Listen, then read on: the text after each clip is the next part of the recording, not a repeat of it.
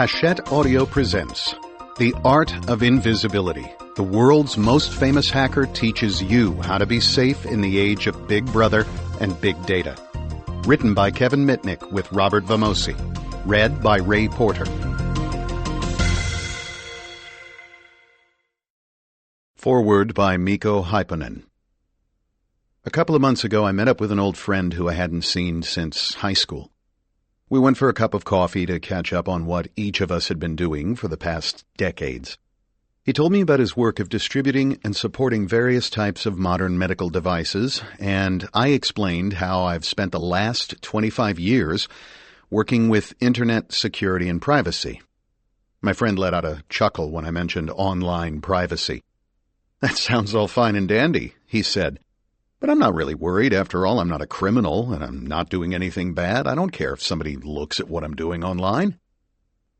Listening to my old friend and his explanation on why privacy does not matter to him, I was saddened. I was saddened because I've heard these arguments before, many times. I hear them from people who think they have nothing to hide. I hear them from people who think only criminals need to protect themselves. I hear them from people who think only terrorists use encryption. I hear them from people who think we don't need to protect our rights. But we do need to protect our rights. And privacy does not just affect our rights. It is a human right. In fact, privacy is recognized as a fundamental human right in the 1948 United Nations Universal Declaration of Human Rights. If our privacy needed protection in 1948, it surely needs it much more today.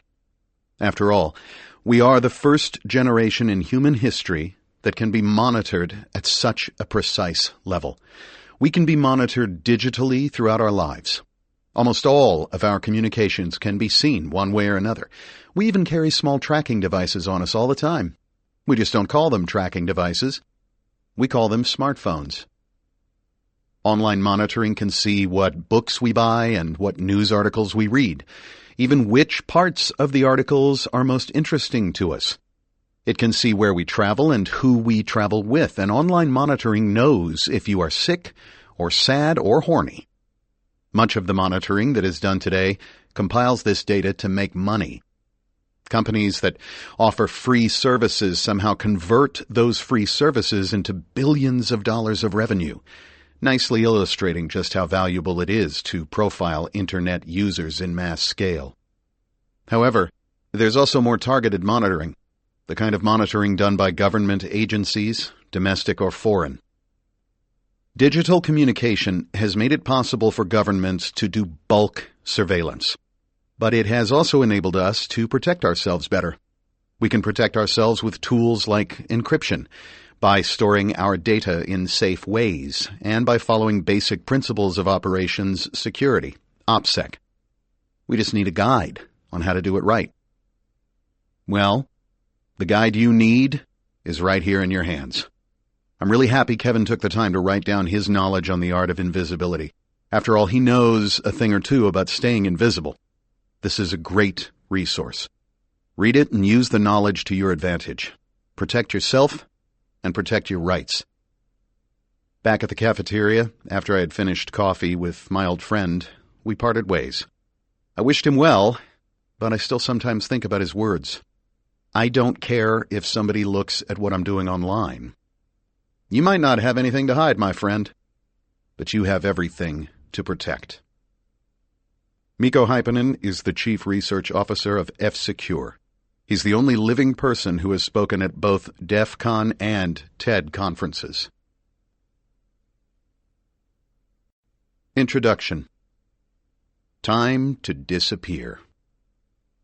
Almost 2 years to the day after Edward Joseph Snowden, a contractor for Booz Allen Hamilton, first disclosed his cache of secret material taken from the National Security Agency, NSA, HBO comedian John Oliver went to Times Square in New York City to survey people at random for a segment of his show on privacy and surveillance.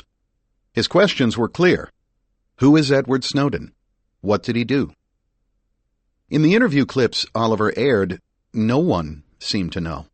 Even when people said they recalled the name, they couldn't say exactly what Snowden had done or why.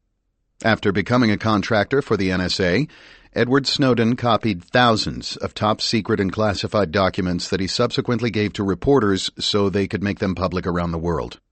Oliver could have ended his show's segment about surveillance on a depressing note. After years of media coverage, no one in America really seemed to care about domestic spying by the government, but the comedian chose another tack. He flew to Russia, where Snowden now lives in exile, for a one-on-one interview. The first question Oliver put to Snowden in Moscow was, "What did you hope to accomplish?" Snowden answered that he wanted to show the world what the NSA was doing, collecting data on almost everyone. When Oliver showed him the interviews from Times Square in which one person after another professed not to know who Snowden was, his response was, "Well, you can't have everyone well informed." Why aren't we more informed when it comes to the privacy issues that Snowden and others have raised? Why don't we seem to care that a government agency is wiretapping our phone calls, our emails, and even our text messages? Probably because the NSA, by and large, doesn't directly affect the lives of most of us, at least not in a tangible way, as an intrusion that we can feel. But as Oliver also discovered in Times Square that day, Americans do care about privacy when it hits home. In addition to asking questions about Snowden, he asked general questions about privacy. For example, when he asked how they felt about a secret but made-up government program that records images of naked people whenever the images are sent over the internet, the response among New Yorkers was also universal, except this time everyone opposed it, emphatically. One person even admitted to having recently sent such a photo.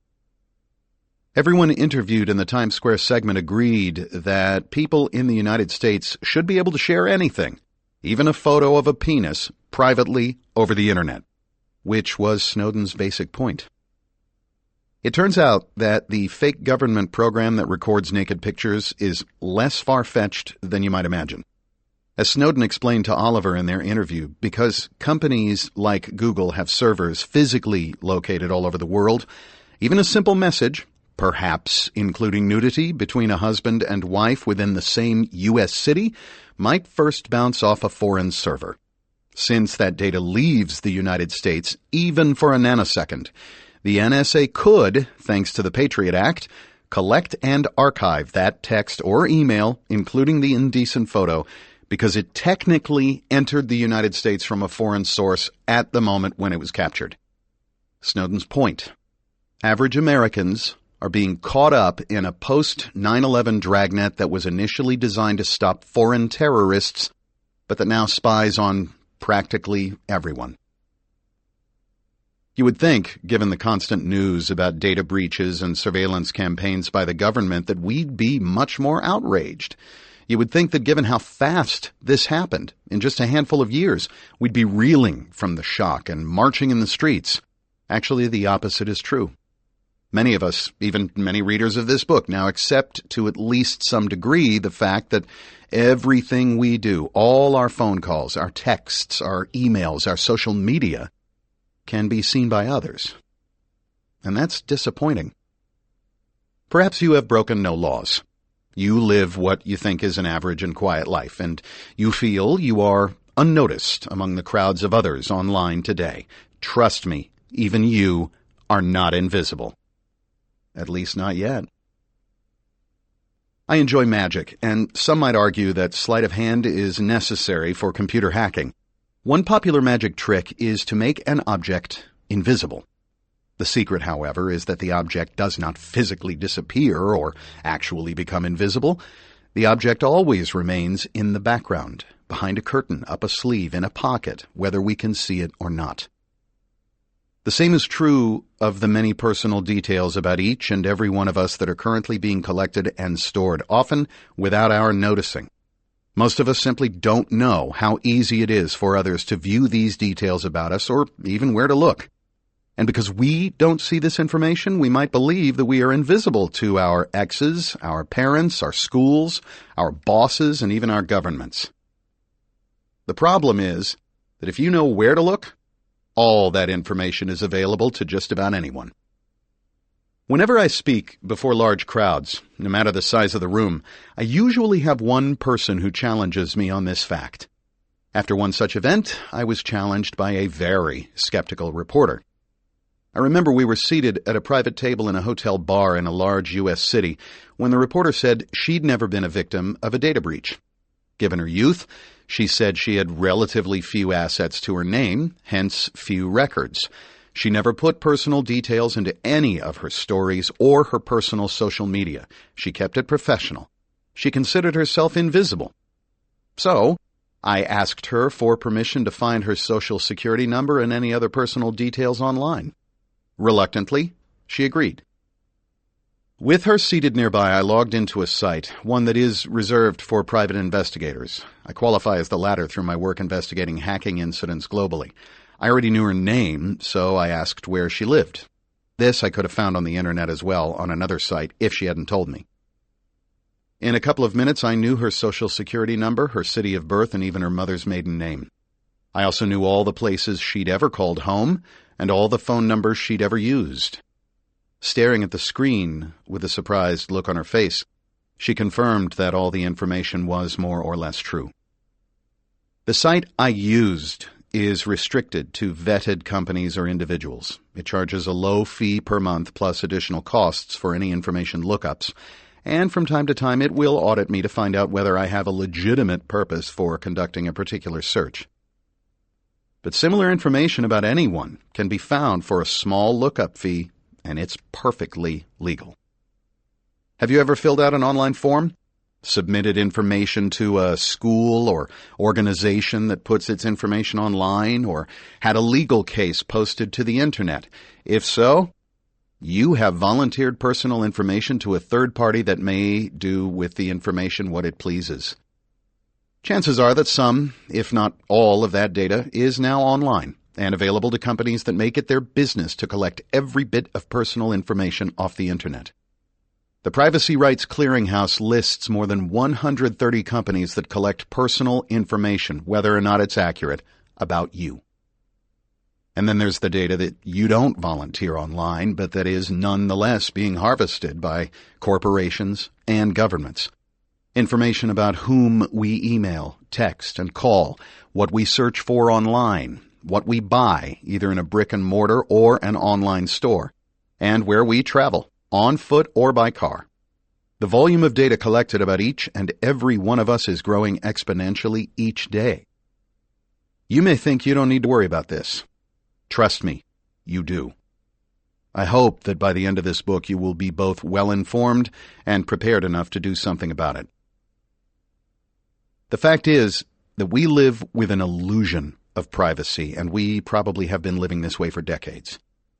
At a certain point, we might find ourselves uncomfortable with how much access our government, our employers, our bosses, our teachers, and our parents have into our personal lives. But since that access has been gained gradually, since we've embraced each small digital convenience without resisting its impact on our privacy, it becomes increasingly hard to turn back the clock.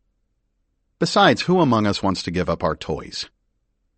The danger of living within a digital surveillance state isn't so much that the data is being collected. There's little we can do about that. But what is done with the data once it's collected? Imagine what an overzealous prosecutor could do with the large dossier of raw data points available on you, perhaps going back several years. Data today, sometimes collected out of context, will live forever. Even U.S. Supreme Court Justice Stephen Breyer agrees that it is difficult for anyone to know in advance just when a particular set of statements might later appear to a prosecutor to be relevant to some such investigation. In other words, a picture of you drunk that someone posted on Facebook might be the least of your concerns. You may think you have nothing to hide, but do you know that for sure?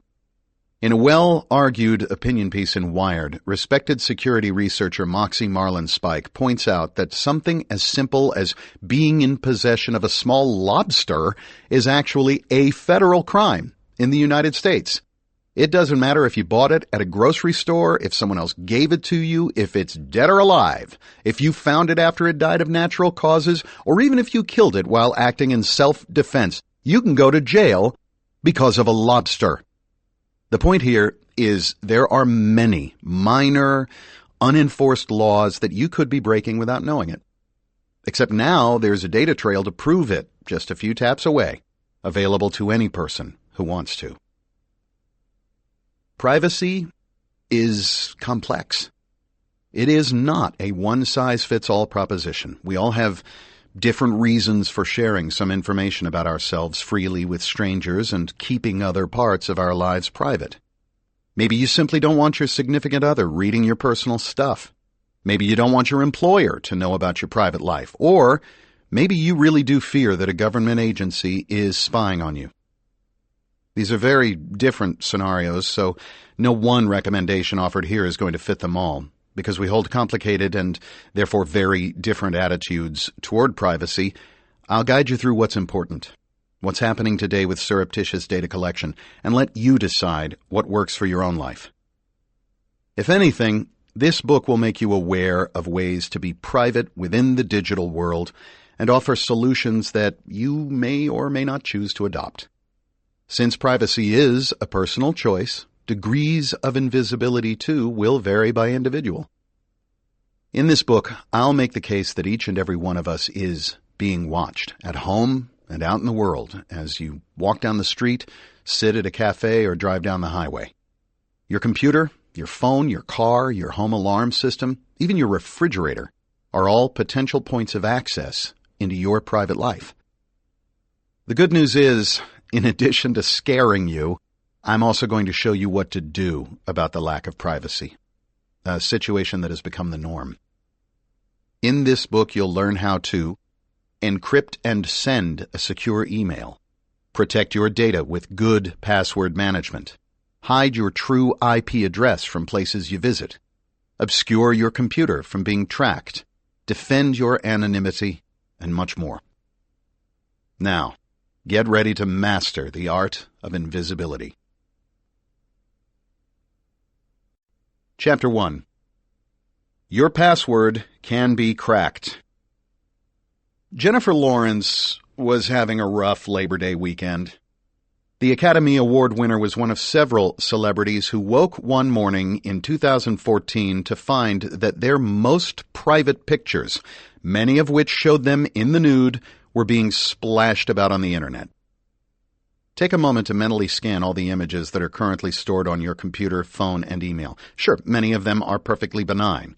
You'd be fine with the whole world seeing the sunsets, the cute family snapshots, maybe even the jokey bad hair day selfie, but would you be comfortable sharing each and every one of them? How would you feel if they suddenly all appeared online? Maybe not all our personal photos are salacious, but they're still records of private moments. We should be able to decide whether, when, and how to share them, yet with cloud services, the choice may not always be ours. The Jennifer Lawrence story dominated the slow Labor Day weekend news cycle in 2014. It was part of an event called The Fappening, a huge leak of nude and nearly nude photographs of Rihanna, Kate Upton, Kaylee Cuoco, Adrienne Curry, and almost 300 other celebrities, most of them women, whose cell phone images had somehow been remotely accessed and shared. While some people were predictably interested in seeing these photos, for many the incident was an unsettling reminder that the same thing could have happened to them. So, how did someone get access to those private images of Jennifer Lawrence and the others?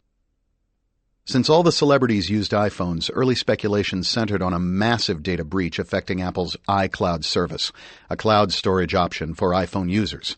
As your physical device runs out of memory, your photos, new files, music, and games are instead stored on a server at Apple, usually for a small monthly fee. Google offers a similar service for Android. Apple, which almost never comments in the media on security issues, denied any fault on their end. The company issued a statement calling the incident a very targeted attack on user names, passwords, and security questions, and added that none of the cases we have investigated has resulted from any breach in any of Apple's systems, including iCloud or Find My iPhone. The photos first started appearing on a hacker forum well known for posting compromised photos. Within that forum, you can find active discussions of the digital forensic tools used for surreptitiously obtaining such photos. Researchers, investigators, and law enforcement use these tools to access data from devices or the cloud, usually following a crime. And, of course, the tools have other uses as well. One of the tools openly discussed on the forum, Elcomsoft Phone Password Breaker, or EPPB, is intended to enable law enforcement and government agencies to access iCloud accounts and is sold publicly. It's just one of many tools out there, but it appears to be the most popular on the forum. EPPB requires that users have the target's iCloud username and password information first. For people using this forum, however, obtaining iCloud usernames and passwords is not a problem. It so happened that over that holiday weekend in 2014, someone posted to a popular online code repository, GitHub, a tool called iBrute, a password hacking mechanism specifically designed for acquiring iCloud credentials from just about anyone. Using iBrute and EPPB together, someone could impersonate a victim and download a full backup of that victim's cloud-stored iPhone data onto another device. This capability is useful when you upgrade your phone, for example. It is also valuable to an attacker who then can see everything you've ever done on your mobile device. This yields much more information than just logging into a victim's iCloud account. Jonathan Zdarsky, a forensics consultant and security researcher, told Wired that his examination of the leaked photos from Kate Upton, for example, was consistent with the use of iBrute and EPPB. Having access to a restored iPhone backup gives an attacker lots of personal information that might later be useful for blackmail. In the fall of 2014, the FBI raided a Chicago home that Apple had identified through its IP address as having accessed nearly 500 iCloud accounts, nearly 300 of them multiple times. As this book goes to press, however, no charges have been filed. To protect your iCloud and other online accounts, you must set a strong password. That's obvious. Yet in my experience as a penetration tester, pen tester, someone who is paid to hack into computer networks and find vulnerabilities, I find that many people, even executives at large corporations, are lazy when it comes to passwords. Consider that the CEO of Sony Entertainment, Michael Linton, used Sony ML3 as his domain account password. It's no wonder his emails were hacked and spread across the internet, since the attackers had administrative access to most everything within the company. Beyond your work-related passwords are those passwords that protect your most personal accounts. Choosing a hard-to-guess password won't prevent hacking tools such as OCL Hashcat, a password cracking tool that leverages GPUs for high-speed cracking, from possibly cracking your password, but it will make the process slow enough to encourage an attacker to move on to an easier target. It's a fair guess that some of the passwords exposed during the July 2015 Ashley Madison hack are certainly being used elsewhere, including on bank accounts and even work computers. From the lists of 11 million Ashley Madison passwords posted online, the most common were 123456, 12345, password, default, 123456789, QWERTY 123456788, ABC 123, and 1234567. If you see one of your own passwords here, chances are you are vulnerable to a data breach, as these common terms are included in most password cracking toolkits available online. You can always check the site www.haveibeenpwned.com to see if your account has been compromised in the past. In the 21st century, we can do better, and I mean much better, with longer and much more complex configurations of letters and numbers. That may sound hard, but I will show you both an automatic and a manual way to do this. The easiest approach is to forego the creation of your own passwords and simply automate the process. There are several digital password managers out there. Not only do they store your passwords within a locked vault and allow one-click access when you need them, they also generate new and really strong, unique passwords for each site when you need it. Be aware, though, of two problems with this approach. One is that password managers use one master password for access. If someone happens to infect your computer with malware that steals the password database and your master password through keylogging when the malware records every keystroke you make, it's game over. That person will then have access to all your passwords. During my pen testing engagements, I sometimes replace the password manager with a modified version that transmits the master password to us when the password manager is open source. This is done after we gain admin access to the client's network. We then go after all the privileged passwords. In other words, we will use password managers as a backdoor to get the keys to the kingdom. The other problem is kind of obvious. If you lose the master password, you lose all your passwords. Ultimately, this is okay, as you can always perform a password reset on each site, but that would be a huge hassle if you have a lot of accounts. Despite these flaws, the following tips should be more than adequate to keep your passwords secure. First, strong passphrases, not passwords, should be long, at least 20 to 25 characters. Random characters, EK5, IOGH, hashtag, SKF, ampersand, SKD, work best. Unfortunately, the human mind has trouble remembering random sequences, so use a password manager.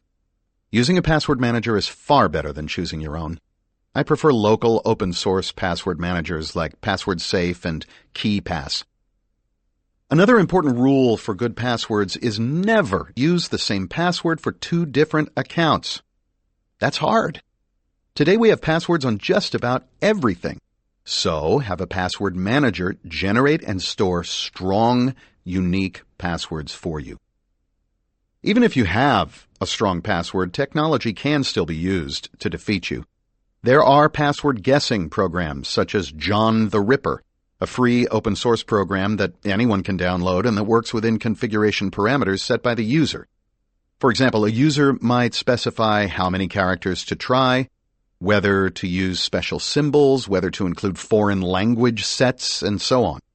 John the Ripper and other password hackers are able to permute the password letters using rule sets that are extremely effective at cracking passwords. This simply means it tries every possible combination of numbers, letters, and symbols within the parameters until it is successful at cracking your password. Fortunately, most of us aren't up against nation-states with virtually unlimited time and resources. More likely, we're up against a spouse, a relative, or someone we really pissed off who, when faced with a 25-character password, won't have the time or resources to successfully crack it. Let's say you want to create your passwords the old-fashioned way and that you've chosen some really strong passwords.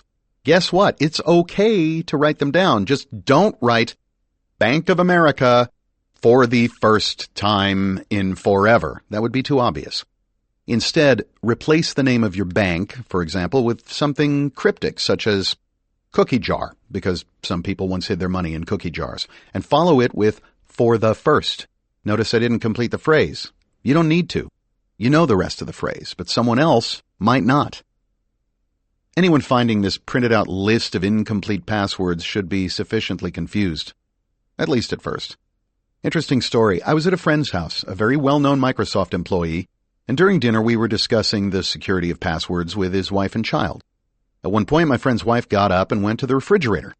She had written down all her passwords on a single piece of paper and stuck it to the appliance's door with a magnet. My friend just shook his head, and I grinned widely. Writing down passwords might not be a perfect solution, but neither is forgetting that rarely used strong password. Some websites, such as your banking website, lock out users after several failed password attempts, usually 3. Many sites, however, still do not do this. But even if a site does lock a person out after 3 failed attempts, that isn't how the bad guys use John the Ripper or OCL Hashcat. Incidentally, OCL Hashcat distributes the hacking process over multiple GPUs and is much more powerful than John the Ripper. Also, hackers don't actually try every single possible password on a live site. Let's say there has been a data breach, and included within the data dump are usernames and passwords, but the passwords retrieved from the data breach are mere gibberish. How does that help anyone break into your account? Whenever you type in a password, whether it is to unlock your laptop or an online service, that password is put through a one-way algorithm known as a hash function. It is not the same as encryption. Encryption is two-way. You can encrypt and decrypt as long as you have a key. A hash is a fingerprint representing a particular string of characters. In theory, one-way algorithms can't be reversed, or at least not easily. What is stored in the password database on your traditional PC, your mobile device, or your cloud account is not Mary Had a Little Lamb $123 but its hash value, which is a sequence of numbers and letters. The sequence is a token that represents your password. It is the password hashes, not the passwords themselves, that are stored in the protected memory of our computers and other devices, and that are obtained from any compromise of the system or leaked in data breaches. Once someone has obtained the password hashes, researchers and hackers generate a password hash for each guess they want to try, using either brute force or a list of words, such as in a dictionary. And then those hashes are compared against the hash they want to crack. If it matches, the password is successfully cracked. Of course, this depends. The rule sets used in John the Ripper and OCL Hashcat allow the attacker to modify the words tried against numerous rule sets. For example, the rule set LeetSpeak, a system for replacing letters with numbers, as in Kevin Mitnick, K3V1N, M17N1CK.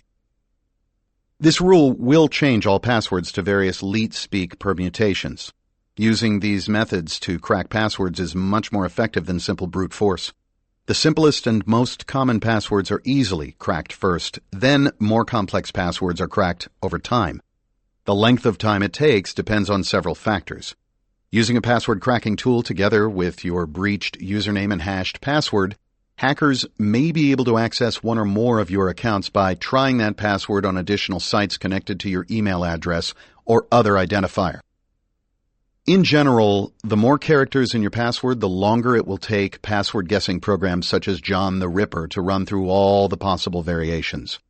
As computer processors get faster, the length of time it takes to calculate all the possible 6-character and even 8-character passwords is becoming a lot shorter too. That's why I recommend using passwords of 25 characters or more. After you create strong passwords, and many of them, never give them out. That seems painfully obvious, but surveys in London and other major cities show that people have traded their passwords in exchange for something as trivial as a pen or a piece of chocolate. A friend of mine once shared his Netflix password with a girlfriend. It made sense at the time. There was the immediate gratification of letting her choose a movie for them to watch together. But trapped within Netflix's recommended movies section were all his because you watched movies, including movies he had watched with past girlfriends. The Sisterhood of the Traveling Pants, for instance, is not a film he would have ordered himself, and his girlfriend knew this. Of course, everyone has exes. You might even be suspicious if you dated someone who didn't, but no girlfriend wants to be confronted with evidence of those who have gone before her. If you password protect your online services, you should also password protect your individual devices. Most of us have laptops, and many of us still have desktops. You may be home alone now, but what about those dinner guests coming later? Why take a chance that one of them could access your files, photos, and games just by sitting at your desk and moving the mouse? Another Netflix cautionary tale. Back in the days when Netflix primarily sent out DVDs, I knew a couple who got pranked. During a party at their house, they'd left their browser open to their Netflix account. Afterward, the couple found that all sorts of raunchy B and C-list movies had been added to their queue, but only after they'd received more than one of these films in the mail. It's even more important to protect yourself with passwords at the office. Think of all those times you're called away from your desk into an impromptu meeting. Someone could walk by your desk and see the spreadsheet for the next quarter's budget. or all the emails sitting in your inbox, or worse.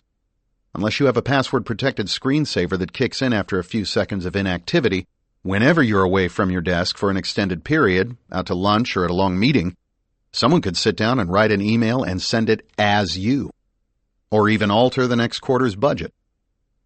There are creative new methods to preventing this, like screen locking software that uses Bluetooth to verify if you are near your computer. In other words, if you go to the bathroom and your mobile phone goes out of Bluetooth range of the computer, the screen is immediately locked. There are also versions that use a Bluetooth device like a wristband or smartwatch and will do the same thing. Creating passwords to protect online accounts and services is one thing, but it's not going to help you if someone gains physical possession of your device, especially if you've left those online accounts open. So, if you password protect only one set of devices, it should be your mobile devices, because these are the most vulnerable to getting lost or stolen. Yet Consumer Reports found that 34% of Americans don't protect their mobile devices with any security measures at all, such as locking the screen with a simple 4-digit PIN. In 2014, a Martinez, California police officer confessed to stealing nude photos from the cell phone of a DUI suspect, a clear violation of the Fourth Amendment, which is part of the Constitution's Bill of Rights. Specifically, the Fourth Amendment prohibits unreasonable searches and seizures without a warrant issued by a judge and supported by probable cause. Law enforcement officers have to state why they want access to your phone, for instance. If you haven't already password protected your mobile device, take a moment now and do so. Seriously. There are 3 common ways to lock your phone, whether it's an Android or iOS or something else. The most familiar is a passcode, a sequence of numbers that you enter in a specific order to unlock your phone. Don't settle for the number of digits the phone recommends. Go into your settings and manually configure the passcode to be stronger. 7 digits if you want, like an old phone number from your childhood. Certainly use more than just 4. Some mobile devices allow you to choose a text-based passcode, such as the examples we created on page 15.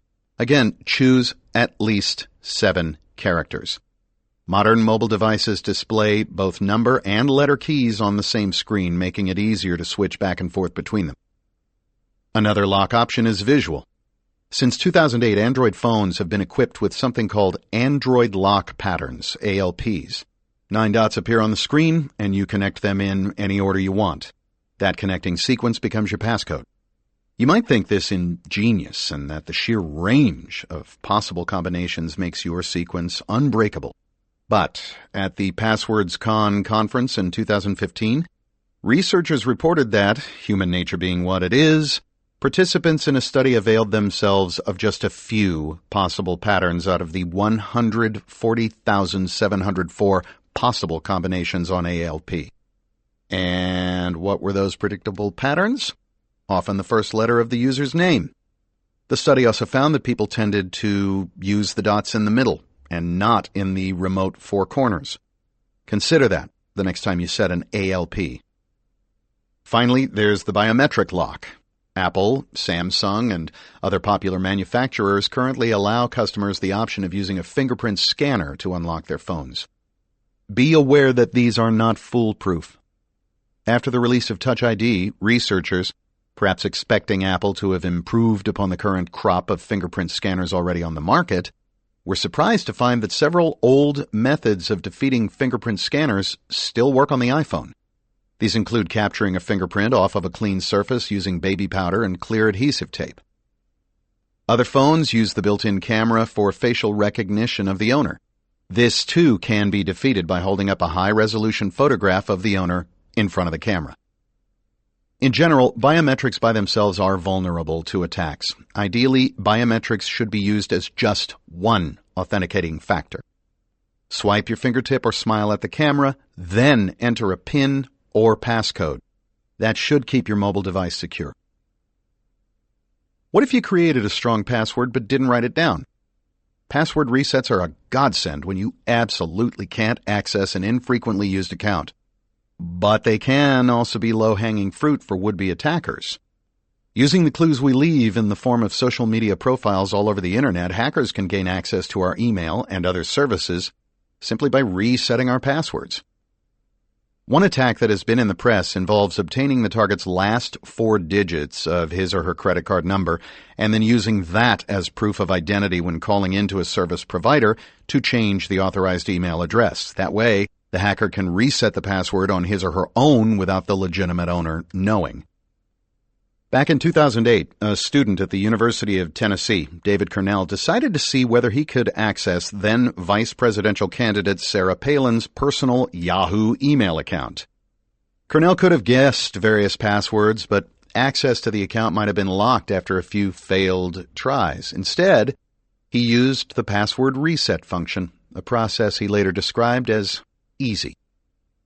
I'm sure we've all received strange emails from friends and associates containing links to porn sites in foreign countries, only to learn later that our friends' email accounts had been taken over. These email takeovers often occur because the passwords guarding the accounts are not strong. Either someone learned the password through a data breach or the attacker used the password reset function. When first setting up an account, such as an email or even a bank account, you may have been asked what are usually labeled as security questions. Typically, there are 3 of them. Often there are drop-down menus listing suggested questions, so you can choose which ones you want to answer. Usually they are really obvious. Where were you born? Where did you go to high school? Or college? And the old favorite, your mother's maiden name, which apparently has been in use as a security question since at least 1882. As I'll discuss below, companies can and do scan the internet and collect personal information that makes answering these basic security questions a piece of cake. A person can spend a few minutes on the internet and have a good chance of being able to answer all the security questions of a given individual. Only recently have these security questions improved somewhat. For example, what is the state where your brother-in-law was born is pretty distinct, though answering these good questions correctly can carry its own risks, which I'll get to in a minute. But many so-called security questions are still too easy, such as, what is your father's hometown? In general, when setting these security questions, try to avoid the most obvious suggestions available from the drop-down menu. Even if the site includes only basic security questions, be creative. No one says you have to provide straightforward answers. You can be clever about it. For example, as far as your streaming video service is concerned, maybe Tutti Frutti is your new favorite color. Who would guess that? It is a color, right? What you provide as the answer becomes the correct answer to that security question. Whenever you do provide creative answers, be sure to write down both the question and the answer and put them in a safe place, or simply use a password manager to store your questions and answers. There may be a later occasion when you need to talk to technical support and a representative might ask you one of the security questions. Have a binder handy or keep a card in your wallet, or memorize and consistently use the same set of responses to help you remember that in a hospital is the correct answer to the question, where were you born? This simple obfuscation would thwart someone who later did their internet research on you and tried a more reasonable response, such as Columbus, Ohio. There are additional privacy risks in answering very specific security questions honestly. You are giving out more personal information than is already out there. For example, the honest answer to what state was your brother-in-law born in can then be sold by the site you gave that answer to and perhaps combined with other information or used to fill in missing information. For example, from the brother-in-law answer, one can infer that you are or were married and that your partner or your ex has a sibling who is either a man or married to a man born in the state you provided. That's a lot of additional information from a simple answer. On the other hand, if you don't have a brother-in-law, go ahead and answer the question creatively, perhaps by answering Puerto Rico. That should confuse anyone trying to build a profile on you. The more red herrings you provide, the more you become invisible online. When answering these relatively uncommon questions, always consider how valuable the site is to you. For example, you might trust your bank to have this additional personal information, but not your streaming video service. Also consider what the site's privacy policy might be. Look for language that says or suggests that it might sell the information it collects to third parties. The password reset for Sarah Palin's Yahoo email account required her birth date, zip code, and the answer to the security question, "Where did you meet your husband?" Palin's birth date and zip code could easily be found online. At the time, Palin was the governor of Alaska. The security question took a bit more work, but the answer to it, too, was accessible to Cornell. Palin gave many interviews in which she stated repeatedly that her husband was her high school sweetheart. That, it turns out, was the correct answer to her security question. High school. By guessing the answer to Palin's security question, Cornell was able to reset her Yahoo Mail password to one that he controlled. This allowed him to see all her personal Yahoo emails. A screenshot of her inbox was posted on a hacker website. Palin herself was locked out of her email until she reset the password. What Cornell did was illegal, a violation of the Computer Fraud and Abuse Act. Specifically, he was found guilty on 2 counts: anticipatory obstruction of justice by destruction of records, a felony, and gaining unauthorized access to a computer, a misdemeanor. He was sentenced in 2010 to 1 year and 1 day in prison, plus 3 years of supervised release. If your email account has been taken over, as Palin's was, first you will need to change your password using, yes, you guessed it, the password reset option. Make this new password a stronger password, as I suggested above. Second, check the Sent box to see exactly what was sent in your name. You might see a spam message that was sent to multiple parties, even your entire contacts list. Now you know why your friends have been sending you spam for all these years. Someone hacked their email accounts. Also check to see whether anyone has added himself to your account. Earlier, we talked about mail forwarding with regard to multiple email accounts. Well, an attacker who gains access to your email service could also have all your email forwarded to his account. You would still see your email normally, but the attacker would see it as well. If someone has added himself to your account, delete this forwarding email address immediately. Passwords and PINs are part of the security solution, but we've just seen that these can be guessed. Even better than complex passwords are two-factor authentication methods. In fact, in response to Jennifer Lawrence and other celebrities having their nude photos plastered over the internet, Apple instituted two-factor authentication, or 2FA, for its iCloud services. What is 2FA? When attempting to authenticate a user, sites or applications look for at least 2 of 3 things. Typically, these are something you have, something you know, and something you are. Something you have can be a magnetic stripe or chip-embedded credit or debit card. Something you know is often a PIN or an answer to a security question, and something you are encompasses biometrics, fingerprint scanning, facial recognition, voice recognition, and so on. The more of these you have, the surer you can be that the user is who she says she is. If this sounds like new technology, it's not. For more than 40 years, most of us have been performing 2FA without realizing it. Whenever you use an ATM, you perform 2FA. How is that possible? You have a bank-issued card. That's something you have. And a PIN. That's something you know. When you put them together, the unmanned ATM out on the street knows that you want access to the account identified on the card.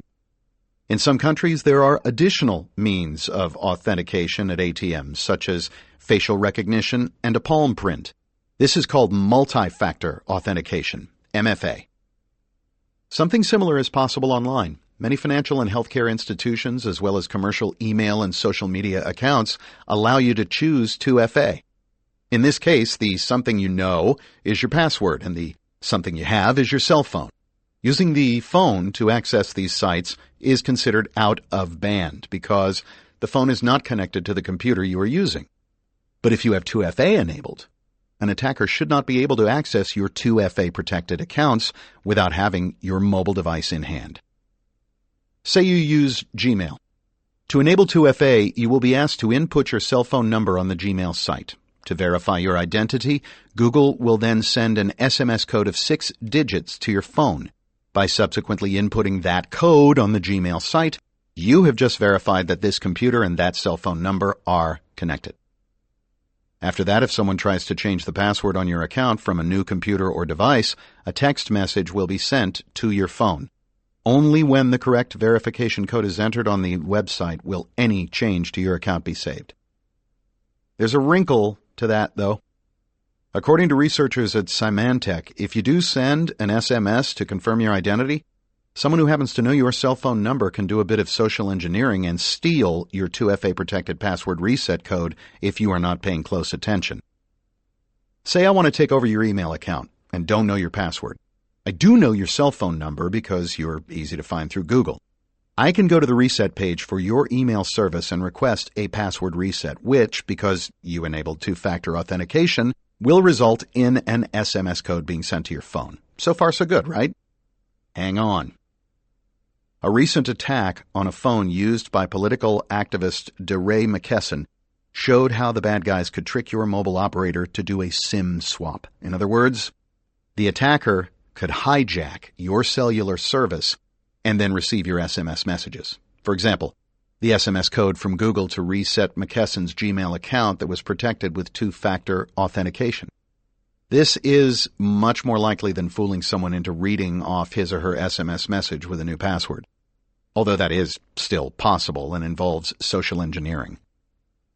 Because I won't see the verification code sent by your email provider to your phone, I'll need to pretend to be someone else in order to get it from you. Just seconds before you receive the actual SMS from, say, Google, I, as the attacker, can send a one-time SMS, one that says, Google has detected unusual activity on your account. Please respond with the code sent to your mobile device to stop unauthorized activity. You will see that, yes, indeed, you just got an SMS text from Google containing a legitimate verification code, and so you might, if you are not being careful, simply reply to me in a message and include the code. I would then have less than 60 seconds to enter the verification code. Now I have what I need to enter on the password reset page, and after changing your password, take over your email account. Or any other account. Since SMS codes are not encrypted and can be obtained in the way I just described, an even more secure 2FA method is to download the Google Authenticator app from Google Play or the iTunes App Store for use with an iPhone. This app will generate a unique access code on the app itself each time you want to visit a site that requires 2FA, so there's no SMS to be sent. This app-generated 6-digit code is synced with the site's authentication mechanism used to grant access to the site. However, Google Authenticator stores your one-time password seed in the Apple keychain with a setting for this device only. That means if you back up your iPhone and restore to a different device because you're upgrading or replacing a lost phone, your Google Authenticator codes will not be transferred, and it's a huge hassle to reset them. It's always a good idea to print out the emergency codes in case you end up switching physical devices. Other apps like 1Password allow you to back up and restore your one-time password seeds so you don't have this problem. Once you have registered a device, as long as you continue to log in to the site from that device, you will be prompted for a new access code unless you specifically check the box, if available, to trust the computer for 30 days, even if you take your laptop or phone to another location. However, if you use another device, say you borrow your spouse's computer, then you will be asked for additional authentication. Needless to say, if you're using 2FA, always have your cell phone handy. Given all these precautions, you might wonder what advice I give to people who are conducting any type of financial transaction online. For about $100 a year, you can get antivirus and firewall protection for up to 3 computers under your control.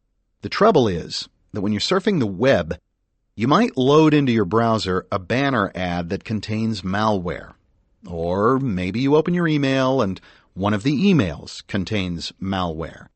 One way or another, you are going to get your computer infected if it regularly touches the internet, and your antivirus product may not catch everything that's out there. So, I recommend you spend around $200 to get yourself a Chromebook. I like iPads, but they're expensive. The Chromebook is as close to an easy-to-use tablet as an iPad is, and it costs much less. My point is that you need to have a secondary device that you use exclusively for financial stuff, perhaps even medical stuff as well. No apps can be installed unless you first register with a Gmail account. This will limit you to opening the browser to surf the internet. Then, if you haven't already done so, activate 2FA on the site so that it recognizes the Chromebook. Once you've completed your banking or healthcare business, put the Chromebook away until the next time you have to balance your checkbook or arrange a doctor's appointment. This seems like a hassle. It is.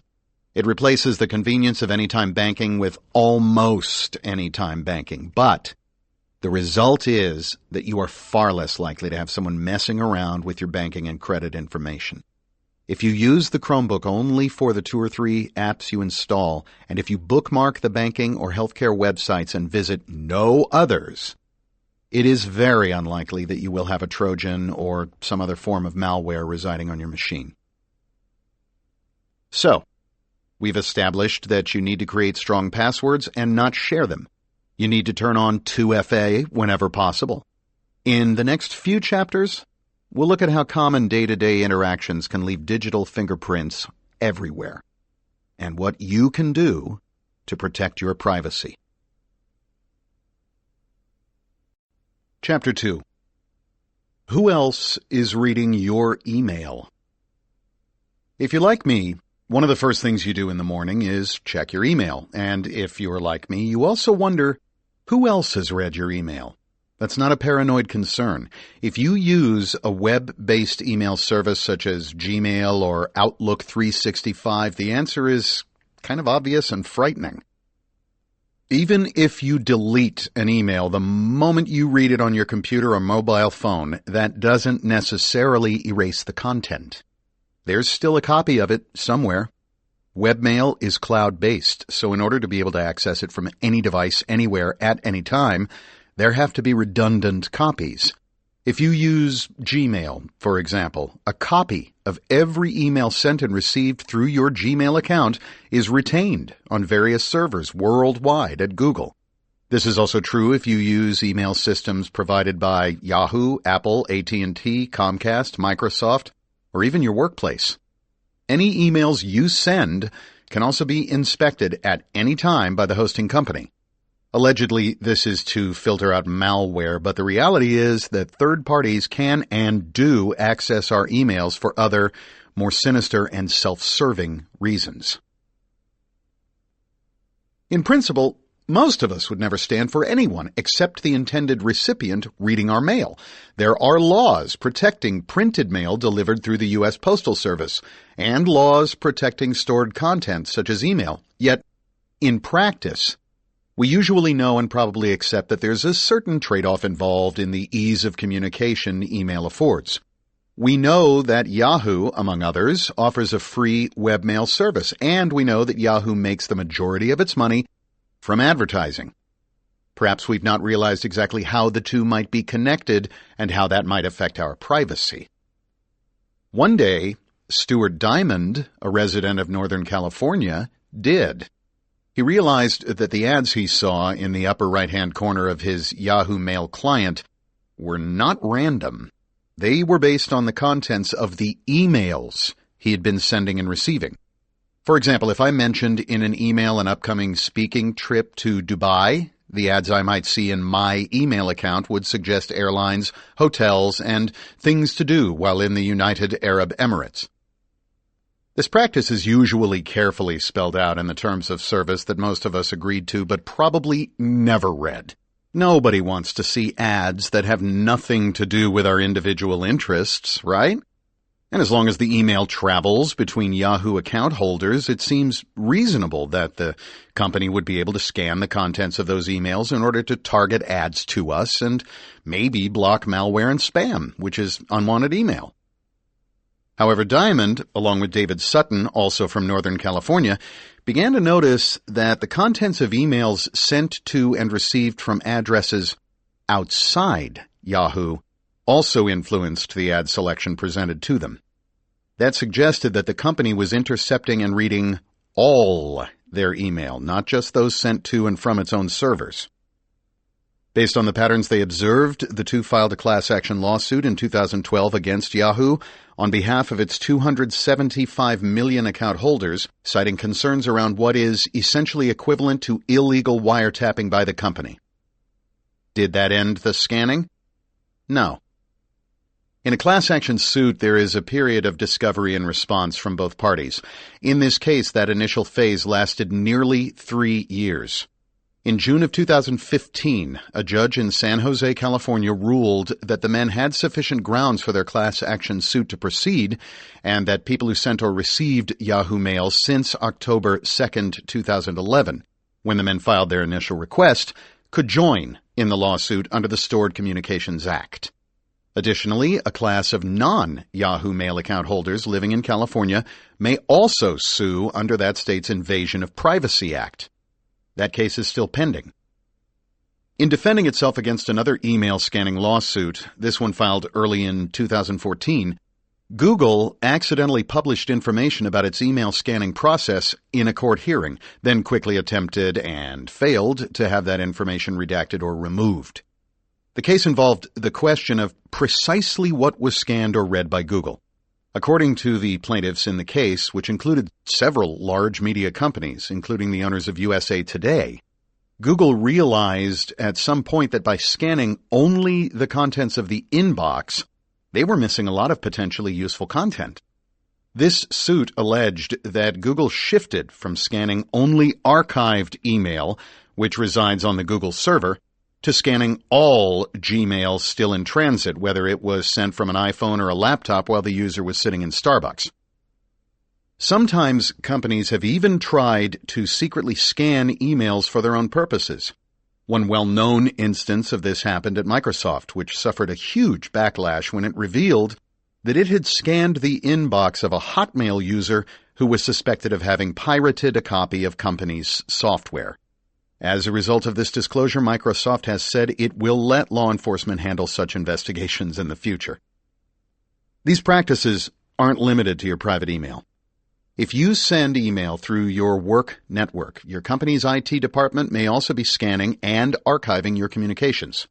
It is up to the IT staff or their managers whether to let any flagged email pass through their servers and networks or involve law enforcement. This includes emails that contain trade secrets or questionable materials, such as pornography. It also includes scanning email for malware. If your IT staff is scanning and archiving your emails, they should remind you each time you log in what their policy is, although most companies do not. While most of us may tolerate having our emails scanned for malware, and perhaps some of us tolerate scanning for advertising purposes, the idea of third parties reading our correspondence and acting on specific contents found within specific emails is downright disturbing. Except, of course, when it comes to child pornography. So, whenever you write an email, no matter how inconsequential, and even if you delete it from your inbox, remember that there's an excellent chance that a copy of those words and images will be scanned and will live on. Maybe not forever, but for a good long while. Some companies may have short retention policies, but it's safe to assume that most companies keep email for a long time. Now that you know the government and corporations are reading your emails, the least you can do is make it much harder for them to do so. Most web-based email services use encryption when the email is in transit. However, when some services transmit mail between mail transfer agents, MTA, they may not be using encryption. Thus, your message is in the open. For example, within the workplace, a boss may have access to the company email system. To become invisible, you will need to encrypt your messages, that is, lock them so that only the recipients can unlock and read them. What is encryption? It is a code. A very simple encryption example, a Caesar cipher, say, substitutes each letter for another one a certain number of positions away in the alphabet. If that number is 2, for example, then using a Caesar cipher, A becomes C, C becomes E, Z becomes B, and so forth.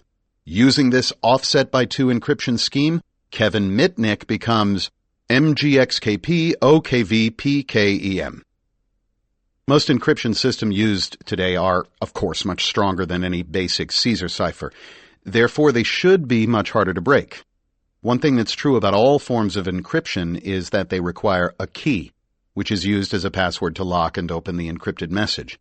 Symmetrical encryption means that the same key is used both to lock and unlock the encrypted message. Symmetrical keys are hard to share, however, when two parties are unknown to each other or physically far apart, as they are on the Internet. Most email encryption actually uses what's called asymmetrical encryption. That means I generate two keys, a private key that stays on my device, which I never share, and a public key that I post freely on the Internet. The two keys are different, yet mathematically related. For example, Bob wants to send Alice a secure email. He finds Alice's public key on the Internet or obtains it directly from Alice, and when sending a message to her, encrypts the message with her key. This message will stay encrypted until Alice, and only Alice, uses a passphrase to unlock her private key and unlock the encrypted message. So, how would encrypting the contents of your email work? The most popular method of email encryption is PGP, which stands for Pretty Good Privacy. It's not free. It is a product of the Symantec Corporation, but its creator, Phil Zimmermann, also authored an open source version, OpenPGP, which is free. And a third option, GPG, GNU Privacy Guard, created by Werner Koch, is also free. The good news is that all three are interoperational. That means that no matter which version of PGP you use, the basic functions are the same. When Edward Snowden first decided to disclose the sensitive data he'd copied from the NSA, he needed the assistance of like-minded people scattered around the world. Paradoxically, he needed to get off the grid while still remaining active on the Internet. He needed to become invisible. Even if you don't have state secrets to share, you might be interested in keeping your emails private. Snowden's experience and that of others illustrate that it isn't easy to do that, but it is possible with proper diligence. Snowden used his personal account through a company called LavaBit to communicate with others, but email is not point-to-point, meaning that a single email might hit several servers around the world before landing in the intended recipient's inbox. Snowden knew that whatever he wrote could be read by anyone who intercepted the email anywhere along its journey. So, he had to perform a complicated maneuver to establish a truly secure, anonymous, and fully encrypted means of communication with privacy advocate and filmmaker Laura Poitras, who had recently finished a documentary about the lives of whistleblowers. Snowden wanted to establish an encrypted exchange with Poitras, except only a few people knew her public key. She didn't make her public key very public. To find her public key, Snowden had to reach out to a third party, Michael Lee of the Electronic Frontier Foundation, a group that supports privacy online. Lee's public key was available online, and according to the account published on The Intercept, an online publication, he had Poitras's public key, but he first needed to check to see if she would permit him to share it. She would. At this point, neither Lee nor Poitras had any idea who wanted her public key. They only knew that someone did. Snowden had used a different account, not his personal email account, to reach out. But if you don't use PGP often, you may forget to include your PGP key on important emails now and again. And that is what happened to Snowden. He had forgotten to include his own public key so Lee could reply. With no secure way to contact this mystery person, Lee was left with no choice but to send a plain text, unencrypted email back to Snowden asking for his public key, which he provided. Once again, Lee, a trusted third party, had to be brought into the situation. I can tell you from personal experience that it is very important to verify the identity of the person with whom you are having a secure conversation, preferably through a mutual friend. And make sure you are communicating with that friend and not someone else in disguise. I know how important this is because I've been the poser before, in a situation where it worked to my advantage that the other party didn't question my real identity or the public key I sent. I once wanted to communicate with Neil Clift, a graduate student in organic chemistry at the University of Leeds, in England, who was very skilled at finding security vulnerabilities in the Digital Equipment Corporation's VMS operating system. I wanted Clift to send me all the security holes that he'd reported to DEC. For that, I needed him to think that I actually worked for DEC. I started by posing as someone named Dave Hutchins and sending Clift a spoofed message from him. I had previously called Clift pretending to be Daryl Piper from VMS Engineering, so I, posing as Hutchins, wrote in my email that Piper wanted to exchange emails with Clift about a project. In going through DEC's email system, I already knew that Clift and the real Piper had previously emailed each other, so this new request wouldn't sound all that odd. I then sent an email spoofing Piper's real email address. To further convince Clift this was all on the up and up, I even suggested that he use PGP encryption so that someone like Kevin Mitnick wouldn't be able to read the emails. Soon Clift and Piper were exchanging public keys and encrypting communications that I, as Piper, could read. Clift's mistake was in not questioning the identity of Piper himself. Similarly, when you receive an unsolicited phone call from your bank asking for your social security number or account information, you should always hang up and call the bank yourself. You never know who is on the other side of the phone call or email.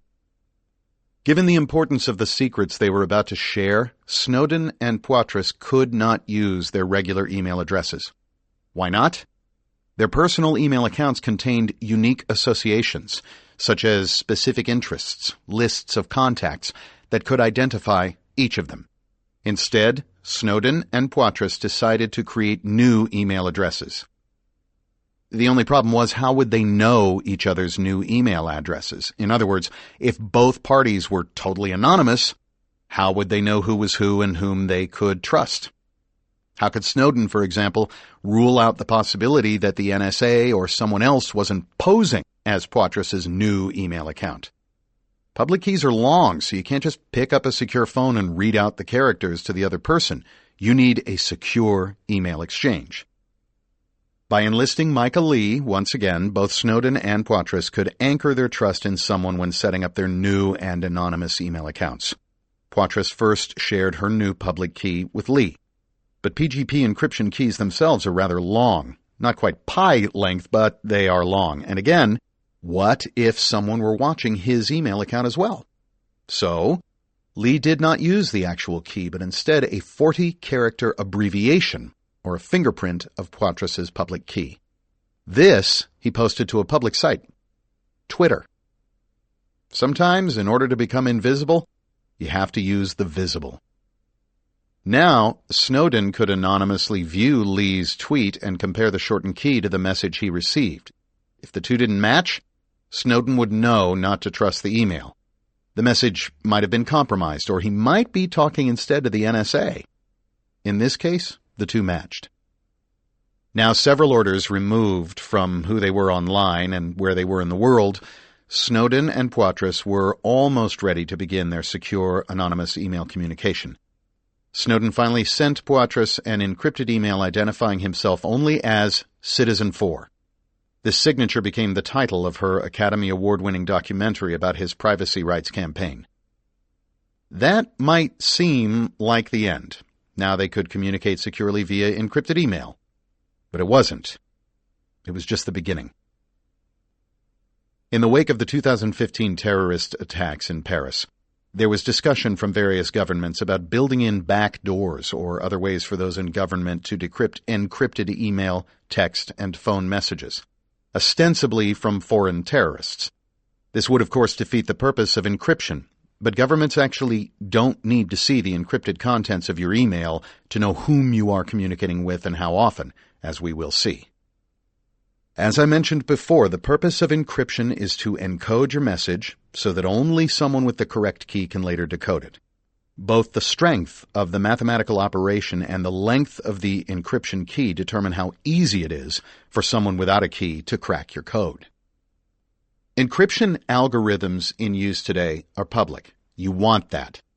Be afraid of encryption algorithms that are proprietary and not public. Public algorithms have been vetted for weakness, meaning people have been purposely trying to break them. Whenever one of the public algorithms becomes weak or is cracked, it is retired, and newer, stronger algorithms are used instead. The older algorithms still exist, but their use is strongly discouraged. The keys are more or less under your control, and so, as you might guess, their management is very important. If you generate an encryption key, you and no one else will have the key stored on your device. If you let a company perform the encryption, say, in the cloud, then that company might also keep the key after he or she shares it with you.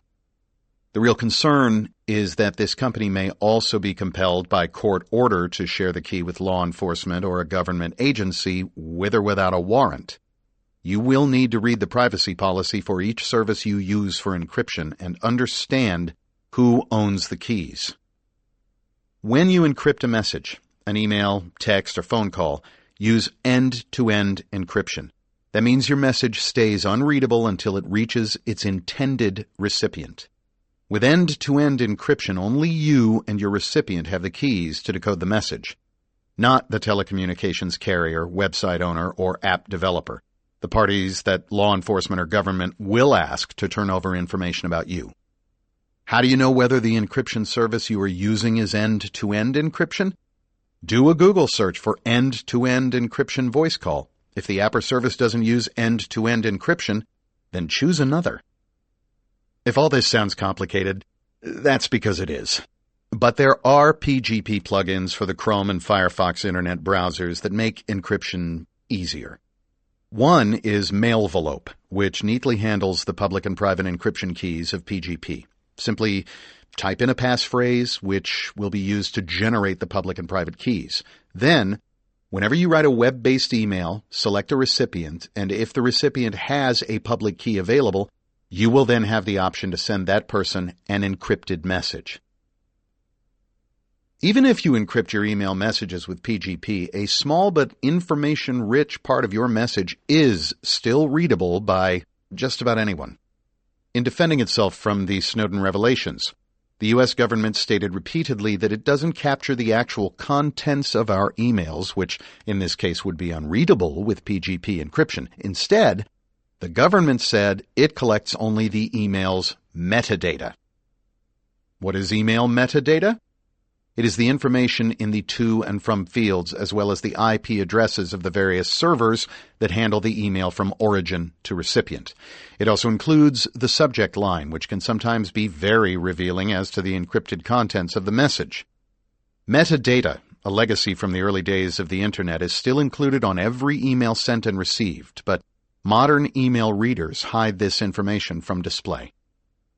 PGP, no matter what flavor you use, does not encrypt the metadata, the to and from fields, the subject line, and the timestamp information. This remains in plain text, whether it is visible to you or not. Third parties will still be able to see the metadata of your encrypted message. They'll know that on such and such a date you sent an email to someone, that 2 days later you sent another email to that same person, and so on.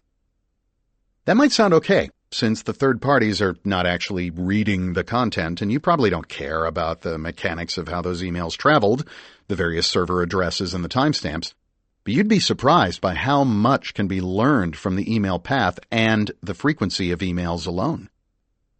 Back in the 90s, before I went on the run from the FBI, I performed what I called a metadata analysis on various phone records. I began this process by hacking into Pactel Cellular, a cellular provider in Los Angeles, to obtain the call detail records, CDRs, of anyone who called an informant whom the FBI was using to obtain information about my activities. CDRs are very much like the metadata I'm talking about here. They show the time a phone call was made, the number dialed, the length of the call, and the number of times a particular number was called. All very useful information. By searching through the calls that were being placed through Pactel Cellular to the informant's landline, I was able to obtain a list of the cell phone numbers of the people who called him. Upon analysis of the caller's billing records, I was able to identify those callers as members of the FBI's white-collar crime squad operating out of the Los Angeles office. Sure enough, some of the numbers each individual dialed were internal to the Los Angeles office of the FBI, the U.S. Attorney's Office, and other government offices. Some of those calls were quite long and quite frequent. Whenever they moved the informant to a new safe house, I was able to obtain the landline number of the safe house because the agents would call it after trying to reach the informant on his pager. Once I had the landline number for the informant, I was also able to obtain the physical address through social engineering, that is, by pretending to be someone at Pacific Bell, the company that provided the service at the safe house. Social engineering is a hacking technique that uses manipulation, deception, and influence to get a human target to comply with a request. Often people are tricked into giving up sensitive information. In this case, I knew the internal numbers at the phone company, and I pretended to be a field technician who spoke the correct terminology and lingo, which was instrumental in obtaining sensitive information. So, while recording the metadata in an email is not the same as capturing the actual content, it is nonetheless intrusive from a privacy perspective. If you look at the metadata from any recent email, you'll see the IP addresses of the servers that passed your email around the world before it reached its target. Each server, like each person who accesses the internet, has a unique IP address, a numerical value that is calculated using the country where you are located and who your internet provider is. Blocks of IP addresses are set aside for various countries, and each provider has its own sub-block. And this is further subdivided by type of service, dial-up, cable, or mobile. If you purchased a static IP address, it will be associated with your subscriber account and home address. Otherwise, your external IP address will be generated from a pool of addresses assigned to your internet service provider. For example, a sender, someone sending you an email, might have the IP address 27.126.148.104, which is located in Victoria, Australia. Or it could be 175.45.176.0, which is one of North Korea's IP addresses.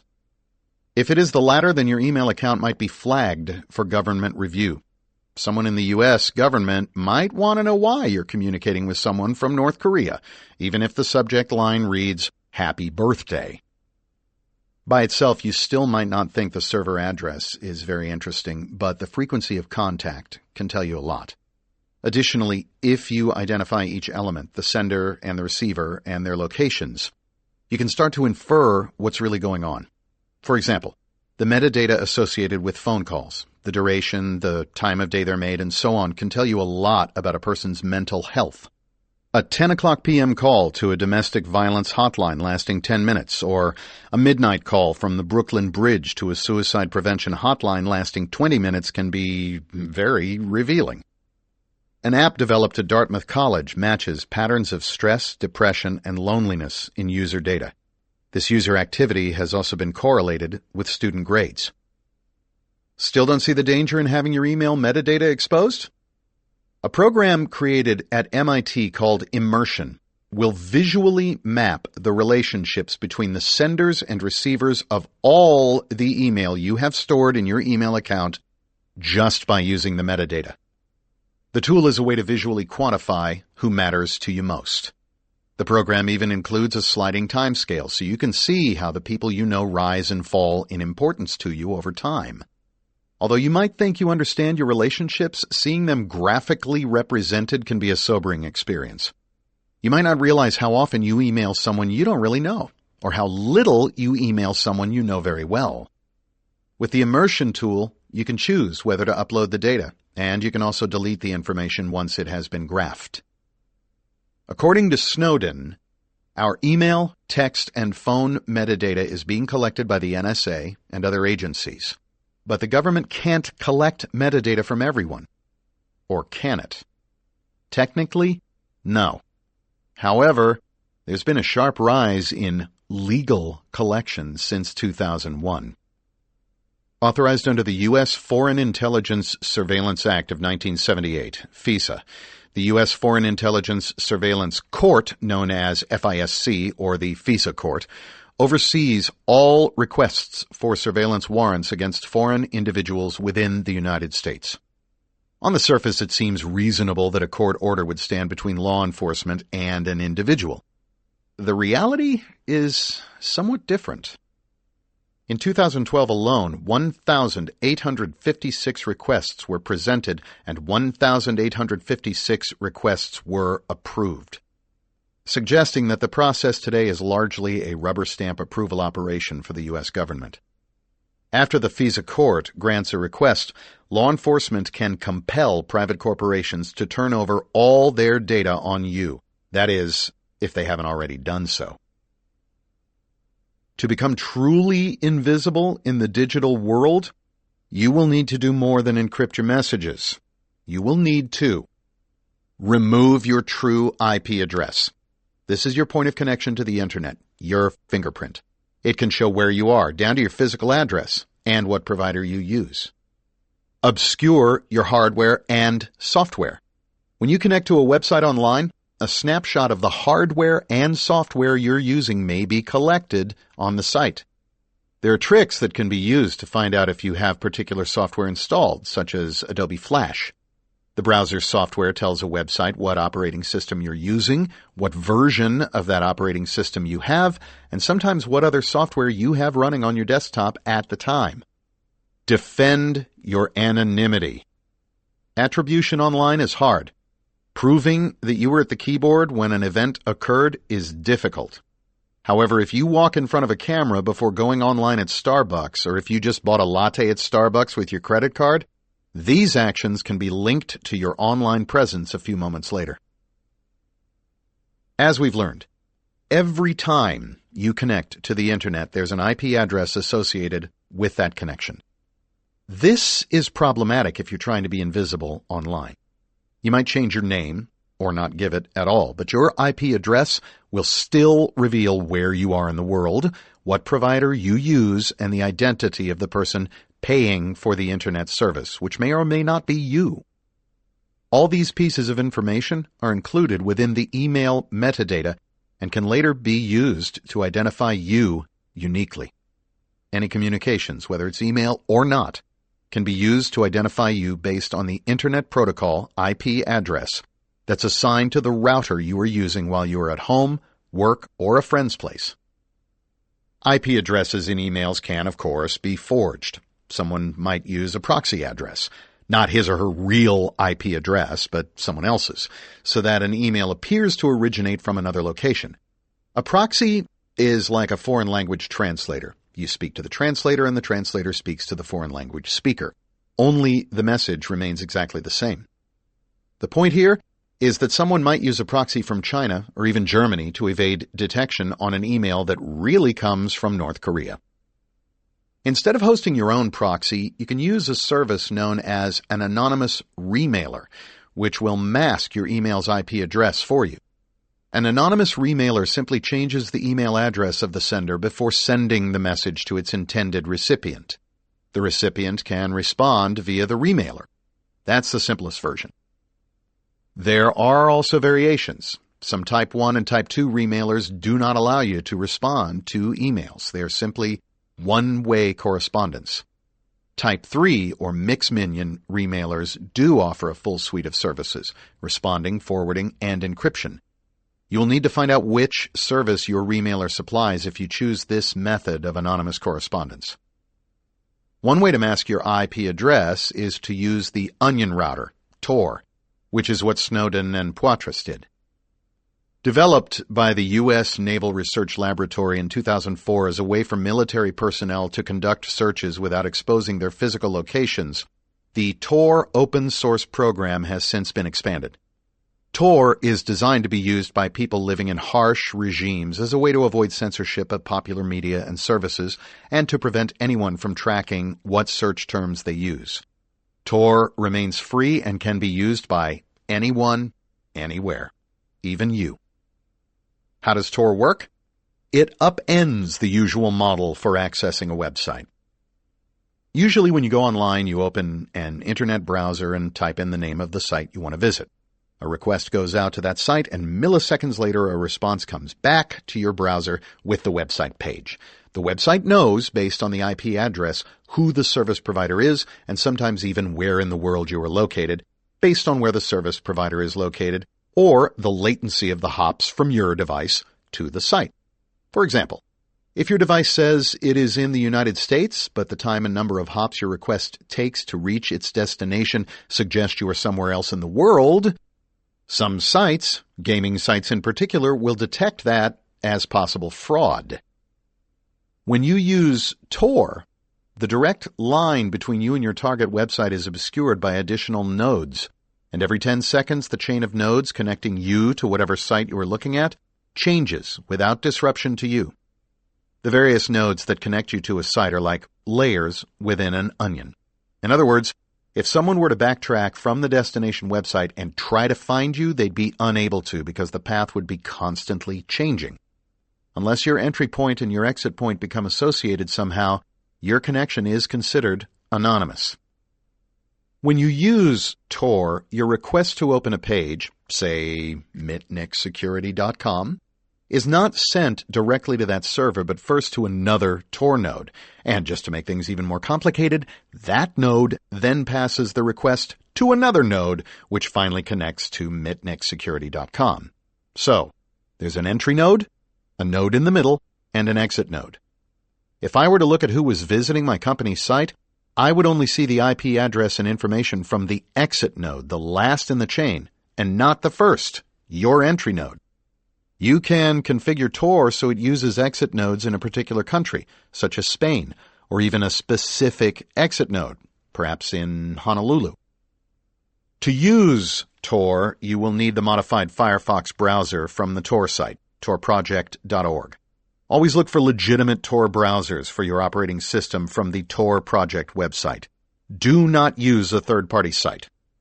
For Android operating systems, Orbot is a legitimate free Tor app from Google Play that both encrypts your traffic and obscures your IP address. On iOS devices, iPad, iPhone, install the Onion browser, a legitimate app from the iTunes App Store. You might be thinking, why doesn't someone just build an email server within Tor? Someone did. Tor Mail was a service hosted on a site accessible only to Tor browsers. However, the FBI seized that server in an unrelated case and therefore gained access to all the encrypted emails stored on Tor Mail. This is a cautionary tale showing that even when you think your information is safe, foolproof, it probably isn't. Although Tor uses a special network, you can still access the internet from it, but the pages are much slower to load. However, in addition to allowing you to surf the searchable internet, Tor gives you access to a world of sites that are not ordinarily searchable, what's called the dark web. These are sites that don't resolve to common names, such as google.com, and instead end with the .onion extension. Some of these hidden sites offer, sell, or provide items and services that may be illegal. Some of them are legitimate sites maintained by people in oppressed parts of the world. It should be noted, however, that there are several weaknesses with Tor. You have no control over the exit nodes, which may be under the control of government or law enforcement. You can still be profiled and possibly identified. Tor is very slow.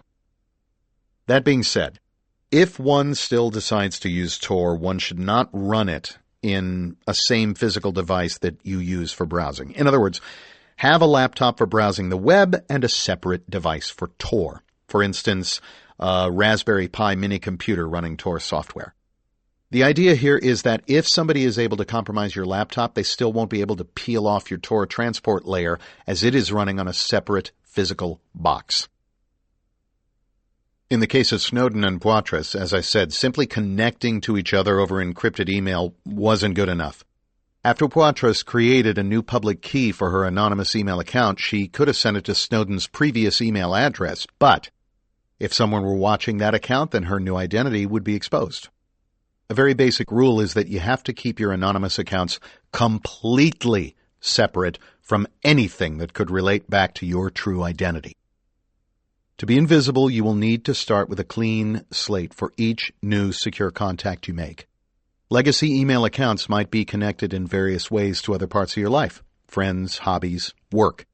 To communicate in secrecy, you will need to create new email accounts using Tor so that the IP address setting up the account is not associated with your real identity in any way.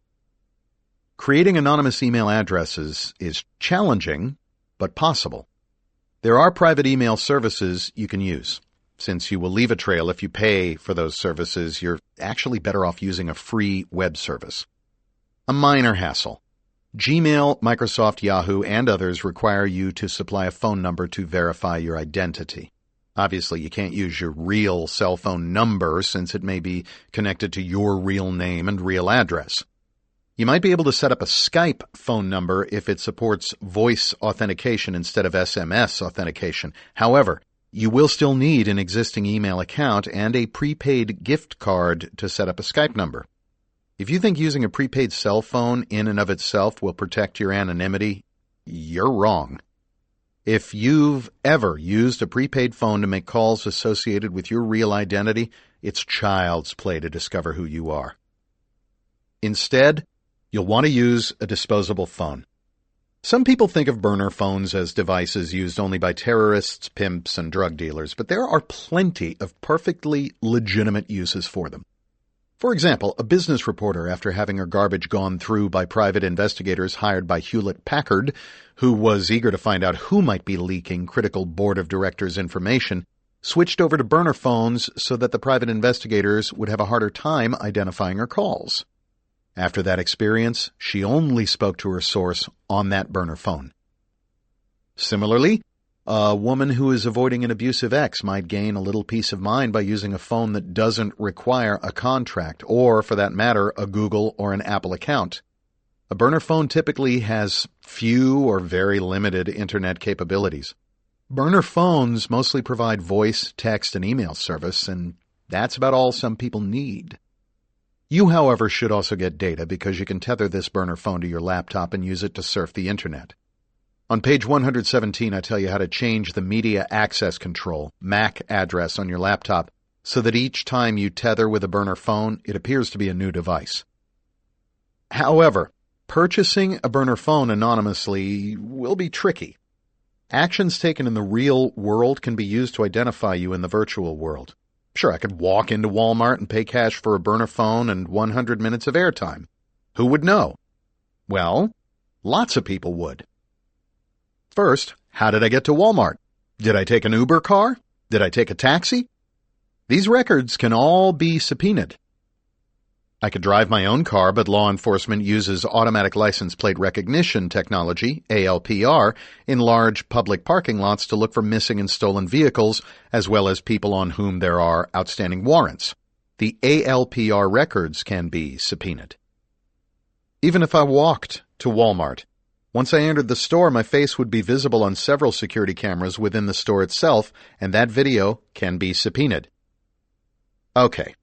So let's say I send someone else to the store. Someone I don't know, maybe a homeless person I hired on the spot. That person walks in and buys the phone and several data refill cards with cash. That would be the safest approach. Maybe you arrange to meet this person later away from the store. This would help physically distance yourself from the actual sales transaction. In this case, the weakest link could still be the person you sent. How trustworthy is he? If you pay him more than the value of the phone, he will probably be happy to deliver the phone as promised. Activation of the prepaid phone requires either calling the mobile operator's customer service department or activating it on the provider's website. To avoid being recorded for quality assurance, it's safer to activate over the web. Using Tor over an open wireless network after you've changed your MAC address should be the minimum safeguards. You should make up all the subscriber information you enter on the website. For your address, just Google the address of a major hotel and use that. Make up a birth date and PIN that you'll remember in case you need to contact customer service in the future. There are email services that don't require verification, and if you don't need to worry about authorities, Skype numbers work well for Google account registration and similar stuff. But for the sake of illustration, let's say that after using Tor to randomize your IP address and after creating a Gmail account that has nothing to do with your real phone number, Google sends your phone a verification code or a voice call. Now you have a Gmail account that is virtually untraceable. So, we have an anonymous email address established using familiar and common services. We can produce reasonably secure emails whose IP address, thanks to Tor, is anonymous, although you don't have control over the exit notes, and whose contents, thanks to PGP, can't be read except by the intended recipient. Note that to keep this account anonymous, you can only access the account from within Tor so that your IP address will never be associated with it. Further, you should never perform any internet searches while logged into that anonymous Gmail account. You might inadvertently search for something that is related to your true identity. Even searching for weather information could reveal your location. As you can see, becoming invisible and keeping yourself invisible require tremendous discipline and perpetual diligence.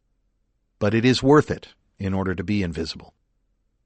The most important takeaways are, first, be aware of all the ways that someone can identify you, even if you undertake some, but not all, the precautions I've described. And if you do undertake all these precautions, know that you need to perform due diligence every time you use your anonymous accounts. No exceptions. It's also worth reiterating that end-to-end encryption, keeping your message unreadable and secure until it reaches the recipient, as opposed to simply encrypting it, is very important. End-to-end encryption can be used for other purposes, such as encrypted phone calls and instant messaging, which we'll discuss in the next 2 chapters. Chapter 3. Wiretapping 101. You spend countless hours on your cell phone every day, chatting, texting, surfing the internet, but do you actually know how your cell phone works? Cellular service, which we use on our mobile devices, is wireless and relies upon cellular towers or base stations. To maintain connectivity, cell phones continually send out tiny beacons to the tower or towers physically closest to them. The signal response to those beacons from the towers translates into the number of bars you have. No bars, no signal. To protect the identity of the user somewhat, these beacons from your cell phone use what is known as International Mobile Subscriber Identity, or IMSI, an alphanumeric string. This is a legacy from the time when cellular networks needed to know when you were on their towers and when you were roaming, using other carriers' cell towers. Part of the IMSI code identifies the carrier or service, and the other part is a unique identifier that the carrier can use to link to your billing information. Law enforcement has created devices that pretend to be cellular base stations. These are designed to intercept voice and text messages. In the United States, law enforcement and intelligence agencies also use other devices to catch IMSIs.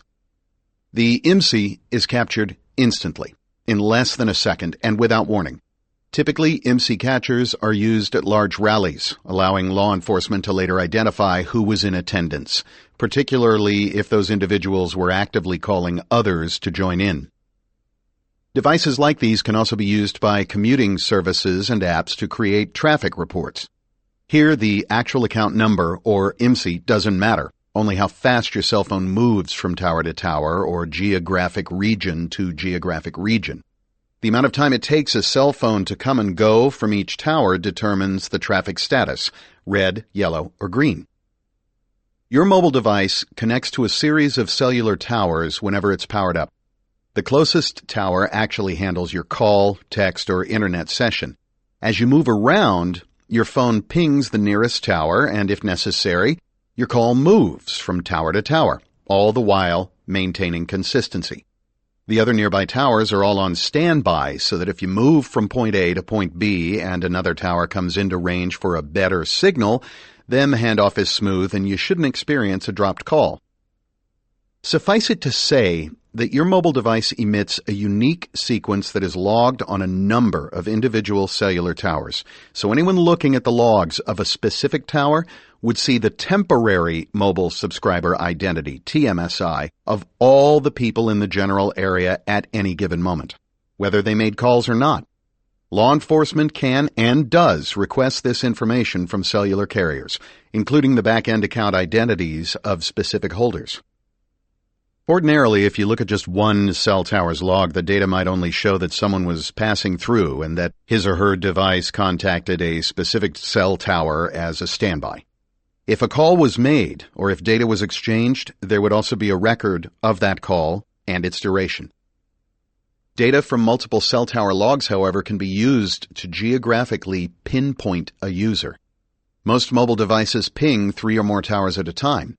Using logs from those cell towers, someone can triangulate, based on the relative strength of each ping, a fairly exact location of the phone's user. So, the phone you carry around every day is essentially a tracking device. How can you avoid being tracked? Signing a contract with a cell phone carrier requires a name, address, and a social security number. Additionally, there's a credit check to make sure you can pay your monthly bill. You can't avoid this if you go with a commercial carrier. A burner phone seems like a reasonable option. A prepaid cell phone, perhaps one that you replace frequently, say weekly or even monthly, avoids leaving much of a trail. Your TMSI will show up on cell tower logs, then disappear. If you purchased the phone discreetly, it won't be traceable back to a subscriber account. Prepaid cell services are still subscriber accounts, so the IMSI will always be assigned to an account. Therefore, a person's anonymity depends on how he or she acquired the burner device. For the sake of argument, let's assume you have successfully disconnected yourself from the purchase of a burner phone. You followed the steps outlined on page 49 and used a person unrelated to you to purchase the phone for cash. Is the use of that disposable phone untraceable? The short answer is no. Here's a cautionary tale. One afternoon in 2007, a $500 million container loaded with the drug ecstasy went missing from a port in Melbourne, Australia. The owner of the container, Pat Barbaro, a known drug dealer, reached into his pocket, pulled out one of his 12 cell phones, and dialed the number of a local reporter, Nick McKenzie, who would only know the caller by the name Stan.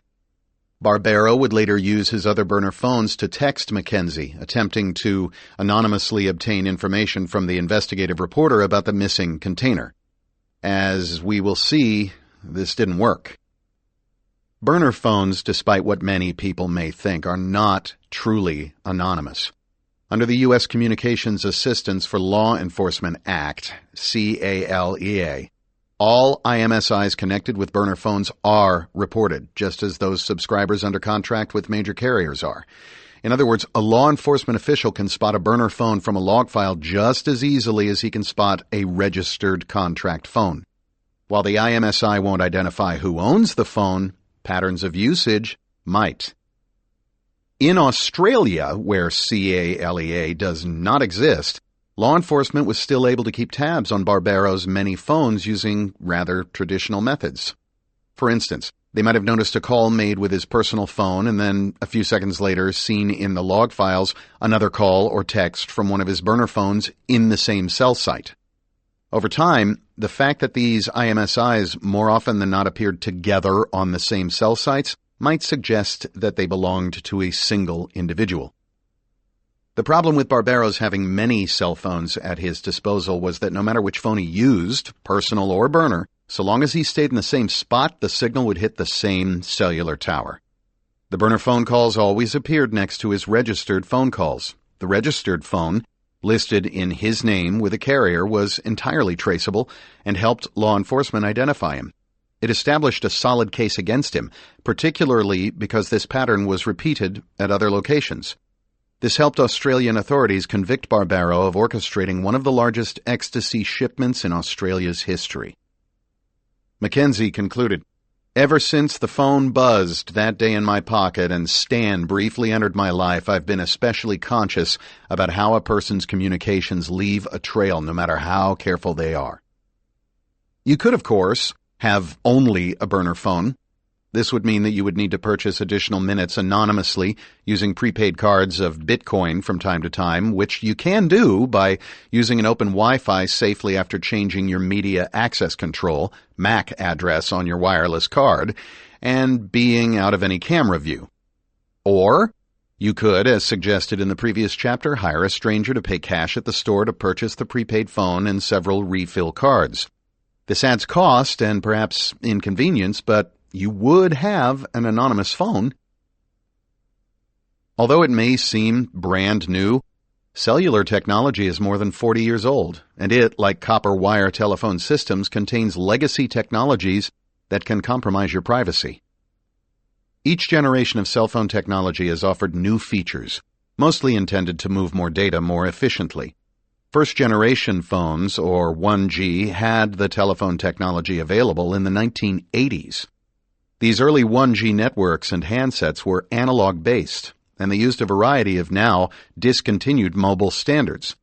In 1991, the second generation 2G digital network was introduced. This 2G network offered two standards: Global System for Mobile Communications, GSM, and Code Division Multiple Access, CDMA. It also introduced Short Message Service, SMS, Unstructured Supplementary Services Data, USSD, and other simple communications protocols that are still in use today. We're currently in the middle of 4G LTE and on the way toward 5G. No matter what generation of technology a given carrier is using, 2G, 3G, 4G, or 4G LTE, there is an underlying international signal protocol known as the signaling system. The signaling system protocol, currently in version 7, among other things, keeps mobile calls connected when you drive along a freeway and switch from cell tower to cell tower. It can also be used for surveillance. Signaling System 7, SS7, does basically everything necessary to route a call, such as setting up a new connection for a call, tearing down that connection when the call ends, billing the appropriate party making the call, managing extra features such as call forwarding, calling party name and number display, three-way calling and other intelligent network IN services, toll-free 800 and 888 as well as toll 900 calls, wireless services including subscriber identification, carrier, and mobile roaming. Speaking at the Chaos Communication Congress, an annual computer hacker conference held in Berlin, Germany, Tobias Engel, founder of Sternrout, and Carsten Knoll, chief scientist for Security Research Labs, explained that they could not only locate cell phone callers anywhere in the world, they could also listen in on their phone conversations. And if they couldn't listen in real time, they could record the encrypted calls and texts for later decryption. In security, you are only as secure as the weakest link. What Engel and Knoll found was that while developed countries in North America and Europe have invested billions in creating relatively secure and private 3G and 4G networks, they must still use Signaling System 7, SS7, as an underlying protocol. SS7 handles the process for call establishment, billing, routing, and information exchange functions, which means if you can tap into SS7, you can manipulate the call. SS7 allows an attacker to use a small carrier in, say, Nigeria to access calls made in Europe or the United States. It's like you secure the front door of the house, but the back door is wide open, said Engel.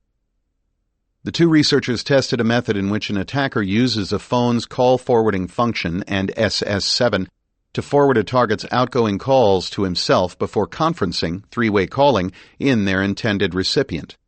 Once the attacker has established himself, he can listen to all calls made by the targeted individual from any place on Earth. Another strategy would be for the attacker to set up radio antennas to collect all cellular calls and texts within a given area. For any encrypted 3G calls, the attacker could ask SS7 to provide him with the proper decryption key. It's all automated, at the push of a button, Knoll said. It would strike me as a perfect spying capability to record and decrypt pretty much any network. Any network we have tested, it works. He then enumerated almost every major carrier in North America and Europe, around 20 in all. Knoll and Engel also found that they could locate any cell phone user by using an SS7 function called an anytime interrogation query. That is, they could do so until the function was shut down early in 2015. However, since all carriers must track their users in order to provide service, SS7 provides other functions that still allow some remote surveillance. It should be noted that the specific flaws identified by Knoll and Engel have been mostly mitigated by the carriers since their research went public. You might think that encryption alone would help keep cell phone calls private. Beginning with 2G, GSM-based phone calls have been encrypted. However, the initial methods used to encrypt calls in 2G were weak and eventually broke down. Unfortunately, the cost of upgrading cellular networks to 3G proved prohibitive for many carriers, so a weakened 2G remained in use until around 2010 or so. In the summer of 2010, a team of researchers led by Knoll divided all the possible encryption keys used by 2G GSM networks among themselves and crunched the numbers to produce what's called a rainbow table. a list of pre-computed keys or passwords. They published the table to show carriers around the world just how insecure 2G encryption using GSM is. Each packet or unit of data between source and destination, of voice, text, or data sent over 2G GSM could be decrypted in just a few minutes using the published table of keys. This was an extreme example, but the team considered it necessary. When Knoll and others had previously presented their findings to the carriers, their warnings fell on deaf ears. By demonstrating how they could crack 2G GSM encryption, they more or less forced the carriers to make the change.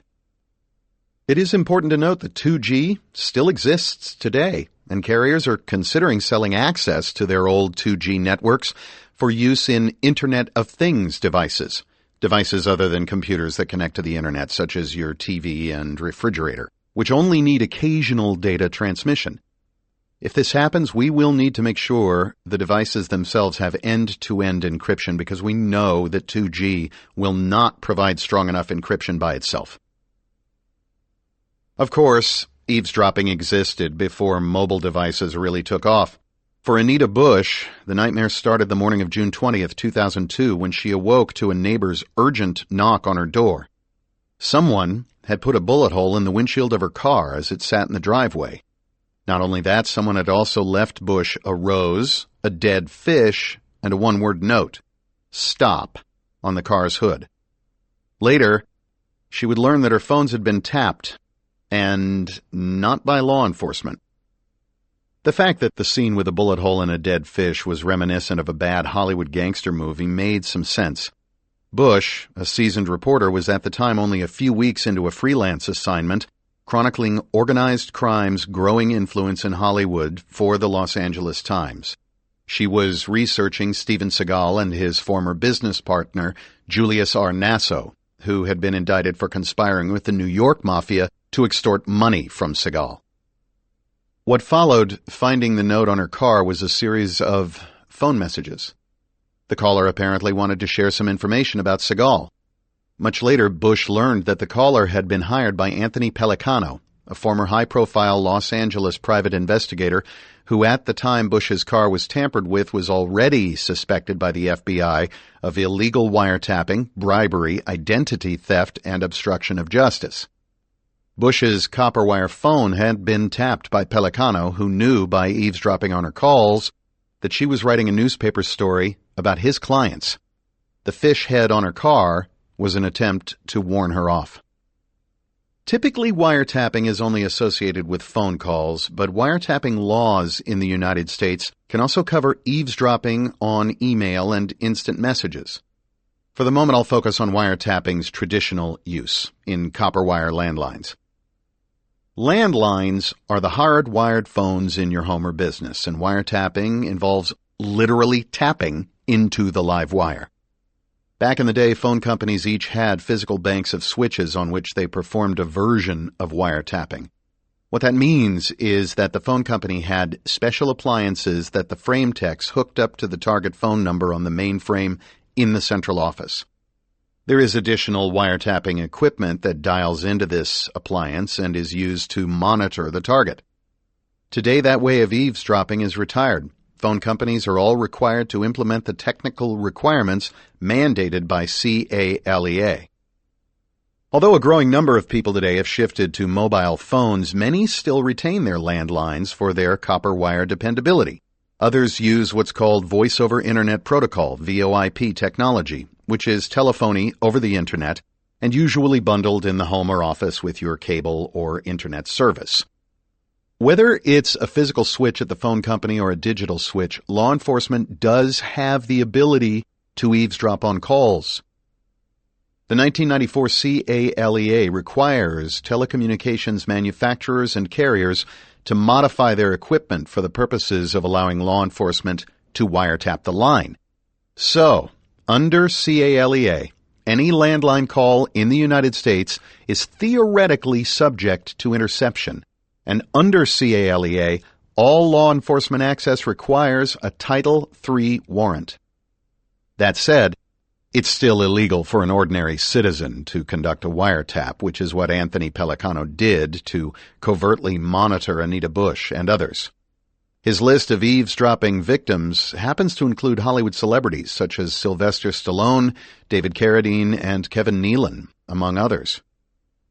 His list of wiretap victims also includes my friend Erin Finn, because her ex-boyfriend was obsessed with her and wanted to track her every move. Because her phone line had been tapped, I too was monitored when I called her. The coolest part of the saga is that AT&T paid me thousands of dollars as part of a class action settlement because of Pellicano's wiretapping of my calls to Finn, which is somewhat ironic because, on another occasion, I was the one doing the tapping. Pellicano's purpose in wiretapping people was perhaps more malicious than mine. He was trying to intimidate witnesses into either not testifying or testifying in a certain way. Back in the mid-1990s, a wiretap had to be installed by technicians, so Pellicano or one of his people had to hire someone who worked at Pac Bell to tap Bush's and Finn's telephone lines. The technicians were able to set up extensions of the target phones at Pellicano's office in Beverly Hills. In this case, there were no taps done at the junction box or the terminal at the side of the house or apartment complex, although that is also possible. As you may recall from reading my previous book, Ghost in the Wires, I once drove down from my father's apartment in Calabasas to Long Beach to set up a physical wiretap on a phone line used by Kent, a friend of my late brother. There were many questions surrounding my brother's death from a drug overdose, and I believed he had a part in that death, though I later learned he was not involved. In the utility space within the apartment complex where Kent lived, I used social engineering to pretend to be a line technician calling a particular unit within GTE, General Telephone and Electronics, to find where the cable and pair assigned to Kent's phone were located. It turned out that Kent's phone wires ran through a completely separate apartment building. And so, in a second utility space, I was ultimately able to clip my voice-activated micro-cassette tape recorder to his phone line at the terminal box, the place where phone company technicians connect the lines to each apartment. After that, any time Kent made a call, I could record both sides of the conversation without his knowing I was doing so. Though I should note that while the recordings were in real time, my listening to them was not. Every day over the next 10 days, I had to make the 60-minute drive to Kent's apartment, afterward listening to the retrieved tapes for any mention of my brother. Unfortunately, nothing ever came of it. Years later, I learned that my uncle had likely been responsible for my brother's death. Given how easy it was for Pellicano and me to tap into private phone conversations, you may wonder how you can become invisible with a copper wire landline phone that is apparently open to surveillance. You can't, without buying special equipment. For the truly paranoid, there are landline phones that will encrypt all your voice conversations over copper wires. These phones do solve the problem of interception of private phone calls, but only if both ends of the call use encryption.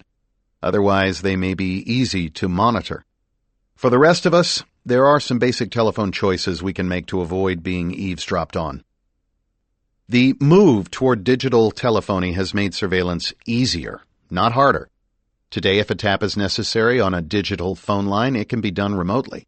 The switching computer simply creates a second parallel stream of data. No additional monitoring equipment is required. This also makes it much harder to determine whether a given line has been tapped, and in most cases, such taps are only discovered by accident.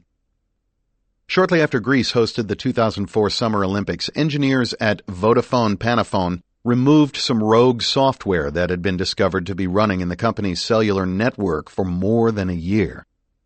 In practice, law enforcement intercepts all voice and text data sent over any cellular network through a remote-controlled system called RES, Remote Control Equipment Subsystem, the digital equivalent of an analog wiretap. When a subject under surveillance makes a mobile call, the RES creates a second data stream that feeds directly to a law enforcement officer. The rogue software discovered in Greece tapped into Vodafone's RES, meaning that someone other than a legitimate law enforcement officer was listening to conversations conducted over its cellular network. In this case, the wiretapper was interested in government officials. During the Olympics, some countries, such as the United States and Russia, provided their own private communications systems for state-level conversations. Other heads of state and business executives from around the world used the compromised Vodafone system. An investigation showed that the communications of the Greek Prime Minister and his wife, as well as those of the Mayor of Athens, the Greek European Union Commissioner, and the Ministries of National Defense, Foreign Affairs, the Mercantile Marine, and Justice, had been monitored during the Olympics. Other intercepted phones belonged to members of civil rights organizations, anti-globalization groups, the ruling New Democracy Party, the Hellenic Navy General Staff, as well as peace activists and a Greek-American employee at the United States Embassy in Athens. The spying might have continued longer had Vodafone not called in the hardware vendor for its RES system, Ericsson, while investigating a separate complaint that its text messages were suffering delivery failures at a higher than normal rate. After diagnosing the problem, Ericsson notified Vodafone that it had found rogue software. Unfortunately, more than a decade afterward, we still don't know who did this, or why, or even how common this activity might be. To make matters worse, Vodafone apparently mishandled the investigation. For one thing, key log files covering the event were missing, and instead of letting the rogue program run after discovery, a common practice in computer criminal investigations, Vodafone abruptly removed it from their system, which may have tipped off the perpetrators and allowed them to further cover their tracks. The Vodafone case is an unsettling reminder of how vulnerable our cell phones are to interception. But there are ways you can still be invisible with a digital phone. Besides cell phones and old-fashioned landlines, a third telephony option, as I mentioned earlier, is Voice over Internet Protocol, VoIP. VoIP is great for any wireless device that lacks a native means of making a phone call, e.g., an Apple iPod Touch. It's more like surfing the Internet than making a classic phone call. Landlines require copper wire. Mobile phones use cell towers. VoIP is simply transmitting your voice over the Internet, either using wired or wireless Internet services. VoIP also works on mobile devices, such as laptops and tablets, whether or not they have cellular service. To save money, many homes and offices have switched to the VoIP systems being offered by new service providers and existing cable companies. VoIP uses the same coaxial cable that brings streaming video and high-speed Internet into your home. The good news is that VoIP phone systems do use encryption, specifically something called Session Description Protocol Security Descriptions, or SDES. The bad news is that on its own, SDES is not very secure. Part of the problem with SDES is the encryption key is not shared over SSL-TLS, a network cryptographic protocol, which is secure. If the vendor doesn't use SSL-TLS, however, then the key is sent in the clear. Instead of asymmetric encryption, it uses symmetric encryption, which means that the key generated by the sender must somehow be passed to the recipient in order for the call to be unscrambled. Let's say Bob wants to make a call to Alice, who is in China. Bob's SDES encrypted VoIP phone generates a new key for that call. Somehow, Bob has to get that new key to Alice so her VoIP equipment can decrypt his phone call and they can have a conversation. The solution SDES offers is to send the key to Bob's carrier, which then passes it to Alice's carrier, which then shares it with her. Do you see the flaw? Remember what I said about end-to-end encryption in the previous chapter? The conversation stays secure until the recipient opens it at the other end. But SDES shares the key from Bob to Bob's carrier, and if Alice's carrier is different, the call is encrypted from Alice's carrier to Alice. Whether the gap is significant is debatable. Something like this also happens with Skype and Google Voice. New keys are generated whenever a call is initialized, but those keys are then given over to Microsoft and Google. So much for wanting to have a private conversation. Fortunately, there are ways to encrypt mobile VoIP from end to end. Signal, an application from OpenWhisper Systems, is a free open-source VoIP system for mobile phones that provides true end-to-end encryption for both iPhone and Android. The main advantage of using Signal is that the key management is handled only between the calling parties, not through any third party. That means that, as in SDES, new keys are generated with each call. However, the only copies of the keys are stored on the user's devices. Since CALEA allows access to any record of a specific call, law enforcement would in this case only see the encrypted traffic across the mobile carrier's line, which would be unintelligible. And Open Whisper Systems, the nonprofit organization that makes Signal, does not have the keys, so a warrant would be useless. The keys exist only on the devices at either end of the call, and once the call ends, those session keys are destroyed. Currently, CALEA does not extend to end users or their devices. You might think that having encryption on your cell phone would drain your battery. It does, but not by much. Signal uses push notifications, as do the apps WhatsApp and Telegram. Thus, you only see a call when it is incoming, which cuts down on battery use while you're listening for new calls. The Android and iOS apps also use audio codecs and buffer algorithms native to the mobile network. So again, the encryption is not draining a lot of power while you're making a call. In addition to using end-to-end encryption, Signal also use Perfect Forward Secrecy, PFS. What is PFS? It's a system that uses a slightly different encryption key for every call, so that even if someone does manage to get hold of your encrypted phone call and the key that was used to encrypt it, your other calls will remain secure. All PFS keys are based on a single original key, but the important thing is that if someone compromises one key, it doesn't mean your potential adversary has access to your further communications. Chapter 4. If you don't encrypt, you're unequipped. If someone were to pick up your unlocked cell phone right now, that person could gain access to your email, your Facebook account, and perhaps even your Amazon account. On our mobile devices, we no longer log in individually to services as we do on our laptops and desktops. We have mobile apps, and once we're logged in, they remain open. Besides your photos and your music, there are other unique features on your cell phone, such as SMS text messages. These too become exposed if someone gains physical access to your unlocked mobile device. Consider this. In 2009, Daniel Lee of Longview, Washington, was arrested on suspicion of selling drugs. While he was in custody, the police went through his non-password protected cell phone and immediately discovered several drug-related text messages. One such thread was from an individual called Z. John. It read, "I've got 130 for the 160 I owe you from last night." According to court testimony, the Longview police didn't just read Z. John's messages to Lee. They also actively responded, arranging their own drug deal. Posing as Lee, the police sent Z. John a text message in reply asking him if he needed more. Z. John responded, "Yeah, that would be cool."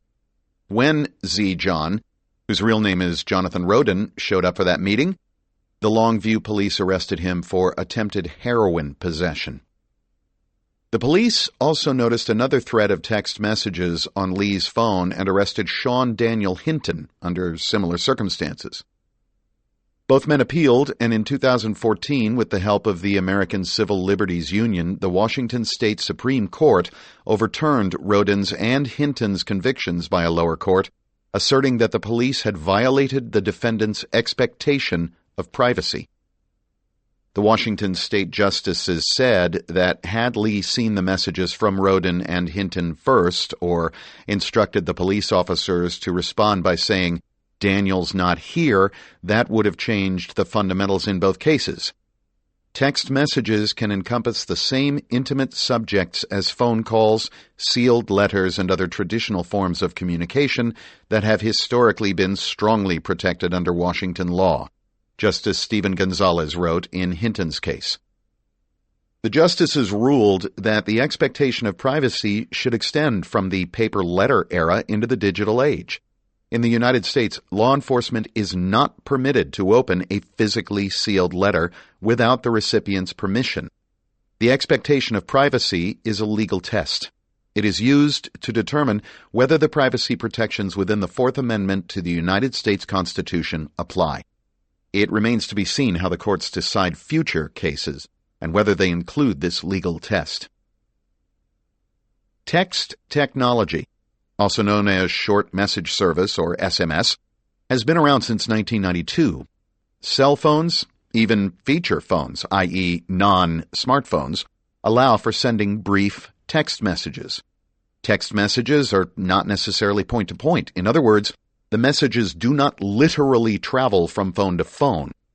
Like an email, the message you type out on your phone is sent unencrypted, in the clear, to a short message service center, SMSC, part of the mobile network designed to store, forward, and deliver the SMS, sometimes hours later.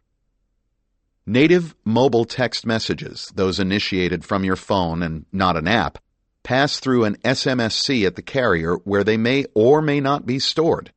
AT&T and Sprint have said publicly that they do not keep text messages. Verizon says it keeps them up to 5 days. Virgin Mobile appears to retain them the longest, at 90 days. After that time has expired, the carriers insist that your text messages exist only on the phones that sent and received them, and the number of messages stored varies by the model phone. There is some doubt surrounding this claim by the carriers. Documents exposed by Edward Snowden suggest a tight relationship between the NSA and at least one of the carriers, AT&T. According to Wired, beginning in 2002, shortly after 9/11, the NSA approached AT&T and asked them to begin building secret rooms in some of the carrier's facilities. One was to be located in Bridgeton, Missouri, and another on Folsom Street in downtown San Francisco. Eventually, other cities were added, including Seattle, San Jose, Los Angeles, and San Diego. The purpose of these secret rooms was to channel all the internet, email, and phone traffic through a special filter that would look for keywords. It is unclear whether text messages were included, although it seems reasonable to think they were. It is also unclear whether this practice still exists at AT&T or any other carrier post-Snowden. One clue suggests that this practice does not continue. In the 2015 AFC Championship game leading up to Super Bowl 49, the New England Patriots ignited controversy with their victory over the Indianapolis Colts 45-7. At the heart of the controversy was whether the New England team had knowingly underinflated their footballs. The National Football League has strict rules around the proper inflation of its footballs, and after that playoff game it was determined that the balls contributed by the New England team did not meet the criteria. Central to the investigation were text messages sent by the Patriots' star quarterback, Tom Brady. Publicly, Brady denied involvement, showing investigators the text messages he sent and received before and during the game would have, perhaps, confirmed this. Unfortunately, the day he met with key investigators, Brady abruptly switched cell phones, discarding the one he had used between November 2014 and approximately March 6, 2015, to a brand new phone. Brady later told the committee that he had destroyed his original phone and all the data on it, including his stored text messages. As a result, Brady received a 4-game suspension from the NFL, which was later lifted by court order. During the 4 months that the cell phone was in use, Brady had exchanged nearly 10,000 text messages, none of which can now be retrieved from that device, the league said. Following the appeal hearing, Mr. Brady's representatives provided a letter from his cell phone carrier confirming that the text messages sent from or received by the destroyed cell phone could no longer be recovered. So, if Tom Brady had a note from his carrier saying that his text messages were all destroyed, and the carriers themselves say they don't retain them, the only way to prolong the life of a text is to back up your mobile device to the cloud. If you use a service from your carrier, or even from Google or Apple, those companies may have access to your text messages. Apparently, Tom Brady didn't have time to back up the contents of his old phone to the cloud before his emergency upgrade. Congress has not addressed the issue of data retention in general and mobile phones in particular. In fact, Congress has debated in recent years whether to require all mobile carriers to archive text messages for up to 2 years. Australia decided to do this in 2015, so it remains to be seen if this works there. So, how can you keep your text messages private? First of all, don't use the native text messaging service that goes through your wireless carrier. Instead, use a third-party app. But which one? To mask our online identities, to enjoy the internet anonymously, we will need to trust some software and software services. That trust is hard to verify. In general, open source and nonprofit organizations provide perhaps the most secure software and services because there are literally thousands of eyes poring over the code and flagging anything that looks suspicious or vulnerable. When you use proprietary software, you more or less have to take the vendor's word. Software reviews, by their nature, can only tell you so much, such as how a particular interface feature works. The reviewers spend a few days with the software and write their impressions. They don't actually use the software, nor can they report on what happens over the long term. They only record their initial impressions. In addition, reviewers do not tell you whether you can trust the software. They don't vet the security and privacy aspects of the product, and just because a product comes from a well-known brand name doesn't mean it is secure. In fact, we should be wary of popular brand names because they may lure us into a false sense of security. You shouldn't take the vendor at its word. Back in the 1990s, when I needed to encrypt my Windows 95 laptop, I chose a now discontinued utility product from Norton called Norton Discrete. Peter Norton is a genius. His first computer utility automated the process of undeleting a file. He went on to create a lot of great system utilities back in the 1980s, at a time when few people could understand a command prompt. But then he sold the company to Symantec, and someone else started writing the software in his name. At the time I acquired Discrete, a product that is no longer available, 56-bit DES encryption, DES stands for Data Encryption Standard, was a big deal. It was the strongest encryption you could hope for. To give you some context, today we use AES 256-bit encryption. AES stands for Advanced Encryption Standard. Each added bit of encryption adds exponentially more encryption keys and therefore more security. DES 56-bit encryption was considered state-of-the-art secure until it was cracked in 1998. Anyway, I wanted to see whether the Discrete program was robust enough to hide my data. I also wanted to challenge the FBI if they ever seized my computer. After purchasing the program, I hacked into Symantec and located the program's source code. After I analyzed what it did and how it did it, I discovered that Discrete only used 30 bits of the 56-bit key. The rest was just padding with zeros. That's even less secure than the 40 bits that was allowed to be exported outside the United States. What that meant in practical terms was that someone, the NSA, law enforcement, or an enemy with a very fast computer, could crack the Discrete product much more easily than advertised, since it didn't really use 56-bit encryption at all.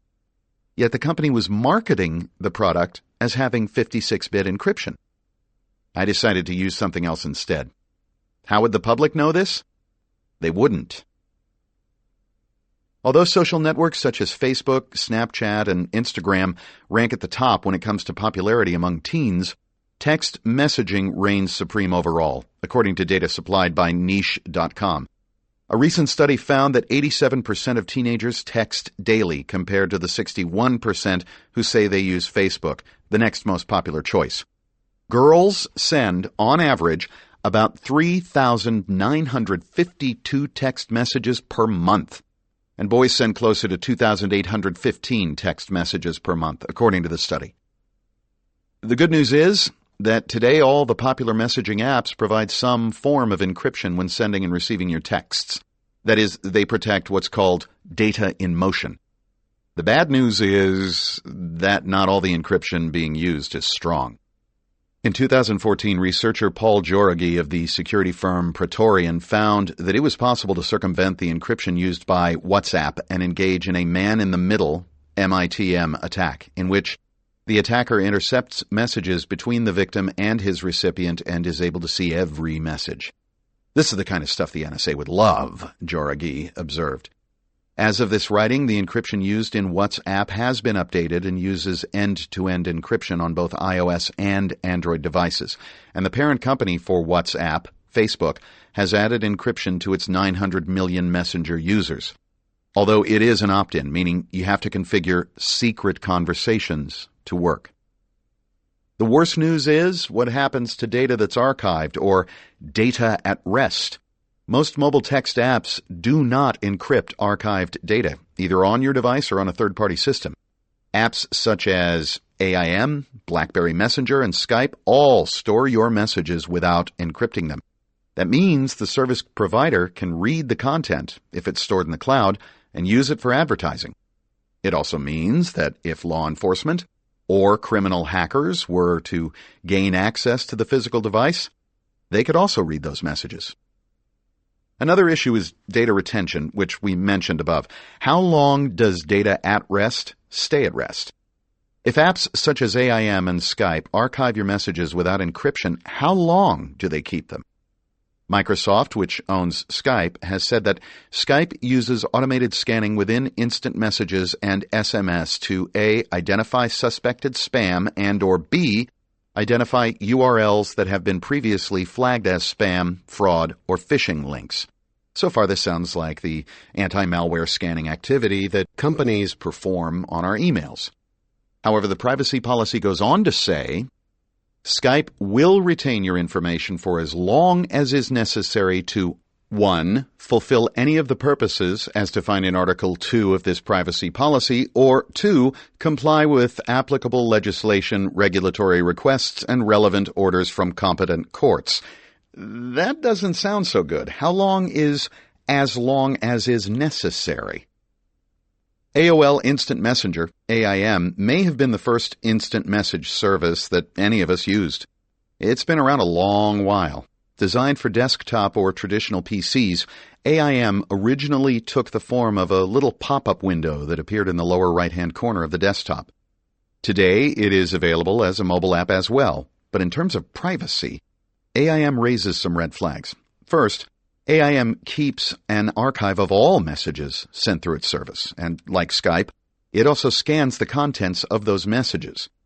A third concern is that AOL keeps records of the messages in the cloud in case you ever want to access a chat history from any terminal or device different from the one where you had your last session. Since your AOL chat data is not encrypted and is available from any terminal because it lives in the cloud, it is easy for law enforcement and criminal hackers to get a copy. For example, my AOL account was hacked by a script kiddie whose online handle is Virus. His real name is Michael Neves. He was able to social engineer, in other words, get on the phone and sweet talk, AOL, and gain access to their internal customer database system called Merlin, which allowed him to change my email address to one associated with a separate account under his control. Once he did that, he was able to reset my password and gain access to all my past messages. In 2007, Neves was charged with 4 felonies and a misdemeanor for, according to the complaint, hacking into internal AOL computer networks and databases, including customer billing records, addresses, and credit card information. As the Electronic Frontier Foundation has said, no logs are good logs. AOL has logs. Non-native text apps may say they have encryption, but it might not be good or strong encryption. What should you look for? A text app that provides end-to-end encryption, meaning that no third party has access to the keys. The keys should exist on each device only. Note, too, if either device is compromised with malware, then using any type of encryption is worthless. There are 3 basic flavors of text apps. Those that provide no encryption at all, meaning that anyone can read your text messages. Those that provide encryption but not from end to end, meaning that the communication can be intercepted by third parties, such as the service provider, which has knowledge of the encryption keys.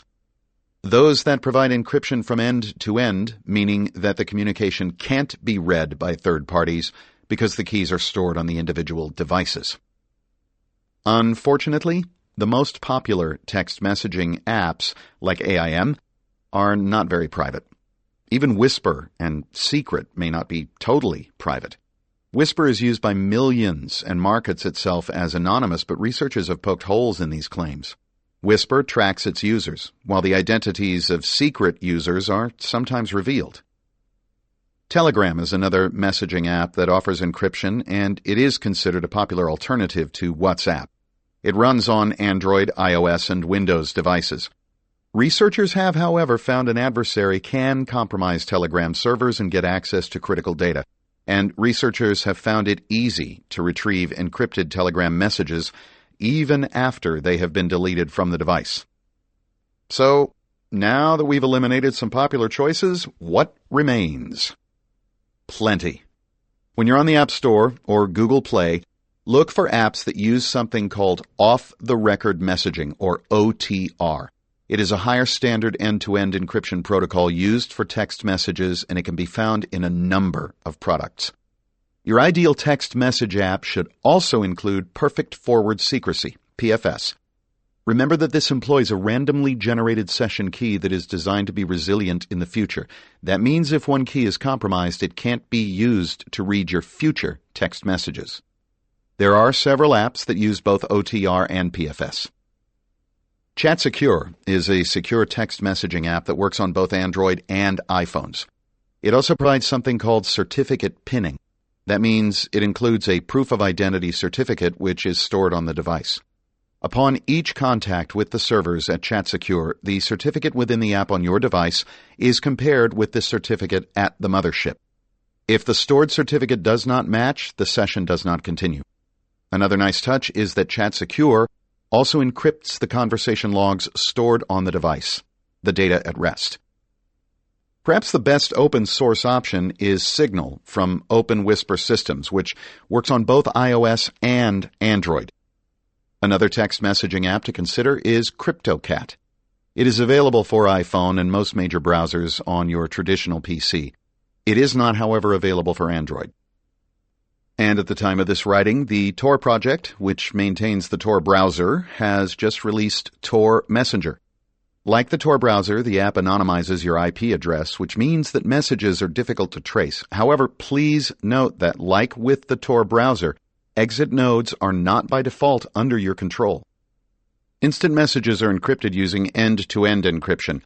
Like Tor, the app is a little difficult for the first-time user, but eventually it should work to provide truly private text messages. There are also commercial apps that provide end-to-end encryption.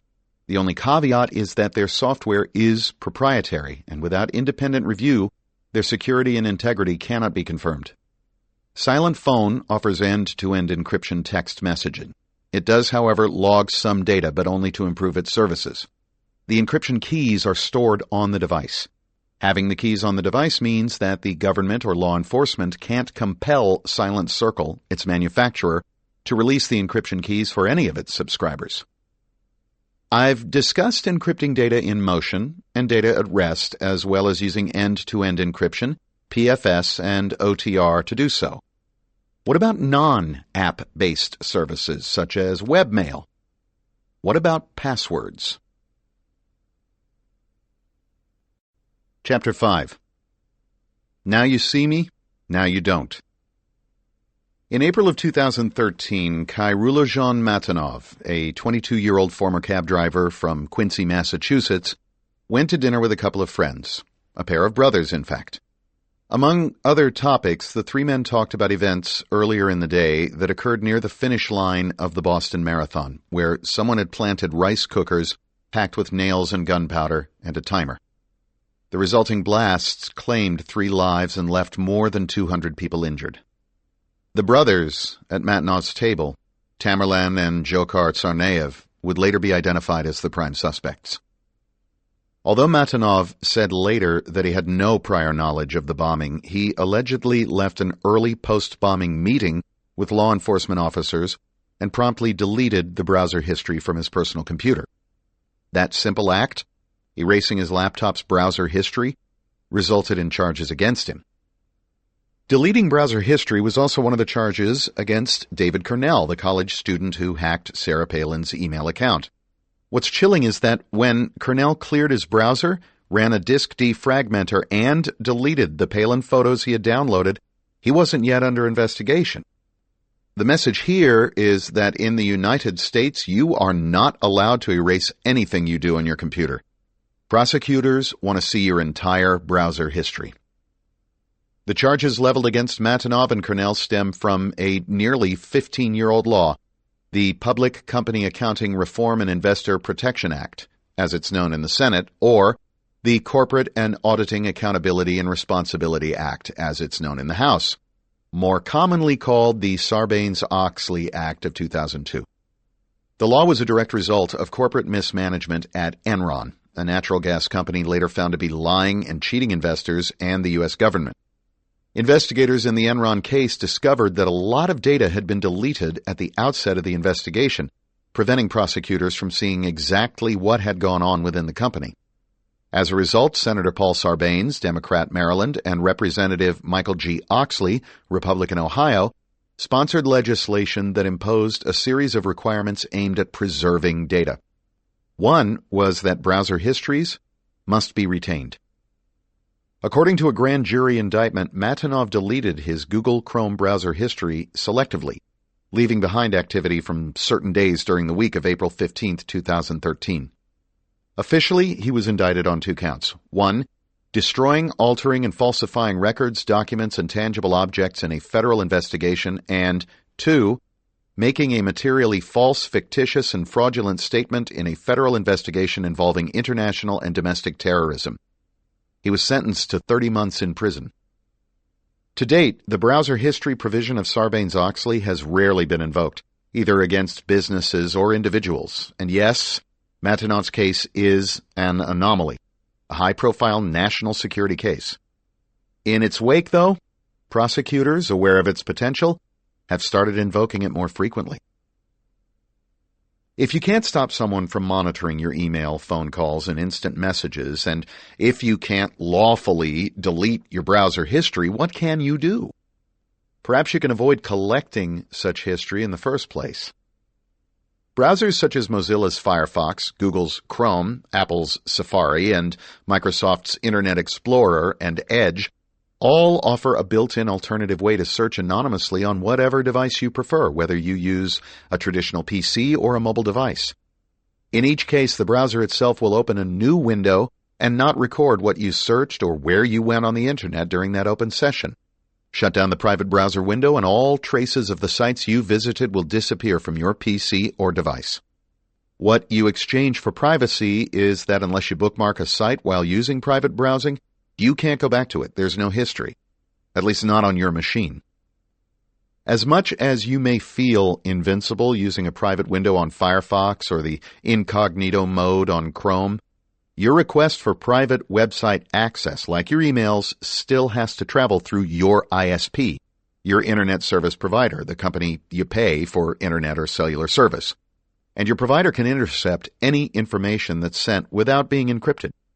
If you access a website that uses encryption, then the ISP can obtain the metadata that you visited such and such site at such and such date and time.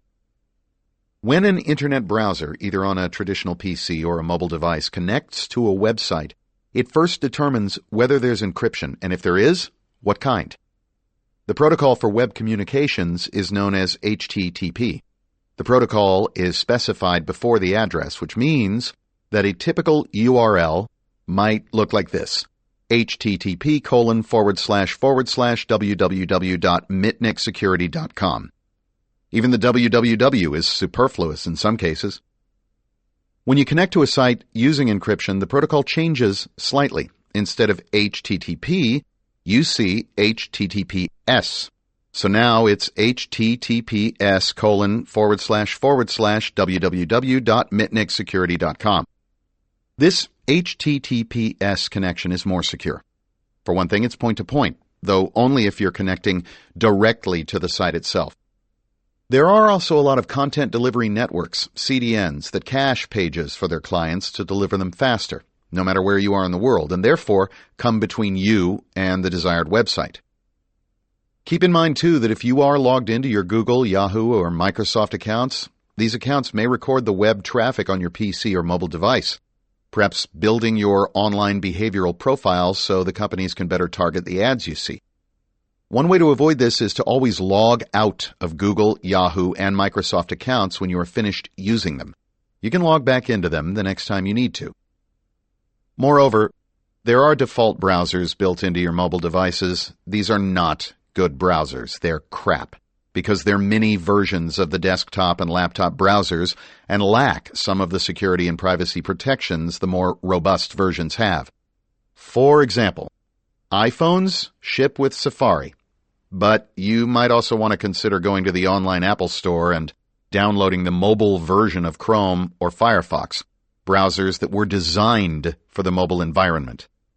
Newer versions of Android do ship with Chrome as the default. All mobile browsers at least support private browsing. And if you use a Kindle Fire, neither Firefox nor Chrome are download options through Amazon. Instead, you have to use a few manual tricks to install Mozilla's Firefox or Chrome through Amazon's Silk browser. To install Firefox on the Kindle Fire, open the Silk browser and go to the Mozilla FTP site. Select Go, then select the file that ends with the extension .apk. Private browsing doesn't create temporary files, and therefore it keeps your browsing history off your laptop or mobile device. Could a third party still see your interaction with a given website?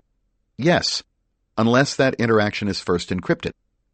To accomplish this, the Electronic Frontier Foundation has created a browser plugin called HTTPS Everywhere. This is a plugin for the Firefox and Chrome browsers on your traditional PC and for the Firefox browser on your Android device. There's no iOS version at the time of this writing. But HTTPS Everywhere can confer a distinct advantage. Consider that in the first few seconds of connection, the browser and the site negotiate what kind of security to use. You want perfect forward secrecy, which I talked about in the previous chapter. Not all sites use PFS, and not all negotiations end with PFS, even if it is offered. HTTPS Everywhere can force HTTPS usage whenever possible, even if PFS is not in use. Here's one more criterion for a safe connection.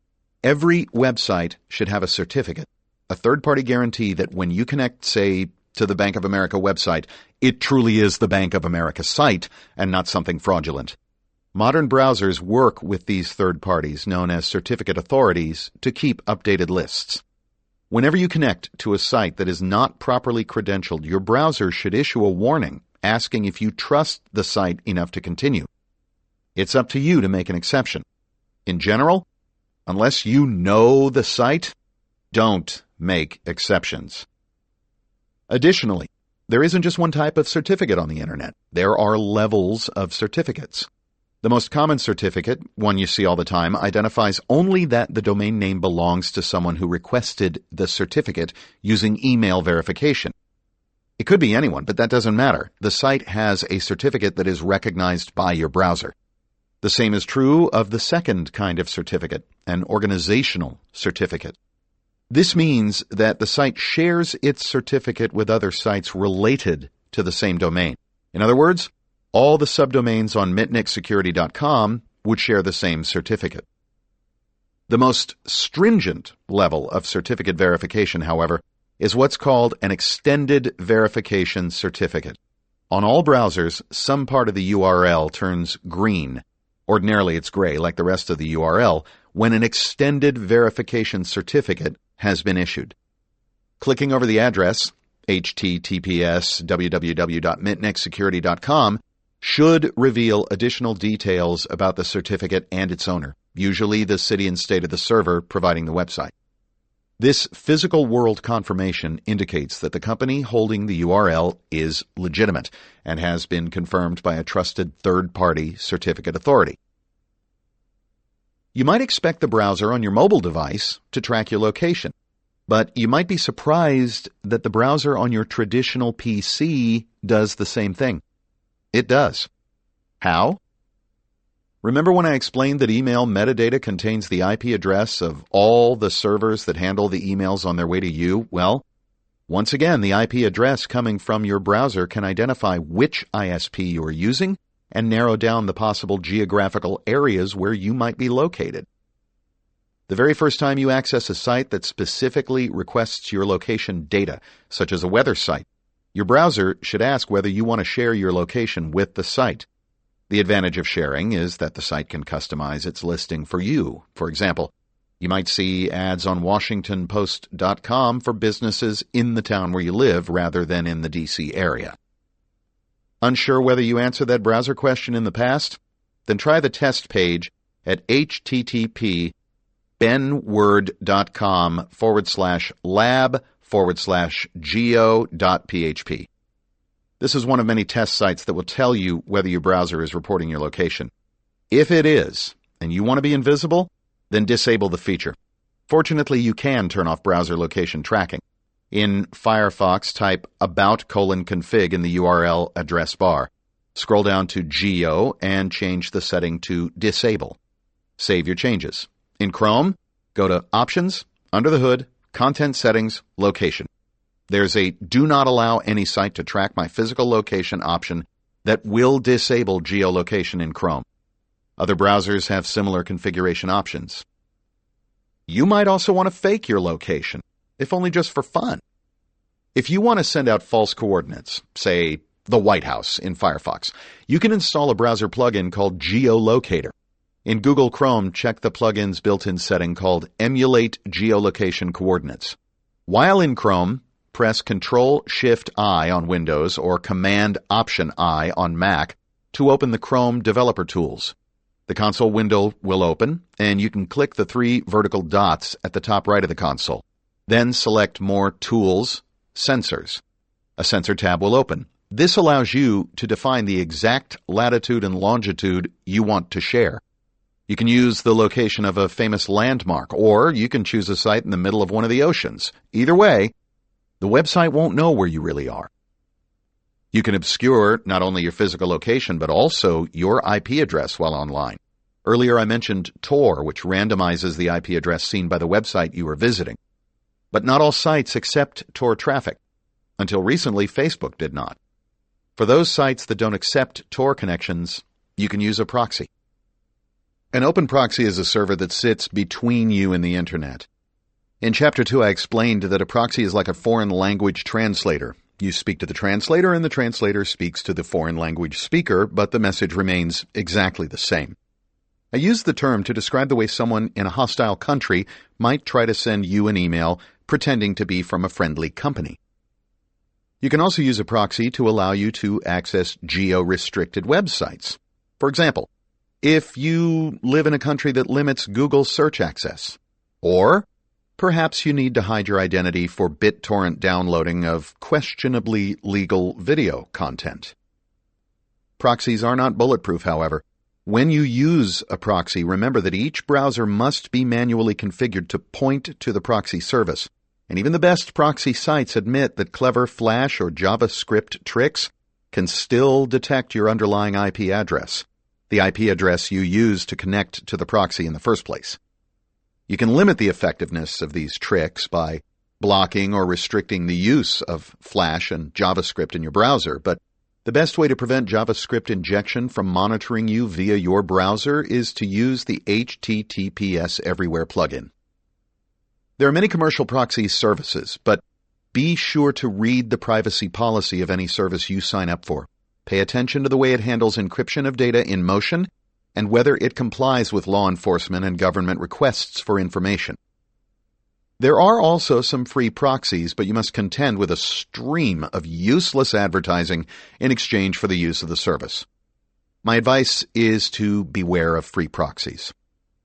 In his presentation at DEF CON 20, my friend and security expert Shema Alonso set up a proxy as an experiment. He wanted to attract bad guys to the proxy, so he advertised the IP address on xroxy.com. After a few days, more than 5,000 people were using his free, anonymous proxy. Unfortunately, most of them were using it to conduct scams. The flip side, though, is that Alonso could easily use the free proxy to push malware into the bad guy's browser and monitor his or her activities.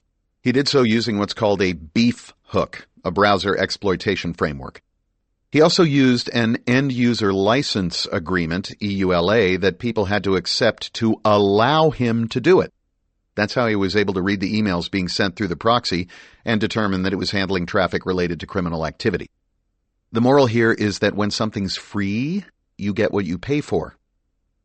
If you use a proxy with HTTPS protocol, a law enforcement or government agency would only see the proxy's IP address, not the activities on the websites you visit. That information would be encrypted. As I mentioned, normal HTTP internet traffic is not encrypted. Therefore, you must also use HTTPS everywhere. Yes, this is my answer to most browser invisibility woes. For the sake of convenience, people often synchronize their browser settings among different devices. For example, when you sign into the Chrome browser or a Chromebook, your bookmarks, tabs, history, and other browser preferences are all synced via your Google account. These settings load automatically every time you use Chrome, whether on traditional PCs or mobile devices. To choose what information should be synced to your account, go to the Settings page on your Chrome browser. The Google dashboard gives you full control should you ever want to remove synced information from your account. Ensure that sensitive information is not auto-synced. Mozilla's Firefox also has a sync option. The downside is that all an attacker needs to do is lure you into signing into your Google account on a Chrome or Firefox browser, then all your search history will load on their device. Imagine your friend using your computer and choosing to log into the browser. Your friend's history, bookmarks, etc. will now be synced. That means that your friend's surfing history, among other information, is now viewable on your computer. Plus, if you sign in to a synchronized browser account using a public terminal and forget to sign out, all your browser's bookmarks and history will be available to the next user. If you're signed into Google Chrome, then even your Google Calendar, YouTube, and other aspects of your Google account become exposed. If you must use a public terminal, be vigilant about signing out before you leave. Another downside of syncing is that all interconnected devices will show the same content. If you live alone, that may be fine, but if you share an iCloud account, bad things can happen. Parents who allow their children to use the family iPad, for example, might unintentionally expose them to adult content. In an Apple store in Denver, Colorado, Elliot Rodriguez, a local account executive, registered his new tablet with his existing iCloud account. Instantly, all his photos, texts, and music and video downloads were available to him on the new tablet. This convenience saved him time. He didn't have to manually copy and save all that material to multiple devices, and it allowed him to access the items no matter what device he chose to use. At some point later on, Elliot thought it was a good idea to give his older technology tablet to his 8-year-old daughter. The fact that she was connected to his devices was a short-term plus. Occasionally on his tablet, Elliot would notice a new app his daughter had downloaded to her tablet. Sometimes they would even share family photos. Then Elliot took a trip to New York City, where he traveled often for business. Without thinking, Elliot took out his iPhone and captured several moments with his New York-based mistress, some of them quite intimate. The images from his iPhone synced automatically to his daughter's iPad back in Colorado, and, of course, his daughter asked her mother about the woman who was with Daddy. Needless to say, Elliot had some serious explaining to do when he got home. And then there's the birthday present problem. If you share devices or synced accounts, your visit to sites might tip gift recipients off to what they'll be getting for their birthdays, or worse, what they might have gotten. Yet another reason why sharing a family PC or tablet can present a privacy problem. One way to avoid this is to set up different users, a relatively easy step in Windows. Keep the administrator privileges for yourself so that you can add software to the system and set up additional family or household members with their own accounts. All users will log in with their own passwords and have access to only their own content and their own browser bookmarks and histories. Apple allows for similar divisions within its OS X operating systems. However, not many people remember to segment their iCloud space, and sometimes, seemingly through no fault of our own, technology simply betrays us. After years of dating several women, Dylan Monroe, an LA-based TV producer, finally found the one and decided to settle down. His fiancée moved in, and as part of their new life together, he innocently connected his future wife to his iCloud account. When you want to start a family, it makes sense to connect everyone to one account. Doing so allows you to share all your videos, texts, and music with the ones you love. Except that's in the present tense. What about your digitally stored past? Sometimes having an automatic cloud backup service like iCloud means that we accumulate many years' worth of photos, texts, and music, some of which we tend to forget, just as we forget the contents of old boxes in the attic. Photos are the closest thing we have to memories, and yes, spouses have been coming across shoeboxes of old letters and photographs for generations now, but a digital medium that allows you to take literally thousands of high-definition photos without too much effort creates new problems. Suddenly, Dylan's old memories, some of them very private indeed, came back to haunt him in the form of photos that were now on his fiancée's iPhone and iPad. There were items of furniture that had to be removed from the house because other women had performed intimate acts on that sofa, table, or bed. There were restaurants where his fiancée refused to go because she had seen photos of other women there with him, at that table by the window or in that corner booth. Dylan obliged his fiancée lovingly, even when she asked him to make the ultimate sacrifice, selling his house once the two of them were married. All because he'd connected his iPhone to hers. The cloud creates another interesting problem.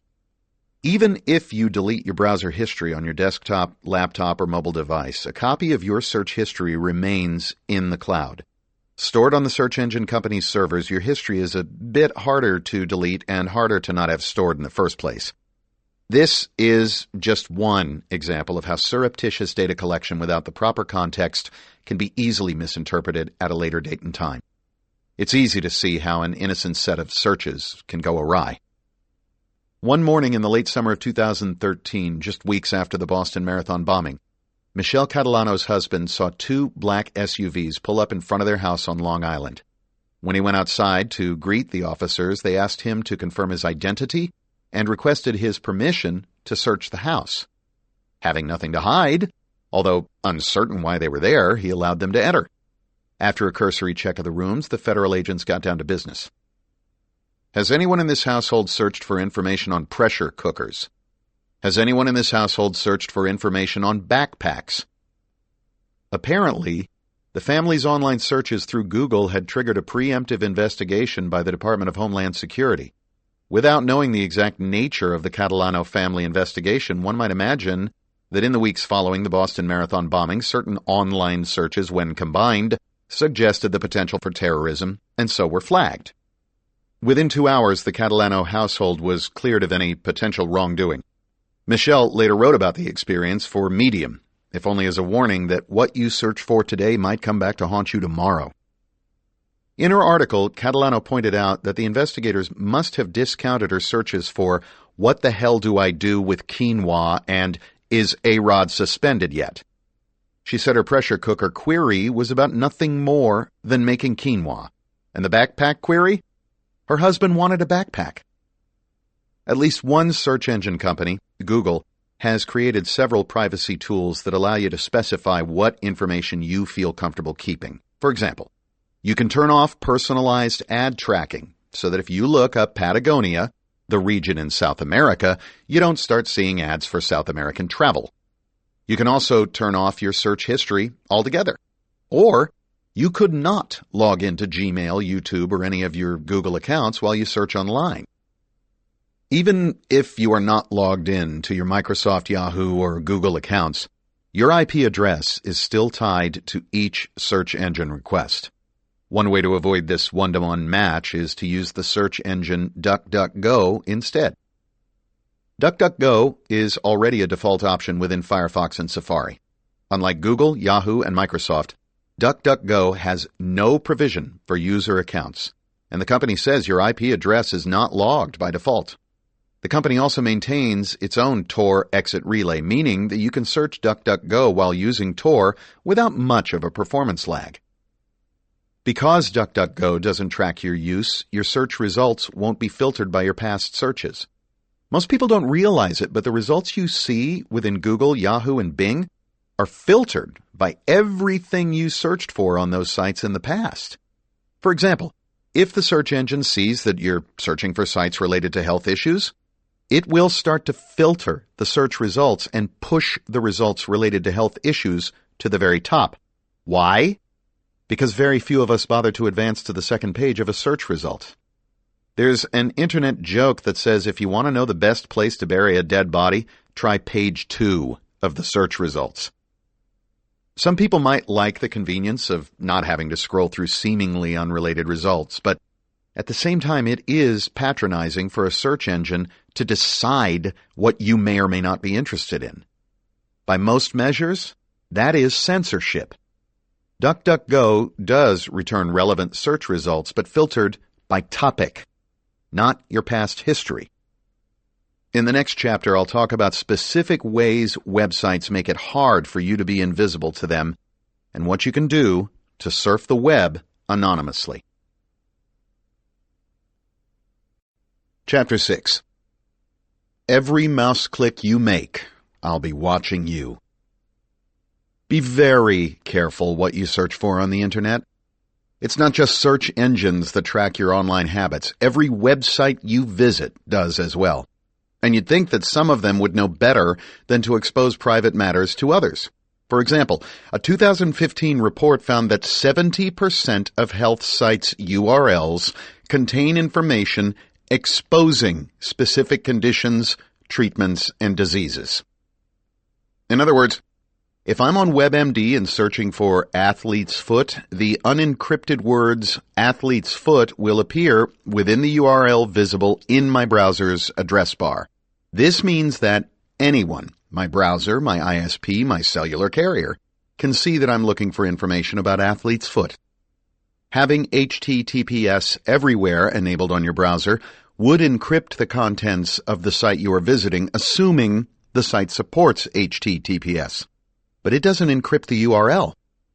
As even the Electronic Frontier Foundation notes, HTTPS was never designed to conceal the identity of the sites you visit. Additionally, the study found that 91% of health-related sites make requests to third parties.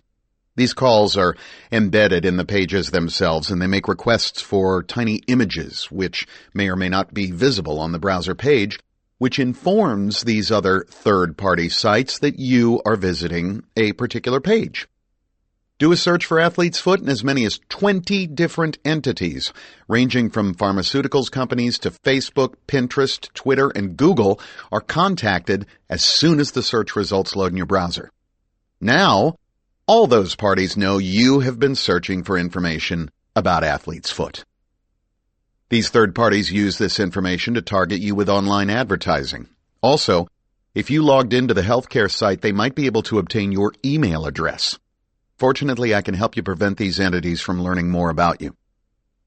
On the healthcare sites analyzed in the 2015 study, the top 10 third parties were Google, ComScore, Facebook, AppNexus, AddThis, Twitter, Quantcast, Amazon, Adobe, and Yahoo.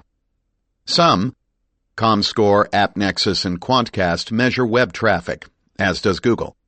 Of the third parties listed above, Google, Facebook, Twitter, Amazon, Adobe, and Yahoo are spying on your activity for commercial reasons. So they can, for example, load ads for athlete's foot remedies in future searches. Also mentioned in the study were the third parties Experian and Axiom, which are simply data warehouses. They collect as much data about a person as they possibly can, and then they sell it. Remember the security questions and the creative answers I suggested that you use?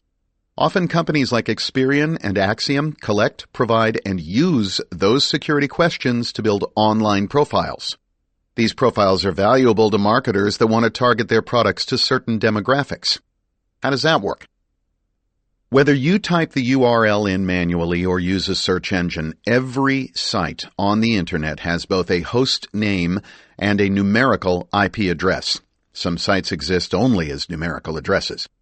But you almost never see the numerical address. Your browser hides it and uses a domain name service, DNS, to translate a site's host name, say Google, into a specific address. In Google's case, https 74.125.224.72 /. DNS is like a global phone book, cross-referencing the host name with the numerical address of the server of the site you just requested. Type google.com into your browser, and the DNS contacts their server at https 74.125.224.72. Then you see the familiar white screen with the day's Google Doodle above a blank search field. That, in theory, is how all web browsers work. In practice, there is more to it. After the site has been identified through its numerical address, it will send information back to your web browser so that it can start building the web page you see. When the page is returned to your browser, you see the elements you would expect, the information you want retrieved, any related images, and ways to navigate to other parts of the site. But often there are elements that are returned to your browser that call out to other websites for additional images or scripts. Some, if not all, of these scripts are for tracking purposes, and in most cases, you simply do not need them. Almost every digital technology produces metadata, and as you've no doubt already guessed, browsers are no different. Your browser can reveal information about your computer's configuration if queried by the site you are visiting. For example, what version of what browser and operating system you're using, what add-ons you have for that browser, and what other programs you're running on your computer, such as Adobe products, while you search. It can even reveal details of your computer's hardware, such as the resolution of the screen and the capacity of the onboard memory. You might think after reading this far that you have taken great strides in becoming invisible online, and you have, but there's more work to be done. Take a moment and surf over to panopticclick.com.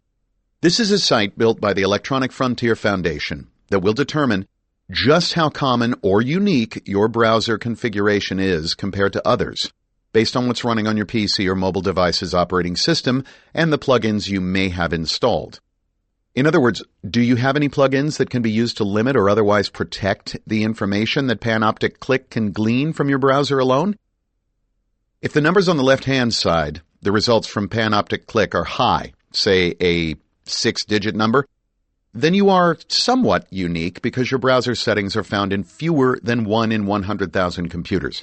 Congratulations. However, if your numbers are low, say less than 3 digits, then your browser settings are fairly common. You're just 1 in a few hundred. And that means if I'm going to target you with ads or malware, I don't have to work very hard because you have a common browser configuration. You might think that having a common configuration can help you become invisible. You're part of the crowd. You blend in. But from a technical perspective, this opens you up to malicious activities. A criminal hacker doesn't want to expend a lot of effort. If a house has a door open and the house next to it has a door closed, which do you think a thief would rob? If a criminal hacker knows that you have common settings, then perhaps you also lack certain protections that could enhance your security. I understand I just jumped from discussing marketers trying to track what you view online to criminal hackers who may or may not use your personal information to steal your identity. These are very different. Marketers collect information in order to create ads that keep websites profitable. Without advertising, some sites simply could not continue. However, marketers, criminal hackers, and, for that matter, governments, are all trying to get information that you may not want to give. And so, for the sake of argument, they are often lumped together in discussions about the invasion of privacy. One way to be common yet also safe from online eavesdropping is to use a virtual machine. An operating system like Mac OS X running as a guest on top of your Windows operating system. You can install VMware on your desktop and use it to run another operating system. When you're done, you simply shut it down. The operating system and everything you did within it will disappear. The files you save, however, will remain wherever you saved them. Something else to watch out for is that marketers and criminal hackers alike learn something about visitors to a website through what's known as a one-pixel image file or web bug. Like a blank browser pop-up window, this is a 1 by 1 pixel image placed somewhere on a web page that, although invisible, nonetheless calls back to the third-party site that placed it there. The back-end server records the IP address that tried to render that image. A one-pixel image placed on a healthcare site could tell a pharmaceuticals company that I was interested in athlete's foot remedies. The 2015 study I mentioned at the beginning of this chapter found that almost half of third-party requests simply open pop-up windows containing no content whatsoever. These blank windows generate silent HTTP requests to third-party hosts that are used only for tracking purposes. You can avoid these by instructing your browser not to allow pop-up windows, and this will also eliminate those annoying ads as well. Nearly a third of the remaining third-party requests, according to the study, consisted of small lines of code, JavaScript files, which usually just execute animations on a web page. A website can identify the computer accessing the site mostly by reading the IP address that is requesting the JavaScript file. Even without a one-pixel image or a blank pop-up window, your web surfing can still be tracked by the sites you visit. For example, Amazon might know that the last site you visited was a healthcare site, so it will make recommendations for healthcare products for you on its own site. The way Amazon might do this is to actually see the last site you visited in your browser request. Amazon accomplishes this by using third-party referrers, text in the request for a web page that tells the new page where the request originated. For example, if I'm reading an article on Wired and it contains a link, when I click that link, the new site will know that I was previously on a page within Wired.com. You can see how this third-party tracking can affect your privacy. To avoid this, you can always go to Google.com first, so the site you want to visit doesn't know where you were previously. I don't believe third-party referrers are such a big deal, except when you're trying to mask your identity. This is one more example of a trade-off between convenience, simply going to the next website, and invisibility, always starting from Google.com. Mozilla's Firefox offers one of the best defenses against third-party tracking through a plugin called NoScript. This add-on effectively blocks just about everything considered harmful to your computer and browser, namely Flash and JavaScript. Adding security plugins will change the look and feel of your browsing session, although you can cherry-pick and enable specific features or permanently trust some sites. One result of enabling NoScript is that the page you visit will have no ads and certainly no third-party referrers. As a result of the blocking, the web page looks slightly duller than the version without NoScript enabled. However, should you want to see that flash encoded video in the upper left-hand corner of the page, you can specifically allow that one element to render while continuing to block everything else. Or, if you feel you can trust the site, you can temporarily or permanently allow all elements on that page to load, something you might want to do on a banking site, for example. For its part, Chrome has Script Block, which allows you to defensively block the use of scripts on a web page. This is useful for kids who may surf to a site that allows pop-up adult entertainment ads. Blocking potentially harmful and certainly privacy-compromising elements on these pages will keep your computer from being overrun with ad-generating malware. For example, you may have noticed that ads appear on your Google homepage. In fact, you should have no flashing ads on your Google homepage. If you see them, your computer and browser may have been compromised, perhaps some time ago, and as a result, you're seeing third-party ads that may contain Trojan horses, keyloggers which record every keystroke you make, and other malware, if you click on them. Even if the ads don't contain malware, the advertiser's revenue comes from the number of clicks they receive. The more people they dupe into clicking, the more money they make. As good as they are, NoScript and Script Block don't block everything. For complete protection against browser threats, you might want to install AdBlock Plus. The only problem is that AdBlock records everything. This is another company that tracks your surfing history despite your use of private browsing. However, in this case, the good Blocking potentially dangerous ads outweighs the bad. They know where you've been online. Another useful plugin is Ghostery, available for both Chrome and Firefox. Ghostery identifies all the web traffic trackers, such as DoubleClick and Google AdSense, that sites use to follow your activity. Like NoScript, Ghostery gives you granular control over which trackers you want to allow on each page. The site says blocking trackers will prevent them from running in your browser, which can help control how your behavioral data is tracked. Keep in mind that some trackers are potentially useful, such as social network feed widgets or browser-based games. Blocking may have an unintended effect on the sites you visit, meaning that some sites will no longer work with Ghostery installed. Fortunately, you can disable it on a site-by-site basis. In addition to using plugins to block sites from identifying you, you might want to confuse potential hackers further by using a variety of email addresses tailored for individual purposes. For example, in Chapter 2, I discussed ways of creating anonymous email accounts in order to communicate without detection. Similarly, for simple day-to-day browsing, it's also a good idea to create multiple email accounts. Not to hide, but to make yourself less interesting to third parties on the Internet. Having multiple online personality profiles dilutes the privacy impact of having only one identifiable address. It makes it harder for anyone to build an online profile of you. Let's say you want to purchase something online. You might want to create an email address that you use exclusively for shopping. You might also want to have everything you purchase with this email address sent to your mail drop instead of your home address.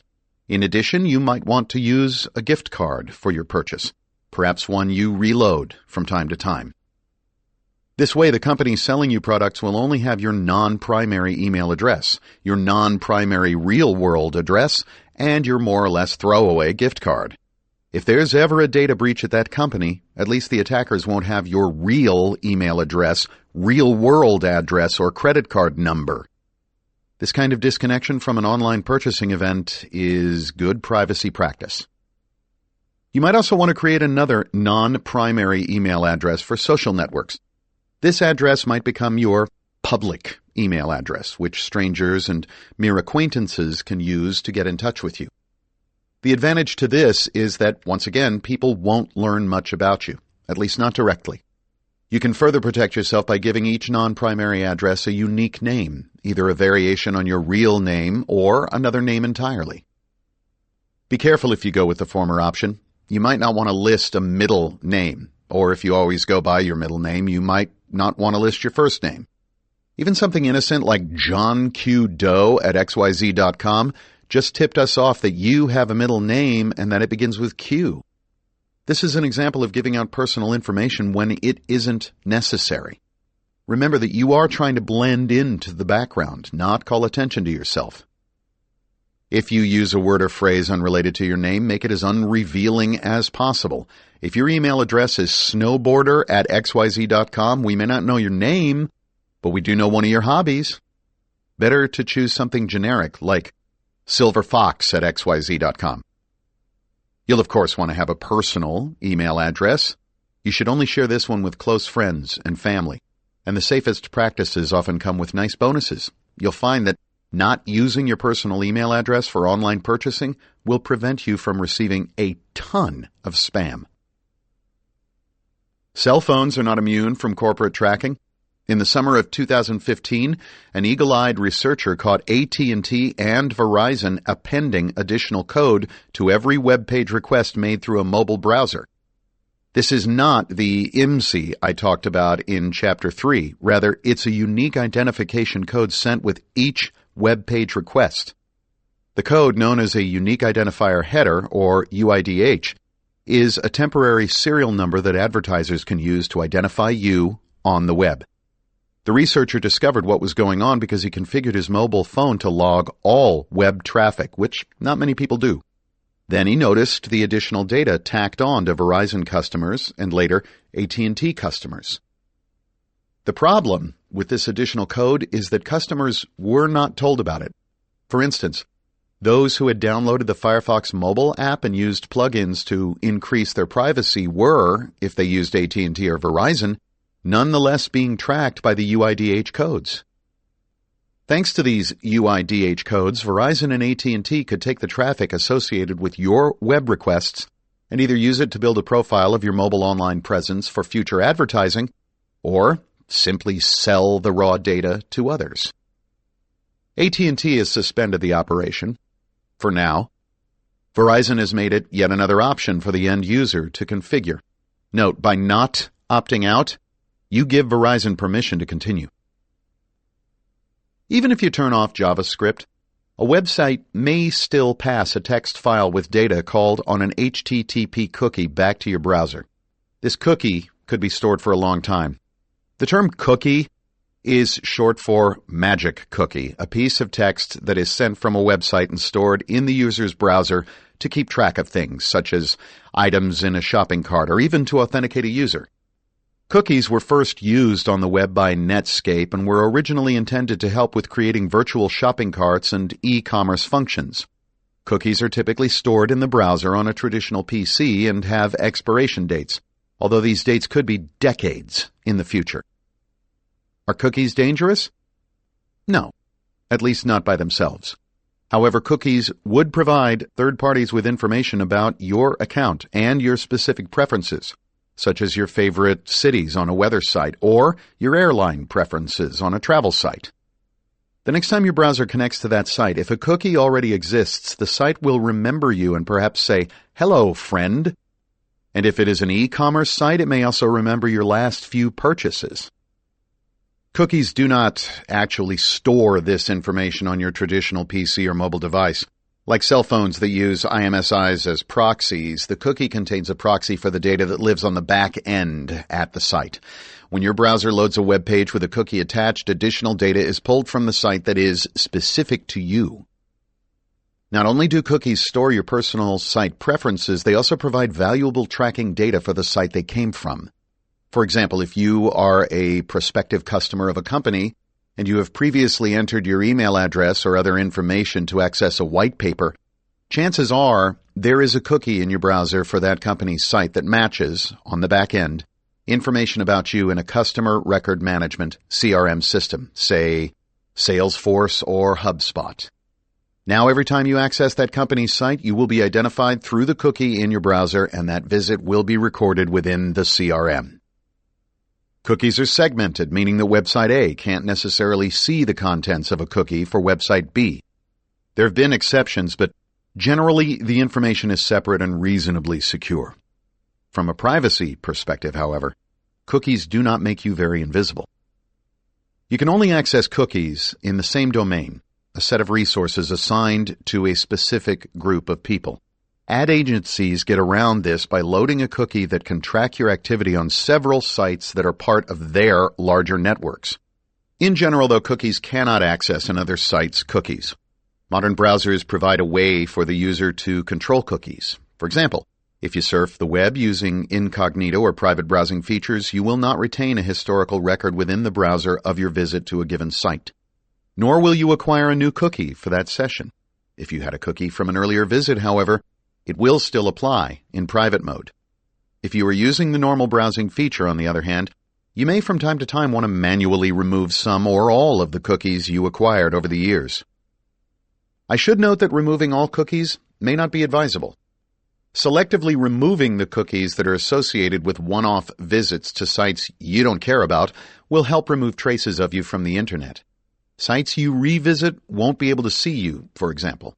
But for some sites, such as a weather site, it might be tedious to keep typing in your zip code every time you visit when a simple cookie might suffice. Removing cookies can be accomplished by using an add-on or by going into the Settings or Preferences section of your browser, where there is usually an option to delete one or more, even all, of the cookies. You may want to determine the fate of your cookies on a case-by-case basis. Some advertisers use cookies to track how long you spend on the sites where they've placed their ads. Some even record your visits to previous sites, what's known as the referrer site. You should delete these cookies immediately. You will recognize some of them because their names won't contain the names of the sites you visited. For example, instead of CNN, a referrer cookie will identify itself as Ad321. You may also want to consider using a cookie cleaner software tool, such as the one at peerreform.com/ccleaner, to help manage your cookies easily. There are, however, some cookies that are impervious to whatever decisions you make on the browser's side. These are called super cookies because they exist on your computer outside of your browser. Super cookies access a site's preferences and tracking data no matter what browser you use, Chrome today, Firefox tomorrow. And you should delete super cookies from your browser. Otherwise, your traditional PC will attempt to recreate HTTP cookies from memory the next time your browser accesses the site. There are two specific super cookies that live outside your browser that you can delete: Flash from Adobe and Silverlight from Microsoft. Neither of these super cookies expires, and it is generally safe to delete them. Then, there's the toughest cookie of them all. Sami Kamkar, once famous for creating the rapidly spreading MySpace worm called Sami, has created something he calls Ever Cookie, which is simply a very, very persistent cookie. Kamkar achieved this persistence by storing the cookie data in as many browser storage systems as possible throughout the Windows operating system. As long as one of the storage sites remains intact, EverCookie will attempt to restore the cookie everywhere else. Thus, simply deleting an EverCookie from the browser's cookie storage cache is not enough. Like the kids' game Whack-A-Mole, EverCookies will keep popping up. You will need to delete them completely from your machine in order to win.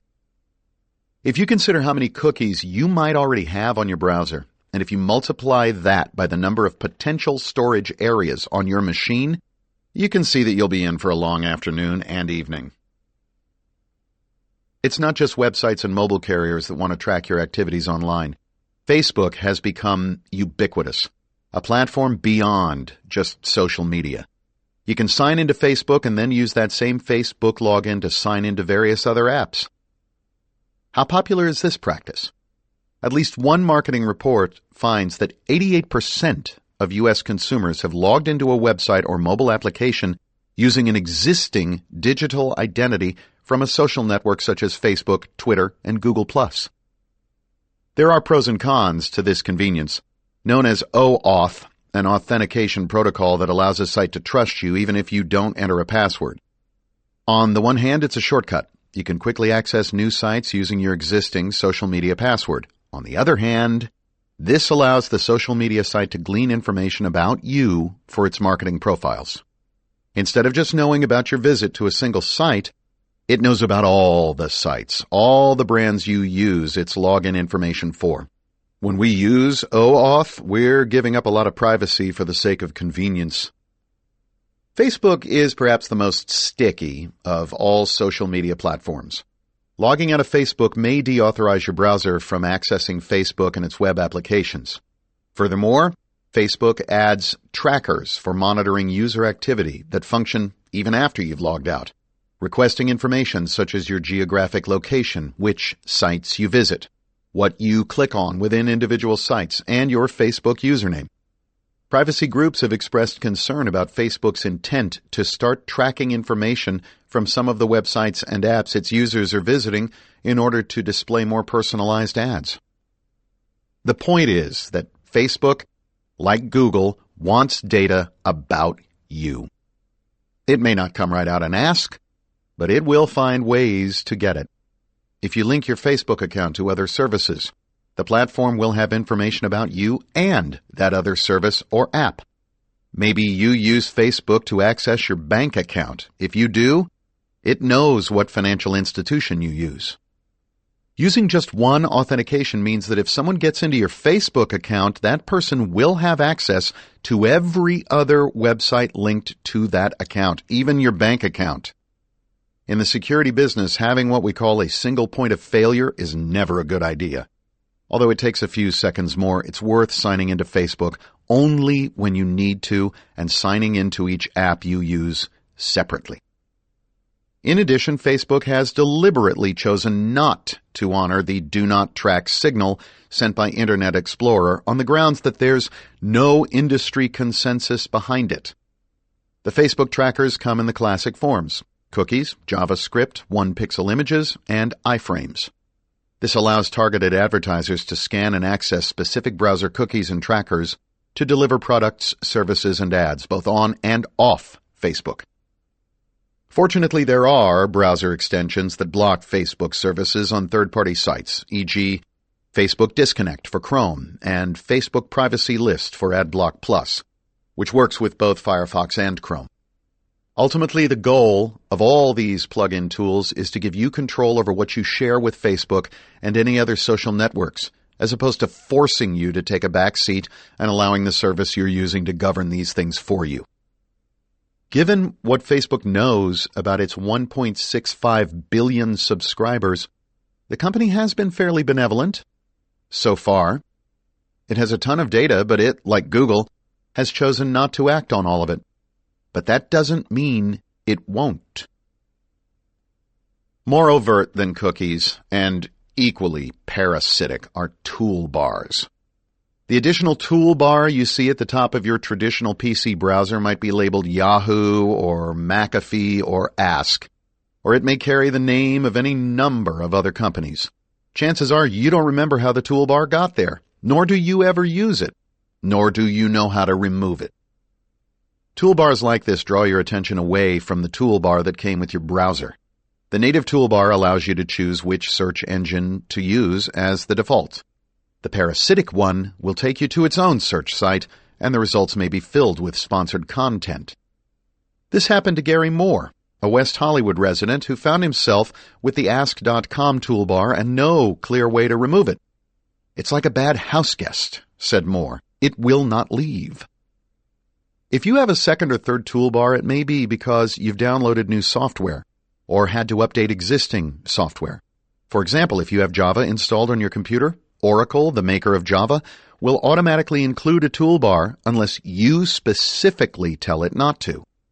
When you were clicking through the download or update screens, you probably didn't notice the tiny checkbox that by default indicated your consent to the installation of a toolbar. There's nothing illegal about this. You did give consent, even if it means that you didn't opt out of having it install automatically. But that toolbar allows another company to track your web habits and perhaps change your default search engine to its own service as well. The best way to remove a toolbar is to uninstall it the way you would uninstall any program on your traditional PC. But some of the most persistent and parasitic toolbars may require you to download a removal tool, and often the process of uninstalling can leave behind enough information to allow advertising agents related to the toolbar to reinstall it. When installing new software or updating existing software, pay attention to all the checkboxes. You can avoid a lot of hassle if you don't agree to the installation of these toolbars in the first place. What if you do use private browsing, have no script, HTTPS everywhere, and you periodically delete your browser's cookies and extraneous toolbars? You should be safe, right? Nope. You can still be tracked online. Websites are coded using something called Hypertext Markup Language, or HTML. There are many new features available in the current version, HTML5. Some of the features have hastened the demise of the super cookies Silverlight and Flash, which is a good thing. HTML5 has, however, enabled new tracking technologies, perhaps by accident. One of these is Canvas fingerprinting, an online tracking tool that is cool in a very creepy way. Canvas fingerprinting uses the HTML5 canvas element to draw a simple image. That's it. The drawing of the image takes place within the browser and is not visible to you. It takes only a fraction of a second, but the result is visible to the requesting website. The idea is that your hardware and software, when combined as resources for the browser, will render the image uniquely. The image, it could be a series of variously colored shapes, is then converted into a unique number, roughly the way passwords are. This number is then matched to previous instances of that number seen on other websites around the internet, and from that, the number of places where that unique number is seen. A profile of websites you visit can be built up. This number, or canvas fingerprint, can be used to identify your browser whenever it returns to any particular website that requested it, even if you have removed all cookies or blocked future cookies from installing, because it uses an element built into HTML5 itself. Canvas fingerprinting is a drive-by process. It does not require you to click or do anything, but simply view a web page. Fortunately, there are plugins for your browser that can block it. For Firefox, there's Canvas Blocker. For Google Chrome, there's Canvas Fingerprint Block. Even the Tor project has added its own anti-canvas technology to its browser. If you use these plugins and follow all my other recommendations, you might think that you're finally free of online tracking. And you'd be wrong. Firms such as Drawbridge and Tapad and Oracle's Crosswise take online tracking a step further. They claim to have technologies that can track your interests across multiple devices, including sites you visit only on your cell phones and tablets. Some of this tracking is the result of machine learning and fuzzy logic. For example, if a mobile device and a traditional PC both contact a site using the same IP address, it's very possible that they are owned by a single person. For example, say you search for a particular item of clothing on your cell phone, then when you get home and are on your traditional PC, you find that same item of clothing in the recently viewed section of the retailer's website. Better yet, let's say you buy the item of clothing using your traditional PC. The more matches created between distinct devices, the more likely it is that a single individual is using both of them. Drawbridge alone claims it linked 1.2 billion users across 3.6 billion devices in 2015. Google, of course, does the same thing, as do Apple and Microsoft. Android phones require the use of a Google account. Apple devices use an Apple ID. Whether a user has a smartphone or a laptop, the web traffic generated by each is associated with a specific user. And the latest Microsoft operating systems require a Microsoft account in order to download apps or to store photos and documents using the company's cloud service. The big difference is that Google, Apple, and Microsoft allow you to disable some or all of this data collection activity and retroactively delete collected data. Drawbridge, Crosswise, and Tapad make the process of disabling and deletion less clear. Or it may simply not be available. Although using a proxy service, or Tor, is a convenient way to obscure your true location when accessing the Internet, this prestidigitation can create interesting problems or even backfire on you, because sometimes online tracking can be justified, especially when a credit card company is trying to fight fraud. For example, just days before Edward Snowden went public, he wanted to create a website to support online rights. He had trouble, however, paying the host company for the registration with his credit card. At the time, he was still using his real name, real email address, and personal credit cards. This was just before he became a whistleblower. He was also using Tor, which sometimes triggers fraud warnings from credit card companies when they want to verify your identity and can't reconcile some of the information you provided with what they have on file. If, say, your credit card account says you live in New York, why does your Tor exit node say you are in Germany? A geolocation discrepancy like this often flags an attempt to purchase as possible abuse and invites additional scrutiny. Credit card companies certainly track us online. They know all our purchases. They know where we have subscriptions. They know when we leave the country, and they know whenever we use a new machine to make a purchase online. According to Michael Lee of the EFF, at one point Snowden was in his Hong Kong hotel room discussing government secrets with Laura Poitras and Glenn Greenwald, a reporter from The Guardian, and at the same time, he was on hold with the customer support department at DreamHost, an internet provider based in Los Angeles. Apparently, Snowden explained to DreamHost that he was overseas and didn't trust the local internet service, hence his use of Tor. Ultimately, DreamHost accepted his credit card over Tor. One way to avoid this hassle with Tor is to configure the torrec config file to use exit nodes located in your home country. That should keep the credit card companies happy. On the other hand, constantly using the same exit nodes might ultimately reveal who you are. There is some serious speculation that government agencies might control some exit nodes, so using different ones makes sense. Another way to pay without leaving a trace is to use Bitcoin, a virtual currency. Like most currencies, it fluctuates in value based on the confidence people have in it. Bitcoin is an algorithm that allows people to create, or in Bitcoin terminology, mine, their own currency. But if it were easy, everyone would do it, so it's not. The process is computationally intensive, and it takes a long while just to create one Bitcoin. There is a finite amount of Bitcoin in existence on any given day, and that, in addition to consumer confidence, influences its value.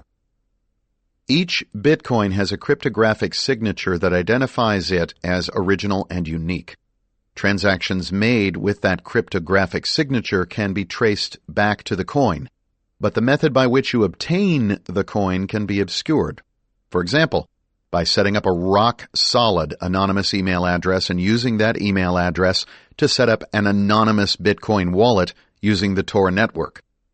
You buy Bitcoin in person, or anonymously online using prepaid gift cards, or find a Bitcoin ATM without camera surveillance. Depending on what surveillance factors could potentially reveal your true identity, every risk needs to be taken into account when choosing which purchasing method to use. You can then put these Bitcoins into what's known as a tumbler. A tumbler takes some Bitcoins from me, some from you, and some from other people chosen at random, and mixes them together. You keep the value of the coins minus the tumbling fee.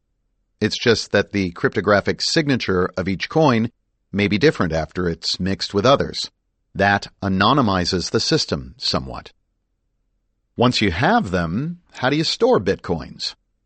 Because there are no Bitcoin banks and because Bitcoin is not physical currency, you will need to use a Bitcoin wallet set up anonymously using the detailed instructions described later in this book.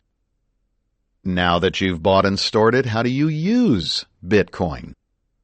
Exchanges allow you to invest in Bitcoin and change it into other currencies, such as US dollars, or purchase goods on sites such as Amazon. Say you have one Bitcoin valued at $618. If you only need around $80 for a purchase, then you will retain a certain percentage of the original value, depending on the exchange rate after the transaction. Transactions are verified in a public ledger known as a blockchain and identified by IP address. But as we have seen, IP addresses can be changed or faked. And although merchants have started accepting Bitcoin, the service fees typically paid by the merchant have been transferred to the purchaser. Furthermore, unlike credit cards, Bitcoin permits no refunds or reimbursements. You can accumulate as much Bitcoin as you would hard currency, but despite its overall success, the Winklevoss brothers, famous for challenging Mark Zuckerberg over the founding of Facebook, are major investors in Bitcoin. The system has had some monumental failures as well. In 2004, Mr. Gox, a Tokyo-based Bitcoin exchange, declared bankruptcy after announcing that its Bitcoin had been stolen. There have been other reports of theft among Bitcoin exchanges, which, unlike most U.S. bank accounts, are not insured. Still, although there have been various attempts at virtual currency in the past, Bitcoin has become the Internet's standard anonymous currency. A work in progress? Yes, but an option for anyone looking for privacy. You might feel invisible right now, obscuring your IP address with Tor, encrypting your email and text messages with PGP and Signal. I haven't, however, talked much about hardware, which can be used to both find you and hide you on the Internet. Chapter 7. Pay Up or Else. The nightmare began online and ended with federal agents storming a house in suburban Blaine, Minnesota. The agents had only an IP address associated with child pornography downloads and even a death threat against Vice President Joe Biden. By contacting the Internet service provider associated with that IP address, the agents acquired the user's physical address. That sort of tracking was very successful back in the days when everyone still had a wired connection to their modems or routers. At that time, each IP address could be physically traced to a given machine. But today, most people use wireless connections within their homes. Wireless allows everyone inside to move around the house with mobile devices and remain connected to the Internet. And if you're not careful, It also allows neighbors to access that same signal. In this case, the federal agents stormed the wrong house in Minnesota. They really wanted the house next door to it. In 2010, Barry Vincent Ardolph pleaded guilty to charges of hacking, identity theft, possession of child pornography, and making threats against Vice President Biden.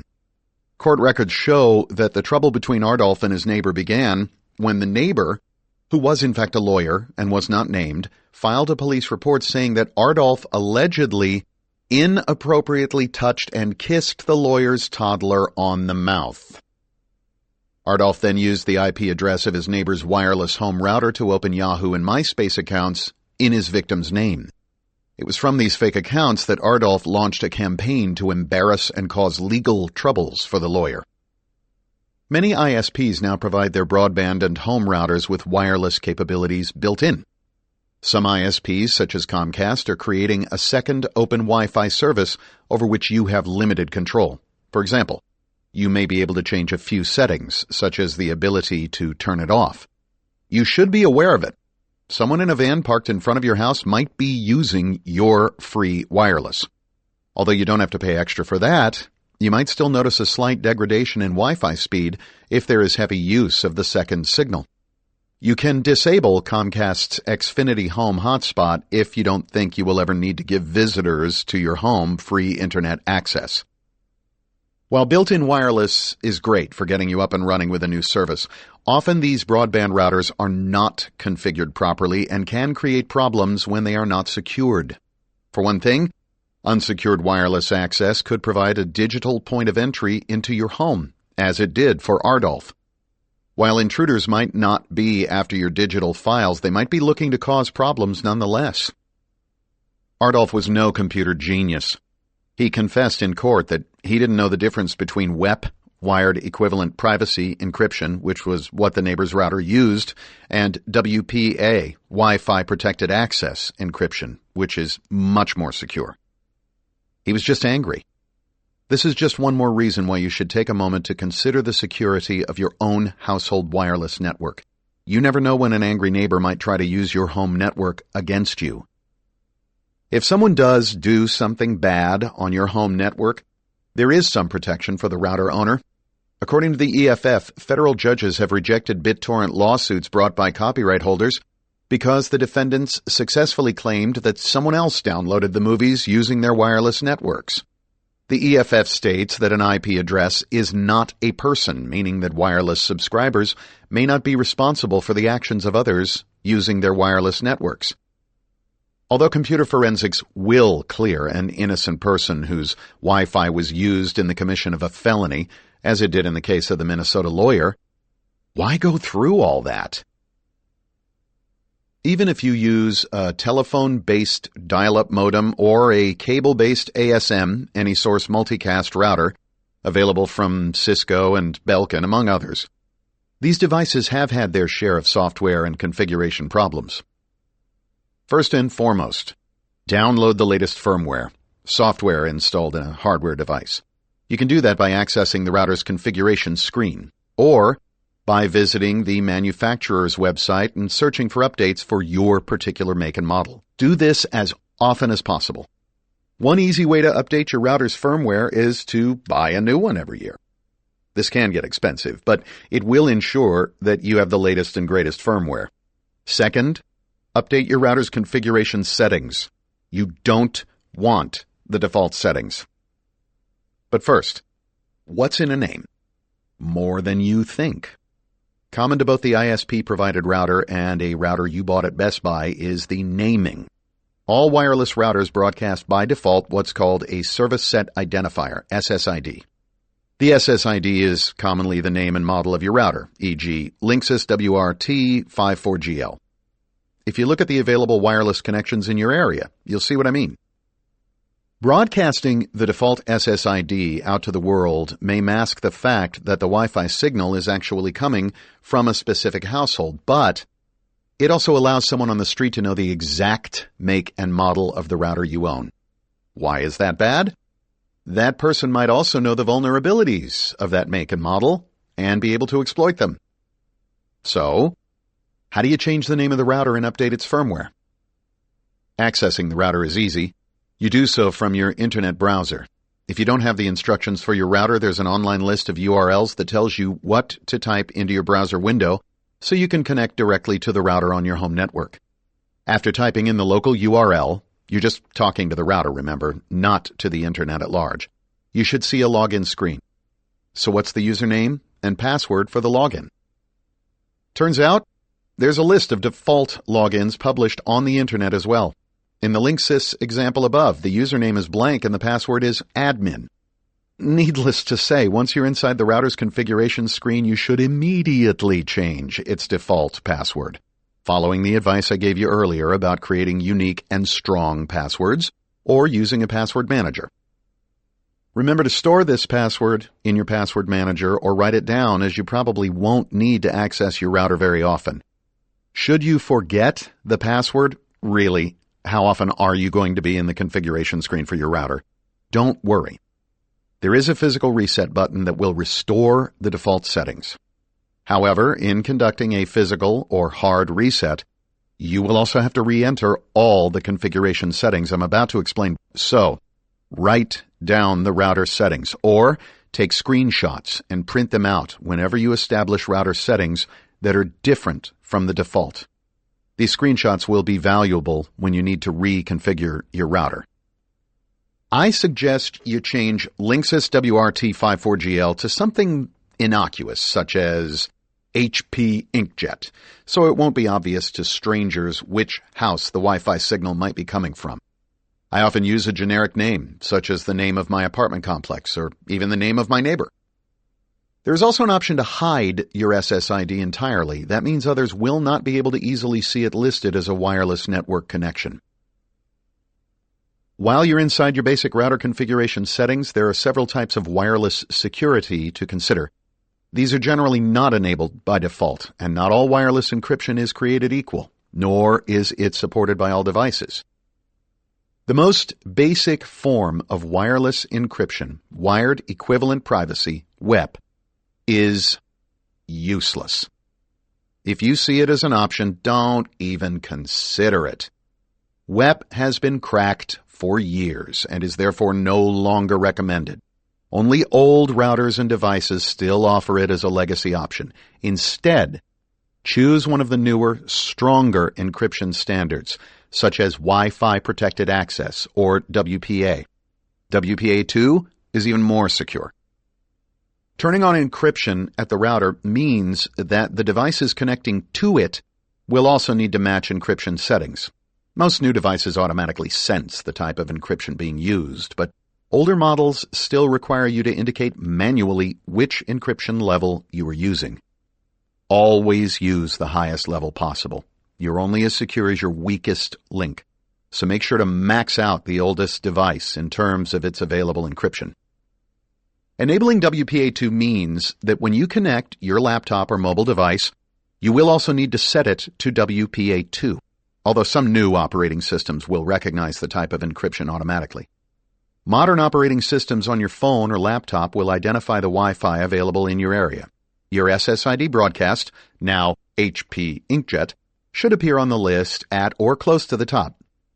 Padlock icons within the list of available Wi-Fi connections, usually overlaid upon the strength of each connection, indicate which Wi-Fi connections require passwords. Yours should now have a padlock. From the list of available connections, click on your own SSID. You should be prompted to enter a password. Be sure to make it at least 15 characters, or use a password manager to create a complex password. In order to connect to your password-protected Wi-Fi, you will have to type in that password at least once on each device in order to connect. So, a password manager might not work in all cases, particularly when you have to remember the complex password and type it in later yourself. Each device, including your smart refrigerator and digital TV, will all use the one router password you have chosen when you set the encryption on your router. You will need to do this once for every device that accesses your home or office Wi-Fi, but you won't have to do it again unless you change your home network password or acquire a new device. You can also go one step further and limit Wi-Fi connections only to the devices you specify. This is known as whitelisting. With this process, you grant access to, whitelist, some devices and forbid, blacklist, everything else. This will require you to enter your device's Media Access Control address, or MAC address. It will also mean that when you next upgrade your cell phone, you'll have to add it to the MAC address in your router before it will connect. This address is unique to every device. Indeed, the first 3 sets of characters, octets, are the manufacturer's code, and the final 3 are unique to the product.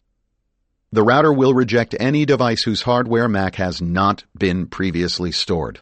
That said, a hacker tool called aircrack-ng can reveal the authorized MAC address of a currently connected user, and then an attacker can spoof the MAC address to connect to the wireless router. Just like hidden wireless SSIDs, it's trivial to bypass MAC address filtering. Finding the MAC address on your device is relatively easy.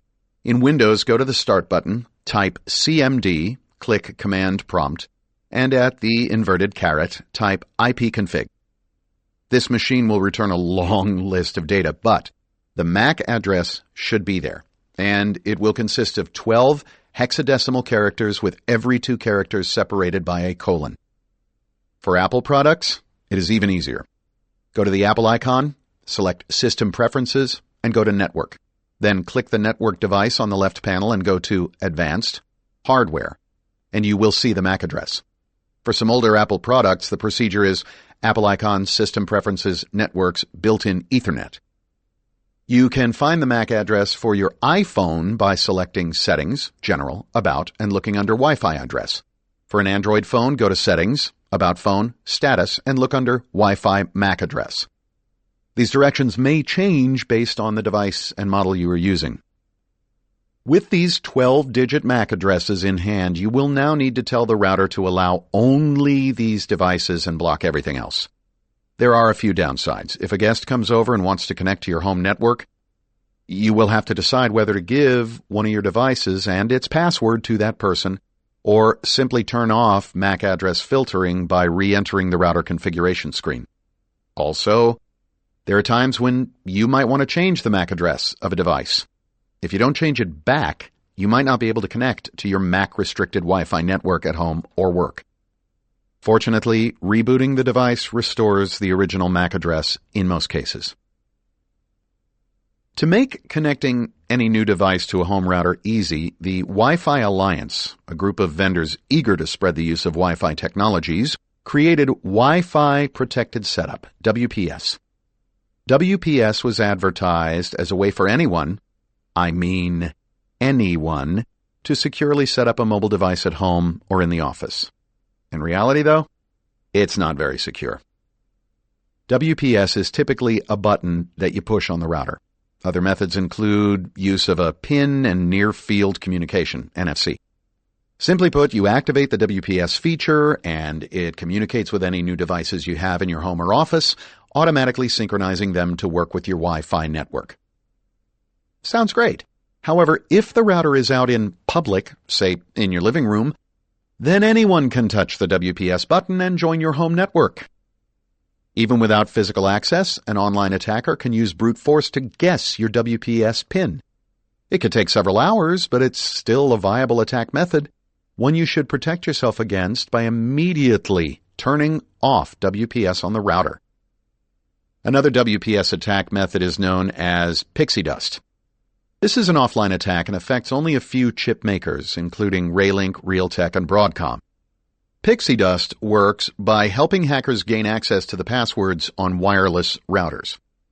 Basically, the tool is very straightforward and can gain access to a device in seconds or hours depending on the complexity of the chosen or generated WPS PIN.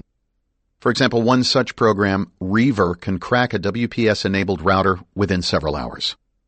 In general, it's a good idea to turn off WPS. You can simply connect each new mobile device to your network by typing in whatever password you've assigned for access.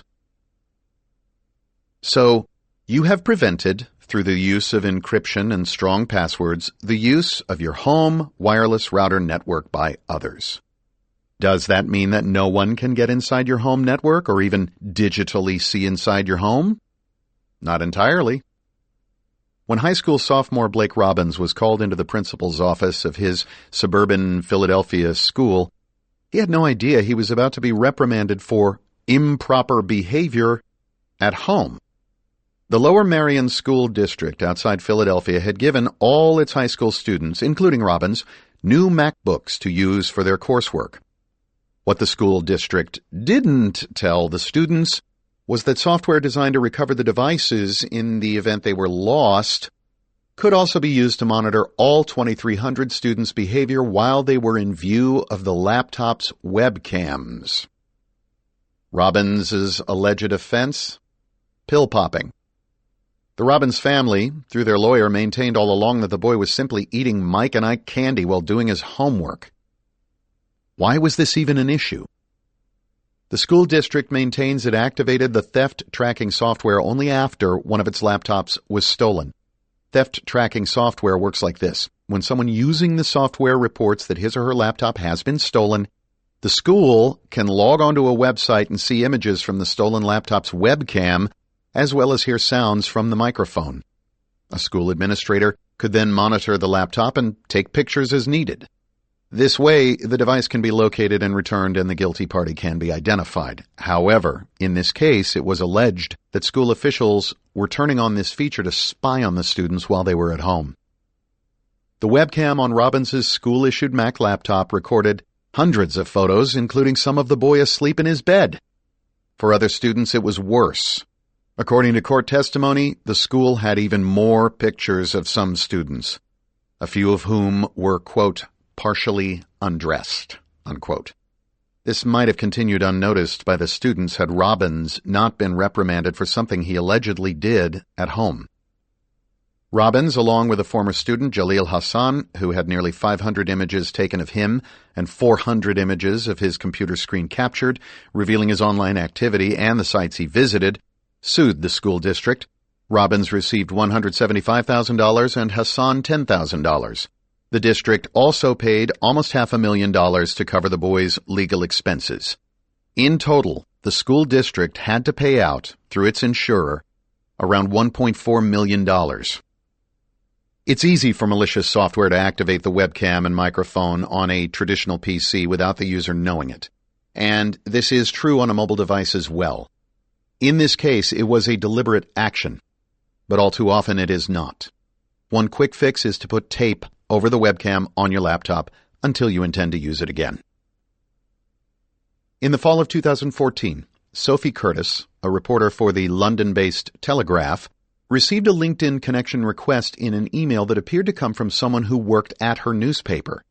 It was the kind of email that Sophie received all the time, and as a professional courtesy, she didn't think twice about accepting it from a colleague. A couple of weeks later, she received an email that appeared to be from an anonymous whistleblower organization that was about to release sensitive documents. As a reporter who had covered groups such as Anonymous and WikiLeaks, she had received emails like this before, and she was curious about the request. The file attachment looked like a standard file, so she clicked to open it. Immediately, she realized something was wrong. Windows Defender, the security program that comes with every copy of Windows, started issuing warnings on her desktop, and the warnings kept piling up on the screen. Curtis, like a lot of people today, had been tricked into clicking on an attachment that she thought was an ordinary file. While pretending to have information she wanted to see, the file downloaded and unpacked a series of other files that allowed the remote attacker to take complete control over her computer. The malicious software even took a picture of her with her own webcam. In it, her face bears a look of sheer frustration as she tries to understand how someone could have taken over her computer. Actually, Curtis knew full well who had taken over her computer. As an experiment a few months earlier, she had hired a penetration tester, or pen tester, someone like me. Individuals and companies hire professional hackers to try to break into a company's computer network to see where they need fortification. In Curtis's case, the process was spread out over several months. At the start of jobs like this, I always try to get as much information about the client as I can. I spend time learning about his or her life and online habits. I track the client's public posts to Twitter, Facebook, and yes, even LinkedIn, which is exactly what Sophie Curtis's pen tester did. Amid all her emails was one carefully constructed message, the first one sent by her pen tester. The pen tester knew that she worked as a reporter and knew that she was open to email solicitations from previously unknown individuals. In that first case, Curtis later wrote that there was not enough context for her to be interested in interviewing a particular person for a future story. But she was impressed by the amount of research the hacker and his colleagues at the security company did. Curtis said, "They were able to use Twitter to find out my work email address as well as some of my recent locations and the name of a regular social night I attend with other journalists. From objects in the background, one of the photos I had posted on Twitter, they were able to discover what mobile phone I used to use and the fact that my fiancé used to smoke roll-ups," it was an old photo, "as well as the fact he likes cycling." Any one of these details could have been the basis for another email. There's also a new artificial intelligence-based tool announced at the DEF CON 2016 conference that will analyze a target's tweets. It will then construct a spear phishing email based on their personal interests. So be careful when clicking links within a tweet. Indeed, often it is the little things, the odd comment posted here or there, the unique knick-knack on the shelf behind you in a photo, the t-shirt from a camp you once attended that provide crucial personal information that you would never have intended to share publicly. We may consider these one-off moments harmless, but the more details an attacker can learn about you, the better he can trick you into opening up email attachments and take over your online world. Curtis points out that the pen test team ended their attack there. Had they been real criminal hackers, the fun and games might have continued for some time, perhaps with the bad guys gaining access to her social media accounts, her office network at the Telegraph, even her financial accounts. And most likely they would have done it in such a way that Curtis might not have known her computer had been compromised. Most attacks do not immediately trigger Windows Defender or antivirus software. Some attackers get in and persist for months or years before the user has any clue that he or she has been hacked. And it's not just your laptop. An email-triggered attack could also be launched from a jailbroken iPhone or an Android mobile device. While Google and other email providers scan your messages to prevent the transmission of malware and the spread of online pornography, and to collect advertising data, they do not necessarily scan for fraud. Like privacy, the standard for which, as I've said, is different for everyone, fraud is hard to quantify, and we don't always recognize it, even when it's staring us in the face. Within the body of Curtis's fake LinkedIn email was a 1x1-inch pixel, a tiny dot of an image invisible to the eye, like those I said could be found on websites and used to track you online. When that tiny dot calls out, it tells a tracking server in a remote location, which could be anywhere in the world, what time you opened the email, how long it remained on the screen, and on what device you opened it. It can also tell whether you saved, forwarded, or deleted the message. In addition, if the scenario used by the pen test team had been real, the attacker might have included a link through which Curtis could have visited a fake LinkedIn page. This page would resemble a real one in every respect, except that it would be hosted on a different server, perhaps in another country.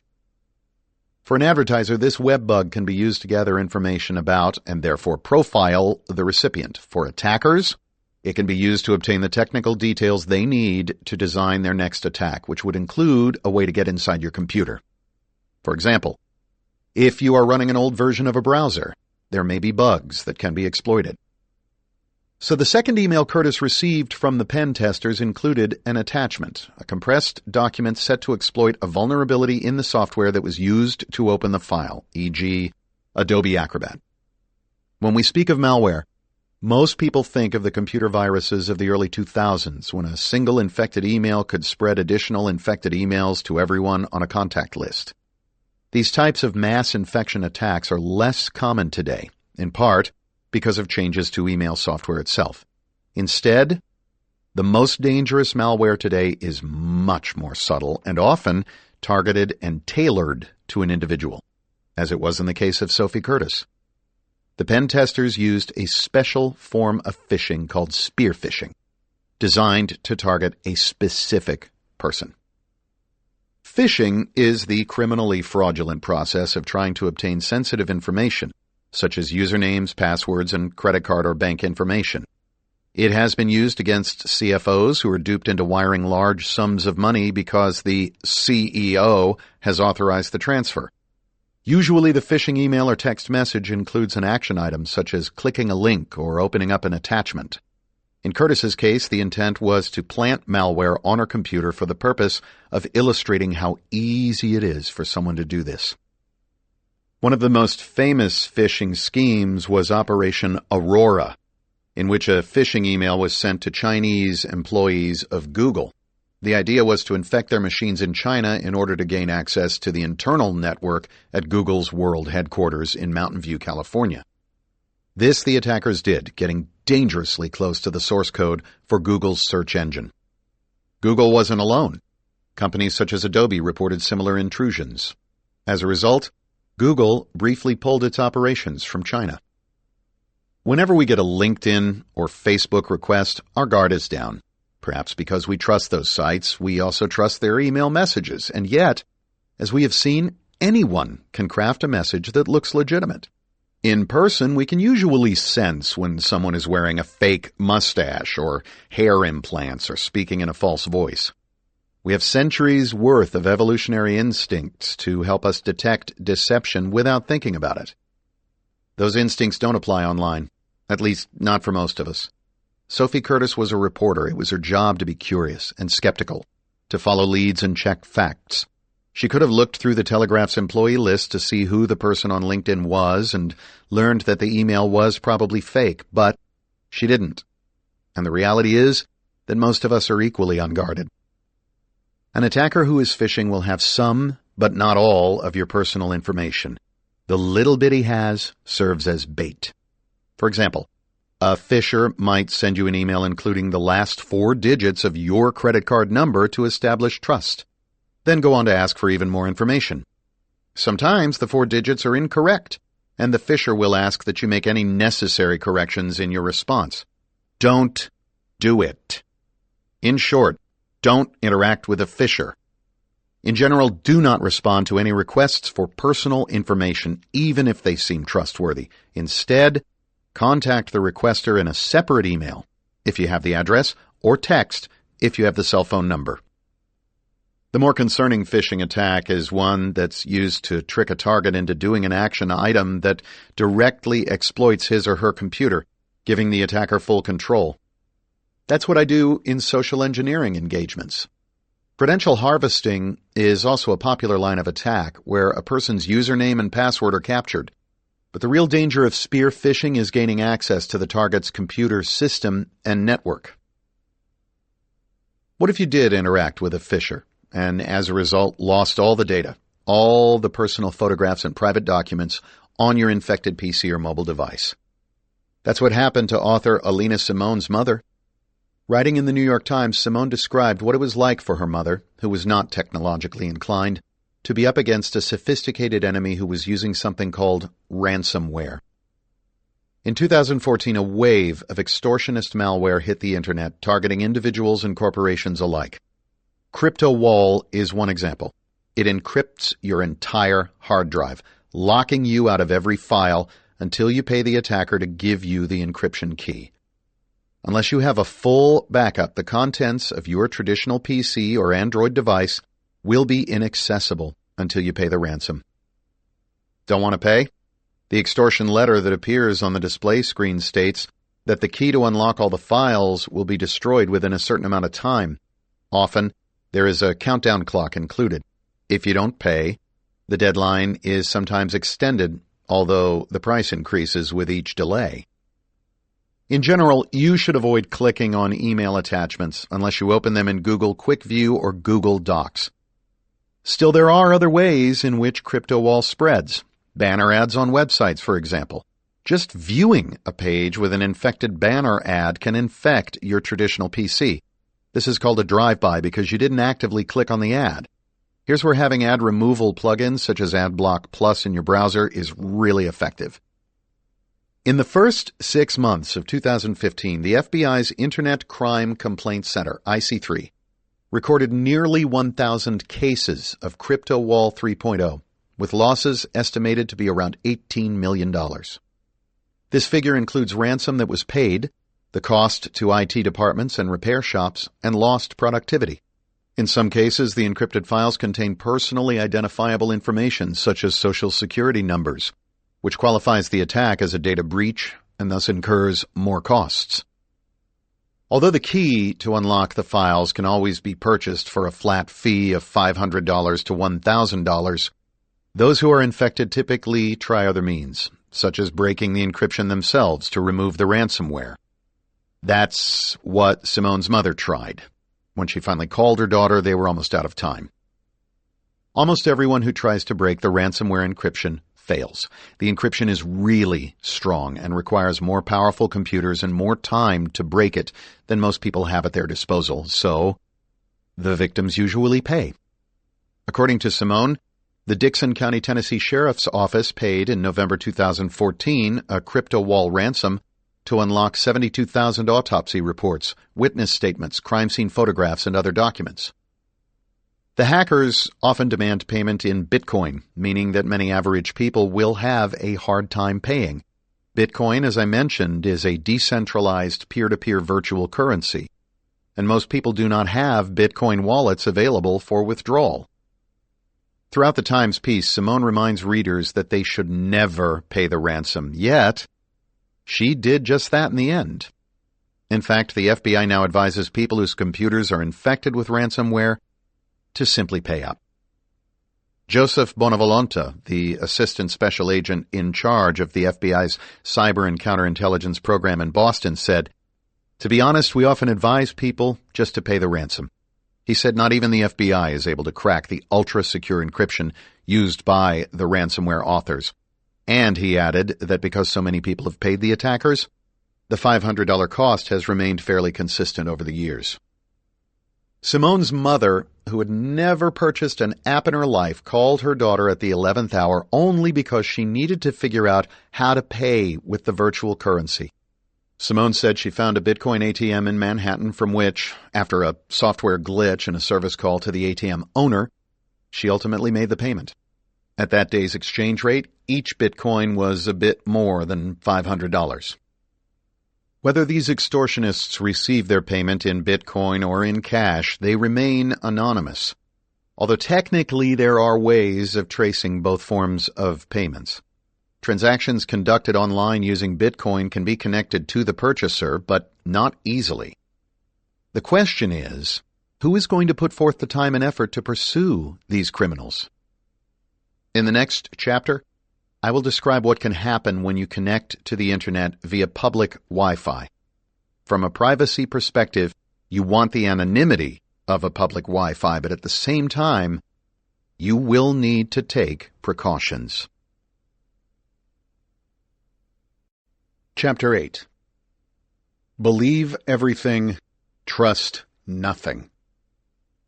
When the telephone was still a novelty, it was physically wired into the home and perhaps placed in a nook built into the wall. Getting a second line was considered a status symbol. Similarly, public phone booths were built for privacy. Even banks of payphones in hotel lobbies were equipped with sound baffles between them to give the illusion of privacy. With mobile phones, that sense of privacy has fallen away entirely. It is common to walk down the street and hear people loudly sharing some personal drama, or worse, reciting their credit card number within earshot of all who pass by.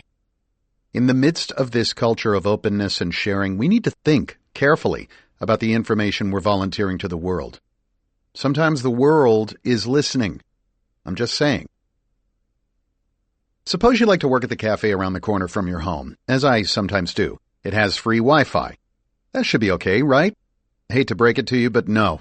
Public Wi-Fi wasn't created with online banking or e-commerce in mind.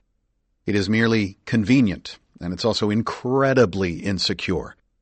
Not all that insecurity is technical. Some of it begins, and I hope ends, with you. How can you tell if you are on public Wi-Fi? For one thing, you won't be asked to input a password to connect to the wireless access point.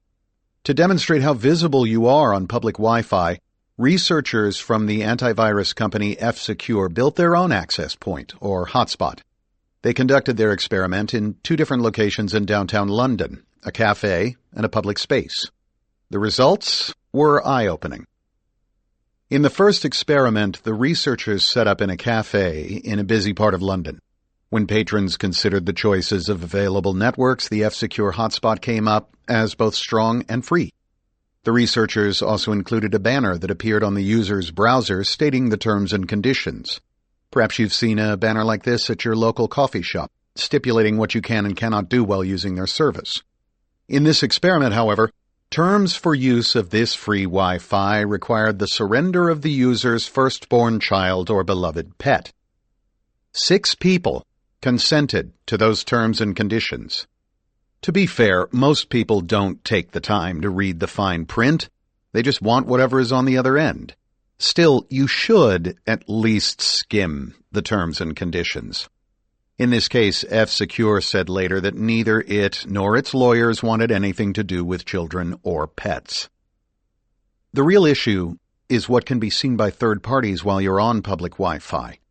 When you're at home, your wireless connection should be encrypted with WPA2.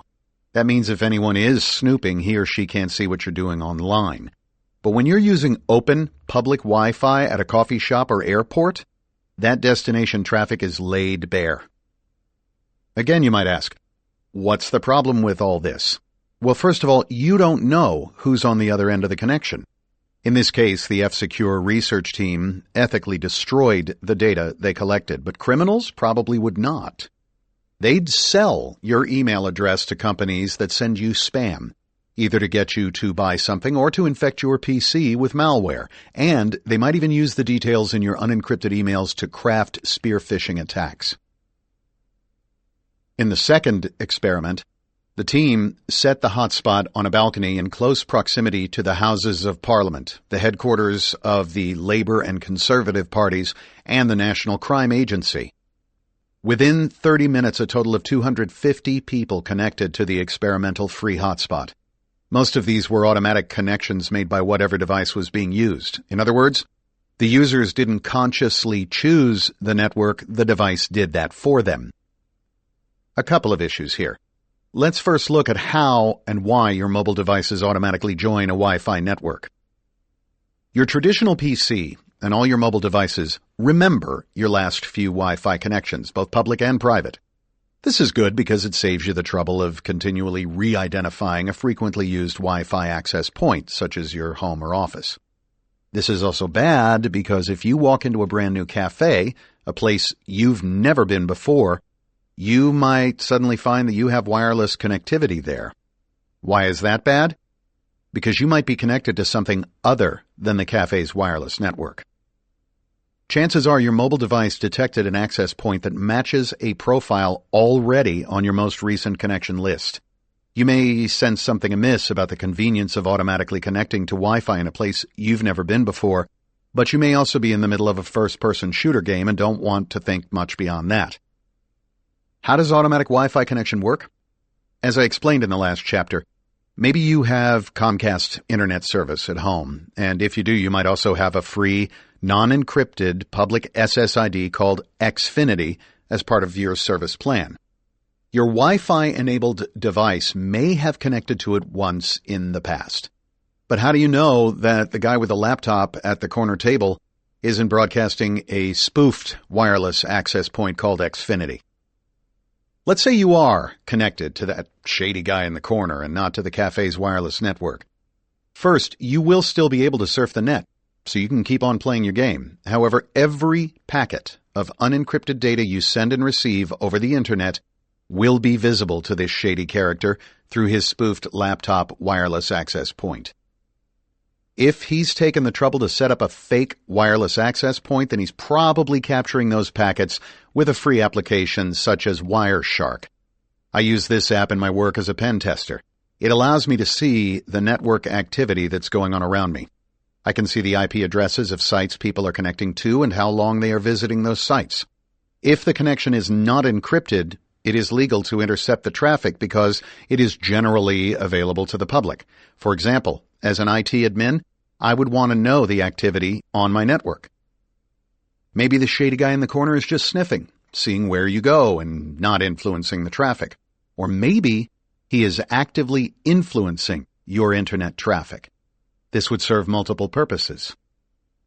Maybe he's redirecting your connection to a proxy that implants a JavaScript keylogger in your browser, so when you visit Amazon, your keystrokes will be captured as you interact with the site. Maybe he gets paid to harvest your credentials, your username and password. Remember that your credit card may be associated with Amazon and other retailers. When delivering my keynote, I give a demonstration that shows how I can intercept a victim's username and password when accessing sites once he or she is connected to my spoofed access point. Because I'm sitting in the middle of the interaction between the victim and the website, I can inject JavaScript and cause fake Adobe updates to pop up on his or her screen, which, if installed, will infect the victim's computer with malware. The purpose is usually to trick you into installing the fake update to gain control of your computer. When the guy at the corner table is influencing the internet traffic, that's called a man-in-the-middle attack. The attacker is proxying your packets through to the real site, but intercepting or injecting data along the way. Knowing that you could unintentionally connect to a shady Wi-Fi access point, how can you prevent it? On a laptop, the device will go through the process of searching for a preferred wireless network and then connect to it. But some laptops and mobile devices automatically choose what network to join. This was designed to make the process of taking your mobile device from one location to another as painless as possible. But as I mentioned, there are downsides to this convenience. According to Apple, its various products will automatically connect to networks in this order of preference. 1. The private network the device most recently joined. 2. Another private network. And 3. A hotspot network. Laptops fortunately provide the means to delete obsolete Wi-Fi connections. For example, that hotel Wi-Fi you connected to last summer on a business trip. In a Windows laptop, you can uncheck the Connect Automatically field next to the network name before you connect, or head to Control Panel, Network and Sharing Center, and click on the network name. Click on Wireless Properties, then uncheck Connect Automatically when this network is in range. On a Mac, head to System Preferences, go to Network, highlight Wi-Fi on the left-hand panel, and click Advanced. Then uncheck Remember Networks this computer is joined. You can also individually remove networks by selecting the name and pressing the minus button underneath it. Android and iOS devices also have instructions for deleting previously used Wi-Fi connections. On an iPhone or iPod, go into your settings, select Wi-Fi, click the I icon next to the network name, and choose Forget this network. On an Android phone, you can go into your settings, choose Wi-Fi, long press the network name, and select Forget Network. Seriously, if you really have something sensitive to do away from your house, then I recommend using the cellular connection on your mobile device instead of using the wireless network at the airport or coffee shop. You can also tether to your personal mobile device using USB, Bluetooth, or Wi-Fi. If you use Wi-Fi, then make sure you configure WPA2 security as mentioned earlier. The other option is to purchase a portable hotspot to use when traveling. Note, too, this won't make you invisible, but is a better alternative than using public Wi-Fi. But if you need to protect your privacy from the mobile operator, say to download a sensitive spreadsheet, then I suggest you use HTTPS Everywhere or a Secure File Transfer Protocol, SFTP. SFTP is supported using the Transmit app on Mac and the Tunnelier app on Windows. A virtual private network, VPN, is a secure tunnel that extends a private network from your home, office, or a VPN service provider to your device on a public network. You can search Google for VPN providers and purchase service for approximately $60 a year. The network you'll find at the local coffee shop or the airport or in other public places is not to be trusted. It's public. But by using a VPN, you can tunnel through the public network back to a private and secure network. Everything you do within the VPN is protected by encryption, as all your internet traffic is now secured over the public network. That's why it's important to use a VPN provider you can trust. It can see your internet traffic. When you use a VPN at the coffee shop, the sketchy guy in the corner can only see that you have connected to a VPN server and nothing else. Your activities and the sites you visit are all completely hidden behind tough-to-crack encryption. However, you will still touch the internet with an IP address that is traceable directly to you. In this case, the IP address from your home or office, so you're still not invisible even using a VPN. Don't forget, your VPN provider knows your originating IP address. Later we'll discuss how to make this connection invisible. Many companies provide VPNs for their employees, allowing them to connect from a public network, i.e. the internet, to a private internal corporate network. But what about the rest of us? There are many commercial VPNs available, but how do you know whether to trust them? The underlying VPN technology, IPsec, Internet Protocol Security, automatically includes PFS, Perfect Forward Secrecy. But not all services, even corporate ones, actually bother to configure it. OpenVPN, an open-source project, includes PFS. So you might infer that when a product says it uses OpenVPN, it also uses PFS, but this is not always the case. The product might not have OpenVPN configured properly. Make sure the service specifically includes PFS. One disadvantage is that VPNs are more expensive than proxies, and since commercial VPNs are shared, they can also be slow, or in some cases, you simply can't get an available VPN for your personal use, and you will have to wait until one becomes available. Another annoyance is that in some cases Google will pop up a CAPTCHA request, which asks you to type in the characters you see on the screen before you can use its search engine because it wants to make sure you are a human and not a bot. Finally, if your particular VPN vendor keeps logs, read the privacy policy to make sure that the service doesn't retain your traffic or connection logs, even encrypted, and that it doesn't make the data easy to share with law enforcement. You can figure this out in the terms of service and privacy policy. If they can report activities to law enforcement, then they do log VPN connections. Another consideration with a VPN is its privacy policy. Whether you use a commercial VPN or a corporate-provided VPN, your traffic travels over its network, which is why it's important to use HTTPS, so the VPN provider can't see the contents of your communications. If you work in an office, chances are your company provides a VPN so that you can work remotely. Within an app on your traditional PC, you type in your username and password, something you know. The app also contains an identifying certificate placed there by your IT department, something you already have. Or it may send you a text on your company-issued phone, also something you have. The app may employ all three techniques in what's known as a multi-factor authentication. Now you can sit in a Starbucks or an airport lounge and conduct business as though you were using a private internet service. However, you should not conduct personal business, such as remote banking, unless the actual session is encrypted using the HTTPS Everywhere extension. The only way to trust a VPN provider is to be anonymous from the start. If you really want to be completely anonymous, never use an internet connection that could be linked to you, i.e., one originating from your home, office, friends' homes, a hotel room reserved in your name, or anything else connected to you. I was caught when the FBI traced a cell phone signal to my hideout in Raleigh, North Carolina back in the 1990s. So never access personal information using a burner device in the same location if you're attempting to avoid governmental authorities. Anything you do on the burner device has to be completely separate in order to remain invisible, meaning that no metadata from the device can be linked to your real identity. You can also install a VPN on your mobile device. Apple provides instructions for doing so, and you can find instructions for Android devices as well. If you've been following my advice in the book so far, you'll probably fare much better than the average Joe. Most of your internet usage will probably be safe from eavesdropping or manipulation by an attacker. So will your social media. Facebook uses HTTPS for all its sessions. Checking your email? Google has also switched over to HTTPS only. Most webmail services have followed, as have most major instant messaging services. Indeed, most major sites, Amazon, eBay, Dropbox, all now use HTTPS. To be invisible, it's always best to layer your privacy.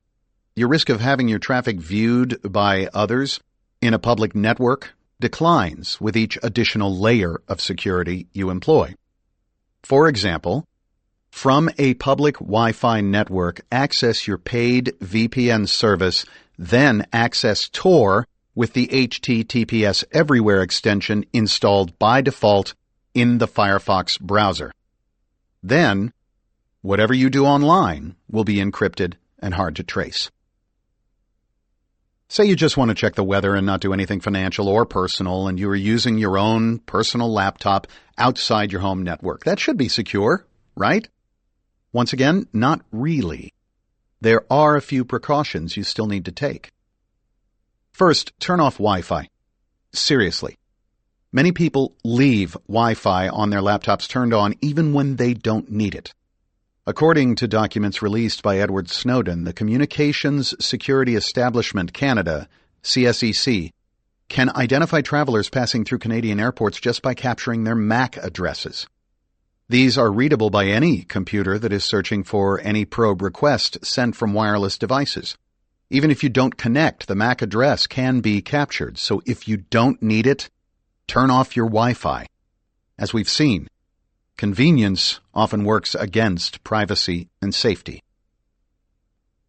So far, we've skirted around an important issue: your MAC address. This is unique to whatever device you are using, and it is not permanent. You can change it. Let me give you an example. In the second chapter, I told you about encrypting your email using PGP, pretty good privacy. But what if you don't want to go through the hassle, or what if the recipient doesn't have a public PGP key for you to use? There is another clandestine way to exchange messages via email. Use the drafts folder on a shared email account. This is how former CIA Director General David Petraeus exchanged information with his mistress, Paula Broadwell, his biographer. The scandal unfolded after Petraeus ended the relationship and noticed that someone had been sending threatening emails to a friend of his. When the FBI investigated, they found not only that the threats had come from Broadwell, but that she had also been leaving romantic messages for Petraeus. What's interesting is that the messages between Broadwell and Petraeus were not transmitted, but rather left in the drafts folder of the anonymous email account. In this scenario, the email does not pass through other servers in an attempt to reach the recipient. There are fewer opportunities for interceptions, and if someone does get access to the account later on, there will be no evidence if you delete the emails and empty the trash beforehand. Broadwell also logged into her anonymous email account using a dedicated computer. She did not contact the email site from her home IP address. That would have been too obvious. Instead, she went to various hotels to conduct her communications. Although Broadwell had taken considerable pains to hide, she still was not invisible. According to the New York Times, because the sender's account had been registered anonymously, investigators had to use forensic techniques, including a check of what other email accounts had been accessed from the same computer address to identify who was writing the emails. Email providers such as Google, Yahoo, and Microsoft retain login records for more than a year, and these reveal the particular IP addresses a consumer is logged in from. For example, if you used a public Wi-Fi at Starbucks, the IP address would reveal the store's physical location. The United States currently permits law enforcement agencies to obtain these login records from the email providers with a mere subpoena. No judge required. That means the investigators had the physical location of each IP address that contacted that particular email account and could then match Broadwell's device's MAC address on the router's connection log at those locations. With the full authority of the FBI behind them, this was a big deal because Petraeus was the CIA director at the time. Agents were able to search all the router log files for each hotel and see when Broadwell's MAC address showed up in hotel log files. Moreover, they were able to show that on the dates in question, Broadwell was a registered guest. The investigators did note that while she logged in to these email accounts, she never actually sent an email. When you connect to a wireless network, the MAC address on your computer is automatically recorded by the wireless networking equipment. Your MAC address is similar to a serial number assigned to your network card. To be invisible prior to connecting to any wireless network, you need to change your MAC address to one not associated with you. To stay invisible, the MAC address should be changed each time you connect to the wireless network, so your internet sessions cannot easily be correlated to you. It's also important not to access any of your personal online accounts during this process, as it can compromise your anonymity. Instructions for changing your MAC address vary with each operating system, i.e. Windows, Mac OS, Linux, or even Android and iOS. Each time you connect to a public or private network, you might want to remember to change your MAC address. After a reboot, the original MAC address returns. Let's say you don't own a laptop and have no choice but to use a public computer terminal, be it in a cafe, a library, or even a business center in a high-end hotel. What can you do to protect yourself? When I go camping, I observe the leave no trace rule. That is, the campsite should look just as it did when I first arrived. The same is true with public PC terminals. After you leave, no one should know you were there. This is especially true at trade shows. I was at the annual Consumer Electronics Show one year and saw a bank of public PCs set out so that attendees could check their email while walking the convention floor. I even saw this at the annual security-conscious RSA conference in San Francisco. Having a row of generic terminals out in public is a bad idea for a number of reasons. One, these are leased computers, reused from event to event. They may be cleaned, the OS reinstalled, but then again, they might not be. Two, they tend to run admin rights, which means that the conference attendee can install any software he or she wants to. This includes malware, such as keyloggers, which can store your username and password information. In the security business, we speak of the principle of least privilege, which means that a machine grants a user only the minimum privileges he or she needs to get the job done. Logging into a public terminal with system admin privileges, which is the default position on some public terminals, violates the principle of least privilege and only increases the risk that you are using a device previously infected with malware. The only solution is to somehow be certain that you are using a guest account with limited privileges, which most people won't know how to do. In general, I recommend never trusting a public PC terminal. Assume the person who last used it installed malware, either consciously or unconsciously. If you log into Gmail on a public terminal and there's a keylogger on that public terminal, some remote third party now has your username and password. If you log into your bank, forget it. Remember, you should enable 2FA on every site you access so an attacker armed with your username and password cannot impersonate you. Two-factor authentication will greatly mitigate the chances of your account being hacked if someone does gain knowledge of your username and password. The number of people who use public kiosks at computer-based conferences such as CES and RSA amazes me. Bottom line, if you're at a trade show, use your cellular-enabled phone or tablet, your personal hotspot, or wait until you get back to your room. If you have to use the internet away from your home or office, use your smartphone. If you absolutely have to use a public terminal, then do not by any means sign in to any personal account, even webmail. If you're looking for a restaurant, for example, access only those websites that do not require authentication, such as Yelp. If you use a public terminal on a semi-regular basis, then set up an email account to use only on public terminals and only forward email from your legitimate accounts to this throwaway address when you are on the road. Stop forwarding once you return home. This minimizes the information that is findable under that email address. Next, make sure the sites you access from the public terminal have HTTPS in the URL. If you don't see HTTPS, or if you do see it but suspect that someone has put it there to give you a false sense of security, then perhaps you should reconsider accessing sensitive information from this public terminal. Let's say you get a legitimate HTTPS URL. If you're on a login page, look for a box that says Keep Me Logged In. Uncheck that. The reason is clear. This is not your personal PC. It is shared by others. By keeping yourself logged in, you are creating a cookie on that machine. You don't want the next person at the terminal to see your email or be able to send email from your address, do you? As noted, don't log into financial or medical sites from a public terminal. If you do log into a site, whether Gmail or otherwise, make sure you log off when you are done, and perhaps consider changing your password from your own computer or mobile device afterward, just to be safe. You may not always log off from your accounts at home, but you must always do this when using someone else's computer. After you've sent your email, or looked at whatever you wanted to look at and logged off, then try to erase the browser history so the next person can't see where you've been. Also, delete any cookies if you can, and make sure you didn't download personal files to the computer. If you do, then try to delete the file or files from the desktop or downloads folder when you're finished. Unfortunately, though, just deleting the file isn't enough.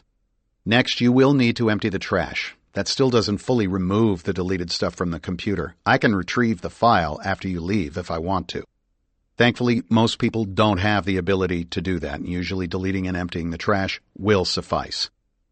All these steps are necessary to be invisible on a public terminal. Chapter 9. You have no privacy? Get over it. At some point during the time that former antivirus software creator John McAfee spent as a fugitive from authorities in Belize, he started a blog. Take it from me, if you're trying to get off the grid and totally disappear, you don't want to start a blog. For one thing, you're bound to make a mistake. McAfee is a smart man. He made his fortune in the early days of Silicon Valley by pioneering antivirus research. Then, he sold his company, sold all his assets in the United States, and for around 4 years, from 2008 to 2012, he lived in Belize, on a private estate off the coast. Toward the end of that period, the government of Belize had him under near constant surveillance, raiding his property and accusing him of assembling a private army in addition to engaging in drug trafficking. McAfee denied doing either. He claimed he was fighting the drug lords on the island. He said, for example, that he had offered a flat-screen TV to a small-time marijuana dealer on the condition that the man stopped dealing. And he was known to pull over cars that he suspected were carrying drug dealers. McAfee, in fact, did have a drug lab, but not necessarily for recreational drugs. He claimed he was creating a new generation of helpful drugs.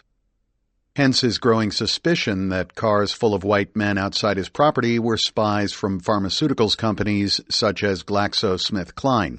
He further claimed that the raids by the local police were instigated by these same pharmaceuticals companies.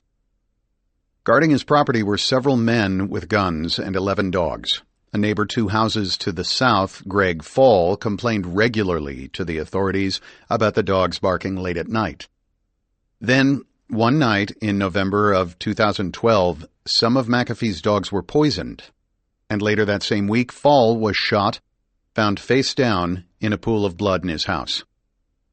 The Belize authorities naturally considered McAfee a person of interest in their investigation. As McAfee relates in his blog, when he heard from his housekeeper that the police wanted to talk to him, he went into hiding. He became a fugitive. But it wasn't the blog that ultimately led law enforcement to McAfee. It was a photo, and it wasn't even his own. A security researcher named Mark Lovelace, better known in security circles as Simple Nomad, noticed a picture of McAfee published on Twitter by Vice magazine in early December of 2012. The photo showed Vice's editor standing next to McAfee in a tropical location, maybe in Belize, maybe somewhere else. Lovelace knew that digital photos capture a lot of information about when, where, and how they are taken, and he wanted to see what digital information this photo might contain. Digital photos store what is known as exchangeable image file, or EXIF, data. This is photo metadata, and it contains mundane details such as the amount of color saturation in the image so that the photo can be accurately reproduced on a screen or by a printer. It can also, if the camera is equipped to do so, include the exact longitude and latitude of the place where the photo was taken. Apparently, the photo of McAfee with the Vice magazine editor was taken with an iPhone 4S camera. Some cell phones ship with geolocation automatically enabled. Loveless got lucky. The image posted in the online file included the exact geolocation of John McAfee, who was, it turned out, in neighboring Guatemala. In a subsequent blog, McAfee said he faked the data, but that seems unlikely. Later, he said he intended to reveal his location. More likely, he got lazy. Long story short, the Guatemalan police detained McAfee and wouldn't let him leave the country. He then suffered a health condition, was hospitalized, and was eventually allowed to return to the United States. The murder of Greg Fall remains unsolved. McAfee now lives in Tennessee. And in 2015, he decided to run for president to advocate for more cyber-friendly policies in the U.S. government. He doesn't blog nearly as often nowadays.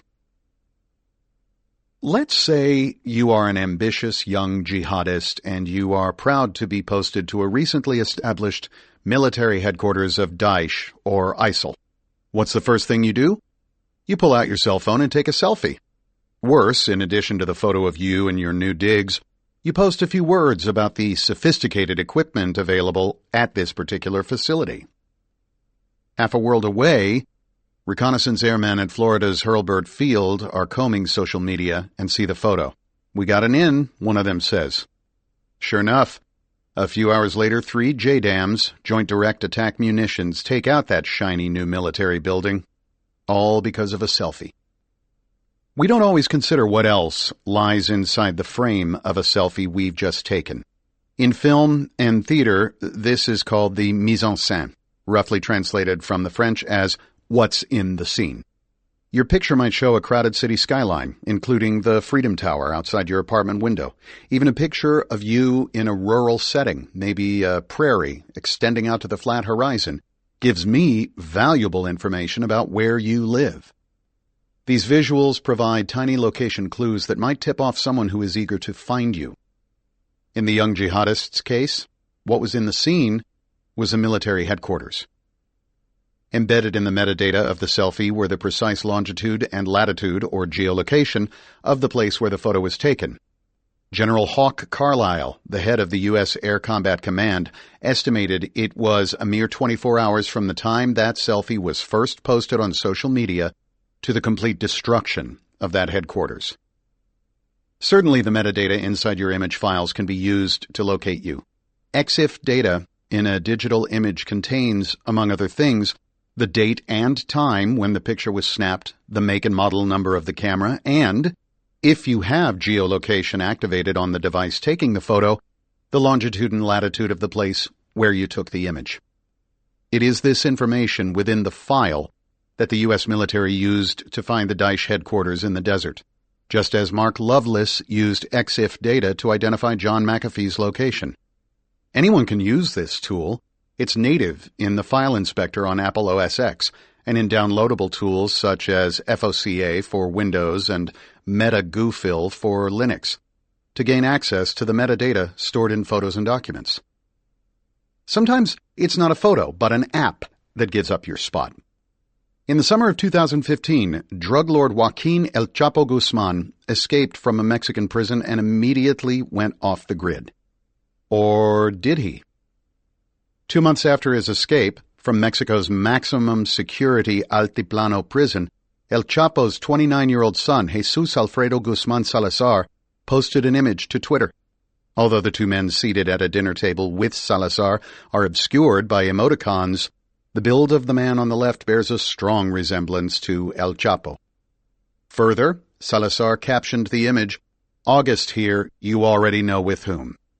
The tweet also contains the Twitter location data, Costa Rica, suggesting that El Chapo's son failed to switch off the auto-tagging function on Twitter's smartphone app.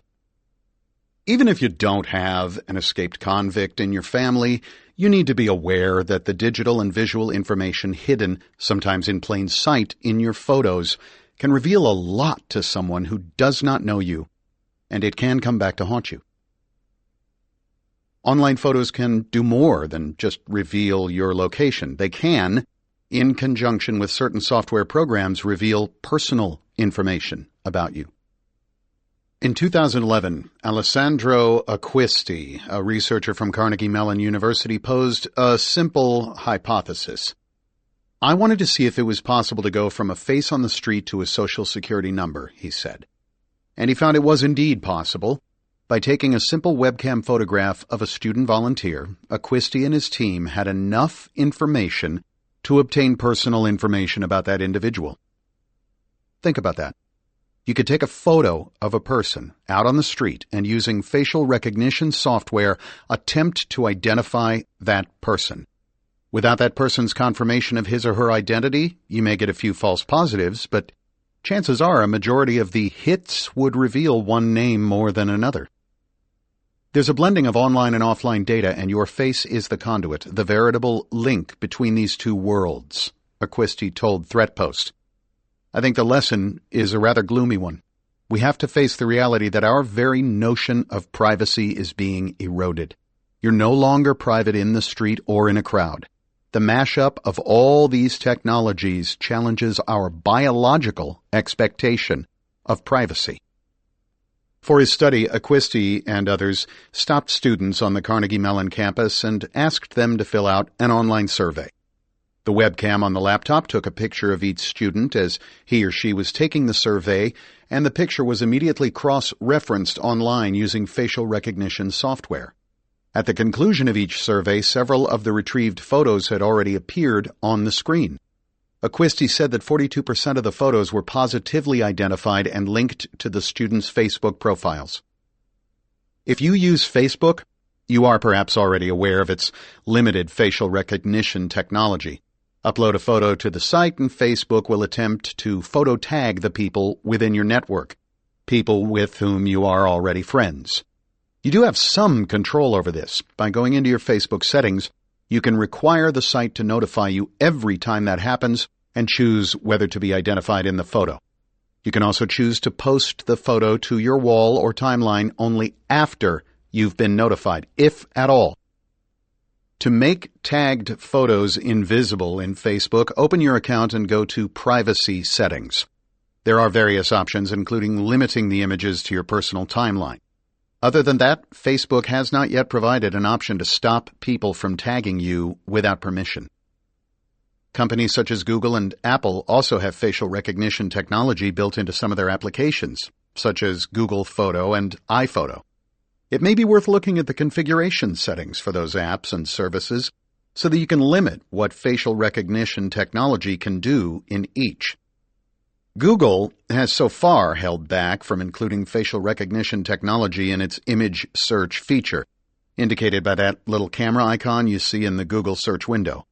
You can upload an existing picture and Google will find the picture, but it will not attempt to find other photos showing the same person or people within the image. Google has, in various public statements, said that letting people identify strangers by face crosses the creepy line. Even so, some repressive governments have done just that. They have taken photos of protesters at large anti-government rallies and then put the images on the web. This is not using image recognition software so much as it is crowdsourcing the identification process. Also, some U.S. states have used their motor vehicle departments' photo databases to identify suspects in criminal cases. But those are fancy state-based operations. What could a lone academic do? Acquisti and his fellow researchers wanted to see how much image-derived information about a person could be cross-referenced online.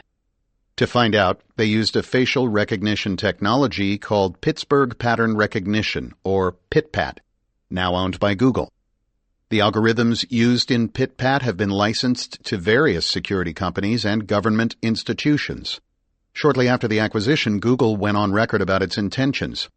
As we've said for over a year, we won't add face recognition to Google unless we can figure out a strong privacy model for it. We haven't figured it out. Let's hope the company sticks to its word. At the time of this research, Acquisti was able to use PitPat paired with data-mined Facebook images from what he and his team considered to be searchable profiles, i.e., those on which the Carnegie Mellon volunteers had already posted photos of themselves along with certain pieces of personal information. They then applied this set of known faces to the anonymous faces on a popular online dating site. There, the researchers found that they could identify 15% of these supposedly anonymous digital heartbreakers. The creepiest experiment, however, involved linking a person's face to his or her social security number. To do that, Acquisti and his team looked for Facebook profiles that included the person's date and city of birth. Previously, in 2009, the same group of researchers had shown that this information by itself was enough to enable them to obtain a person's social security number. Social security numbers are issued sequentially per a state's own formula, and since 1989, SSNs have been issued on or very near the date of birth, making it even easier to guess a person's last 4 digits. After some initial calculations, the researchers then sent a follow-up survey to each of their CMU student volunteers, asking whether the first 5 digits of his or her social security number as predicted by their algorithm was correct, and a majority of them were. I'll bet there are some photos that you now don't want online. Chances are you won't be able to take them all back even if you could delete them from your social media site. That's in part because once you post something to a social network, it's owned by that network and out of your hands. And you agreed to this in the terms of service. If you use the popular Google Photos app, even deleting a photo there doesn't necessarily mean it's gone. Customers have found that images are still there even after they delete the app from their mobile devices. Why? Because once the image hits the cloud, it is app independent, meaning that other apps may have access to it and may continue to display the image you deleted. This has real-world consequences. Say you posted some stupid caption on a photo of someone who now works at the very company that you are applying to work for. Or you posted a photo of yourself with someone you don't want your current spouse to know about. Although it may be your personal social network account, it is the social network's data. You've probably never taken the trouble to read the terms of use for any website where you post your personal data, daily experiences, thoughts, opinions, stories, gripes, complaints, and so on. Or where you shop, play, learn, and interact, perhaps on a daily or even hourly basis. Most social networking sites require users to agree to terms and conditions before they use their services. Controversially, these terms often contain clauses permitting the sites to store data obtained from users and even share it with third parties. Facebook has attracted attention over the years for its data storage policies, including the fact that the site makes it difficult to delete an account, and Facebook isn't alone. Many websites have nearly identical language in their terms of use that would very likely scare you away if you had read the terms before signing on. Here's one example from Facebook as of January 30th, 2015. You own all of the content and information you post on Facebook, and you can control how it is shared through your privacy and application settings. In addition, 1. For content that is covered by intellectual property rights like photos and videos, IP content, you specifically give us the following permission, subject to your privacy and application settings. You grant us a non-exclusive, transferable, sub-licensable, royalty-free, worldwide license to use any IP content that you post on or in connection with Facebook. IP license. This IP license ends when you delete your IP content or your account unless your content has been shared with others and they have not deleted it. In other words, the social media company has the right to use anything you post to the site in any way it wants. It can even sell your picture, your opinions, your writings, or anything else you post. making money from your contribution without paying you a penny.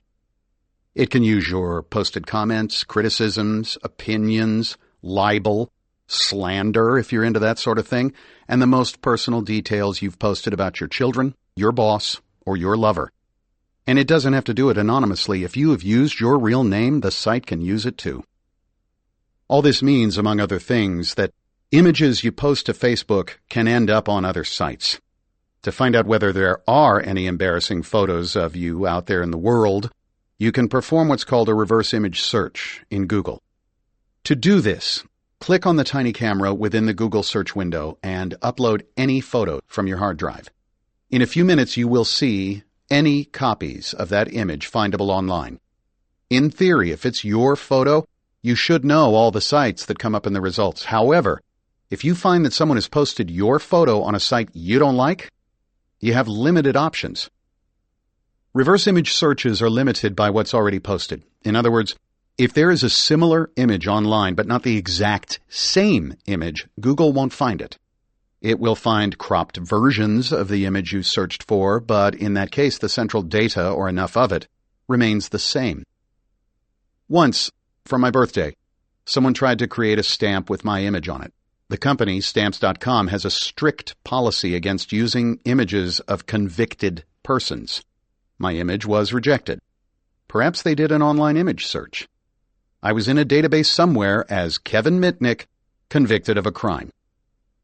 The following year, my friend tried an earlier photo under a different name, one taken before I was well known. She reasoned that perhaps this photo had not been uploaded online, and guess what? It worked. The second photo showing a much younger me was approved. This shows the limitations of image searches. That said, if you do find photos of yourself that you'd rather not see online, you have a few options. First, contact the site. Most sites have an abuse@nameofthesite.com email address. You might also contact the site's webmaster at admin@nameofthesite.com. Explain that you own the image and don't give permission for it to be posted. Most webmasters will take down the image without much fuss. However, if you need to, you can file a Digital Millennium Copyright Act, or DMCA, request by emailing dmca@nameofthesite.com. Be careful. Misrepresenting a DMCA request might get you into trouble, so seek legal advice if it gets to this level. If you still can't get the image removed, then consider going upstream and contacting the website's ISP, whether it's Comcast, GoDaddy, or another company. Most will take a legitimate DMCA request seriously. Besides photos, what else is in your social media profile? You wouldn't share everything there is to know about you with the person sitting next to you on the subway. In the same way, it's not a good idea to share too much personal information on impersonal websites. You never know who is looking at your profile. And once it's out there, you can't take it back. Think carefully about what you put in your profile. You don't have to fill in all the blanks, such as the university you attended or even when you attended. In fact, fill in the least amount of information you possibly can. You may also want to create a dedicated social media profile. Don't lie, just be deliberately vague with the facts. For example, if you grew up in Atlanta, say you grew up in the southeastern United States, or simply, I'm from the South. You may also want to create a security birthday, a day that is not your real birthday, to mask personal information even further. Be sure to keep track of your security birthdays, since they are sometimes used to verify your identity when you phone technical support or need to re-enter a site after you've been locked out. After creating or tweaking your online profiles, take a few minutes to look at the privacy options on each site. For example, within Facebook, you should enable privacy controls, including tag review. Disable suggest photos of me to friends. Disable friends can check me into places. Kids with Facebook accounts are perhaps the most worrisome. They tend to fill in every blank box they can, even their relationship status. Or they innocently reveal the names of the schools they attend and the teachers they have, as well as the numbers of the buses they ride each morning. While they don't necessarily tell the world specifically where they live, they might just as well. Parents need to friend their kids, monitor what they post, and ideally, discuss in advance what is acceptable and what is not. Being invisible doesn't mean you can't share updates about your personal life securely, but it involves both common sense and visiting and revisiting the privacy settings of the social media sites you use, because privacy policies do change, and sometimes not for the better. Do not display your birthday, even your security birthday, or at the very least, hide it from the Facebook friends you do not personally know. Consider a post that says, Mrs. Sanchez is a great teacher. Another post might be about a crafts fair at Alamo Elementary. From Google, we can find that Mrs. Sanchez teaches the 5th grade at Alamo Elementary, and from this we can assume the student account holder is around 10 years old. Despite warnings from Consumer Reports and other organizations to those who do post personal information, people continue to tell all online. Remember that it is perfectly legal for third parties to come along and to take that information once it is out in public. Remember also that no one is compelling you to post personal information. You can post as much or as little as you want. In some cases, you are required to fill in some information. Beyond that, you decide how much sharing is right for you. You need to determine your own personal privacy level and understand that whatever information you provide cannot be taken back. To help you get on top of all the choices you have, Facebook launched a new privacy checkup tool in May of 2015. Despite tools like these, almost 13 million Facebook users back in 2012 told Consumer Reports magazine that they had never set or didn't know about Facebook's privacy tools. And 28% shared all or almost all their wall posts with an audience wider than just their friends. More tellingly, 25% of those interviewed by Consumer Reports said they falsified information in their profiles to protect their identity, and this figure was up from 10% in 2010. At least we're learning. While you do have the right to post information about yourself that isn't strictly accurate, be aware that in California, it is illegal to post online as someone else. You cannot impersonate another living individual. And Facebook has a policy that will not allow you to create an account under a false name. This actually happened to me. My account was suspended by Facebook because Facebook accused me of impersonating Kevin Mitnick. At the time, there were 12 Kevin Mitnicks on Facebook. The situation was fixed when CNET ran a story about the real Kevin Mitnick getting locked out of Facebook. There are, however, many reasons why individuals might need to post under a different name. If it is important to you, then find a social media service that allows you to post anonymously or under a different name. Such sites, however, will not match the breadth and reach of Facebook. Be careful whom you friend. If you have met the person face-to-face, fine. Or if the person is a friend of someone you know, maybe. But if you receive an unsolicited request, think carefully. While you can unfriend that person at any point, he or she will nonetheless have a chance to see your entire profile, and a few seconds is all it takes for someone with malicious intent to interfere with your life. The best recommendation is to limit all the personal information you share on Facebook because there have been very personal attacks, even among friends over social networking websites. And data visible to your friends can still be reposted by them elsewhere without your consent or control. I'll give you an example. A guy once wanted to hire me because he was the victim of extortion. He had met an amazing, beautiful girl on Facebook and began sending her nude photos of himself. This continued for a time.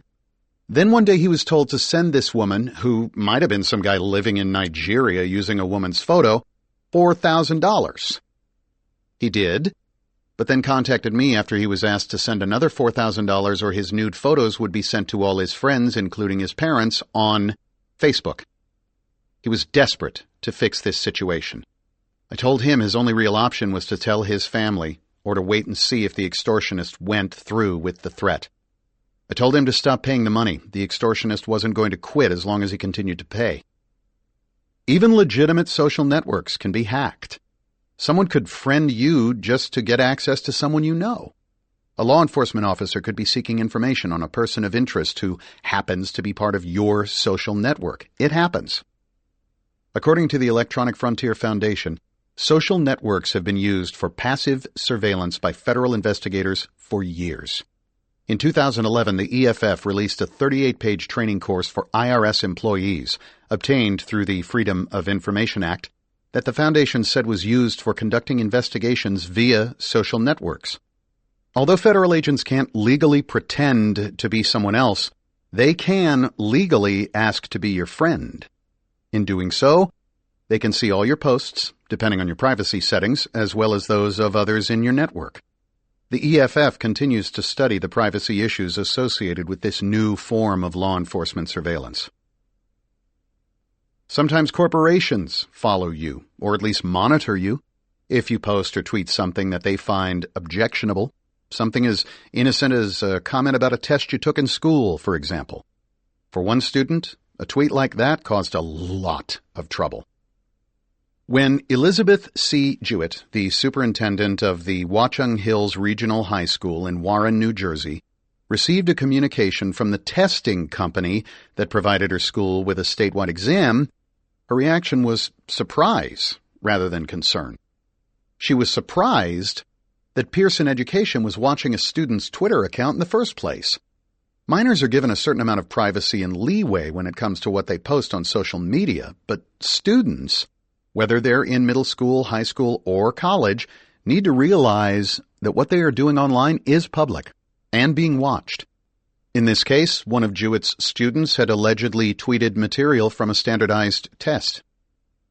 In fact, the student had actually posted a question about a question, not a picture of the exam page, just a few words, on a one-day statewide test given in New Jersey, the Partnership for Assessment of Readiness for College and Careers, or PARC test. The tweet was posted around 3:00 p.m., well after students in the district had taken the test. After the superintendent spoke with a parent of the student who posted the tweet, the student removed it. There was no evidence of cheating. The tweet, not revealed to the public, was a subjective comment rather than a solicitation of an answer. But the revelation about Pearson unnerved people. The DOE, Department of Education, informed us that Pearson is monitoring all social media during PARC testing. Jewett wrote to her colleagues in an email that a local columnist made public without her permission. In that email, Jewett confirmed that at least 3 more cases had been identified by Pearson and passed along to the state DOE. While Pearson is not alone in monitoring social media in order to detect theft of intellectual property, its behavior does raise questions. How, for example, did the company know the identity of the student involved from his Twitter handle? In a statement provided to the New York Times, Pearson said, "A breach includes any time someone shares information about a test outside of the classroom, from casual conversations to posts on social media. Again, our goal is to ensure a fair test for all students. Every student deserves his or her chance to take the test on a level playing field." The Times said it confirmed through officials in Massachusetts, which is also administering the PARC test, that Pearson does cross-reference tweets about standardized tests with lists of students who have registered to take the tests. On this, Pearson declined to comment for the Times. For years, the state of California also monitored social media during its annual standardized testing and reporting STAR tests. In 2013, the last year the tests were given statewide, the California Department of Education identified 242 schools whose students posted on social media during administration of the tests, only 16 of which included postings of test questions or answers. The incident highlighted the degree to which students are under surveillance both within and outside of traditional school environments, said Ilana Zaidi, a privacy research fellow at New York University's Information Law Institute. Social media is generally seen as a separate domain from school. Twitter seems more like off-campus speech, so that Pearson's monitoring is more like spying on students' conversations in carpools than school hallways. However, she goes on to say, the conversation also needs to shift from focusing on individual interests and harms to take the broader consequences of information practices into account. Schools and vendors need to stop dismissing parents as Luddites simply because they can't articulate a specific and immediate harm to their child. Parents, in turn, need to understand that schools can't defer to all their privacy preferences because there are also collective interests at stake that affect the entire educational system. Twitter, with its iconic 140-character limit, has become pervasive, collecting a lot of seemingly tiny details about our daily lives.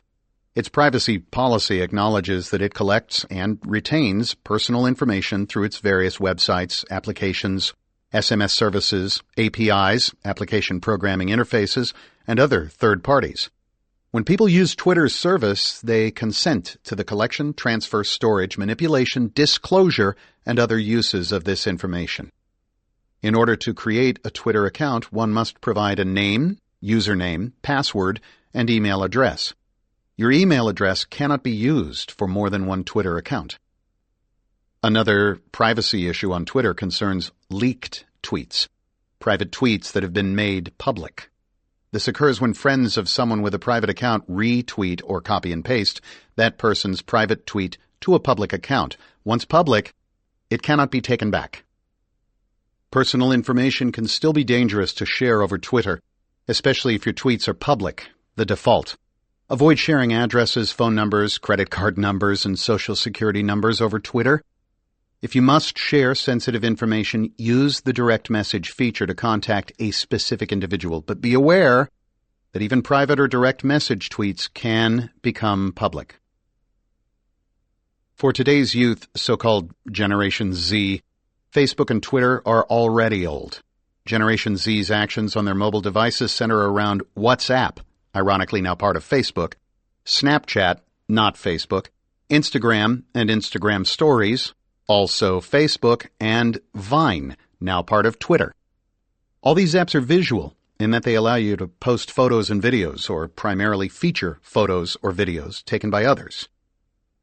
Instagram, a photo and video sharing app, is Facebook for a younger audience. It allows follows, likes, and chats between members. Vine is a short video app that has given rise to its own art form, the 6-second video. Both Instagram and Vine have terms of service and appear to be responsive to takedown requests by members and copyright holders. Snapchat, perhaps because it is not owned by Facebook, is perhaps the creepiest of the bunch. Snapchat advertises that it allows you to send a self-destructing photo to someone. The life of the image is short, about 2 seconds, just long enough for the recipient to see the image. Unfortunately, 2 seconds is long enough for someone to grab a quick screenshot that lasts. In the winter of 2013, 2 underage high school girls in New Jersey snapped photos of themselves naked and sent them to a boy at their school over Snapchat, naturally assuming that the images would be automatically deleted 2 seconds after they sent them. At least that's what the company said would happen. However, the boy knew how to take a screenshot of the Snapchat message and later uploaded the images to his Instagram app. Instagram does not delete photos after 2 seconds. Needless to say, the images of the naked underage girls went viral, and the school superintendent had to send a note home to the parents asking that the images be deleted from all students' phones, or they would risk being arrested on child pornography charges. As for the 3 students, as minors they couldn't be charged with a crime, but each was subjected to disciplinary action within the school districts.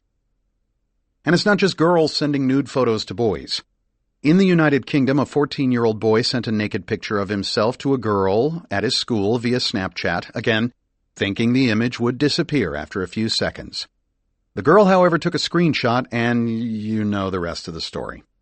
According to the BBC, the boy and the girl will be listed in a UK database for sex crimes, even though they are too young to be prosecuted. Like WhatsApp, with its inconsistent image blurring capabilities, Snapchat, despite the app's promises, does not really delete images. In fact, Snapchat agreed in 2014 to a Federal Trade Commission settlement over charges that the company had deceived users about the disappearing nature of its messages, which the federal agency alleged could be saved or retrieved at a later time. Snapchat's privacy policy also says that it does not ask for, track, or access any location-specific information from your device at any time, but the FTC found those claims to be false as well.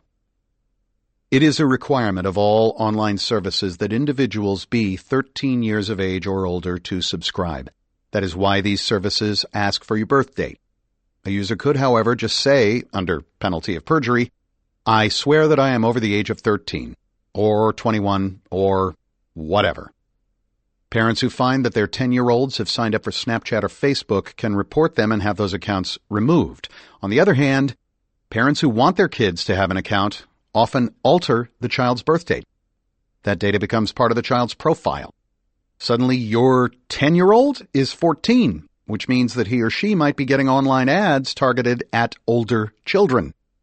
Also note that every email address and photo your child shares over the service is recorded.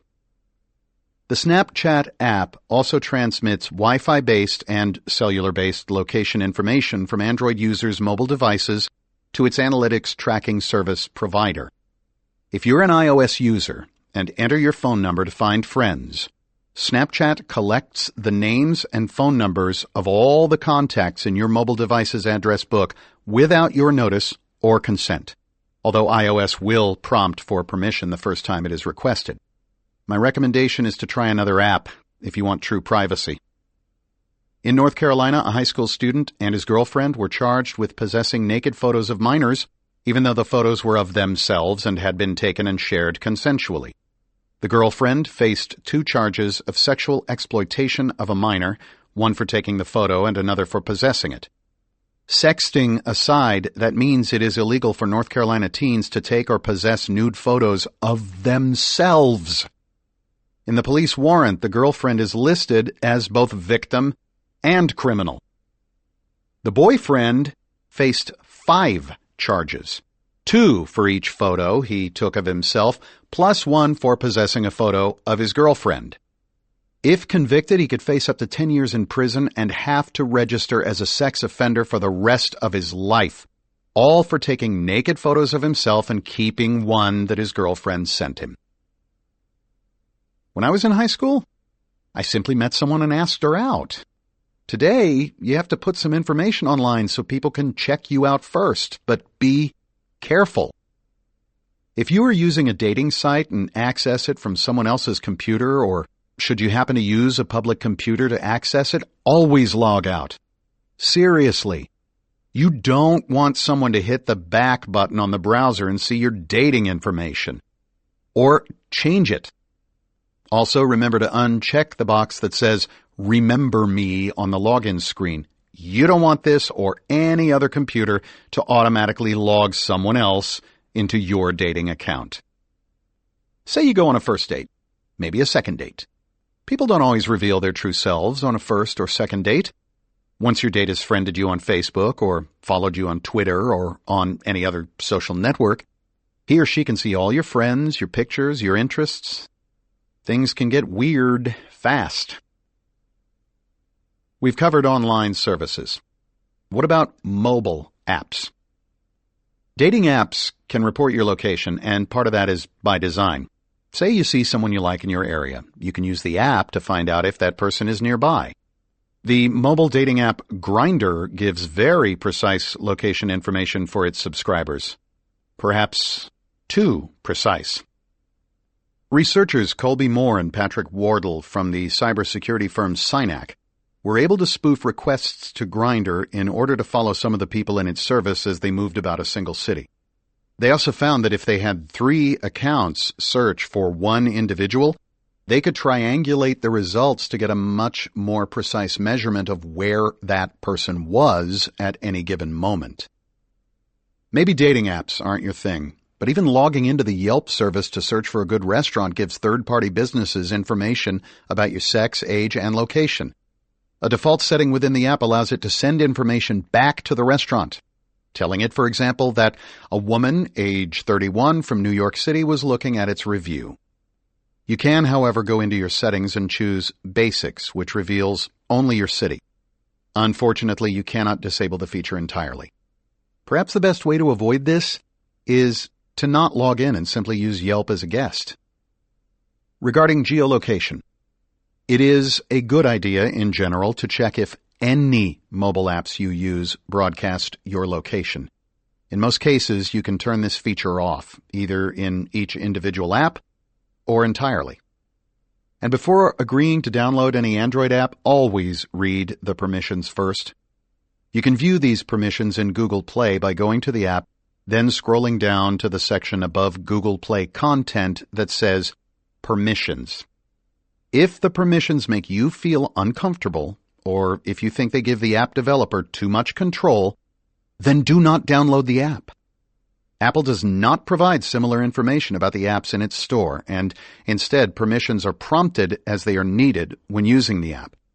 In fact, I prefer to use iOS devices because the operating system always prompts before disclosing private information, like my location data. Also, iOS is much more secure than Android if you don't jailbreak your iPhone or iPad.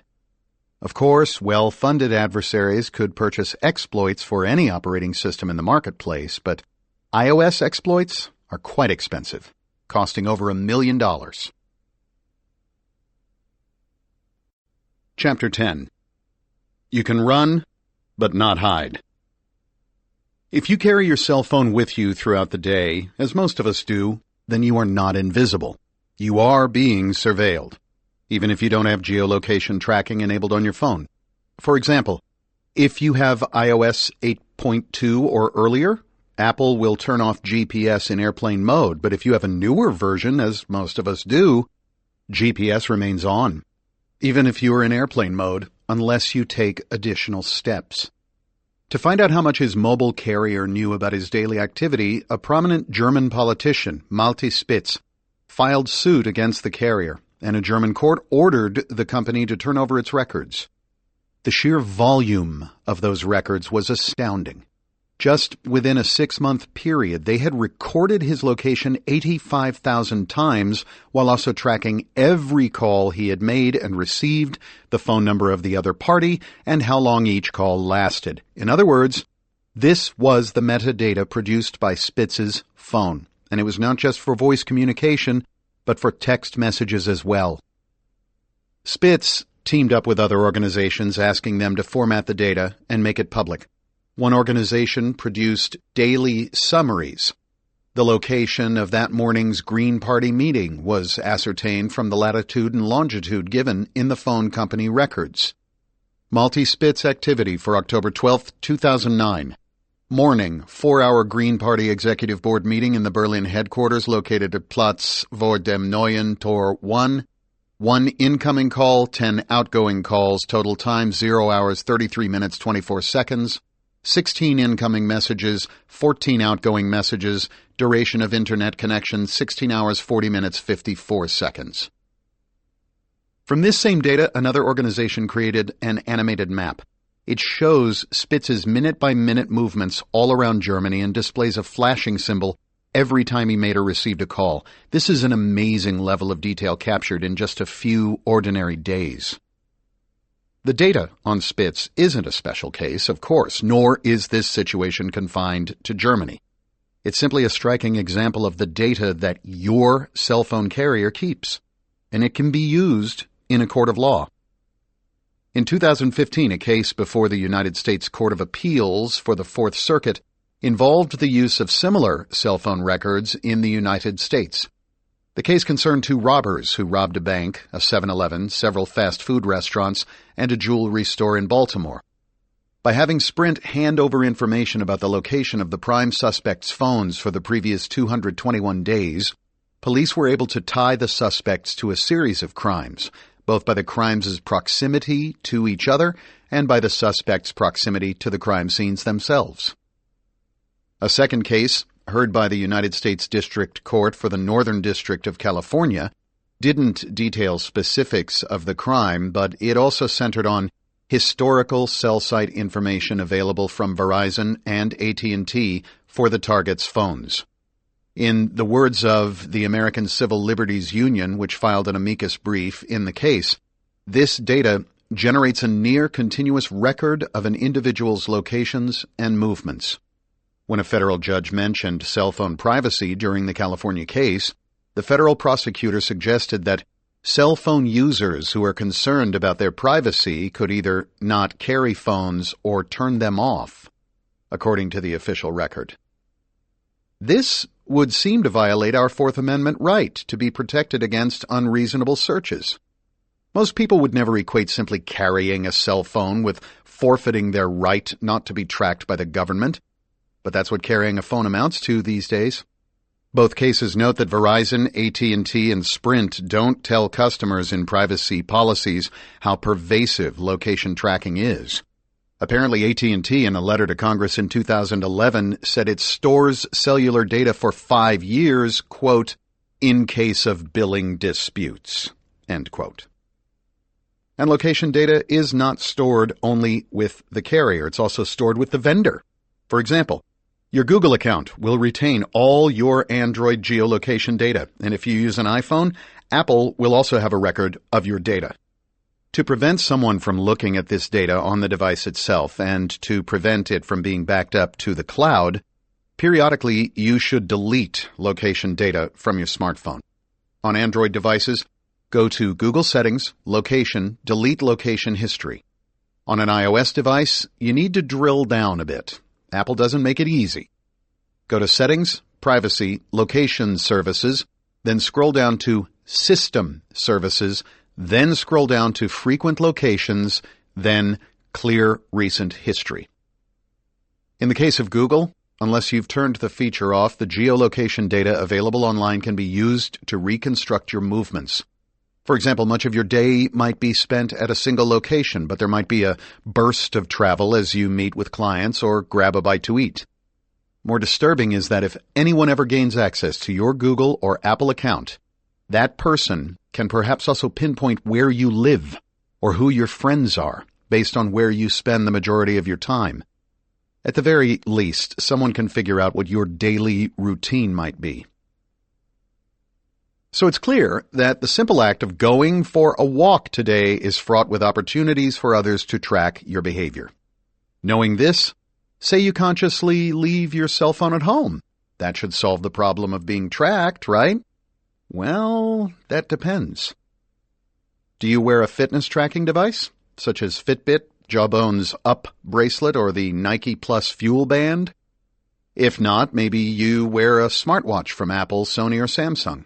If you wear one or both of these, a fitness band and or a smartwatch, you can still be tracked. These devices and their accompanying apps are designed to record your activity, often with GPS information. So whether it is broadcast live or uploaded later, you can still be tracked.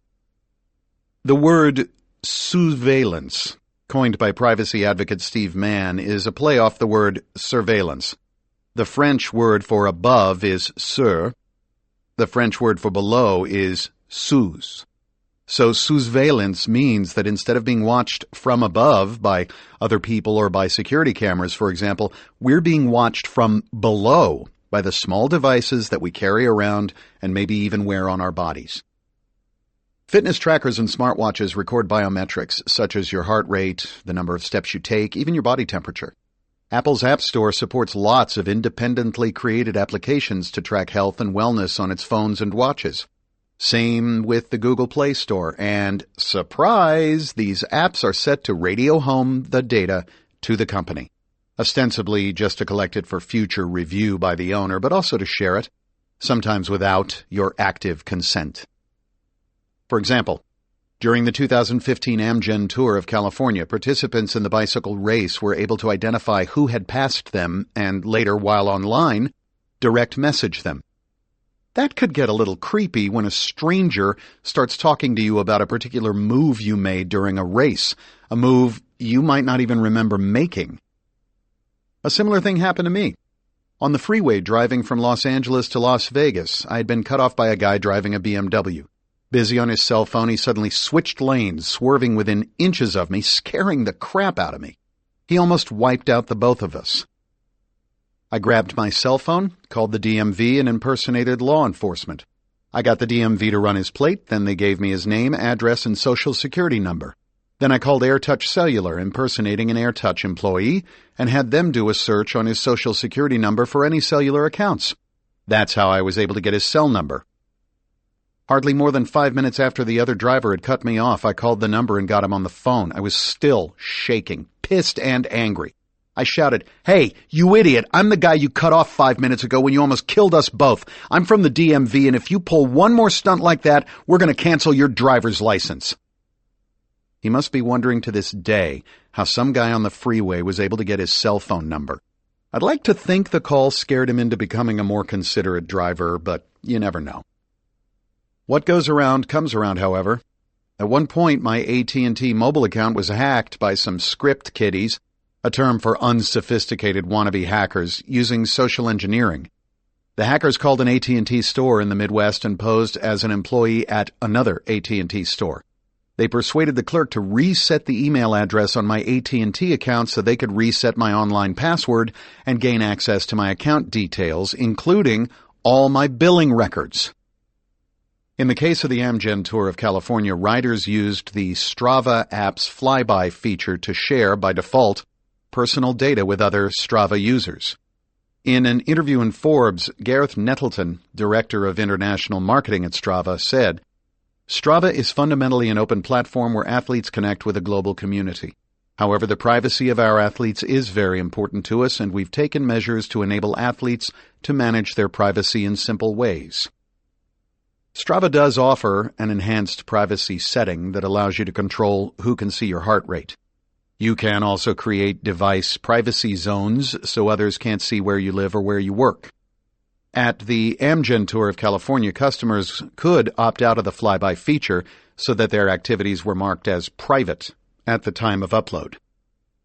Other fitness tracking devices and services offer similar privacy protections. You might think that since you don't bike seriously and probably won't cut someone off while running on the footpath around your office complex, you don't need those protections. What could be the harm? But there are other activities you do perform, some in private, that could still be shared over the app and online and therefore create privacy issues. By itself, recording actions such as sleeping or walking up several flights of stairs, especially when done for a specific medical purpose, such as lowering your health insurance premiums, might not compromise your privacy. However, when this data is combined with other data, a holistic picture of you starts to emerge, and it may reveal more information than you're comfortable with. One wearer of a health tracking device discovered upon reviewing his online data that it showed a significant increase in his heart rate whenever he was having sex. In fact, Fitbit, as a company, briefly reported sex as part of its online list of routinely logged activities. Although anonymous, the data was nonetheless searchable by Google until it was publicly disclosed and quickly removed by the company. Some of you might think, so what? True. Not very interesting by itself. But when heart rate data is combined with, say, geolocation data, things could get dicey. Fusion reporter Kashmir Hill took the Fitbit data to its logical extreme, wondering, what if insurance companies combined your activity data with GPS location data to determine not just when you were likely having sex, but where you were having sex? Could a health insurance company identify a customer who was getting lucky in multiple locations per week and give that person a higher medical risk profile based on his or her alleged promiscuity? On the flip side of that, Fitbit data has been successfully used in court cases to prove or disprove previously unverifiable claims. In one extreme case, Fitbit data was used to show that a woman had lied about a rape. To the police, the woman, while visiting Lancaster, Pennsylvania, said she'd awakened around midnight with a stranger on top of her. She further claimed that she'd lost her Fitbit in the struggle for her release. When the police found the Fitbit and the woman gave them her consent to access it, the device told a different story. Apparently, the woman had been awake and walking around all night. According to a local TV station, the woman was charged with false reports to law enforcement, false alarms to public safety, and tampering with evidence for allegedly overturning furniture and placing a knife at the scene to make it appear she had been raped by an intruder. On the other hand, activity trackers can also be used to support disability claims. A Canadian law firm used activity tracker data to show the severe consequences of a client's work injury. The client had provided the data company Viva Metrica, which collects data from wearable devices and compares it to data about the activity and health of the general population, with Fitbit data showing a marked decrease in his activity. Till now, we've always had to rely on clinical interpretation, Simon Muller of McLeod Law LLC in Calgary told Forbes. Now we're looking at longer periods of time through the course of a day, and we have hard data. Even if you don't have a fitness tracker, smartwatches, such as the Galaxy Gear by Samsung, can compromise your privacy in similar ways. If you receive quick glance notifications, such as texts, emails, and phone calls, on your wrist, others might be able to see those messages too. There's been tremendous growth recently in the use of GoPro, a tiny camera that you strap to your helmet or to the dashboard of your car so that it can record a video of your movements. But what happens if you forget the password to your GoPro mobile app? An Israeli researcher borrowed his friend's GoPro and the mobile app associated with it, but he did not have the password. Like email, the GoPro app allows you to reset the password. However, the procedure, which has since been changed, was flawed. GoPro sent a link to your email as part of the password reset process, but this link actually led to a zip file that was to be downloaded and inserted onto the device's SD card. When the researcher opened the zip file, he found a text file named Settings that contained the user's wireless credentials, including the SSID and password the GoPro would use to access the Internet. The researcher discovered that if he changed the number in the link, 860-5145, to another number, say 860-4144, he could access other people's GoPro configuration data, which included their wireless passwords. You could argue that Eastman Kodak jump-started the discussion of privacy in America, or at least made it interesting, in the late 1800s. Until that point, photography was a serious, time-consuming, inconvenient art requiring specialized equipment, cameras, lights, darkrooms, and long stretches of immobility while subjects posed in a studio. Then, Kodak came along and introduced a portable, relatively affordable camera. The first of its line sold for $25, around $100 today. Kodak subsequently introduced the Brownie camera, which sold for a mere $1. Both these cameras were designed to be taken outside the home and office. They were the mobile computers and mobile phones of their day. Suddenly, people had to deal with the fact that someone on the beach or in a public park might have a camera, and that person might actually include you within the frame of a photo. You had to look nice. You had to act responsibly. It was not only changing your attitude toward photography, but toward the thing itself that you were photographing, says Brian Wallace, former chief curator at the International Center of Photography. So you had to stage a dinner and stage a birthday party. I believe we actually do behave differently when we are being watched. Most of us are on our best behavior when we know there's a camera on us, though, of course, there will always be those who couldn't care less. The advent of photography also influenced how people felt about their privacy. All of a sudden, there could be a visual record of someone behaving badly. Indeed, today we have dash cams and body cameras on our law enforcement officers, so there will be a record of our behavior when we're confronted with the law. And today, with facial recognition technology, you can take a picture of someone and have it matched to his or her Facebook profile. Today we have selfies. But in 1888, that kind of constant exposure was still a shocking and disconcerting novelty. The Hartford Courant sounded an alarm. The sedate citizen can't indulge in any hilariousness without incurring the risk of being caught in the act and having his photograph passed around among his Sunday school children.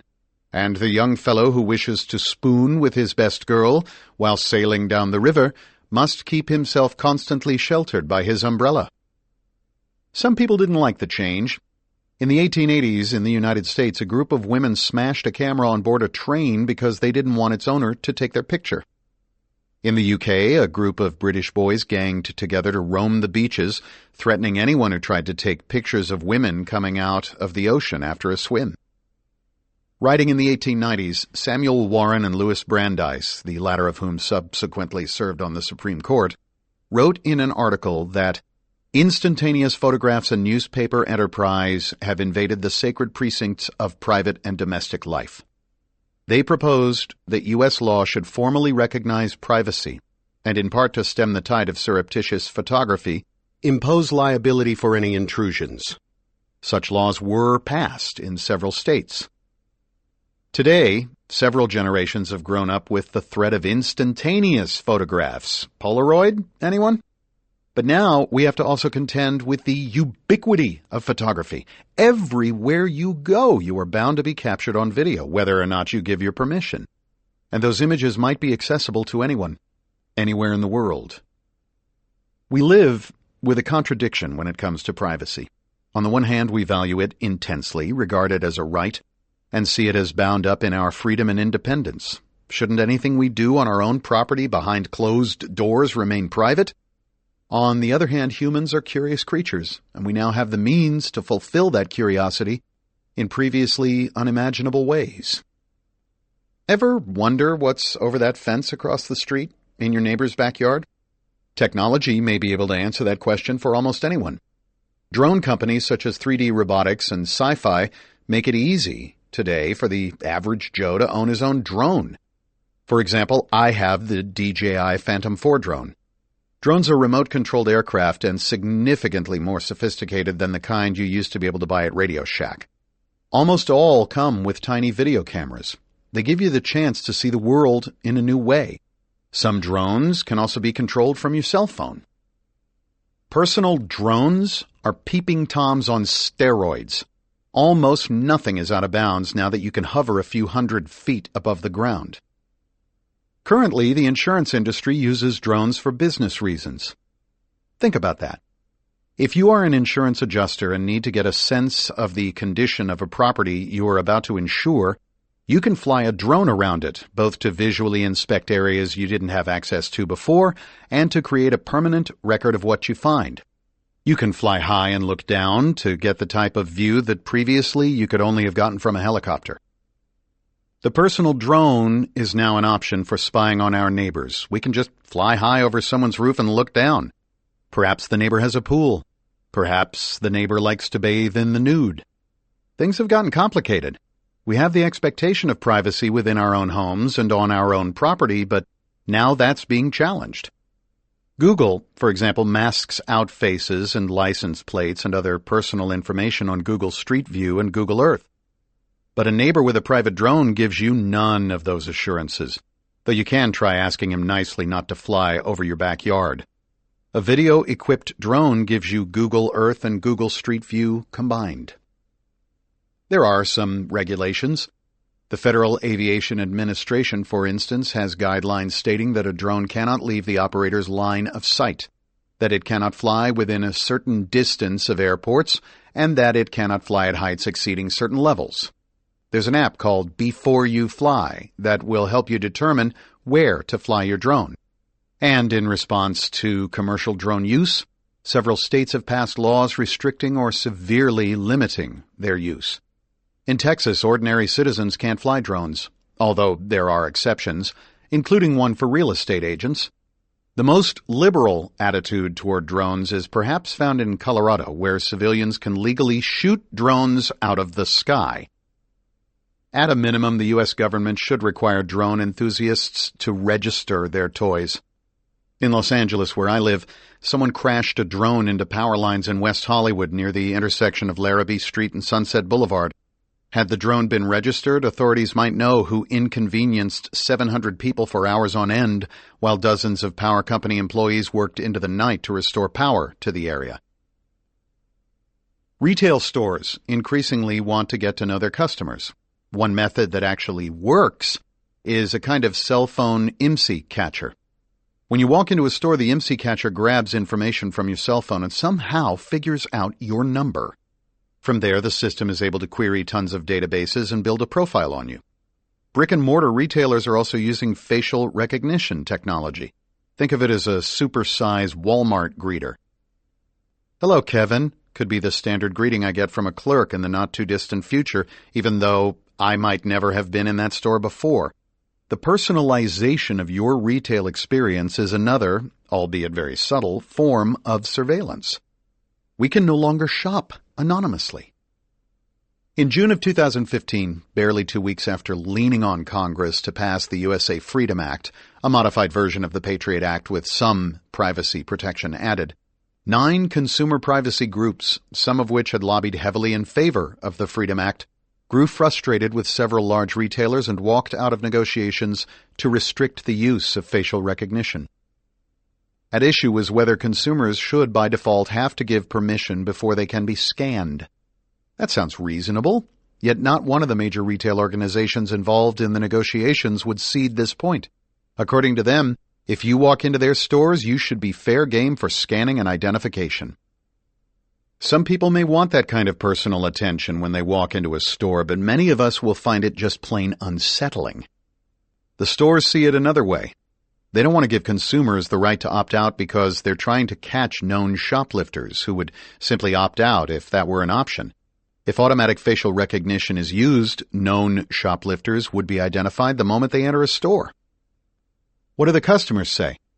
At least in the United Kingdom, 7 out of 10 survey respondents find the use of facial recognition technology within a store too creepy.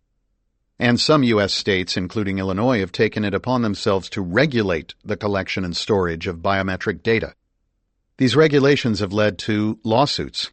For example, a Chicago man is suing Facebook because he did not give the online service express permission to use facial recognition technology to identify him and other people's photos.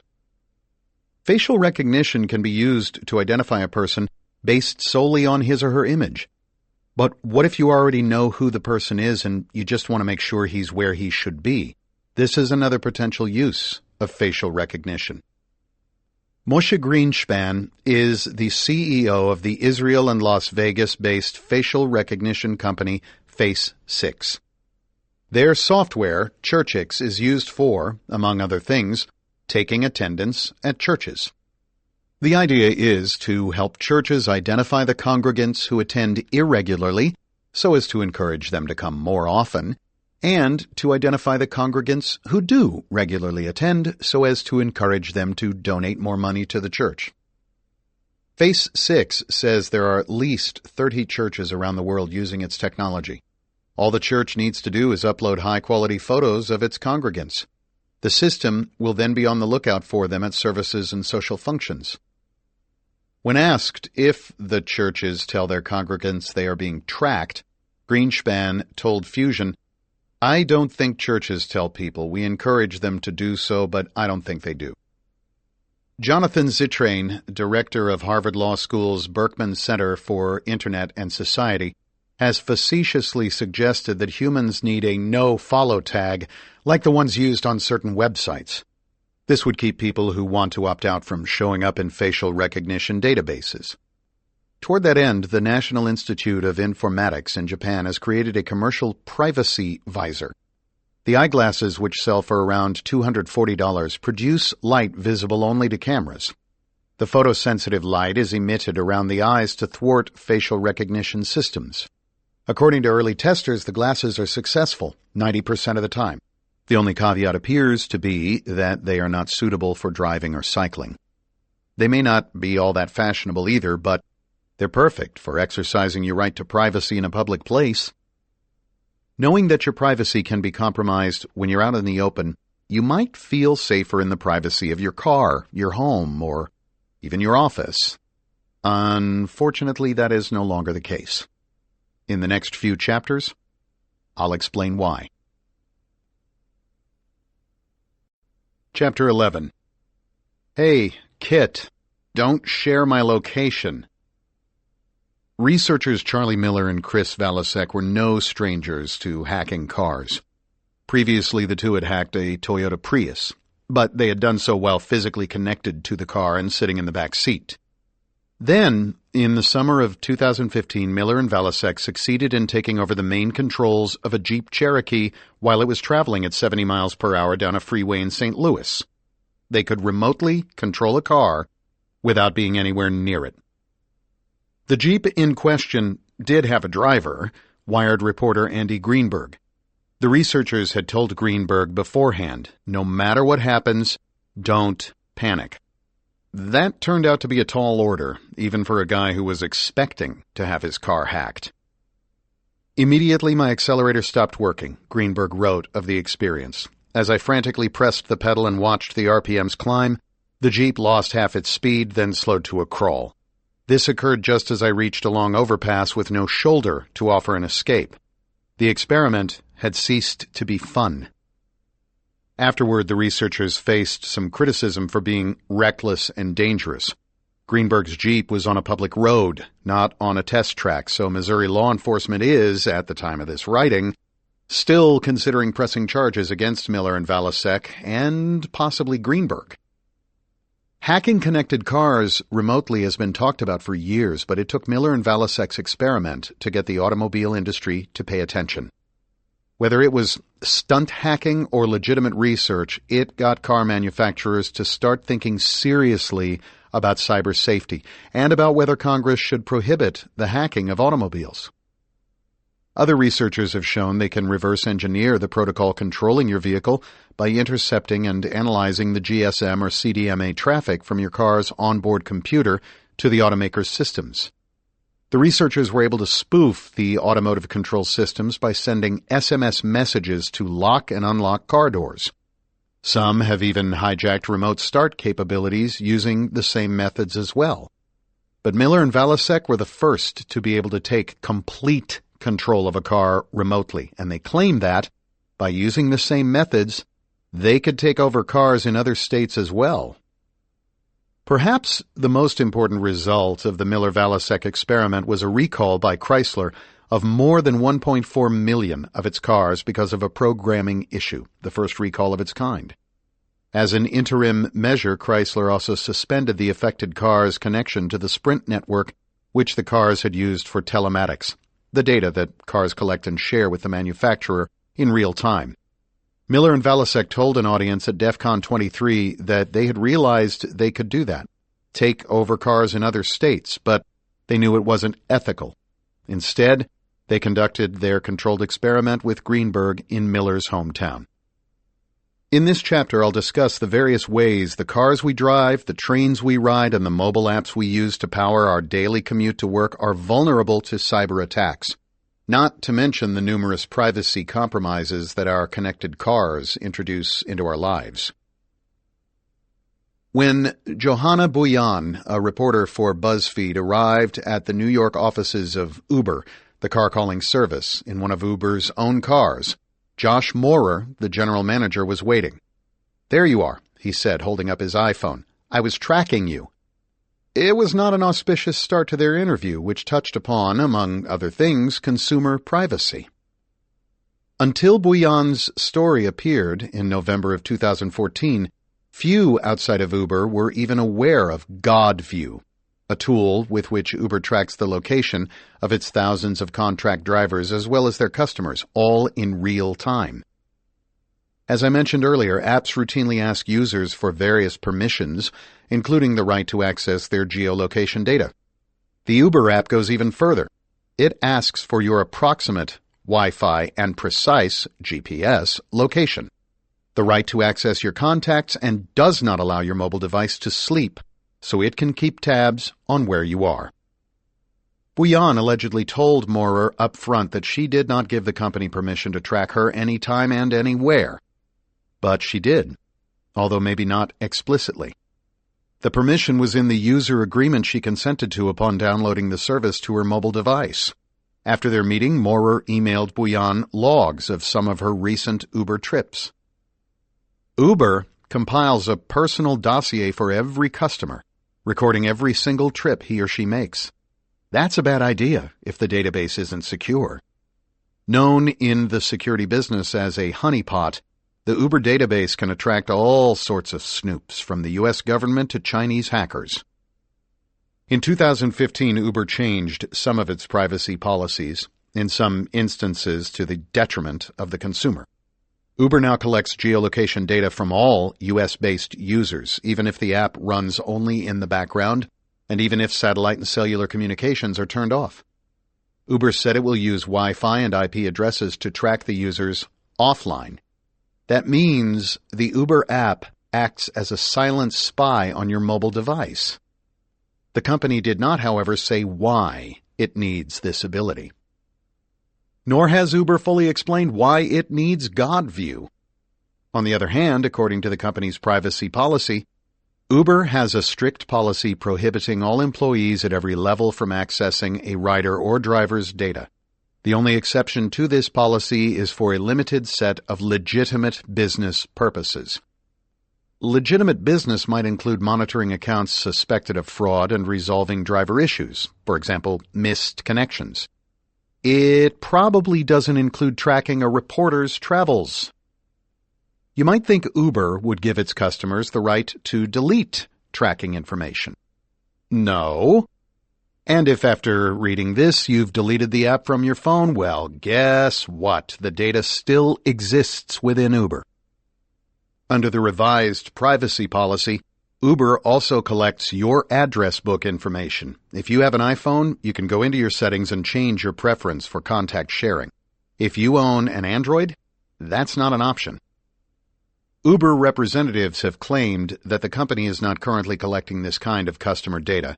By including data collection in the privacy policy, however, which existing users have already agreed to and which new users must agree to, the company ensures that it can roll out these features at any time and the user won't have any redress. Uber's God view is perhaps enough to make you nostalgic for regular old taxi cabs.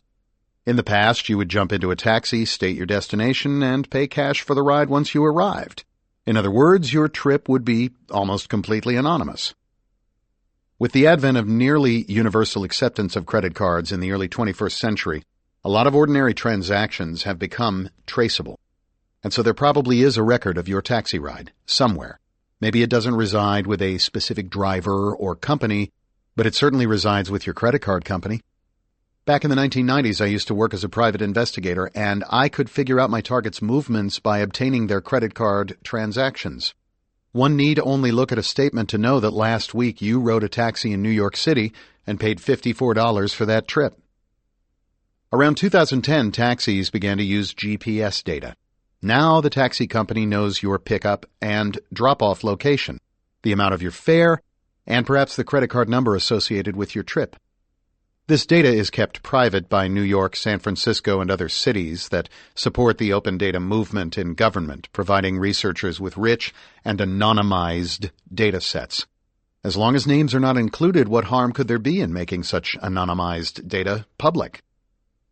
In 2013, Anthony Tokar, then a Northwestern University graduate student interning for a company called Newstar, looked at the anonymized metadata publicly released by the New York City Taxi and Limousine Commission. This dataset contained a record of every trip taken by the cars in its fleet during the previous year and included the cab number, the pickup and drop-off times, the locations, the fare and tip amounts, and anonymized, hashed versions of the taxi's license and medallion numbers. By itself, this data set isn't very interesting. The hash value in this case is, unfortunately, relatively easy to undo. When you combine the public data set with other data sets, however, you start to get a complete picture of what's going on. In this case, Tokar was able to determine where specific celebrities, such as Bradley Cooper and Jessica Alba, had taken their taxis within New York City during the previous year. How did he make this leap? He already had geolocation data, so he knew where and when the taxis picked up and dropped off their fares, but he had to go further to determine who was inside the cab. So, he combined the New York City Taxi and Limousine Commission metadata with online photos from ordinary tabloid websites available online, a paparazzi database. Think about that. Paparazzi frequently photograph celebrities just as they enter and exit New York City's taxis. In these cases, the cab's unique medallion number is often visible within the image. It's printed on the side of every cab, so a cab number photographed alongside Bradley Cooper, for instance, could be matched to the publicly available data regarding pickup and drop-off locations and fare and tip amounts. Fortunately, not all of us have paparazzi on our trail. That doesn't mean there aren't other ways to trace our travels, though. Maybe you don't take taxis. Are there other ways to determine your location? There are, even if you take public transportation. If you ride a bus, train, or ferry to work, you're no longer invisible among the masses. Transit systems are experimenting with using mobile apps and near-field communication, NFC, to tag riders as they get on and get off public transportation. NFC is a short-distance radio signal that often requires physical contact. Payment systems such as Apple Pay, Android Pay, and Samsung Pay all use NFC to make fumbling for quarters a thing of the past. Let's say you have an NFC-enabled phone with an app from your local transit authority installed.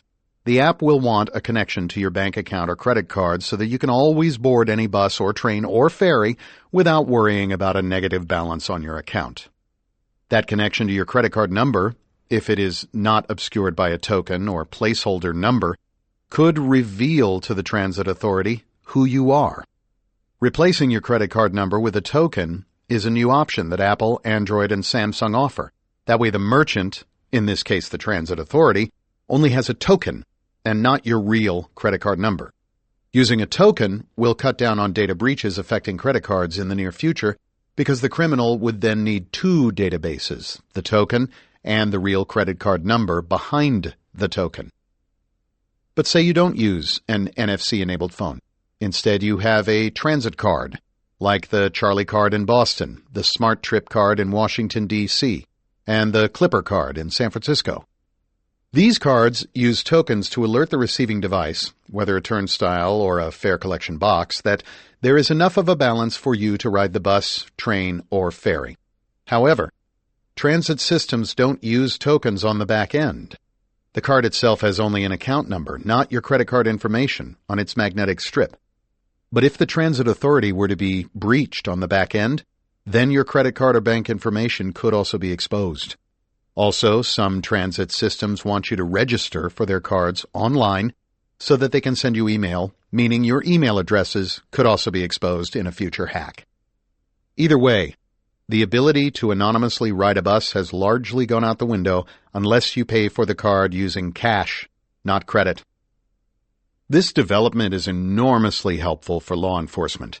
Because these commuter card companies are privately owned third parties, not governments, they can set whatever rules they want about sharing data.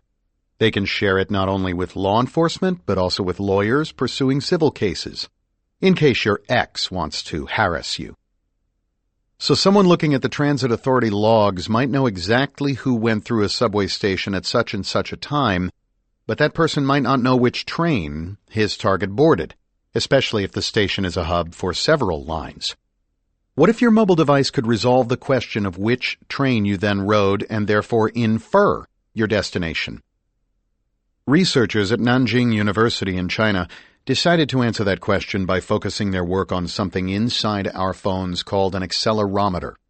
Every mobile device has one. It's a tiny chip responsible for determining the orientation of your device, whether you are holding it in landscape or portrait view. These chips are so sensitive that the researchers decided to use accelerometer data alone in their calculations, and sure enough, they were able to accurately predict which subway train a user is riding. This is because most subway lines include turns that affect the accelerometer. Also important is the length of time between station stops. You need only to look at a map to see why. The accuracy of their predictions improved with each station a rider passed. The researchers claim their method has a 92% accuracy rate. Let's say you own an old model car and drive yourself to work. You might think you're invisible, just one of a million cars on the road today. And you might be right. But new technology, even if it is not part of the car itself, is eroding your anonymity. Chances are, with effort, someone could still identify you whizzing by on the freeway pretty quickly. In the city of San Francisco, the Municipal Transportation Agency has started to use the fast-track toll system, which allows you to cross any of the 8 Bay Area bridges with ease to track the movements of fast-track-enabled cars throughout the city. Using technologies similar to what toll bridges use to read the fast-track or Easy Pass device in your car, the city has started searching for those devices as users circle around looking for parking. But officials are not always interested in your movements. Rather, they're interested in the parking space. most of which are equipped with electronic parking meters. Spaces that are highly sought after can charge a higher rate. The city can wirelessly adjust the price at specific meters, including meters near a popular event. In addition, in 2014, officials decided not to use human toll takers at the Golden Gate Bridge, so everyone, even tourists, is required to pay electronically or receive a bill in the mail. How do the authorities know where to send your bill? They photograph your license plate when you cross the toll plaza. These license plate photographs are also used to nab red light runners at problematic intersections, and interestingly, police are using a similar strategy as they drive by parking lots and residential driveways. Police departments passively track your car's movements every day with automated license plate recognition, ALPR, technology. They can photograph your car's license plate and store that data, sometimes for years, depending on the police department's policy.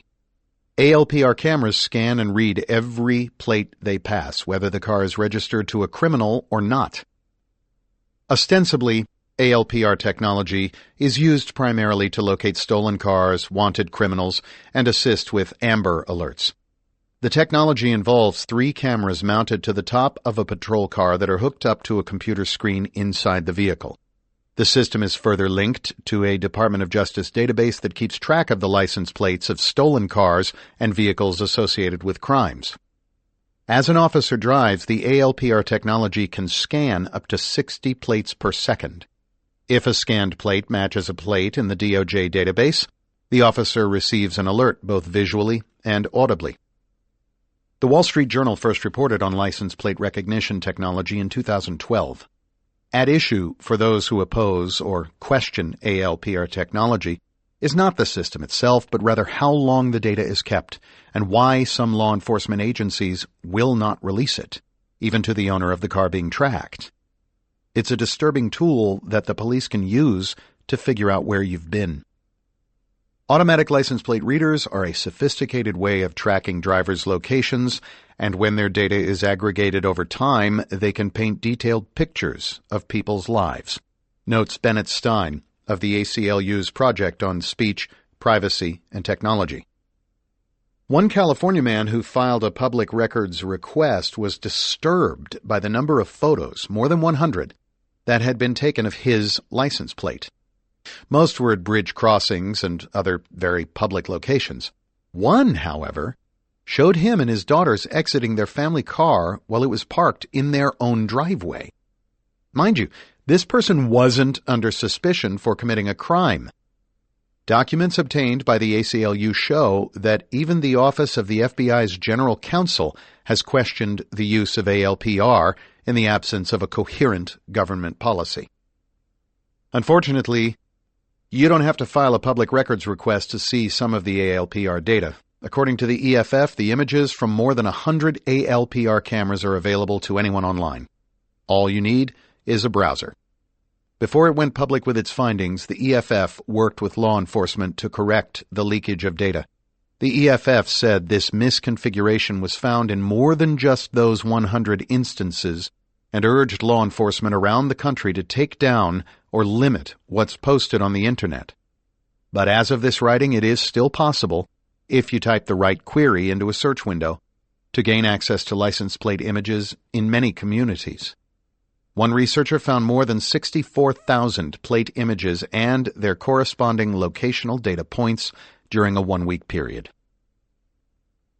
Perhaps you don't own a car and only rent one occasionally. Still, you are definitely not invisible given all the personal and credit card information you must supply at the time of rental. What's more, most rental cars today have GPS built in. I know. I found out the hard way. When you are given a loaner car from a dealership because your car is being serviced, you typically agree not to take it across state lines. The dealership wants to keep the car in the state where it was borrowed. This rule mostly concerns their insurance, not yours. This happened to me. I brought my car into a Lexus dealer in Las Vegas for servicing, and they let me use a loaner car. Since it was past closing time at the dealership, I just signed the paperwork without reading it, mostly because I was being rushed by the service associate. Later, I drove the car to Northern California to the Bay Area for a consulting gig. When the service guy called me to discuss his recommendations, he asked, "Where are you?" I said, "San Ramon, California." He said, "Yeah, that's where we see the car." He then read me the riot act about taking the car out of state. Apparently the loaner agreement I had quickly signed stipulated that I was not to take the car out of Nevada. When you rent or borrow a car today, there's a temptation to pair your wireless device to the entertainment system to recreate the audio experience you have at home. Of course, there are some immediate privacy concerns. This isn't your car. So what happens to your infotainment data once you return the car to the rental agency? Before you pair your device with a car that isn't yours, take a look at the entertainment system. Perhaps by tapping the mobile phone setting, you will see previous users' devices and/or names listed on the Bluetooth screen. Think about whether you want to join that list. In other words, your data doesn't just disappear when you leave the car. You have to remove it yourself. You might be thinking, what harm is there in sharing my favorite tunes with others? The problem is that your music isn't the only thing that gets shared. When most mobile devices connect to an automobile infotainment system, they automatically link your contacts to the car's system. The assumption is that you might want to make a hands-free call while driving, so having your contacts stored in the car makes it that much easier. Trouble is, it's not your car. When I get a rental car, says David Miller, Chief Security Officer for Covisint, the last thing I do is pair my phone. It downloads all my contacts because that's what it wants to do. In most rental cars, you can go in and, if somebody's paired with it, see their contacts. The same is true when you finally sell your car. Modern cars give you access to your digital world while on the road. Want to check Twitter? Want to post to Facebook? Cars today bear an increasing resemblance to your traditional PC and your cell phone.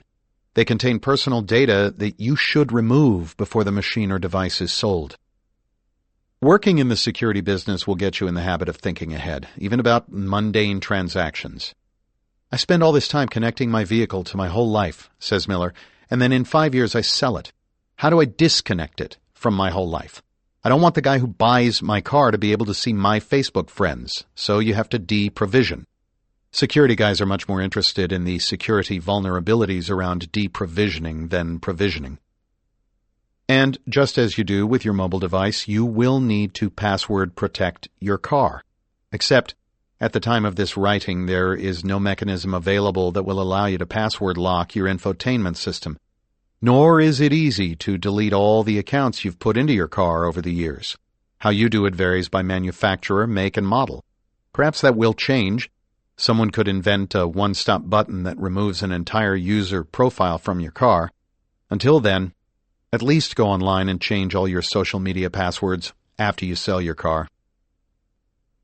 Perhaps the best example of a computer on wheels is a Tesla, a state-of-the-art all-electronic vehicle. In June of 2015, Tesla reached a significant milestone. Collectively, Tesla cars worldwide had been driven more than 1 billion miles. I drive a Tesla. They're great cars. But given their sophisticated dashboards and constant cellular communication, they raise questions about the data they collect. When you take possession of a Tesla, you are offered a consent form. You have the ability to control whether Tesla will record any information about your car over a wireless communication system. You can enable or disable sharing your personal data with Tesla via a touch screen on the dashboard. Many people accept the argument that their data will help Tesla make a better car in the future. According to Tesla's privacy policy, the company may collect the vehicle identification number, speed information, odometer readings, battery usage information, battery charging history, information about electrical system functions, software version information, infotainment system data, and safety-related data, including information regarding the vehicle's SRS systems, brakes, security, and e-brake system, among other things, to assist in analyzing the performance of the vehicle.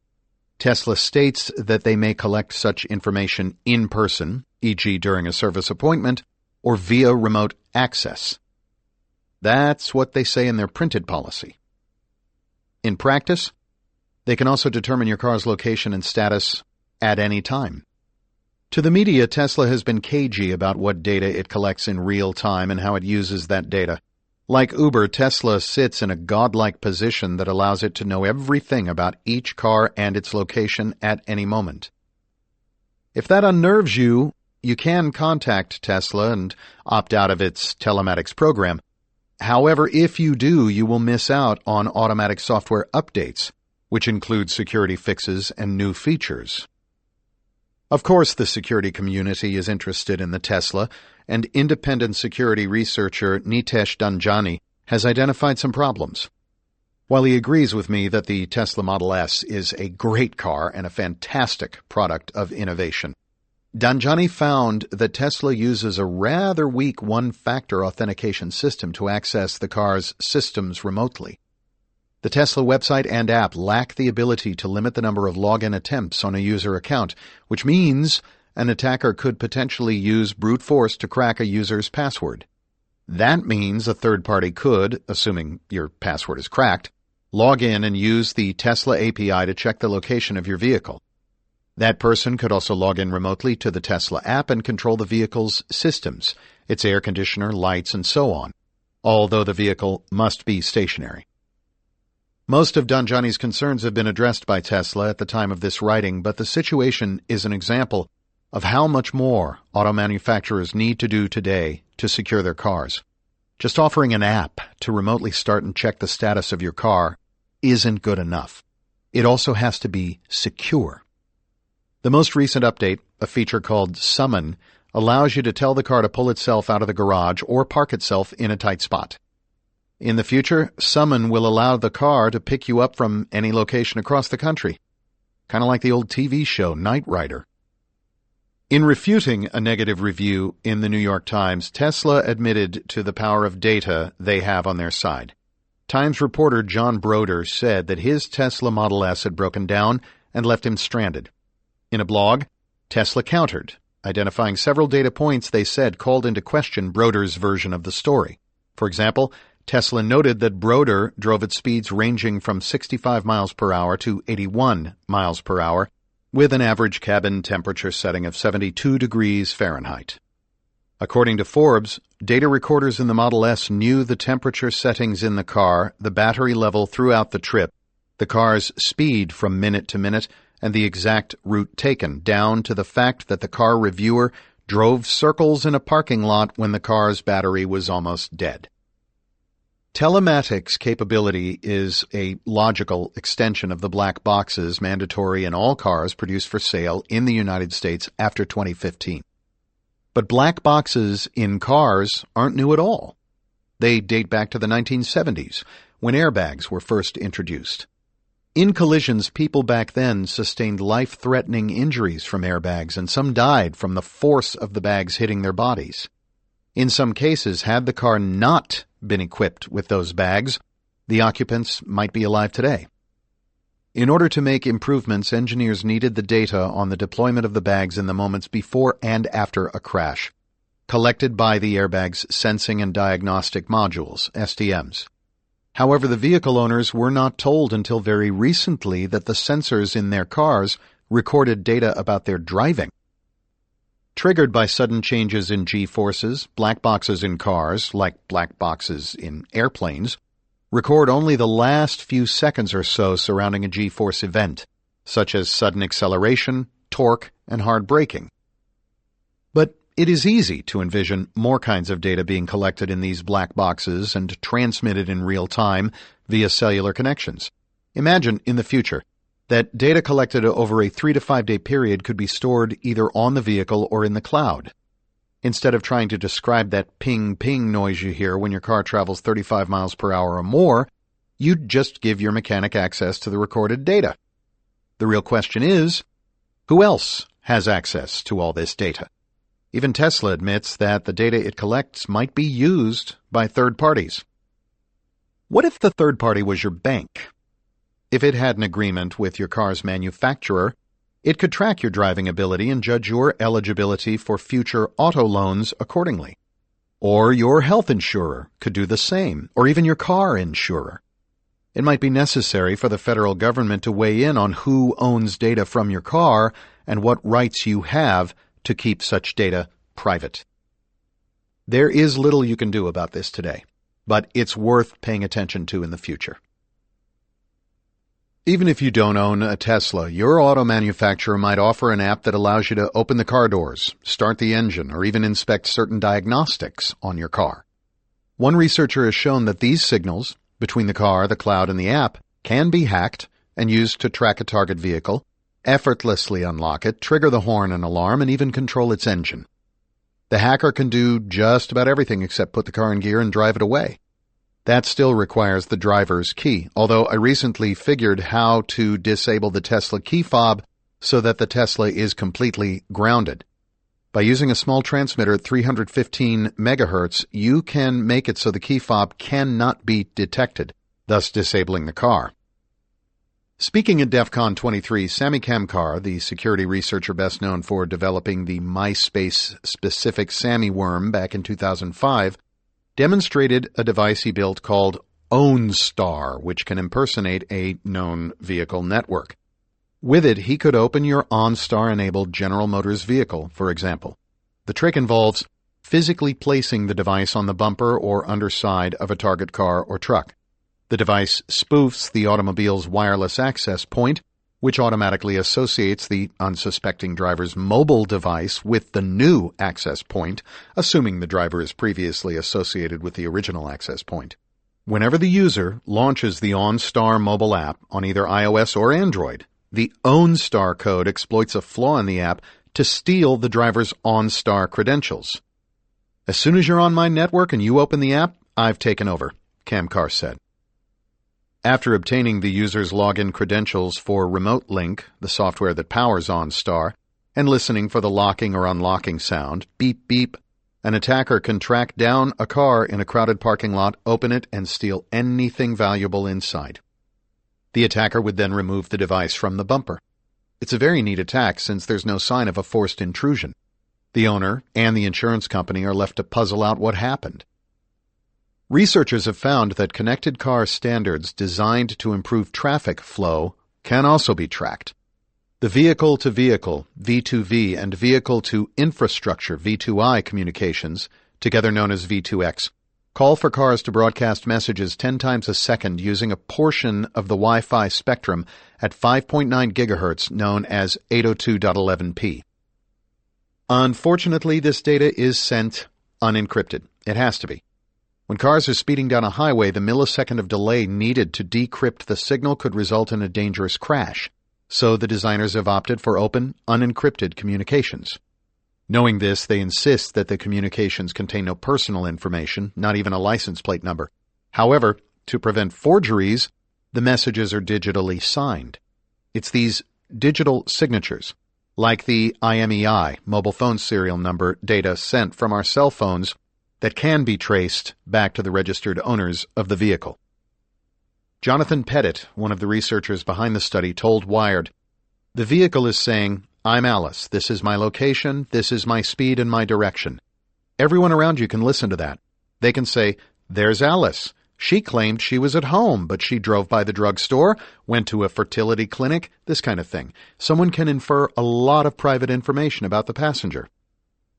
Pettit has designed a system for around $1,000 that can listen for the V2X communications, and he suggests that a small town could be covered with his sensors for about $1 million. Rather than having a large police force, the town would use the sensors to identify drivers and, more important, their habits.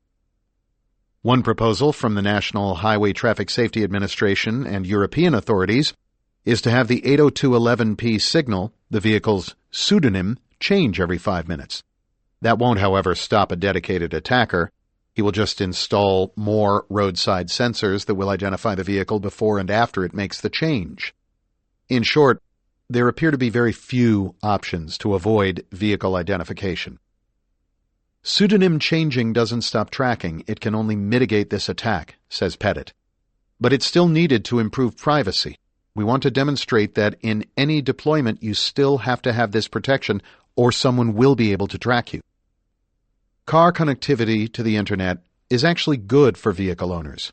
Manufacturers are able to push out software bug fixes instantly should they be required.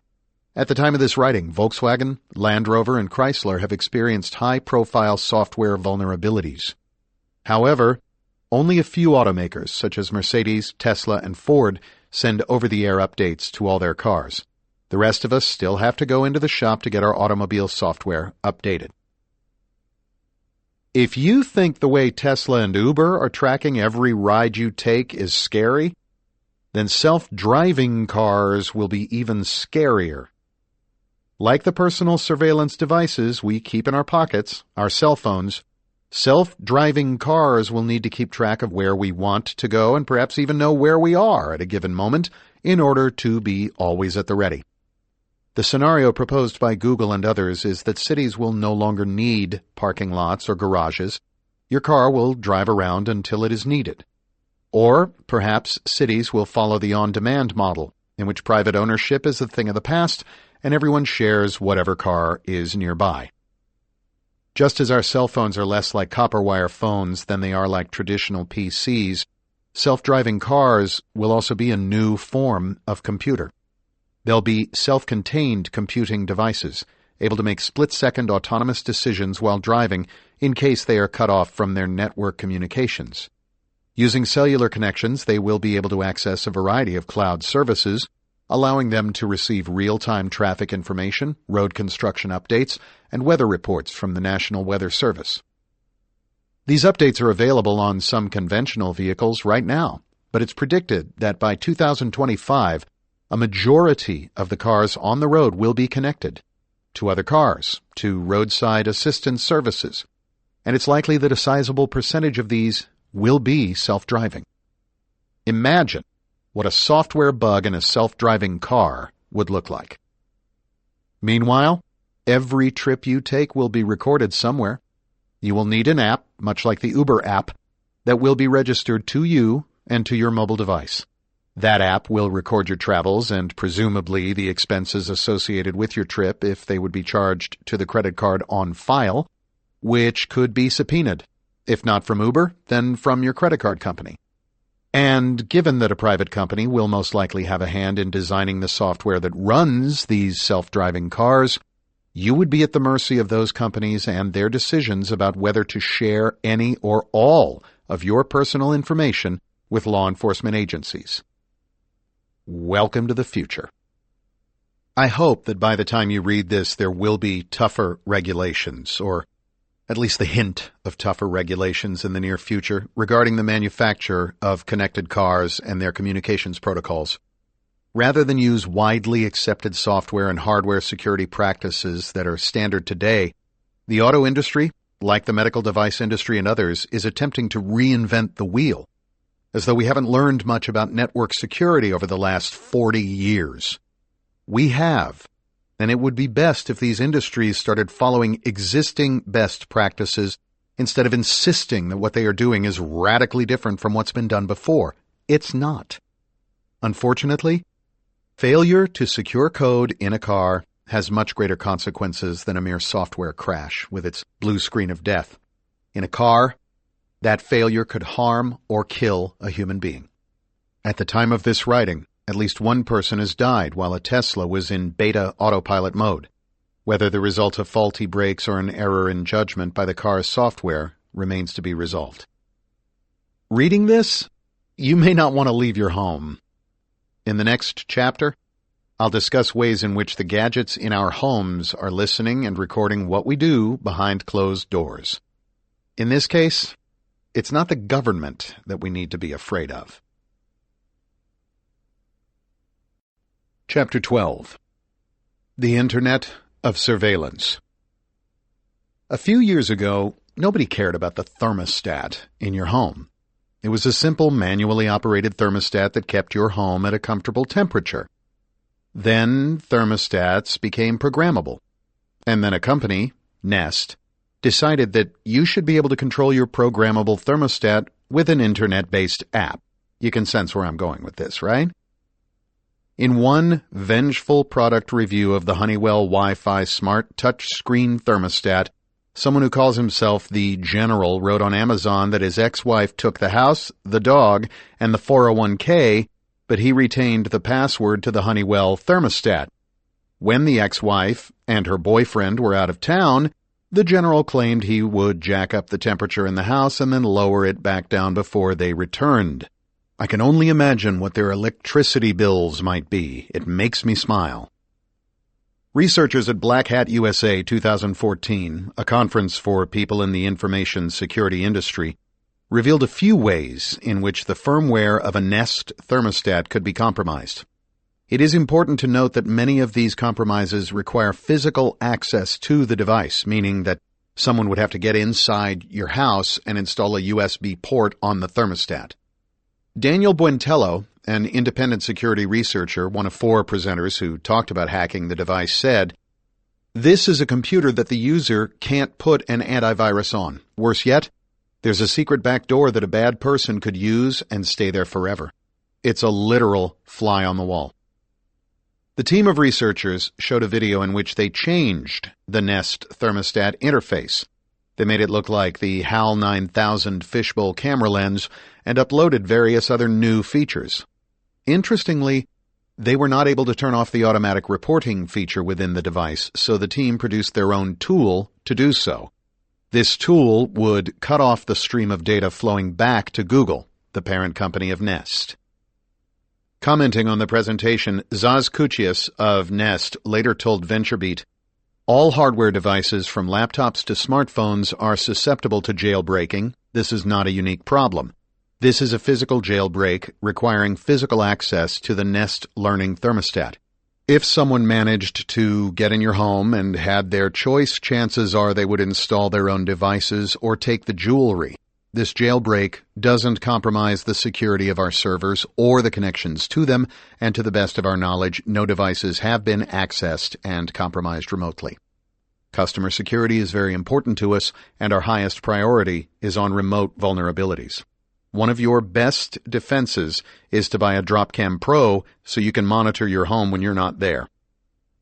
With the advent of the Internet of Things, companies like Google are eager to colonize parts of it, to own the platforms that other products will use. In other words, these companies want devices developed by other companies to connect to their services and not someone else's. Google owns both Dropcam and Nest, but they want other Internet of Things devices, such as smart light bulbs and baby monitors, to connect to your Google account as well. The advantage of this, at least to Google, is that they get to collect more raw data about your personal habits. And this applies to any large company, Apple, Samsung, even Honeywell. In talking about the Internet of Things, computer security expert Bruce Schneier concluded in an interview, "This is very much like the computer field in the 90s. No one's paying any attention to security. No one's doing updates. No one knows anything. It's all really, really bad, and it's going to come crashing down. There will be vulnerabilities. They'll be exploited by bad guys, and there will be no way to patch them." To prove that point, in the summer of 2013, journalist Kashmir Hill did some investigative reporting and found some DIY computer hacking. By using a Google search, she found a simple phrase that allowed her to control some Insteon hub devices for the home. A hub is a central device that provides access to a mobile app or to the Internet directly. Through the app, people can control the lighting in their living rooms, lock the doors to their houses, or adjust the temperature of their homes. Through the Internet, the owner can adjust these things while, say, on a business trip. As Hill showed, an attacker could also use the Internet to remotely contact the hub. As further proof, she reached out to Thomas Hatley, a complete stranger in Oregon, and asked if she could use his home as a test case. From her home in San Francisco, Hill was able to turn on and off the lights within Hatley's home, some 600 miles up the Pacific coast. She could also have controlled his hot tubs, fans, televisions, water pumps, garage doors, and video surveillance cameras if he had had those connected. The problem, now corrected, was that Insteon made all Hatley's information available on Google. Worse, access to this information wasn't protected by a password at the time. Anyone who stumbled upon this fact could control any Insteon hub that could be found online. Hatley's router did have a password, but that could be bypassed by looking for the port used by Insteon, which is what Hill did. Thomas Hatley's home was one of 8 that I was able to access, Hill wrote. Sensitive information was revealed, not just what appliances and devices people had, but their time zone, along with the closest major city to their home, IP addresses, and even the name of a child. Apparently, the parents wanted the ability to pull the plug on his television from afar. In at least 3 cases, there was enough information to link the homes on the internet to their locations in the real world. The names for most of the systems were generic, but in one of those cases, it included a street address that I was able to track down to a house in Connecticut. Around the same time, a similar problem was found by Nitesh Dhanjani, a security researcher. Dhanjani was looking in particular at the Philips Hue lighting system, which allows the owner to adjust the color and brightness of a light bulb from a mobile device. The bulb has a range of 16 million colors. Dhanjani found that a simple script inserted onto a home computer on the home network was enough to cause a denial of service attack on the lighting system. In other words, he could make any room with a Hue light bulb go dark at will. What he scripted was a simple code so that when the user restarted the bulb, it would quickly go out again, and would keep going out as long as the code was present. Dhanjani said that this could spell serious trouble for an office building or apartment building. The code would render all the lights inoperable, and the people affected would call the local utility only to find there was no power outage in their area. The outage was caused remotely via a computer script. Computer scripts can affect other smart home systems. If you have a newborn in your home, you may also have a baby monitor. This device, either a microphone or a camera, or a combination of both, allows parents to be out of the nursery but still keep track of their baby. Unfortunately, these devices can invite others to observe the child as well. Analog baby monitors use retired wireless frequencies in the 43 to 50 megahertz range. These frequencies were first used for cordless phones in the 1990s, and anyone with a cheap radio scanner could easily intercept cordless phone calls without the target ever knowing what happened. Even today, a hacker could use a spectrum analyzer to discover the frequency that a particular analog baby monitor uses, then employ various demodulation schemes to convert the electrical signal to audio. A police scanner from an electronics store would also suffice. There have been numerous legal cases in which neighbors using the same brand of baby monitor set to the same channel eavesdropped on one another. In 2009, Wes Denkov of Chicago sued the manufacturers of the Summer Infant Day and Night Baby Video Monitor, claiming that his neighbor could hear private conversations held in his home. As a countermeasure, you might want to use a digital baby monitor. These are still vulnerable to eavesdropping, but they have better security and more configuration options. For example, you can update the monitor's firmware, the software on the chip, immediately after purchase. Also, be sure to change the default username and password. Here again, you might come up against a design choice that is out of your control. Nitesh Dhanjani found that the Belkin Wemo wireless baby monitor uses a token in an app that once installed on your mobile device and used on your home network remains active from anywhere in the world.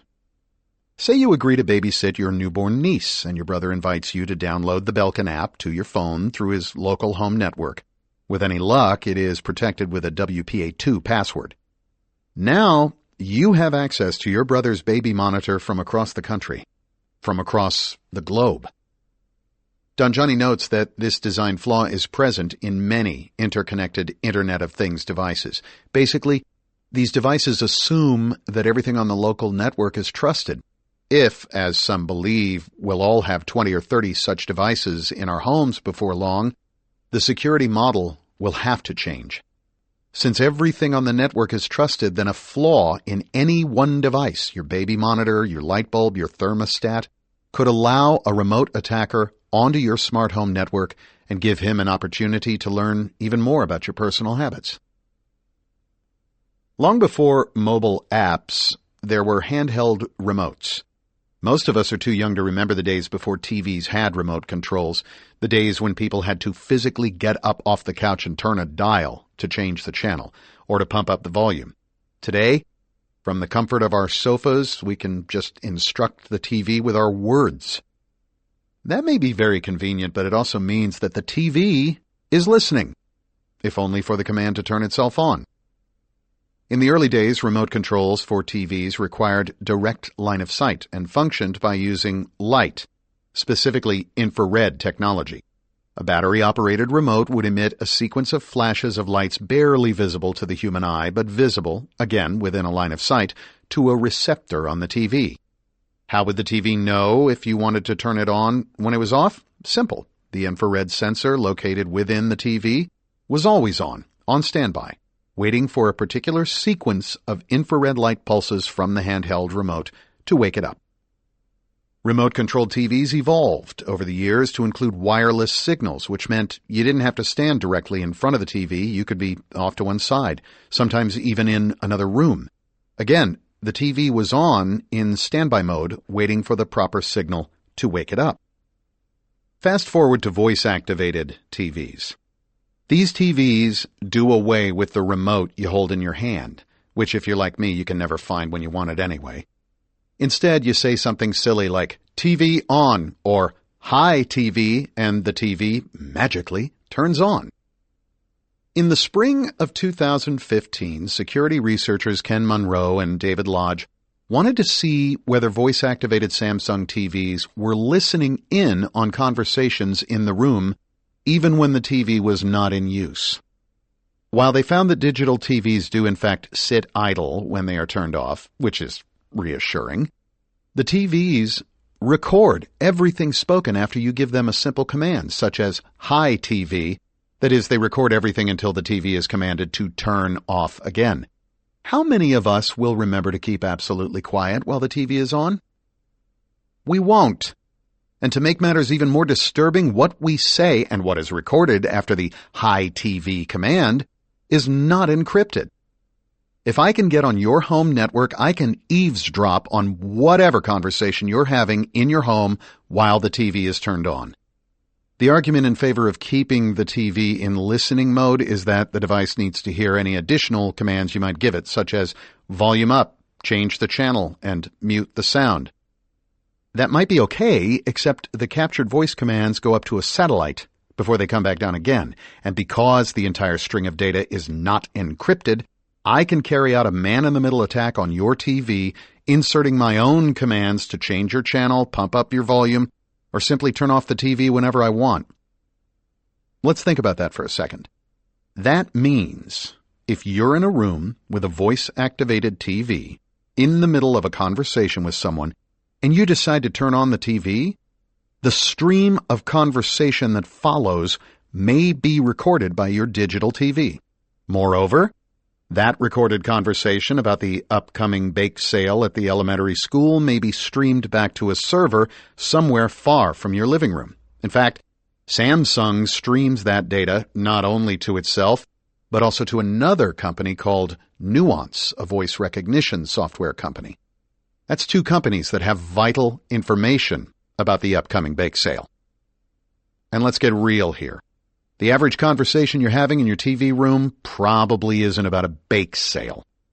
Maybe you're talking about something illegal, which law enforcement might want to know about.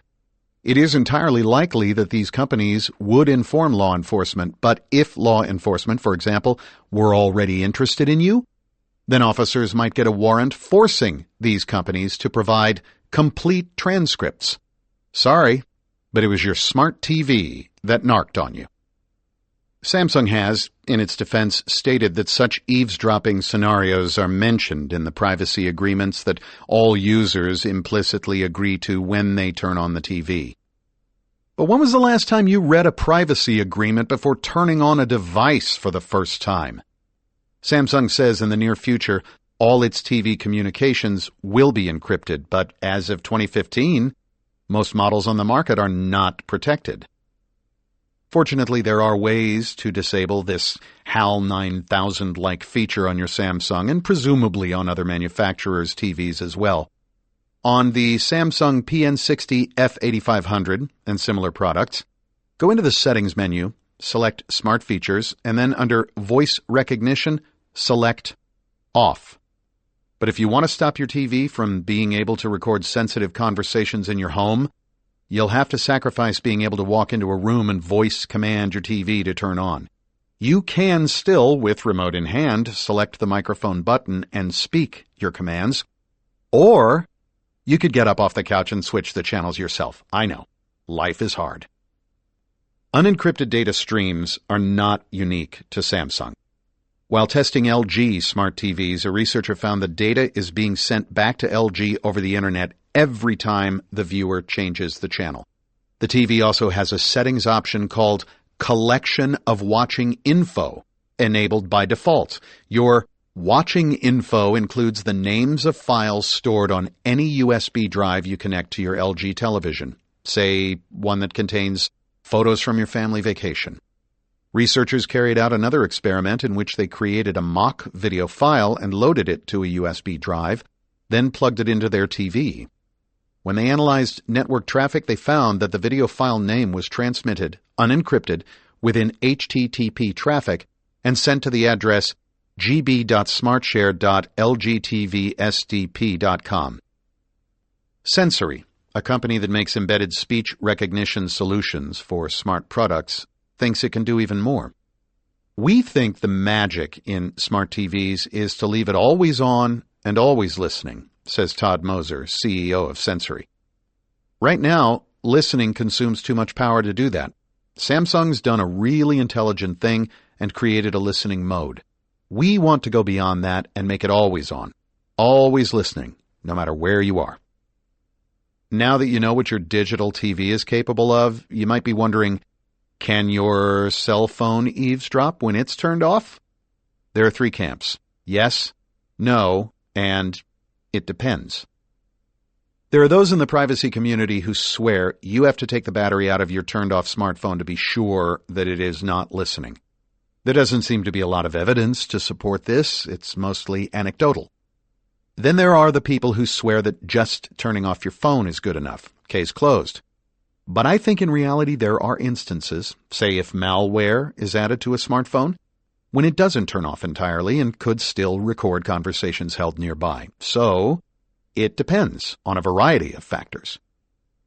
There are some phones that wake up when you say a magic phrase, just as voice-activated TVs do.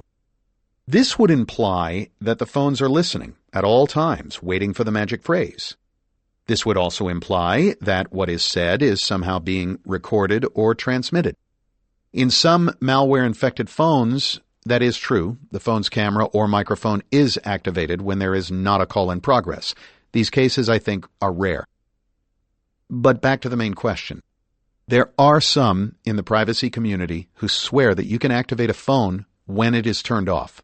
There is malware that can make the phone appear to be off when it is not. However, the possibility that someone could activate a turned-off phone, no battery power, strikes me as impossible.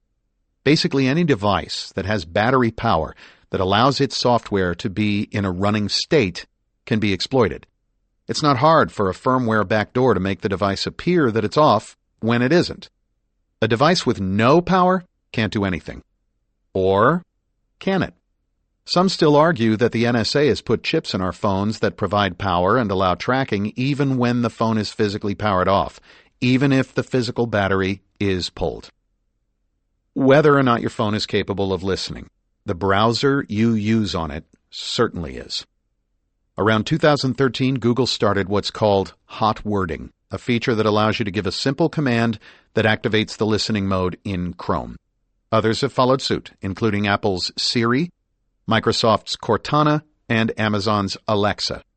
So your phone, your traditional PC, and that standalone device on your coffee table all contain back-end in-the-cloud services that are designed to respond to voice commands such as Siri, how far to the nearest gas station? Which means they listen. And if that doesn't concern you, know that the searches conducted by these services are recorded and saved indefinitely. Indefinitely. So how much do these devices hear? Actually, it's a little unclear what they do when they are not answering questions or turning your TV on and off. For example, using the traditional PC version of the Chrome browser, researchers found that someone, Google, appeared to be listening all the time by enabling the microphone. This feature came to Chrome from its open-source equivalent, a browser known as Chromium. In 2015, researchers discovered that someone, Google, appeared to be listening all the time. Upon further investigation, they discovered that this is because the browser turns the microphone on by default. Despite being included in open-source software, this code was not available for inspection. There are several problems with this. First, open source means that people should be able to look at the code. But in this case, the code was a black box, code that no one had vetted. Second, this code made its way to the popular version of the browser via an automatic update from Google, which users weren't given a chance to refuse. And as of 2015, Google has not removed it. They did offer a means for people to opt out, but that opt-out requires coding skills so complicated that average users can't do it on their own. There are other, more low-tech ways to mitigate this creepy eavesdropping feature in Chrome and other programs. For the webcam, simply put a piece of tape over it. For the microphone, one of the best defenses is to put a dummy mic plug in the microphone socket of your traditional PC.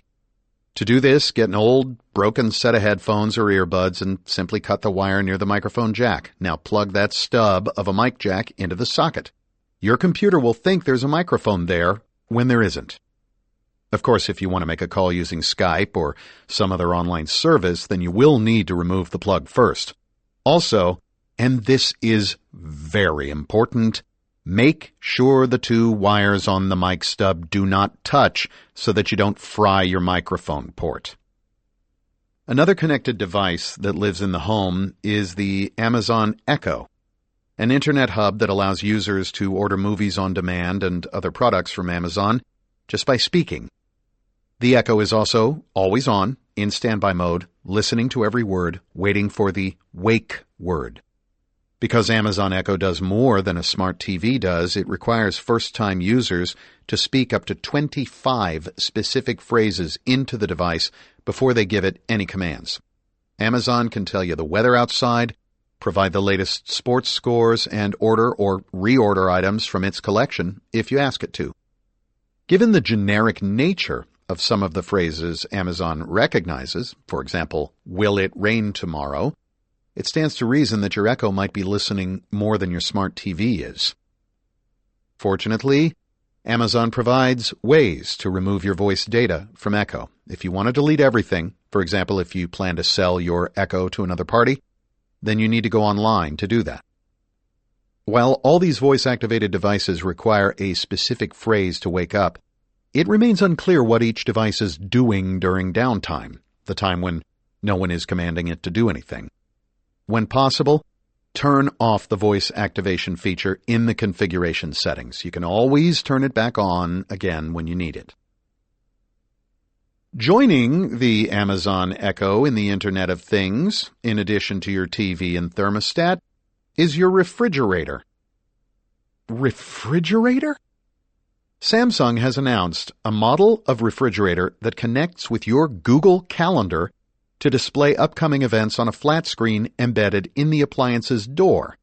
Kind of like that whiteboard you once had in its place, only now the refrigerator connects to the internet through your Google account.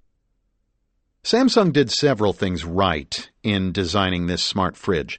They included an SSL HTTPS connection, so traffic between the refrigerator and the Google Calendar server is encrypted. And they submitted their futuristic refrigerator for testing at DEF CON 23, one of the most intense hacker conventions on Earth. But according to security researchers Ken Monroe and David Lodge, the individuals who hacked the digital TV communications, Samsung failed to check the certificate to communicate with Google servers and obtain Gmail calendar information. A certificate would validate that the communications between the refrigerator and the Google servers are secure, but without it, someone with malicious intent could come along and create his own certificate. allowing him to eavesdrop on the connection between your refrigerator and Google. So what? Well, in this case, by being on your home network, someone could not only gain access to your refrigerator and spoil your milk and eggs, but also gain access to your Google account information by performing a man-in-the-middle attack on the Fridge Calendar client and stealing your Google login credentials, allowing him or her to read your Gmail and perhaps do even greater damage. Smart refrigerators are not the norm yet, but it stands to reason that as we connect more devices to the Internet and even to our home networks, there will be lapses in security, which is frightening, especially when the thing being compromised is something really precious and private, like your home. Internet of Things companies are working on apps that will turn any device into a home security system. Your TV, for instance, might someday contain a camera. In that scenario, an app on a smartphone or tablet could allow you to view any room in your home or office from any remote location. Lights, too, can be turned on when there is motion inside or outside the house. In one scenario, you might drive up to your house, and as you do so, the alarm system app on your phone or in your car uses its built-in geolocation capabilities to sense your arrival. When you're 50 feet away, the app signals the home alarm system to unlock the front or garage door. The app on your phone is already connected to the house and authenticated. The alarm system further contacts the in-home lighting system, asking it to illuminate the porch, entryway, and maybe either the living room or kitchen. Additionally, you may want to enter your home while soft chamber music or the latest Top 40 tune from a service such as Spotify is playing on the stereo. And, of course, the temperature of the house warms or cools according to the season and your preferences now that you are home again. Home alarms became popular around the turn of the 21st century. Home alarm systems at that time required a technician to mount wired sensors in the doors and windows of the house. These wired sensors were connected to a central hub that used a wired landline to send and receive messages from the monitoring service. You would set the alarm, and if anyone compromised the secured doors and windows, the monitoring service would contact you, usually by phone. A battery was often provided in case the power went out. Note that a landline usually never loses power unless the wire to the house is cut. When a lot of people got rid of their copper wire landlines and relied solely upon their mobile communication services, the alarm monitoring companies began offering cellular-based connections. Lately, they've switched to Internet-based app services. The alarm sensors on the doors and windows themselves are now wireless. There is certainly less drilling and stringing of ugly cable, but there is also more risk. Researchers have repeatedly found that the signals from these wireless sensors are not encrypted. A would-be attacker need only listen to the communications between devices in order to compromise them. For example, if I can breach your local network, I can eavesdrop on the communications between your alarm company's servers and your in-home device, assuming it's on the same local network and not encrypted. And by manipulating those communications, I can start to control your smart home, spoofing commands to control the system. Companies are now providing do-it-yourself home monitoring services. If any sensors are disturbed, your cell phone lights up with a text message informing you of the change. Or perhaps the app provides a webcam image from inside the house. Either way, you are in control and are monitoring the house yourself. That's great, until your home internet goes out. Even when the internet is working, the bad guys can still subvert or suppress these do-it-yourself wireless alarm systems. For example, an attacker can trigger false alarms, which in some cities the homeowner has to pay for. Devices that create false alarms could be set off from the street in front of your house or up to 250 yards away. Too many false alarms could render the system unreliable and the homeowner out of pocket for a hefty fee. Or the attacker could jam the do-it-yourself wireless sensor signals by sending radio noise to prevent communication back to the main hub or control panel. It suppresses the alarm and prevents it from sounding, effectively neutralizing the protection and allowing the criminal to walk right in. A lot of people have installed webcams in their homes, whether for security, for monitoring a cleaning person or nanny, or for keeping tabs on a homebound senior or loved one with special needs. Unfortunately, a lot of these over-the-internet webcams are vulnerable to remote attacks. There's a publicly available web search engine known as Shodan that exposes non-traditional devices configured to connect to the Internet. Shodan displays results not only from your Internet of Things devices at home, but also from internal municipal utilities networks and industrial control systems that have been misconfigured to connect their servers to the public network. It also displays data streams from countless misconfigured commercial webcams all over the world. It has been estimated that on any given day there may be as many as 100,000 webcams with little or no security transmitting over the Internet. Among these are Internet cameras without default authentication from a company called D-Link, which can be used to spy on people in their private moments, depending on what these cameras are set to capture. An attacker can use Google filters to search for D-Link Internet cameras.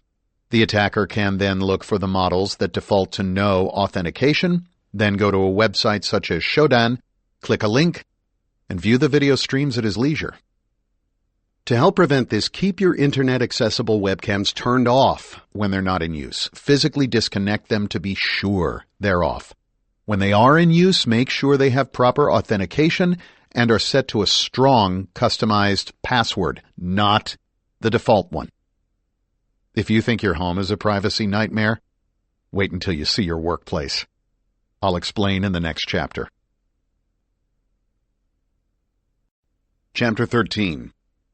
Things your boss doesn't want you to know.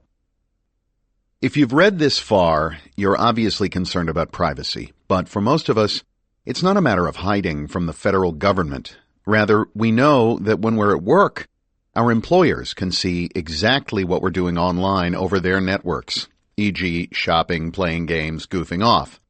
A lot of us just want to cover our asses. And that's getting harder to do, thanks in part to the cell phones we carry. Whenever Jane Rogers, finance manager of a Chicago landscaping company, wants to know whether her employees in the field are where they should be, she pulls up their exact locations on her laptop. Like many managers and company owners, she is turning to tracking software on corporate-owned, personally enabled COPE smartphones and service trucks with GPS devices to surveil her employees. One day, a customer asked Jane whether one of her landscapers had been out to perform a service. After a few keystrokes, Jane verified that between 10 o'clock a.m. and 10:30 a.m., one of her employees had been to the specified place. The telematics service Rogers uses provides capabilities beyond geolocation. For example, on her 9 company-owned phones, she can also view photos, text messages, and emails sent by her gardeners. She also has access to their call logs and website visits, but Rogers says she only uses the GPS feature. GPS tracking in the service industry has been available for a long time. It, along with United Parcel Service's own Orion system of algorithmic route selection, has allowed the package delivery company to cut down on gas expenses by monitoring and suggesting optimized routes for its drivers. The company was also able to crack down on lazy drivers. In these ways, UPS has increased its volume by 1.4 million additional packages per day, with 1,000 fewer drivers. All this is good for the employers, who argue that by squeezing out higher margins, they can in turn afford to pay better wages. But how do employees feel? There is a downside to all this surveillance. In an analysis, Harper's Magazine featured a profile of a driver who was electronically monitored while at work. The driver, who did not give his name, said that the software timed his deliveries to the second and informed him whenever he was under or over optimal time. At the end of a typical day, the driver said he might be over by as much as 4 hours. Slacking off?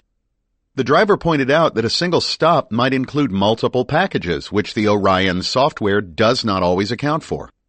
The driver described co-workers in his New York distribution center who were battling chronic pain in their lower backs and knees from trying to carry too much in a single trip, despite constant reminders from the company regarding proper handling of heavy loads, in order to keep up with the software.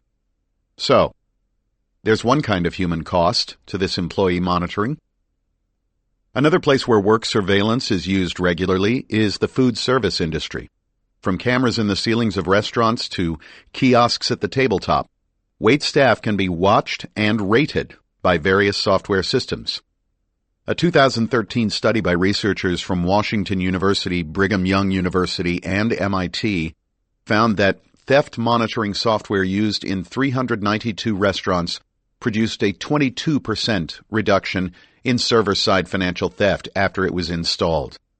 As I mentioned, actively monitoring people does change their behavior. There are currently no federal statutes in the United States to prohibit companies from tracking their employees. Only Delaware and Connecticut require employers to tell employees when they are being tracked. In most states, employees have no idea whether they are being watched at work. What about the employees in the office? The American Management Association found that 66% of employers monitor the Internet use of their employees. 45% track employee keystrokes at the computer, noting idle time as potential breaks, and 43% monitor the contents of employee email. Some companies monitor employees' Outlook calendar entries, email headers, and instant messaging logs. The data is ostensibly used to help companies figure out how their employees are spending their time, from how much time salespeople are spending with customers to which divisions of the company are staying in touch by email to how much time employees are spending in meetings or away from their desks. Of course, there's a positive spin. Having such metrics means that the company can be more efficient in scheduling meetings or in encouraging teams to have more contact with each other. But the bottom line is that someone is collecting all this corporate data, and it could someday be turned over to law enforcement, or at the very least, used against you in a performance review. You are not invisible at work. Anything passing through a corporate network belongs to the company. It is not yours. Even if you are checking your personal email account, your last order with Amazon, or planning a vacation, you are probably using a company-issued phone, laptop, or VPN. So, expect to have someone monitoring everything you do. Here's an easy way to keep your manager and even your coworkers from snooping when you leave your desk to go to a meeting or the bathroom. Lock your computer screen. Seriously. Don't leave your email or details about the project you've spent weeks on open, just sitting there for someone to mess with. Lock your computer until you return to your screen. It takes a few extra seconds, but it'll spare you a lot of grief. Set a timer in the operating system to lock the screen after a certain number of seconds. Or look into one of the Bluetooth apps that will automatically lock your screen if your mobile phone is not near the computer. That said, there is a new attack that uses a weaponized USB device. A lot of offices seal the USB ports on their laptops and desktops, but if yours doesn't, a weaponized USB stick could still unlock your computer without a password. In addition to corporate secrets, there's also a fair amount of personal email that passes through our computers during the workday. And sometimes we print it out for ourselves while in the office. If you are concerned about privacy, don't do anything personal while at work. Keep a strict firewall between your work life and your home life. Or bring a personal device, such as a laptop or an iPad, from home if you feel the need to do personal stuff while on break. And if your mobile device is cellular-enabled, never use the company Wi-Fi, and further, turn off the SSID broadcast if you are using a portable hotspot. Only use cellular data when conducting personal business at work. Really, once you arrive at your office, your public game face needs to be on. Just as you wouldn't talk about really personal things with your casual office mates, you need to keep your personal business off the company's computer systems, especially when you're searching for health-related topics or looking for a new job. It's harder than it sounds. For one thing, we're used to the ubiquity of information and the nearly universal availability of the Internet. But if you are going to master the art of invisibility, you have to prevent yourself from doing private things in public. Assume that everything you type into your office computer is public. That doesn't mean that your IT department is actively monitoring your particular device or will ever act on the fact that you printed out your child's science fair project on the expensive color printer on the 5th floor. Although they might. The point is, there's a record that you did these things. And should there be suspicion in the future, they can access the records of everything you did on that machine. It's their machine, not yours. And it's their network. That means they're scanning the content that flows in and out of the company. Consider the case of Adam, who downloaded his free credit report on his work computer. He logged into the credit bureau's site using the company computer over the company network. Let's say you, like Adam, also download your credit report at work. You want to print it out, right? So, why not send it to the company printer over in the corner? Because if you do, there will be a copy of the PDF file containing your credit history sitting on the hard drive of the printer. You don't control the printer, and after the printer is retired and removed from the office, you don't have control over how that hard drive is disposed of. Some printers are now encrypting their drives, but can you be sure that the printer in your office is encrypted? You can't. That's not all. Every Word or Excel document that you create using Microsoft Office includes metadata that describes the document. Typically, document metadata includes the author's name, the date created, the number of revisions, and the file size, as well as an option to add more details. This is not enabled by default by Microsoft. You have to go through some hoops to see it. Microsoft has, however, included a document inspector that can remove these details before you export the document elsewhere. A 2012 study sponsored by Xerox and McAfee found that 54% of employees say they don't always follow their company's IT security policies, and 51% of employees whose workplace has a printer, copier, or multifunction printer say they've copied, scanned, or printed confidential personal information at work. And it's not just work. The same goes for printers at the local copy shop and the local library. They all contain hard drives that remember everything they've printed over their lifetimes. If you need something personal printed out, perhaps you should print it out later at home on a network and printer over which you have control. Spying, even on employees, has gotten very creative. Some companies enlist non-traditional office devices that we might otherwise take for granted, never imagining that they could be used to spy on us. Consider the story of a young Columbia University graduate student named Ang Kui. Wondering if he could hack into a corporate office and steal sensitive data through non-traditional means, Kui decided first to attack laser printers, a staple in most offices today. Kui noted that printers were way behind the times. During several pen tests, I have observed this as well. I have been able to leverage the printer to get further access into the corporate network. This is because workers rarely change the admin password on printers that are internally deployed. The software and the firmware used in printers, especially commercial printers for the home office, contain a lot of basic security flaws. The thing is, very few people see an office printer as vulnerable. They think they're enjoying what's sometimes called security by obscurity. If no one notices the flaw, then you are safe. But as I've said, printers and copy machines, depending on the model, have one important thing in common. They both may contain hard drives, and unless that hard drive is encrypted, and many are still not, it is possible to access what has been printed at a later date. All this has been known for years. What Kui wondered was if he could turn a company printer against its owners and exfiltrate whatever was printed. To make things more interesting, Kui wanted to attack the printer's firmware code, the programming embedded inside a chip within the printer. Unlike our traditional PCs and mobile devices, digital TVs and other smart electronics do not have the power or the processing resources to run a full-blown operating system, such as Android, Windows, and iOS. Instead, these devices use what's called real-time operating systems, RTOS, which are stored on individual chips inside the device, frequently known as fireware. These chips store only the commands needed to operate the system and not much else. Occasionally, even these simple commands need to be updated by the manufacturer or vendor by flashing or replacing the chips. Given that this is done so infrequently, it's obvious that many manufacturers simply did not build in the proper security measures. This, the lack of update, was the vector that Qui decided to pursue for his attack. Qui wanted to see what would happen if he hacked the file format HP used for its firmware updates, and he discovered that HP didn't check the validity of each update.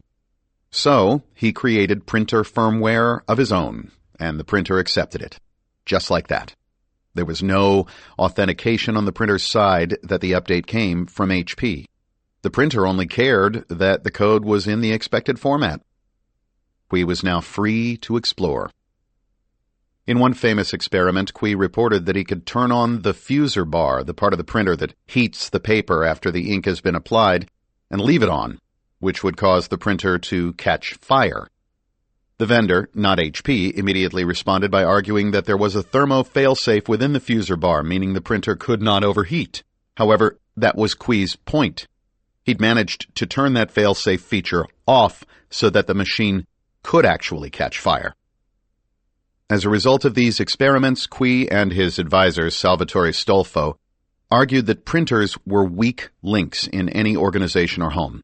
For example, the HR department of a Fortune 500 company might receive a maliciously coded resume file over the Internet. In the time it takes the hiring manager to print that document, the printer through which it travels could be fully compromised by installing a malicious version of the firmware.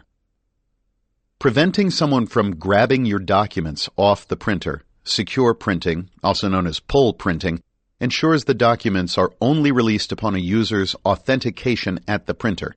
Usually a passcode must be entered before the document will print. This can be done by using a PIN, smart card, or biometric fingerprint. Pull printing also eliminates unclaimed documents, preventing sensitive information from lying around for everyone to see. Building on his printer attacks, Qui began to look around the typical office for other common objects that might be vulnerable and settled on Voice over Internet Protocol, VoIP telephones. As with printers, no one had appreciated the hidden yet obvious once you thought about it value of these devices in collecting information, and as with a printer, an update to the system can be faked and accepted by the VoIP phone. Most VoIP phones have a hands-free option that allows you to put someone on speakerphone in your cubicle or office, which means there's not only a speaker, but also a microphone on the outside of the handset.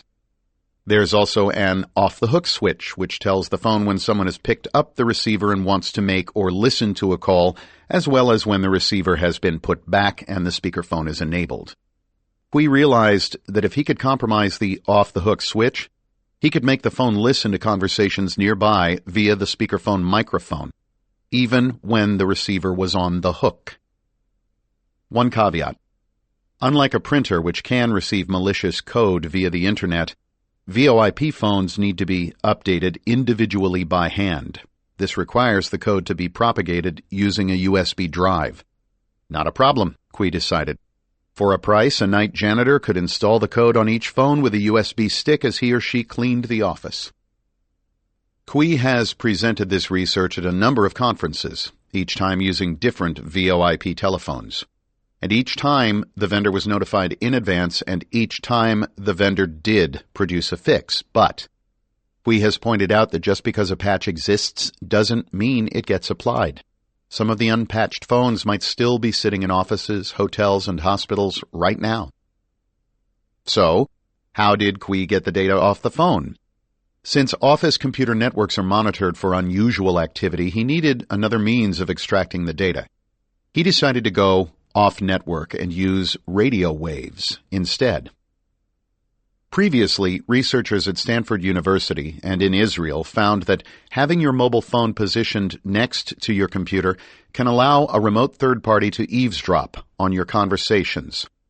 The trick requires malware to be inserted onto your mobile device, but with maliciously coded apps available for download from rogue app stores, that's easy enough, right?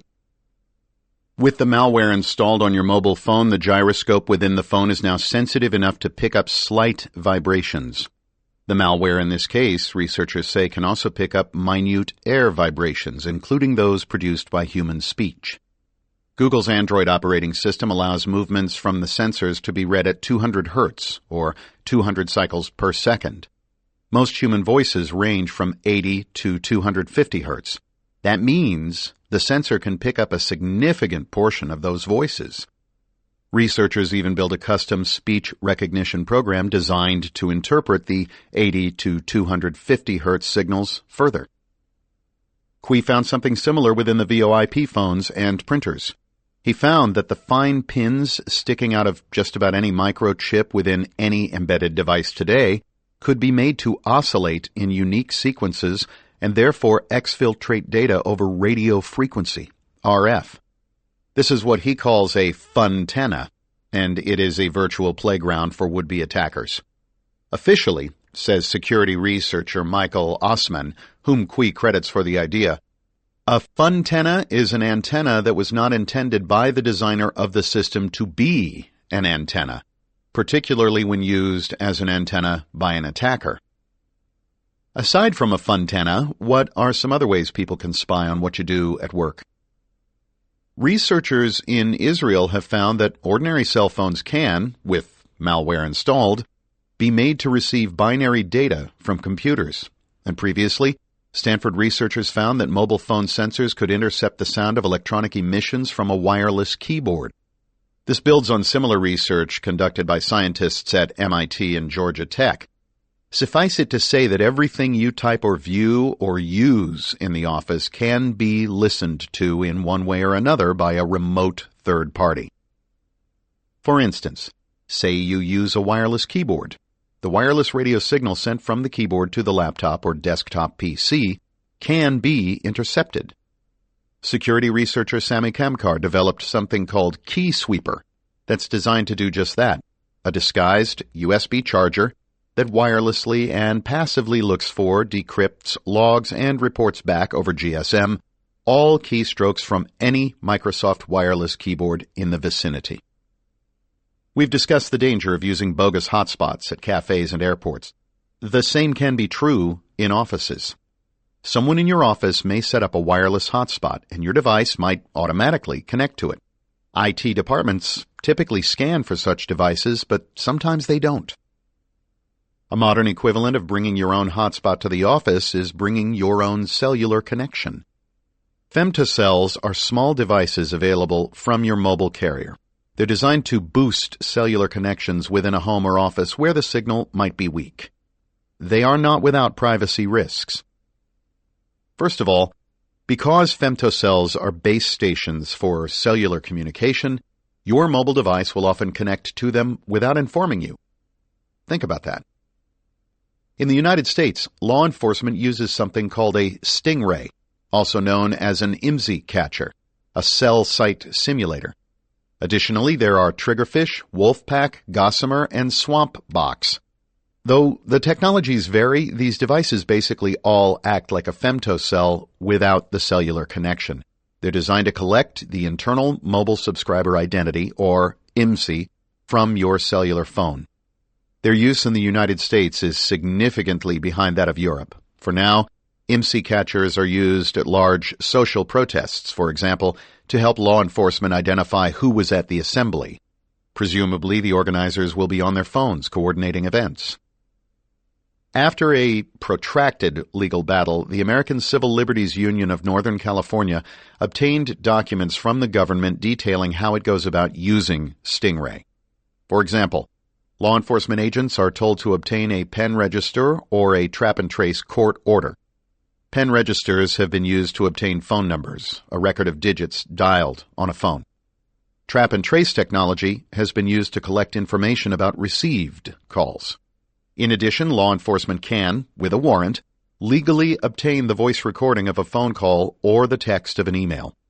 According to Wired, the documents received by the ACLU state that the devices may be capable of intercepting the contents of communications and, therefore, such devices must be configured to disable the interception function unless interceptions have been authorized by a Title III order. A Title III order allows for real-time interception of communication. Let's say you're not under surveillance by law enforcement. Let's say you're in an office that is highly regulated, for example, at a public utility. Someone may install a femtocell to allow personal communications outside the utility's normal call logging system. The danger is that the coworker with the modified femtocell at his or her desk could perform a man-in-the-middle attack, and he or she could also listen in on your calls or intercept your texts. In a demonstration at Black Hat USA 2013, researchers were able to capture voice calls, SMS text messages, and even web traffic from volunteers in the audience on their Verizon femtocells. The vulnerability in Verizon-issued femtocells had already been patched, but the researchers wanted to show companies that they should avoid using them anyway. Some versions of Android will inform you when you switch cellular networks. iPhones will not. Your phone will associate to a femtocell without your knowledge, explained researcher Doug DePerry. This is not like Wi-Fi. You do not have a choice. One company, Pony Express, produces a device called Pun Pulse that identifies femtocells and even IMSI catchers such as Stingray. It gives companies the ability to monitor cellular networks around them. Tools like these, which detect the full spectrum of potential cellular threats, were once bought largely by the government, but not anymore. As user-friendly as it is, Skype is not the friendliest when it comes to privacy. According to Edward Snowden, whose revelations were first published in The Guardian, Microsoft worked with the NSA to make sure that Skype conversations could be intercepted and monitored. One document boasts that an NSA program known as PRISM monitors Skype video, among other communications services. The audio portions of these sessions have been processed correctly all along, but without the accompanying video. Now analysts will have the complete picture, The Guardian wrote. In March of 2013, a computer science graduate student at the University of New Mexico found that Tom Skype, a Chinese version of Skype created through a collaboration between Microsoft and the Chinese company Tom Group, uploads keyword lists to every Skype user's machine, because in China there are words and phrases you are not permitted to search for online, including Tiananmen Square. Tom's Skype also sends the Chinese government the account holder's username, the time and date of transmission, and information about whether the message was sent or received by the user. Researchers have found that even very high-end video conferencing systems, the expensive kind, not Skype, can be compromised by man-in-the-middle attacks. That means the signal is routed through someone else before it arrives at your end. The same is true with audio conferences. Unless the moderator has a list of numbers that have dialed in, and unless he has asked to verify any questionable numbers, say area codes outside the United States, there is no way to prove or determine whether an uninvited party has joined. The moderator should call out any new arrivals, and if they fail to identify themselves, hang up and use a second conference call number instead. Say your office has spent big bucks and bought a really expensive video conferencing system. You'd think it would be more secure than a consumer-grade system, but you'd be wrong. In looking at these high-end systems, researcher H.D. Moore found that almost all of them default to auto-answer incoming video calls. That makes sense. You set a meeting for 10 o'clock a.m. and you want participants to dial in. However, it also means that at some other time of day, anyone who knows that number could dial in and, well, literally, take a peek at your office. The popularity of video conferencing systems among the venture capital and finance industries leads to a small pool of incredibly high-value targets for any attacker intent on industrial espionage or obtaining an unfair business advantage, Moore wrote. How hard is it to find these systems? Conferencing systems use a unique H.323 protocol.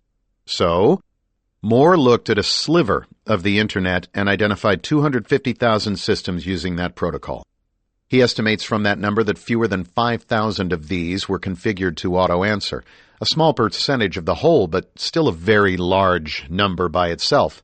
And that's not counting the rest of the Internet. What can an attacker learn from hacking such a system? The conferencing system camera is under the control of the user, so a remote attacker could tilt it up, down, left, or right. In most cases, the camera does not have a red light to indicate that it's on, so unless you are watching the camera, you might not be aware that someone has moved it. The camera can also zoom in. Moore said his research team was able to read a 6-digit password posted on a wall 20 feet from the camera. They could also read email on a user's screen across the room. Next time you're at the office, consider what can be seen from the video conferencing camera. Perhaps the department's organizational chart is on the wall. Perhaps your desktop screen faces the conference room. Perhaps pictures of your kids and spouse are visible as well.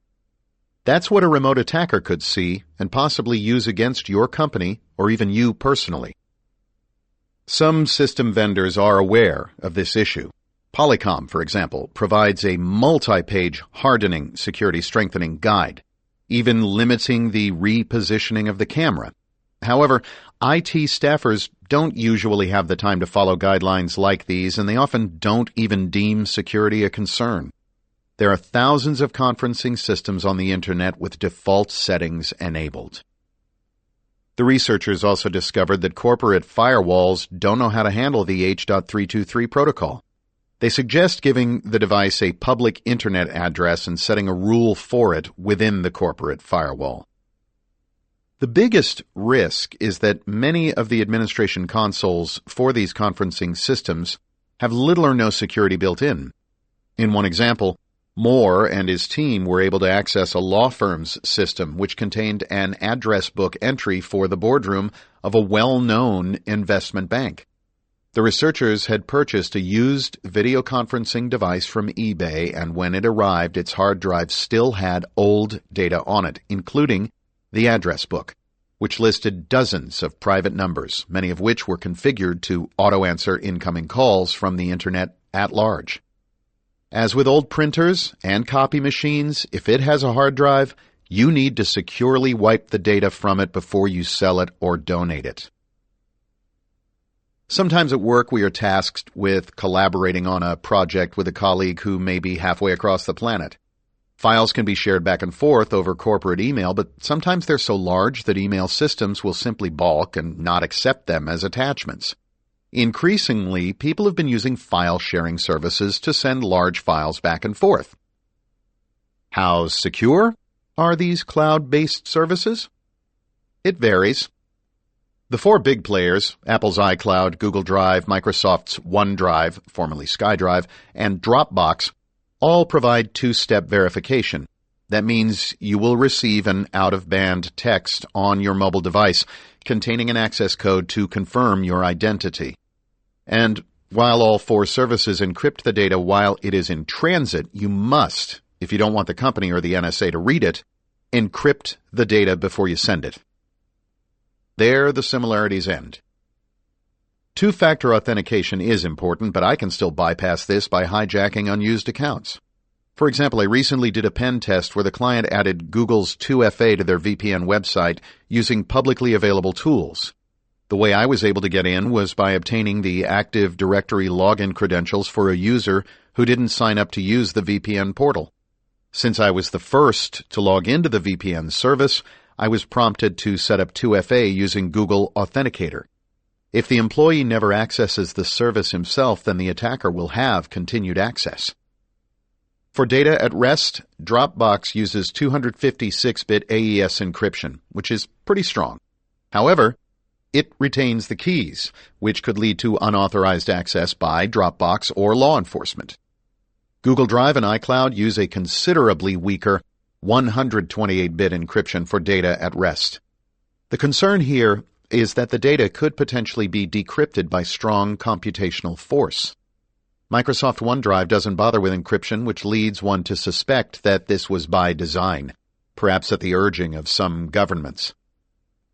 Google Drive has introduced a new Information Rights Management (IRM) feature. In addition to the documents, spreadsheets, and presentations created within Google Docs, Google Drive now accepts PDF and other file formats as well. Useful features include the ability to disable the download, print and copy capabilities for commenters and viewers. You can also prevent anyone from adding additional people to a shared file. Of course, these management features are only available to file owners. That means if someone has invited you to share a file, that person has to set the privacy restrictions, not you. Microsoft has also introduced a unique per-file encryption feature, which is what it sounds like, a feature that encrypts each individual file with its own key. If one key is compromised, only that individual file will be affected rather than the whole archive. But this is not the default, so users will have to get in the habit of encrypting each file themselves. Which seems like a good recommendation overall. Employees and users in general should get used to encrypting data before it gets sent to the cloud. That way, you retain control of the keys. If a government agency comes knocking at the door of Apple, Google, Dropbox, or Microsoft, those companies won't be able to help. You'll have the individual keys. You could also choose to use the one cloud service provider that sets itself apart from the rest, Spider Oak, which offers the full benefits of cloud storage and sync capability, along with 100% data privacy. Spider Oak protects sensitive user data through two-factor password authentication and 256-bit AES encryption so that files and passwords stay private. Users can store and sync sensitive information with complete privacy because this cloud service has absolutely zero knowledge of passwords and data. But most users will continue to use other services at their own risk. People love the ease of grabbing data from the cloud, and so do law enforcement agencies. A huge concern about using the cloud is that your data does not have the same Fourth Amendment protections that it would have if it were stored in a desk drawer or even on your desktop computer. Law enforcement agencies are requesting cloud-based data with increasing and unsettling frequency. And they can obtain access with relative ease, since everything you upload online, whether to a web-based email service, Google Drive, or Shutterfly, goes to a server that belongs to the cloud service provider, not to you. The only true protection is to understand that anything you put up there can be accessed by somebody else, and to act accordingly by encrypting everything first. Chapter 14. Obtaining anonymity is hard work. A few years ago, I was returning to the United States from a trip to Bogota, Colombia, and upon arriving in Atlanta, I was quietly escorted by 2 U.S. Customs agents into a private room. Having previously been arrested and having served time in prison, I was perhaps a bit less flustered than the average Joe would have been. Still, it was unsettling. I had not done anything wrong, and I was in that room for 4 hours, 5 short of the maximum that I could be held without being arrested. The trouble started when a U.S. Customs agent swiped my passport and then stared at the screen. "Kevin," the agent said with a big smile on his face, "guess what? There's some people downstairs who want to have a word with you, but don't worry, everything will be okay." I had been in Bogota to give a speech sponsored by the newspaper El Tiempo. I was also visiting the woman who was my girlfriend at the time. While I was waiting in that room downstairs, I called my girlfriend back in Bogota. She said the police in Colombia had called asking for her permission to search a package I had put in a FedEx box to the United States. They found traces of cocaine, she said. I knew they hadn't. The package contained a 2.5-inch internal hard drive. Apparently, the Colombian, or maybe the U.S., authorities wanted to check the contents of the drive, which was encrypted. The cocaine was a lame excuse to open the package. I never got my hard drive back. Later, I learned that the police had torn open the box, taken the electronic equipment apart, then destroyed my hard drive while trying to open it by drilling a hole in it to check for cocaine. They could have used a special screwdriver to open the drive. They didn't find any drugs. Meanwhile, back in Atlanta, officials opened my luggage and found my MacBook Pro, a Dell XPS M1210 laptop, an Asus 900 laptop, 3 or 4 hard drives, numerous USB storage devices, some Bluetooth dongles, 3 iPhones, and 4 Nokia cell phones, each with its own SIM card, so I could avoid roaming charges while speaking in different countries. These are standard tools in my profession. Also in my luggage was my lock-picking kit and a cloning device that could read and replay any HID proximity card. The latter can be used to retrieve credentials stored on access cards by placing it in close proximity to them. I can, for example, spoof a person's card credentials and enter locked doors without having to make a forged card. I had these because I had given a keynote presentation about security in Bogota. Naturally, the customs agents' eyes lit up when they saw them, thinking I was up to something else, e.g. skimming credit cards, which was impossible with these devices. Eventually, agents from U.S. Immigration and Customs Enforcement, ICE, arrived and asked why I was in Atlanta. I was there to moderate a panel at a security conference sponsored by the American Society for Industrial Security, ASIS. Later, an FBI agent on the same panel was able to confirm the reason for my trip. Things seemed to get worse when I opened my laptop and logged in to show them the email confirming my presence on the panel. My browser was set to automatically clear my history when started, so when I launched it, I was prompted to clear my history. When I confirmed and clicked the OK button to clear my history, the agents freaked out. But then I just pressed the power button to power down the MacBook so my drive was inaccessible without my PGP passphrase. Unless I was under arrest, which I was told repeatedly that I was not, I should not have had to give up my password. Even if I had been under arrest, I wouldn't technically have had to give up my password under U.S. law, but whether that right is protected depends on how long one is willing to fight. And different countries have different laws on this. In the UK and Canada, for example, authorities can force you to reveal your password. After my 4 hours, both ICE and the customs agents let me go. If an agency like the NSA had targeted me, however, they would have likely succeeded in figuring out the contents of my hard drive. Government agencies can compromise the firmware in your computer or mobile phone, impair the network you used to connect to the Internet, and exploit a variety of vulnerabilities found in your devices.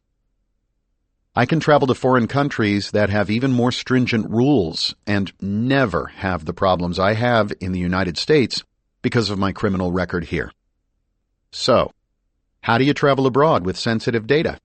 And how do you travel to hostile countries such as China?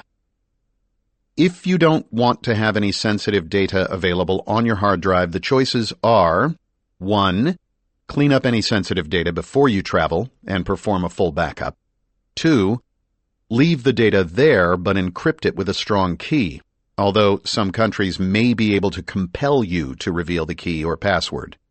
Do not keep the passphrase with you. Perhaps give half of the passphrase to a friend outside the United States who cannot be compelled to give it up. 3. Upload the encrypted data to a cloud service, then download and upload as needed. 4. Use a free product such as VeraCrypt to create a hidden encrypted file folder on your hard drive. Again, a foreign government, if it finds the hidden file folder, may be able to force you to reveal the password. 5. Whenever entering your password into your devices, cover yourself and your computer, perhaps with a jacket or other item of clothing, to prevent camera surveillance. 6. Seal your laptop and other devices in a FedEx or other Tyvek envelope and sign it. Then put it in the hotel room safe. If the envelope is tampered with, you should notice it. Note, too, that hotel safes aren't really that safe. You should consider buying a camera device that you can put inside the safe to take a photo of anyone opening it and send the photo via cellular in real time. 7. Best of all, don't take any risk. Carry your device with you at all times and don't let it out of your sight. According to documents obtained by the American Civil Liberties Union through the Freedom of Information Act, between October of 2008 and June of 2010, more than 6,500 people traveling to and from the United States had their electronic devices searched at the border. This is an average of more than 300 border searches of electronic devices per month, and almost half of those travelers were U.S. citizens. Little known fact. Anyone's electronic devices can be searched without a warrant or reasonable suspicion within 100 air miles of the U.S. border, which likely includes San Diego. Just because you cross the border doesn't necessarily mean you are safe. 2 government agencies are primarily responsible for inspecting travelers and items entering the United States: the Department of Homeland Security's Customs and Border Protection, CBP, and Immigration and Customs Enforcement, ICE. In 2008, the Department of Homeland Security announced that it could search any electronic device entering the United States. It also introduced its proprietary Automated Targeting System, ATS, which creates an instant personal dossier about you, a very detailed one, whenever you travel internationally.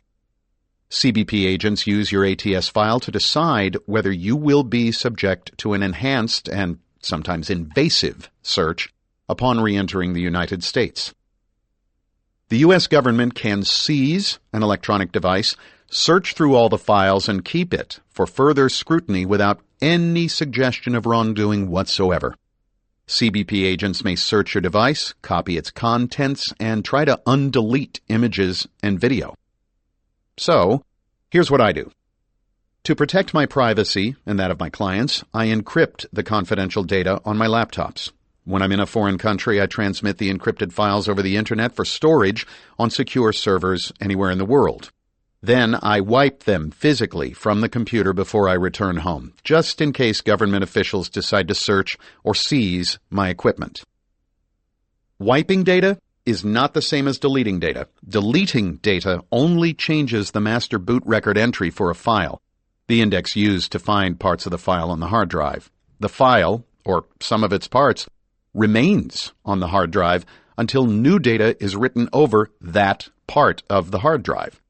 This is how digital forensics experts are able to reconstruct deleted data.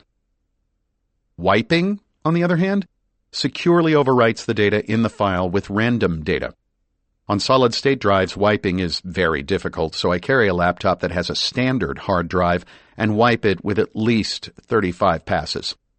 File shredding software does this by overwriting random data hundreds of times in each pass over a deleted file, making it hard for anyone to recover that data. I used to make a full image backup of my device onto an external hard drive and encrypt it. I would then send the backup drive to the United States. I wouldn't wipe the data on my end until the drive was confirmed to be received by a colleague in readable condition. Then I'd securely wipe all personal and client files. I wouldn't format the entire drive, and I'd leave the operating system intact. That way, if I was searched, it would be easier to restore my files remotely without having to reinstall the entire operating system. Since the experience in Atlanta, I've changed my protocol somewhat. I have started to keep an up-to-date clone of all my travel computers with a business colleague. My colleague can then just send the cloned systems to me anywhere in the United States, if needed. My iPhone is another matter. If you ever connect your iPhone to your laptop to charge and you click Trust when it shows you the Trust This Computer question, a pairing certificate is stored on the computer that allows the computer to access the entire contents of the iPhone without needing to know the passcode. The pairing certificate will be used whenever the same iPhone is connected to that computer. For example, if you plug your iPhone into another person's computer and trust it, a trusted relationship is created between the computer and the iOS device, which allows the computer to access photos, videos, SMS messages, call logs, WhatsApp messages, and most everything else without needing the passcode. Even more concerning, that person can just make an iTunes backup of your entire phone unless you previously set a password for encrypted iTunes backups, which is a good idea. If you didn't set that password, an attacker could set one for you and simply back up your mobile device to his or her computer without your knowledge. That means if law enforcement wants to see what's on your passcode-protected iPhone, they can do so easily by connecting it to your laptop, since it likely has a valid pairing certificate with that phone. The rule is never trust this computer unless it's your personal system. What if you want to revoke your entire Apple device's pairing certificates? The good news is that you can reset your pairing certificate on your Apple devices. If you need to share files and you are using an Apple product, use AirDrop. And if you need to charge your phone, use the lightning cable plugged into your system or an electrical outlet, not into someone else's computer. Or you can buy a USB condom from syncstop.com, which allows you to safely plug into any USB charger or computer. What if you only have your iPhone and not your computer when traveling? I have enabled Touch ID on my iPhone so that it recognizes my fingerprint. What I do is reboot my iPhone before approaching immigration control in any country, and when it powers up, I deliberately do not put in my passcode. Even though I have enabled Touch ID, that feature is by default disabled until I first put in my passcode. The U.S. courts are clear that law enforcement cannot demand your password. Traditionally, in the United States, you cannot be compelled to give testimonial evidence. However, you can be compelled to turn over a physical key to a safe. As such, a court can compel you to provide your fingerprints to unlock the device. Simple solution. Reboot your phone. That way your fingerprint won't be enabled and you won't have to give up your passcode. In Canada, however, it's the law. You must, if you are a Canadian citizen, provide your passcode when it's requested. This happened to Alain Philippon from Saint-Anne-des-Plaines, Quebec. He was on his way home from Puerto Plata in the Dominican Republic when he refused to provide the border agents in Nova Scotia with his mobile phone's passcode. He was charged under Section 153.1b of the Canadian Customs Act for hindering or preventing border officers from performing their role. The penalty if you're found guilty is $1,000 with a maximum fine of $25,000 and the possibility of 1 year in jail. I know firsthand about the Canadian password law. I hired a car service like Uber to take me from Chicago to Toronto in 2015. I didn't want to fly in severe thunderstorms. And when we crossed the border into Canada from Michigan, we were immediately sent to a secondary inspection site. Maybe it was because a Middle Eastern guy with only a green card was driving. As soon as we arrived at the secondary inspection point, we entered a scene straight out of CSI. A team of customs agents made sure we left the vehicle with all our belongings inside, including our cell phones. The driver and I were separated. One of the agents went to the driver's side of the car and removed his cell phone from the cradle. The agent demanded the driver's passcode and started going through his phone. I previously had made up my mind never to give out my password. I felt I would have to choose between giving up my password and being allowed to travel into Canada for my gig. So I decided to use a bit of social engineering. I yelled over to the customs agent searching the driver's phone, "Hey, you aren't going to search my suitcase, right? It's locked, so you can't." It immediately got her attention. She said they had every right to search my suitcase. I replied, "I locked it, so it cannot be searched." Next thing I know, 2 agents walked over to me and demanded the key.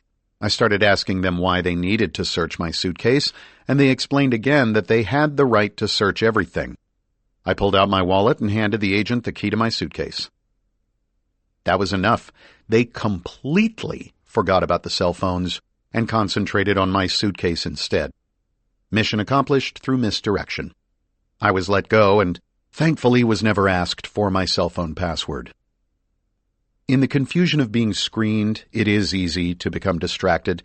Don't let yourself fall victim to circumstance. When going through any security checkpoint, make sure your laptop and electronic devices are the last on the conveyor belt. You don't want your laptop sitting at the other end while someone ahead of you is holding up the line. Also, if you need to step out of the line, make sure you have your laptop and electronic device with you. Whatever privacy protections we may enjoy at home don't necessarily apply to travelers at the U.S. border. For doctors, lawyers, and many business professionals, an invasive border search might compromise the privacy of sensitive professional information. This information might include trade secrets, attorney-client and doctor-patient communications, and research and business strategies, some of which a traveler has legal and contractual obligations to protect. For the rest of us, Searches on our hard drives and mobile devices might reveal email, health information, and even financial records. If you've recently traveled to certain countries deemed unfriendly to U.S. interests, be aware that this may trigger additional scrutiny from customs agents. Repressive governments present another challenge. They may insist on looking at your electronic devices more thoroughly, reading your email and checking your downloads folder. There is also a possibility, especially if they take your laptop from you, that they might attempt to install tracking software on your device. Many companies issue burner phones and loaner laptops when employees travel abroad. These devices are either thrown away or wiped clean when the employee returns to the United States. But for most of us, uploading encrypted files to the cloud or buying a new device and disposing of it upon return are not practical options. In general, don't bring electronics that store sensitive information with you unless you absolutely need to. If you do, bring only the bare minimum.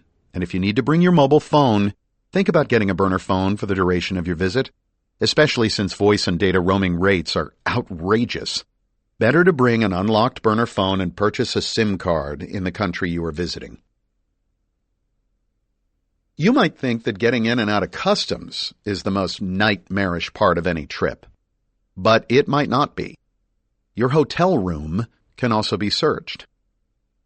I made several trips to Colombia in 2008, not just the one when I was stopped in Atlanta.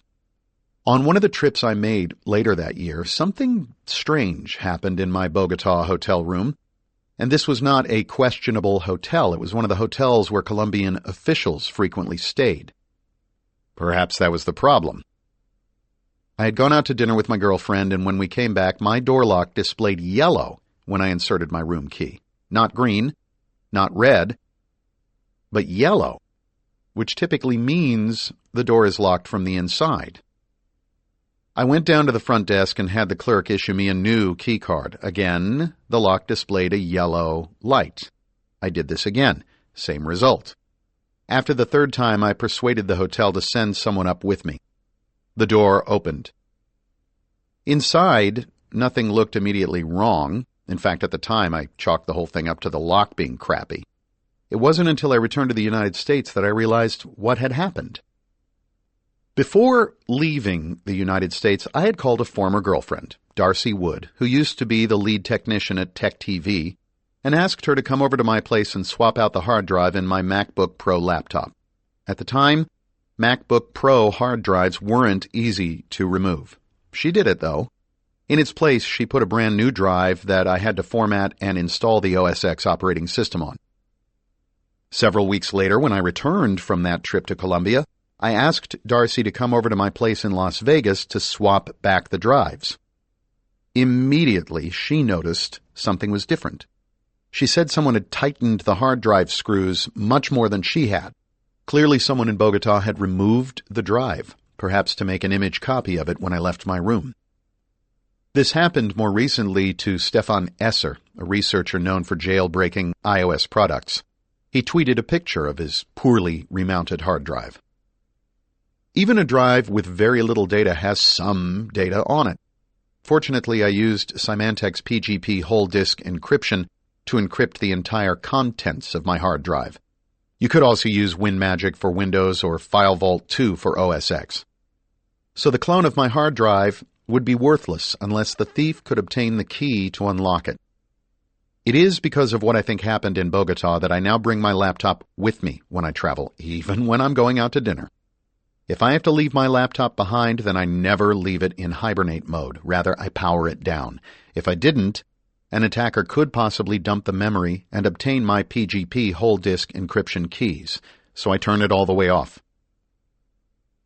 At the beginning of the book, I talked about the many precautions that Edward Snowden took to keep his communication with Laura Poitras private. Once Snowden's secret cache of data was ready to be released to the public, however, he and Poitras needed a place to store it.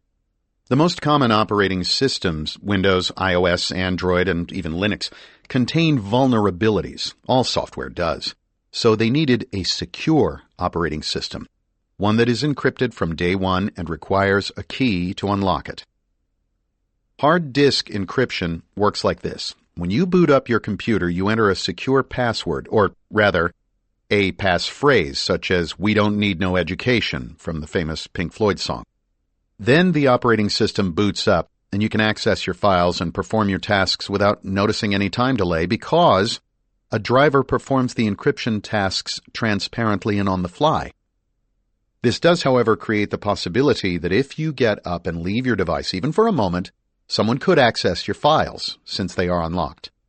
The most important thing to remember is that while your encrypted hard drive is unlocked, you need to take precautions to keep it secure. As soon as you shut down, the encryption key is no longer available to the operating system. That is, shutting down doesn't encrypt the drive, it just removes the encryption key from memory. Tails is an operating system that can be booted up on any modern-day computer to avoid leaving any forensically recoverable data on the hard drive, preferably one that can be write protected. Download Tails onto a DVD or USB stick, then set your BIOS firmware or EFI, OSX, initial boot sequence for either DVD or USB to boot the Tails distribution. When you boot, it will start up the operating system, which features several privacy tools, including the Tor browser. The privacy tools allow you to encrypt email using PGP, encrypt your USB and hard drives, and secure your messages with OTR, off-the-record messaging. If you want to encrypt individual files instead of your entire hard drive, there are several choices. One free option, TrueCrypt, still exists but is no longer maintained and doesn't offer full disk encryption. Because it is no longer maintained, new vulnerabilities will not be addressed. If you continue to use TrueCrypt, be aware of the risks. A replacement for TrueCrypt 7.1a is VeraCrypt, which is a continuation of the TrueCrypt project. There are several programs for sale, too. One obvious one is Windows BitLocker, which is generally not included in the home editions of the Windows operating system. To enable BitLocker, if installed, open File Explorer, right-click on the C drive, and scroll down to the Turn on BitLocker option. BitLocker takes advantage of a special chip on your motherboard known as a Trusted Platform Module, or TPM. It's designed to unlock your encryption key only after confirming that your bootloader program hasn't been modified. This is a perfect defense against evil-made attacks, which I will describe shortly. You can set BitLocker to unlock when you power up, or only when there's a PIN or special USB that you provide. The latter choices are much safer. You also have the option of saving the key to your Microsoft account. Don't do that, because if you do, you will have more or less given Microsoft your keys, which, as you will see, it might already have. There are several issues with BitLocker.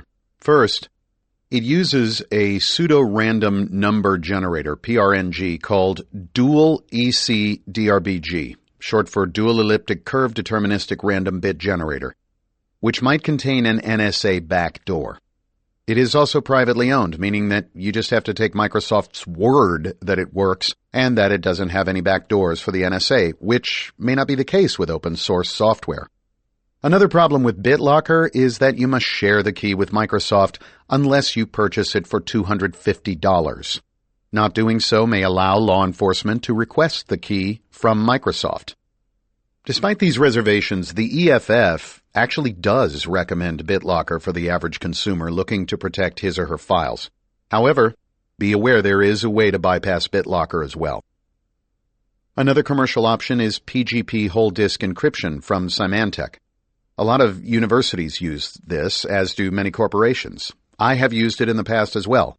PGP whole disk encryption was created by Phil Zimmerman, the man who created PGP for email.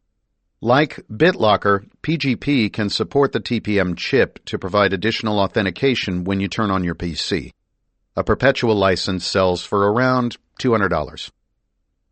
There is also WinMagic, one of the few options that requires two-factor authentication instead of just a password. WinMagic also doesn't rely on a master password. Rather, encrypted files are grouped, and each group has a password. This can make password recovery harder, so it may not be suitable for everyone. And for Apple, there's FileVault 2. After installation, you can enable FileVault 2 by opening System Preferences, clicking on the Security and Privacy icon and switching to the File Vault tab. Again, do not save your encryption key to your Apple account. This may give Apple access to it, which they in turn could give to law enforcement. Instead, choose Create a Recovery Key and do not use my iCloud account. Then print out or write down the 24-character key. Protect this key, as anyone who finds it could unlock your hard drive. If you have iOS 8 or a more recent version of the operating system on your iPhone or iPad, its contents are automatically encrypted. Going a step further, Apple has said that the key remains on the device with the user. That means that the U.S. government cannot ask Apple for the key. It's unique to each and every device. FBI Director James Comey claims that unbreakable encryption ultimately is not a good thing. In his speech, he said, "Sophisticated criminals will come to count on these means of evading detection, and my question is, at what cost?" The fear is that bad things will be kept under the cover of encryption. The same fear delayed my case for months as I languished in jail back in the 1990s. My legal defense team wanted access to the discovery that the government planned to use against me at my trial. The government refused to turn over any encrypted files unless I provided the decryption key. I refused. The court in turn refused to order the government to provide the discovery because I wouldn't give them the key. Android devices, beginning with version 3.0, Honeycomb, also can be encrypted. Most of us choose not to do so. Beginning with Android 5.0, Lollipop, encrypted drives are the default on the Nexus line of Android phones, but optional on phones from other manufacturers, such as LG, Samsung, and others. If you choose to encrypt your Android phone, note that it could take up to an hour to do so, and that your device should be plugged in during the process. Reportedly, encrypting your mobile device does not significantly hinder performance, but once you've made the decision to encrypt, you can't undo it. In any of these whole disk encryption programs, there always remains the possibility of a backdoor. I was once hired by a company to test a USB product that allowed users to store files in an encrypted container. During analysis of the code, we found that the developer had put in a secret backdoor. The key to unlock the encrypted container was buried in a random location on the USB drive. That meant that anyone with knowledge of the location of the key could unlock the data encrypted by the user. Worse, companies don't always know what to do with this information. When I completed my security analysis of the encrypted USB device, the CEO called me and asked whether he should leave the backdoor in or not. He was concerned that law enforcement or the NSA may need to access a user's data. The fact that he needed to ask says a lot. In its 2014 wiretap report, the U.S. government reported encountering encrypted devices on only 25 out of the 3,554 devices that law enforcement had searched for evidence. And they were still able to decrypt the drives on 21 of the 25. So, while having encryption often is good enough to keep a common thief from accessing your data, for a dedicated government, it might not pose much of a challenge. Years ago, researcher Joanna Rutkowska wrote about what she called an evil maid attack. Say someone leaves a powered-down laptop whose hard drive is encrypted with either TrueCrypt or PGP whole disk encryption in a hotel room. I had used PGP whole disk encryption in Bogota. I had also powered down the laptop.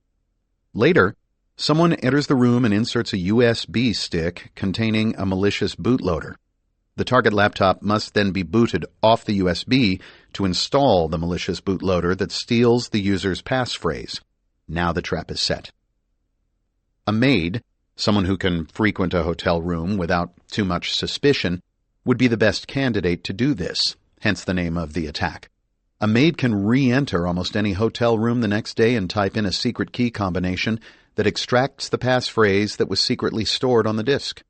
Now, the attacker can enter the passphrase and obtain access to all your files. I don't know whether someone did this on my laptop in Bogota. The hard drive itself had been removed and then replaced with the screws turned too tightly. Either way, fortunately, the drive contained no real information. What about putting your electronics in a hotel safe? Is it better than leaving them out or keeping them in a suitcase? Yes, but not much better. When attending a recent Black Hat, I stayed at the Four Seasons in Las Vegas. I placed $4,000 cash in the safe with various credit cards and checks. A few days later, I went and tried to open the safe, but the code failed. I called security and they opened it up. I immediately noticed that the pile of $100 bills was much less thick. There was $2,000 left, so where did the other $2,000 go? Hotel security had no idea. A friend of mine who specializes in physical pen testing tried hacking the safe but could not exploit it. Today, it's still a mystery. Ironically, the safe was called a safe place. A German antivirus company, G-Data, found that in hotel rooms where their research staff stayed, more often than not, the safe had the default password 0000 in place. In cases like that, no matter what private password you select, anyone knowing the default password could also gain access to your valuables inside. G-Data did say that this information was not discovered systematically, but anecdotally over several years. If an attacker doesn't know the default password for a given hotel room safe, another option for him is to literally brute force the lock. Although the hotel manager is entrusted with an emergency electronic device that plugs into the USB port and unlocks the safe, a savvy thief can simply unscrew the plate on the front of the safe and use a digital device to open the lock underneath. Or he can short-circuit the safe and initiate a reset, then enter a new code. If that doesn't bother you, consider this. G-Data also found that the credit card readers on room safes, often the means by which you pay for their use, can be read by a third party who could skim the credit card data and then use or sell that information on the Internet. Today, hotels use NFC or even magnetic strip swipe cards to lock and unlock your room. The advantage is that the hotel can change these access codes quickly and easily from the front desk. If you lose your card, you can request a new one. A simple code is sent to the lock, and by the time you get to your room, the new key card works. Sammy Kamkar's Mag Spoof tool can be used to spoof the correct sequences and open a hotel room lock that uses magnetic strip cards. This tool was used on an episode of the TV show Mr. Robot. The presence of a magnetic strip or an NFC chip has given rise to the idea that personal information might be stored on the hotel keycard. It's not, but the urban legend continues. There's even a famous story that originated in San Diego County. Supposedly, a sheriff's deputy there issued a warning that a hotel guest's name, home address, and credit card information had been found on a hotel keycard. Perhaps you've seen the email. It looks something like this. Southern California law enforcement professionals assigned to detect new threats to personal security issues recently discovered what type of information is embedded in the credit card type hotel room keys used throughout the industry. Although room keys differ from hotel to hotel, a key obtained from the DoubleTree chain that was being used for a regional identity theft presentation was found to contain the following information: customer's name, customer's partial home address, hotel room number, check-in date and check-out date, customer's credit card number, and expiration date. When you turn them into the front desk, your personal information is there for any employee to access by simply scanning the card in the hotel scanner. An employee can take a handful of cards home and, using a scanning device, access the information onto a laptop computer and go shopping at your expense. Simply put, hotels do not erase these cards until an employee issues the card to the next hotel guest. It is usually kept in a drawer at the front desk with your information on it. The bottom line is, keep the cards or destroy them. Never leave them behind, and never turn them into the front desk when you check out of a room. They will not charge you for the card. The truthfulness of this email has been widely disputed. Frankly, it sounds like bullshit to me. The information listed certainly could be stored on a key card, but that seems extreme, even to me. Hotels use what can be considered a token, a placeholder number, for each guest. Only with access to the back-end computers that do the billing can the token be connected with personal information. I don't think you need to collect and destroy your old key cards, but hey, you might want to do so all the same. Another common question that concerns travel and your data: what's in the barcode on the bottom of your plane ticket? What, if anything, might it reveal? In truth, relatively little personal information, unless you have a frequent flyer number. Starting in 2005, the International Air Transport Association, IATA, decided to use barcoded boarding passes for the simple reason that magnetic boarding passes were much more expensive to maintain. The savings have been estimated at $1.5 billion.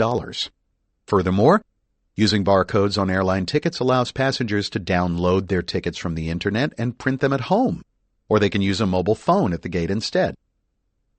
Needless to say, this change in procedure required some sort of standard. According to researcher Sean Ewing, the typical boarding pass barcode contains information that is mostly harmless: name of passenger, name of airline, seat number, departure airport, arrival airport, and flight number. However, there is still a good reason to keep your boarding pass when you leave your flight and dispose of it yourself. The most sensitive part of the barcode is your frequent flyer number. All airline websites now protect their customer accounts with personal passwords. Years ago, a simple 4-digit PIN was all you needed to access a customer's frequent flyer account on some airline websites. Giving out your frequent flyer number is not like giving out your social security number, but it still is a privacy concern. When you check into your hotel and boot up your computer, you might see a list of available Wi-Fi networks such as Hotel Guest, T-Mobile 123, Kimberly's iPhone, ATT Wi-Fi, Steve's Android, and Chuck's Hotspot. Which one should you connect to? I hope you know the answer by now. Most hotel Wi-Fi doesn't use encryption, but does require the guest's last name and room number as authentication. There are tricks to get around paywalls, of course. One trick for getting free internet at any hotel is to call any other room, perhaps the one across the hall, posing as room service. If the hotel uses caller ID, just use the house phone in the lobby. Tell the party answering the phone that her 2 burgers are on the way. When the guest says she didn't place an order, you politely ask for her surname to fix the error. Now you have both the room number, you called it, and the surname, which is all that's needed to authenticate you, a non-paying guest, as a legitimate guest at that hotel. Let's say you are staying at a 5-star hotel with internet access, free or otherwise. As you log on, perhaps you see a message informing you that Adobe, or some other software maker, has an update available. Being a good citizen of the internet, you might be tempted to download the update and move on. Except the hotel network should still be considered hostile, even if it has a password. It's not your home network. So the update might not be real, and if you go ahead and download it, you may inadvertently install malicious code on your PC. If you are on the road a lot, as I am, whether to update or not is a tough call. There is little you can do except verify that there is an update available. The problem is, if you use the hotel's internet to download that update, you might be directed to a spoofed website providing the malicious update. If you can, use your mobile device to confirm the existence of the update from the vendor's site. And if it's not critical, wait until you're back in a safe environment, such as a corporate office or back home, to download it. Researchers at Kaspersky Lab, a software security company, discovered a group of criminal hackers they call Dark Hotel, also known as Tapao, who use this technique.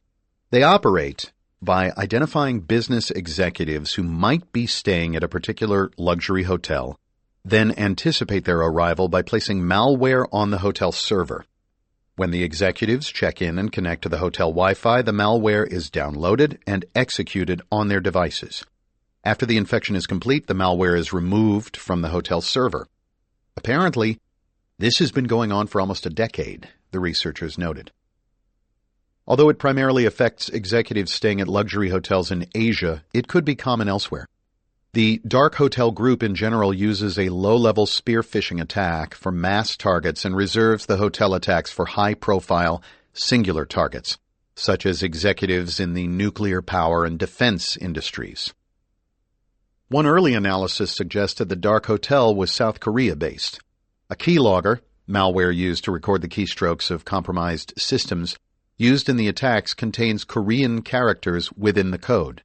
And the 0 days, vulnerabilities in software that are unknown to the vendor, were very advanced flaws that were previously unknown. Moreover, a South Korean name identified within the keylogger has been traced to other sophisticated keyloggers used by Koreans in the past. It should be noted, however, that this is not enough to confirm attribution. Software can be cut and pasted from a variety of sources. Also, software can be made to look as though it is created in one country when it is actually created in another. To get the malware on the laptops, Dark Hotel uses forged certificates that appear as though they are issued from the Malaysian government and Deutsche Telekom. Certificates, if you remember from Chapter 5, are used to verify the origin of the software or the web server. To further hide their work, the hackers arranged it so that the malware stays dormant for up to 6 months before becoming active. This is to throw off IT departments that might link a visit with an infection. Kaspersky only learned of this attack when a group of its customers became infected after staying at certain luxury hotels in Asia. The researchers turned to a third-party Wi-Fi host common to both, and the Wi-Fi host partnered with the antivirus company to find out what was happening on its networks. Although the files used to infect the guests were long gone, file deletion records were left behind that corresponded to the dates of the guests' stays. The easiest way to protect yourself against this kind of attack is to connect to a VPN service as soon as you connect to the internet at the hotel. The one I use is cheap, only $6 per month. However, that's not a good choice if you want to be invisible, since it won't allow anonymous setup. If you want to be invisible, don't trust the VPN provider with your real information. This requires setting up a fake email address in advance and using an open wireless network. Once you have that fake email address, use Tor to set up a Bitcoin wallet, find a Bitcoin ATM to fund the wallet, and then use a tumbler to essentially launder the Bitcoin so it cannot be traced back to you on the blockchain. This laundering process requires setting up 2 Bitcoin wallets using different Tor circuits. The first wallet is used to send the Bitcoin to the laundering service, and the second is set up to receive the laundered Bitcoin. Once you have achieved true anonymity by using Open Wi-Fi out-of-camera view plus Tor, find a VPN service that accepts Bitcoin for payment. Pay with the laundered Bitcoin. Some VPN providers, including Ytopia, block Tor, so you need to find one that doesn't, preferably with a VPN provider that doesn't log connections. In this case, we are not trusting the VPN provider with our real IP address or name. However, when using the newly set up VPN, you must be careful not to use any of the services connected to your real name and not to connect the VPN from an IP address that can be tied back to you. You might consider tethering to an anonymously acquired burner phone.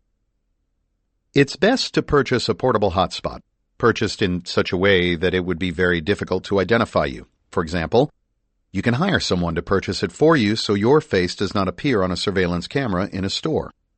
When you're using the anonymous hotspot, you should turn off any of your personal devices that use cellular signals to prevent the pattern of your personal devices registering in the same place as the anonymous device. To summarize, here's what you need to do to use the internet privately while traveling. 1. Purchase prepaid gift cards anonymously. In the EU, you can purchase a prepaid credit card anonymously at viabuy.com. 2.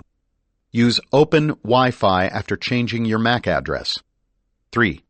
Find an email provider that allows you to sign up without SMS validation. Or you can sign up for a Skype in number using Tor and a prepaid gift card. With Skype in, you can receive voice calls to verify your identity. Make sure you are out of camera view, i.e. not in a Starbucks or anywhere else with camera surveillance. Use Tor to mask your location when you sign up for this email service. 4. Using your new anonymous email address, sign up at a site such as Paxful.com, again using Tor, to sign up for a Bitcoin wallet and buy a supply of Bitcoin. Pay for them using the prepaid gift cards. 5. set up a second anonymous email address and new secondary Bitcoin wallet after closing and establishing a new Tor circuit to prevent any association with the first email account and wallet. 6. Use a Bitcoin laundering service such as bitlaunder.com to make it hard to trace the currency's origin. Have the laundered Bitcoin sent to the second Bitcoin address. 7. Sign up for a VPN service using the laundered Bitcoin that does not log traffic or IP connections. You can usually find out what is logged by reviewing the VPN provider's privacy policy, e.g. TorGuard. 8. Have a cutout obtain a burner portable hotspot device on your behalf. Give the cutout cash to purchase it. 9. To access the Internet, use the burner hotspot device away from home, work, and your other cellular devices. 10. Once powered up, connect to VPN through the burner hotspot device. 11. Use Tor to browse the Internet. Chapter 15. The FBI always gets its man. In the science fiction section of the Glen Park branch of the San Francisco Public Library, not far from his apartment, Ross William Ulbricht was engaged in an online customer support chat for the company he owned. At the time, October of 2013, the person on the other end of the Internet chat thought he was talking to the site's admin, who went by the Internet name of Dread Pirate Roberts, a name taken from the movie The Princess Bride. Roberts, also known as DPR, was in fact Ross Ulbricht, not only the admin but also the owner of Silk Road, an online drug emporium, and as such was the subject of a federal manhunt. Ulbricht frequently used public Wi-Fi locations, such as the library, for his work, perhaps under the mistaken impression that the FBI, should it ever identify him as DPR, would never conduct a raid in a public place. On that day, however, the person with whom Ulbricht was chatting happened to be an undercover FBI agent. Running an online drug emporium in which customers could order cocaine and heroin and a wide range of designer drugs anonymously required a certain moxie. The site was hosted on the dark web and was only accessible through Tor. The site only took Bitcoin as payment, and the creator of Silk Road had been careful, but not careful enough. A few months before Ulbricht sat in the San Francisco Public Library with the FBI circling him, an unlikely hero connected with the federal manhunt came forward with evidence tying Ulbricht to DPR.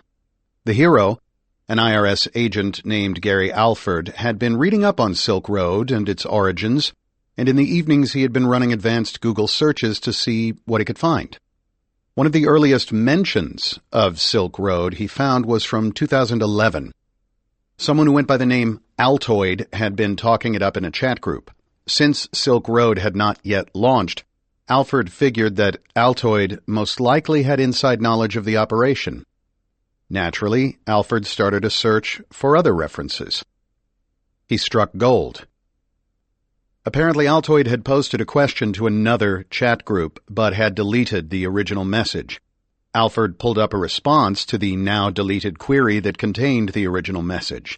In that message, Altoid said that if anyone could answer his question, that person could contact him at rossulbricht@gmail.com. It was not the last time that slip-up would be made. There were other posted questions, one to a site called Stack Overflow. The original question had been sent in from rossulbricht@gmail.com, but then, remarkably, the sender's name had been changed to DPR. Rule number 1 about being invisible: you can't ever link your anonymous online persona with your real-world persona. You just can't. There were other linkages established after that. Ulbricht, like DPR, espoused Ron Paul free market libertarian philosophies, and at one point, Ulbricht had even ordered a set of false IDs, driver's licenses in different names from various states, which drew federal authorities to his doorstep in San Francisco in July of 2013. But at that time, the authorities had no idea they were talking with DPR. Slowly, the evidence grew so compelling that one morning in October of 2013, as soon as DPR's customer support chat began, federal agents began quietly entering the Glen Park Library. Then, in a surgical strike, they seized Ulbricht before he could shut down his laptop. Had he shut it down, certain key evidence would have been destroyed. As it was, they were able to photograph the system administration screens for a site called Silk Road moments after the arrest and thereby establish a concrete link between Ulbricht, Dread Pirate Roberts, and Silk Road, thus ending any future hope of anonymity. On that October morning in Glen Park, Ulbricht was logged in to Silk Road as an administrator, and the FBI knew that because they had been observing his machine logging onto the internet. But what if he could have faked his location? What if he wasn't in the library at all, but using a proxy server instead? In the summer of 2015, researcher Ben Caudill of Rhino Security announced that not only would he be speaking at DEF CON 23 about his new device, ProxyHam, he would also be selling it at cost, around $200, in the DEF CON vendor's room. Then, approximately 1 week later, Caudill announced that his talk was canceled and that all existing ProxyHam units would be destroyed. He offered no further explanation. Talks at major security conferences get pulled for various reasons. Either the companies whose products are being discussed or the federal government puts pressure on researchers to not go public. In this case, Caudill wasn't pointing out a particular flaw. He had built something new. Funny thing about the internet. Once an idea is out there, it tends to remain out there. So even if the feds or someone else convinced Caudill that his talk was not in the interests of national security, it seemed likely that someone else would create a new device, and that's exactly what happened. ProxyHam is a very remote access point.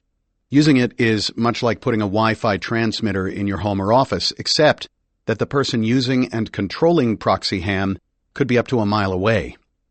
The Wi-Fi transmitter uses a 900 MHz radio to connect to an antenna dongle on a computer as far as 2.5 miles away. So in the case of Ross Ulbricht, the FBI could have been amassing outside the Glen Park Library while he was in someone's basement doing laundry several blocks away. The need for such devices is clear if you live in an oppressed country. Contacting the outside world through Tor is a risk many take. This kind of device would add another layer of security by masking the geolocation of the requester.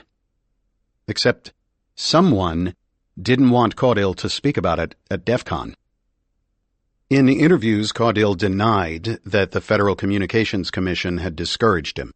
Wired speculated that secretly planting a ProxyHam on someone else's network might be interpreted as unauthorized access under America's draconian and vague Computer Fraud and Abuse Act. Caudill refuses to comment on any of the speculation. As I said, once an idea is out there, anyone can run with it. So, security researcher Sami Kamkar created Proxy Gambit, a device that essentially replaces ProxyHam. Except it uses reverse cellular traffic, meaning that instead of you being only a few miles from the device when you use it, you could be halfway across the world. Cool. Proxy Gambit and devices like it will of course create headaches for law enforcement when criminals decide to use them. Ulbricht's Silk Road was an online drug emporium. It was not something you could search for on Google. It was not on what's called the surface web, which can easily be indexed and searched. The surface web, containing familiar sites like Amazon and YouTube, represents only 5% of the entire internet. All the websites most of you have been to or know about make up a trivial number compared to the actual number of sites out there. The vast majority of internet sites are actually hidden from most search engines. After the surface web, the next biggest chunk of the internet is what's called the deep web. This is the part of the web that is hidden behind password access. For example, the contents of the card catalog for the Glen Park branch of the San Francisco Public Library. The deep web also includes most subscription-only sites and corporate intranet sites. Netflix, Pandora, you get the idea. Finally, there is a much smaller piece of the internet known as the dark web. This part of the Internet is not accessible through an ordinary browser, nor is it searchable on sites such as Google, Bing, and Yahoo. The dark web is where Silk Road lived, alongside sites where you can hire an assassin and acquire child pornography. Sites like these live on the dark web because it is virtually anonymous. I say virtually because nothing truly ever is. Access to the dark web can be gained only through a Tor browser. In fact, dark web sites with complicated alphanumeric URLs all end with .onion. As I mentioned earlier, the Onion router was created by the U.S. Naval Research Laboratory to give oppressed people a way to contact each other as well as the outside world. I've also explained that Tor does not connect your browser directly to a site. Rather, it establishes a link to another server, which then attaches to another server to finally reach the destination site. The multiple hops make it harder to trace. And sites such as Silk Road are the products of hidden services within the Tor network. Their URLs are generated from an algorithm, and lists of dark web sites change frequently. Tor can access both the surface web and the dark web. Another dark web browser, I2P, can also access the surface web and dark web. Even before the takedown of Silk Road, people speculated that the NSA or others had a way to identify users on the dark web. One way for the NSA to do that would be to plant and control what are called exit nodes, the points at which an Internet request is passed to one of these hidden services, although that still wouldn't allow identification of the initial requester. To do that, the government observer would have to see that a request was made to access site X and that a few seconds earlier, someone in New Hampshire fired up the Tor browser. The observer might suspect that the two events were related. Over time, access to the site and repeated access to Tor around the same time could establish a pattern. One way to avoid creating that pattern is to keep your Tor browser connected at all times. In Ulbricht's case, he got sloppy.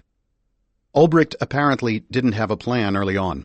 In his initial discussions of Silk Road, he alternated between using his real email address and a pseudonymous one. As you can see, it is very hard to operate in the world today without leaving traces of your true identity somewhere on the Internet.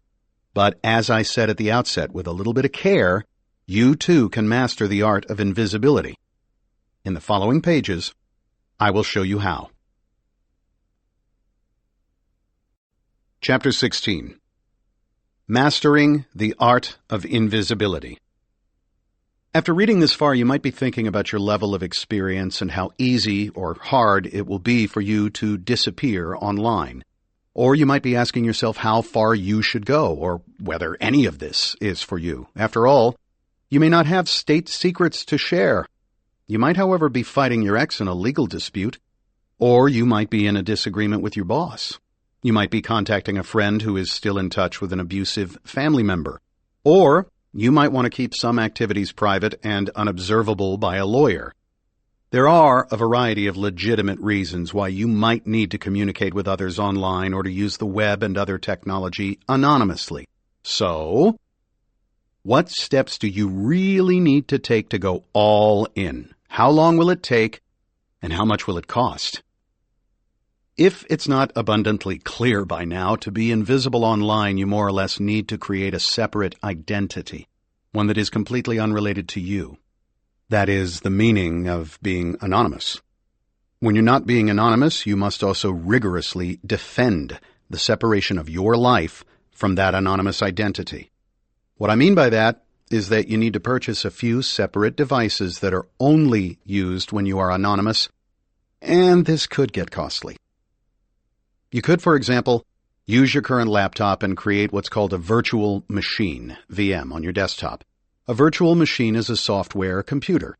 It is contained within a virtual machine application, such as VMware Fusion. You can load a licensed copy of Windows 10 inside a VM and tell it how much RAM you want, how much disk space you need, and so on. To someone observing you on the other side of the Internet, it would appear that you are using a Windows 10 machine, even if in fact you are using a Mac. Professional security researchers use VMs all the time, creating and destroying them easily. But even among professionals, there exists the possibility of leakage. For example, you might be in your VM version of Windows 10 and, for some reason, log into your personal email account. Now, that VM can be associated with you. So the first step of being anonymous is purchasing a standalone laptop that you will only use for your anonymous online activities. As we have seen, the nanosecond that you lapse and, say, check your personal email account on that machine, the anonymity game is over. So, I recommend a low-priced Windows laptop. Linux is better if you know how to use it. The reason I'm not recommending a MacBook Pro is that it's much more expensive than a Windows laptop. Previously, I recommended that you buy a second laptop, specifically a Chromebook, to use only for online banking. Another option for online banking would be to use an iPad. You must sign up for an Apple ID using your email address and a credit card, or by purchasing an iTunes gift card. But since this device is only used for your secure personal banking, invisibility is not the goal. But if your objective here is invisibility, a Chromebook is not the best solution because you don't have the same flexibility as using a laptop with Windows or a Linux-based operating system like Ubuntu. Windows 10 is okay as long as you skip the option that asks you to sign up for a Microsoft account. You do not want to create any links to your real identity whatsoever.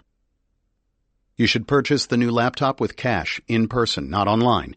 That way the purchase cannot easily be traced to you.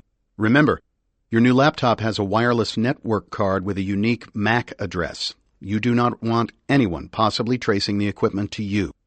In the event your real MAC address is somehow leaked, for example, if you're at a Starbucks and power up the laptop, the system will probe for any previously connected to wireless networks. If there is monitoring equipment in the area that logs the probe request, it could possibly result in revealing your real MAC address. One concern is that the government may have a way of tracing the purchase of your laptop if any link exists between the MAC address of your network card and the serial number of your computer. If so, the feds would only need to find out who purchased the specific computer to identify you, which probably isn't so difficult. You should install both Tails and Tor and use those instead of the native operating system and browser. Do not log in to any sites or applications under your real identity. You already learned the risks based on how easy it is to track people and computers on the Internet.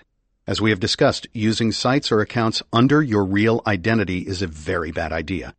Banks and other sites routinely use device fingerprinting to minimize fraud, and this leaves a huge footprint that can identify your computer if you ever access the same sites anonymously. In fact, it's best to turn your wireless router off before you boot your anonymous laptop at home. Your service provider could obtain your anonymous laptop's MAC address if you connect to your home router, assuming the provider owns and manages the router in your home. It's always best to purchase your own home router that you have full control over, so the service provider cannot obtain the MAC addresses assigned to your computers on your local network.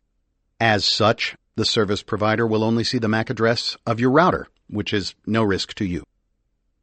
What you want is plausible deniability.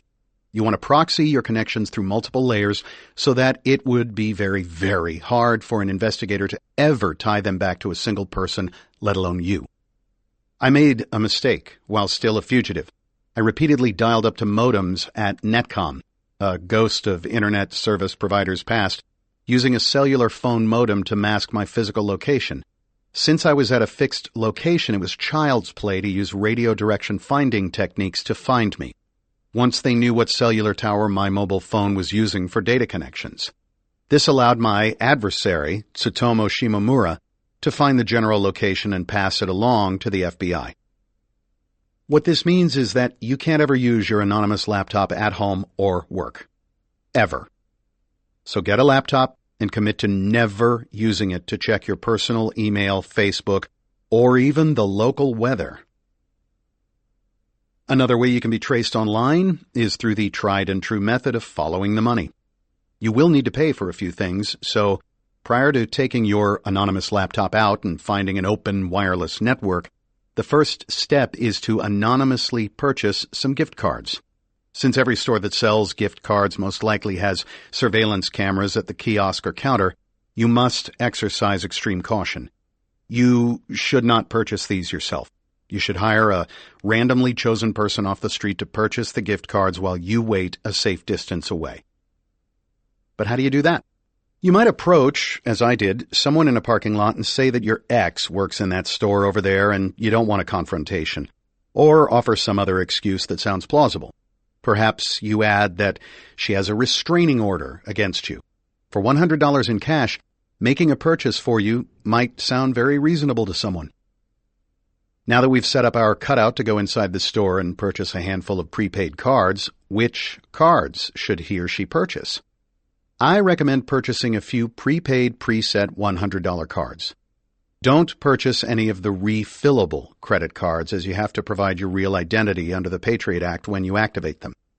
These purchases require your real name, address, birth date, and a Social Security number that will match the information about you on file with the credit bureaus.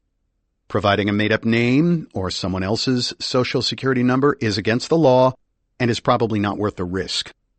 We're trying to be invisible online, not break the law. I recommend having the cutout purchase Vanilla Visa or Vanilla MasterCard $100 gift cards from a chain pharmacy, 7-Eleven, Walmart, or big box store.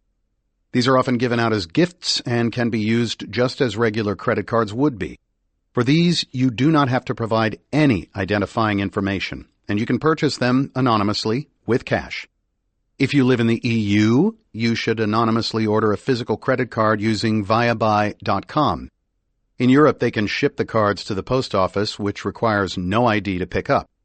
My understanding is that they send you a PIN code, and you can open up the drop box with the PIN to anonymously pick up the cards, assuming there is no camera.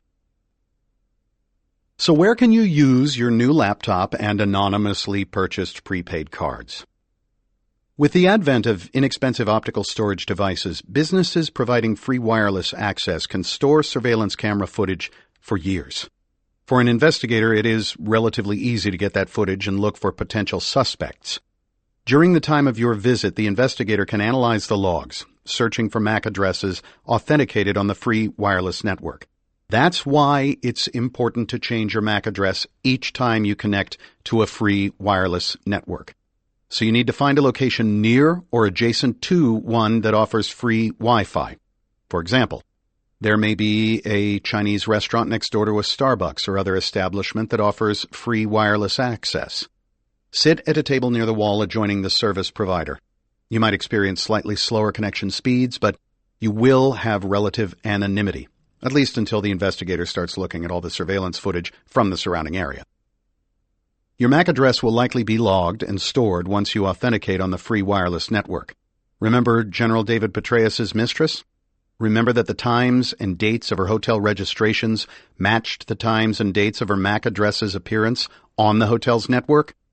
You don't want simple mistakes like these to compromise your anonymity.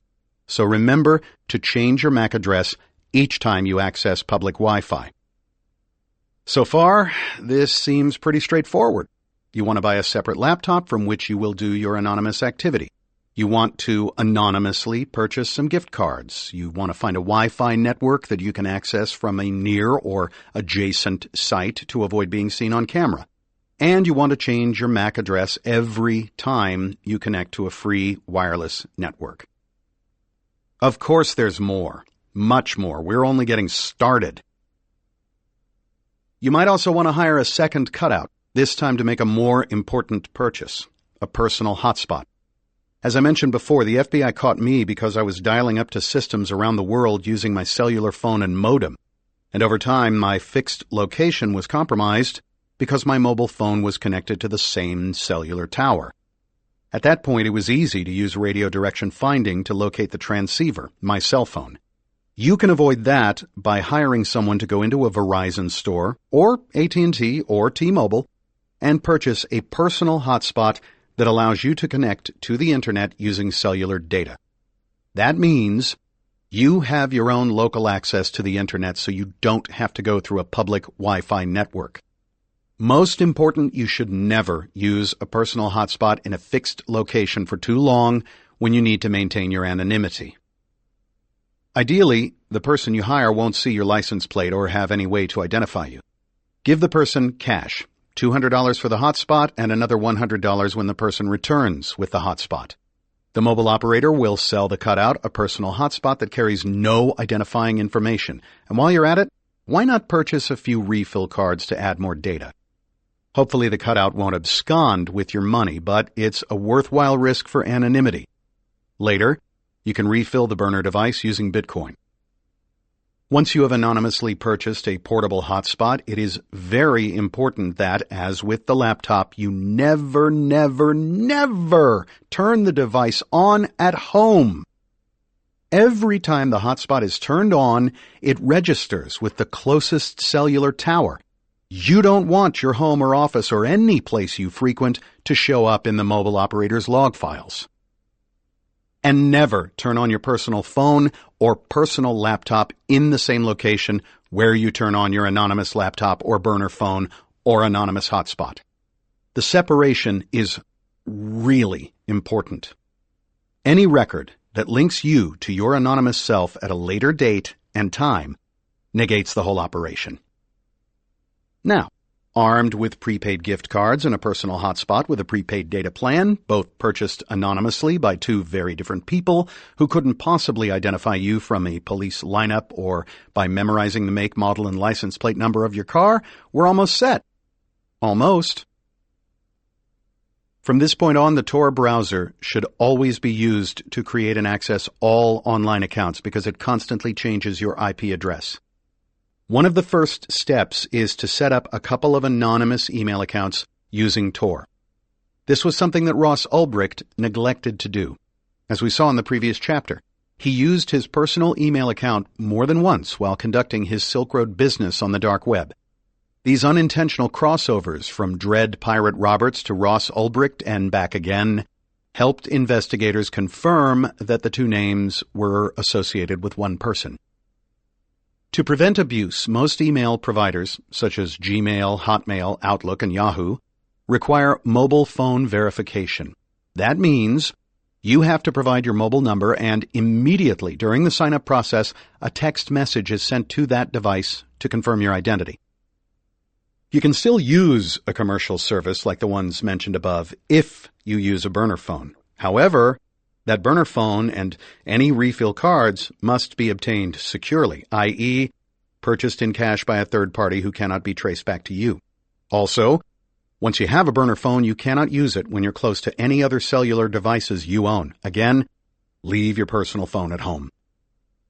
In order to purchase Bitcoin online, you are going to need at least 2 anonymously created email addresses and Bitcoin wallets. So how do you create anonymous email addresses like those created by Edward Snowden and Laura Poitras? In my research, I found I was able to create an email account on protonmail.com and one on tutanota.com using Tor, both without any requests to verify my identity.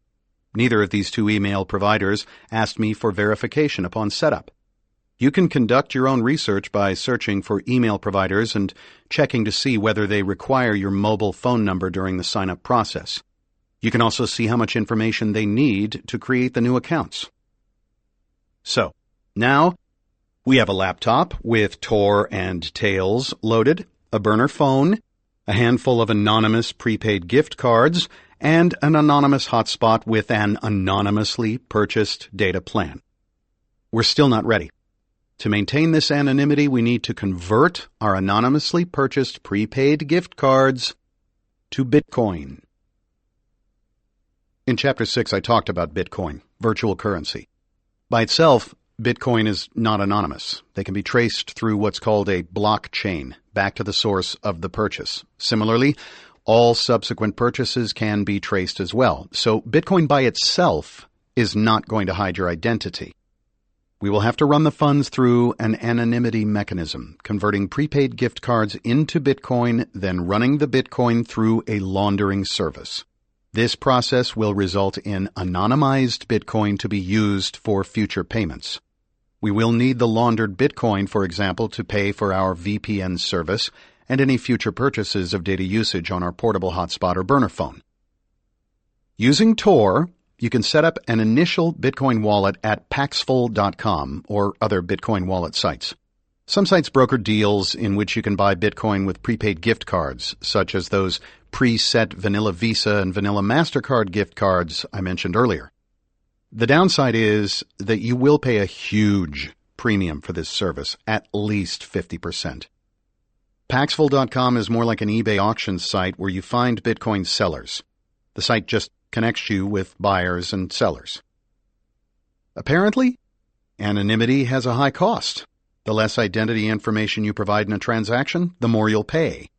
That makes sense. The people selling the Bitcoin are taking a huge risk by not verifying your identity. I was able to purchase Bitcoin in exchange for my anonymously purchased vanilla Visa gift cards at a rate of $1.70 per dollar, which is outrageous, but necessary to ensure anonymity. I mentioned that Bitcoin by itself is not anonymous. For example, there is a record that I exchanged certain prepaid gift cards for Bitcoin.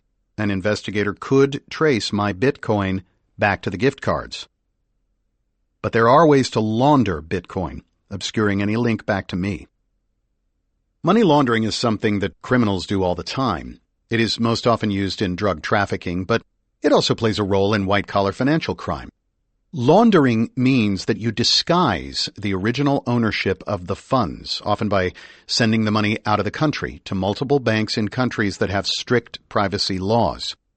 Turns out you can do something similar with virtual currency. There are services called tumblers that will take Bitcoin from a variety of sources and mix or tumble them together so that the resulting Bitcoin retains its value but carries traces of many owners. This makes it hard for someone to say later which owner made a certain purchase, but you have to be extremely careful because there are tons of scams out there. I took a chance. I found a laundering service online and they took an extra fee out of the transaction. I actually got the Bitcoin value that I wanted, but think about this. That laundering service now has one of my anonymous email addresses and both Bitcoin addresses that were used in the transaction. So, to further mix things up, I had the Bitcoin delivered to a second Bitcoin wallet that was set up by opening a new Tor circuit, which established new hops between me and the site I wanted to visit.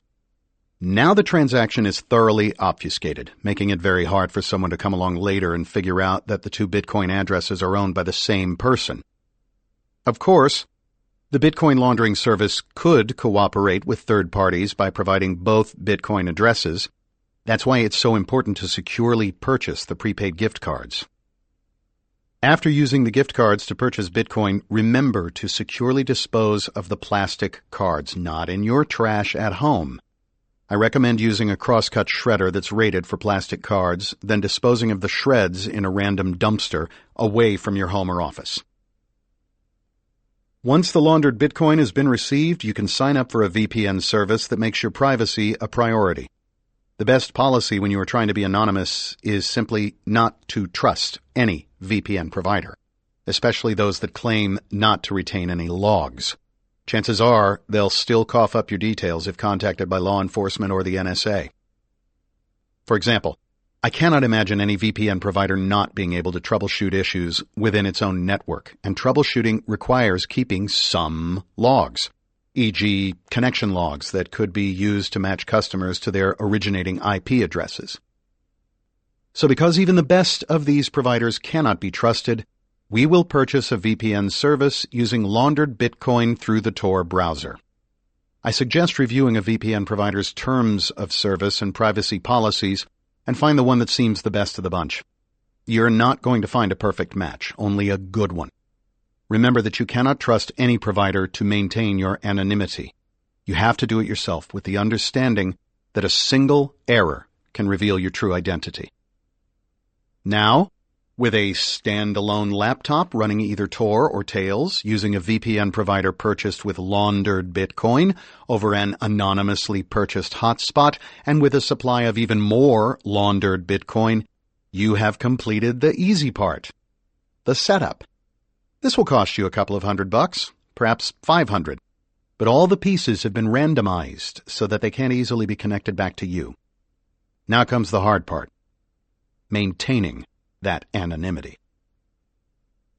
All the setup and processes we've just gone through can be lost in a second if you use the anonymous hotspot at home, or if you power on your personal cell phone, tablet, or any other cellular device linked to your real identity at the physical location where you are using your anonymous identity. It only takes one slip by you for a forensic investigator to be able to correlate your presence to a location by analyzing the cellular provider's logs.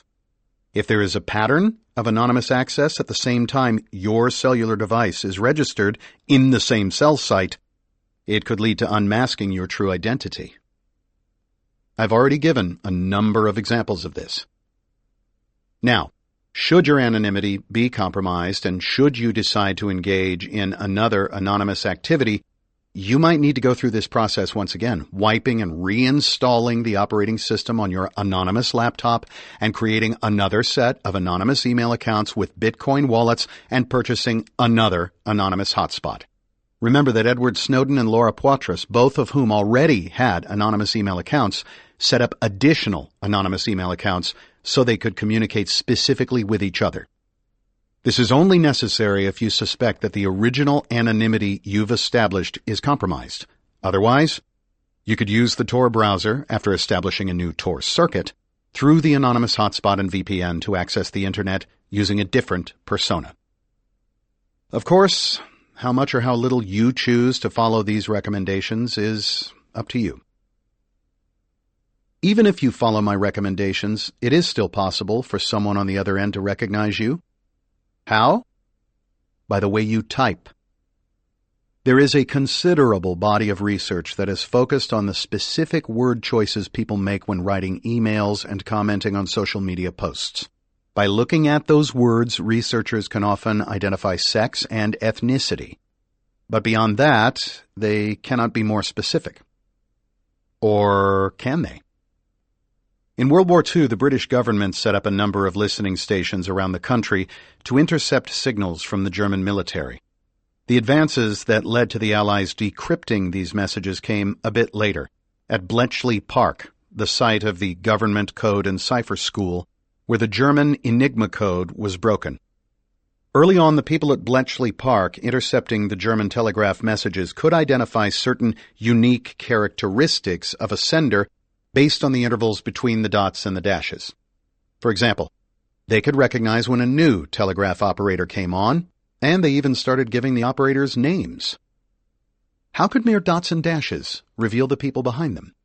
Well, the time interval between the sender's tapping of a key and the tapping of the key again can be measured. This method of differentiation later became known as the fist of the sender. Various Morse code key operators could be identified by their unique fists. It wasn't what the telegraph was designed to do. Who cares who sent the message? What was the message? But in this case, the unique tapping was an interesting byproduct.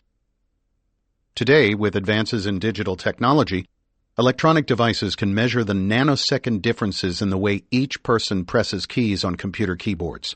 Not only the length of time a given key is held, but also how quickly the next key follows. It can tell the difference between someone who types using the home row and someone who hunts and pecks at the keyboard. That, coupled with the words chosen, can reveal a lot about an anonymous communication.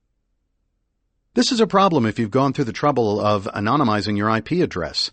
The site on the other side can still recognize you, not because of something technical, but because of something uniquely human. This is also known as behavioral analysis. Let's say a Tor anonymized website decides to track your keystroke profile. Maybe the people behind it are malicious and just want to know more about you, or maybe they work with law enforcement. Many financial institutions already use keystroke analysis to further authenticate account holders.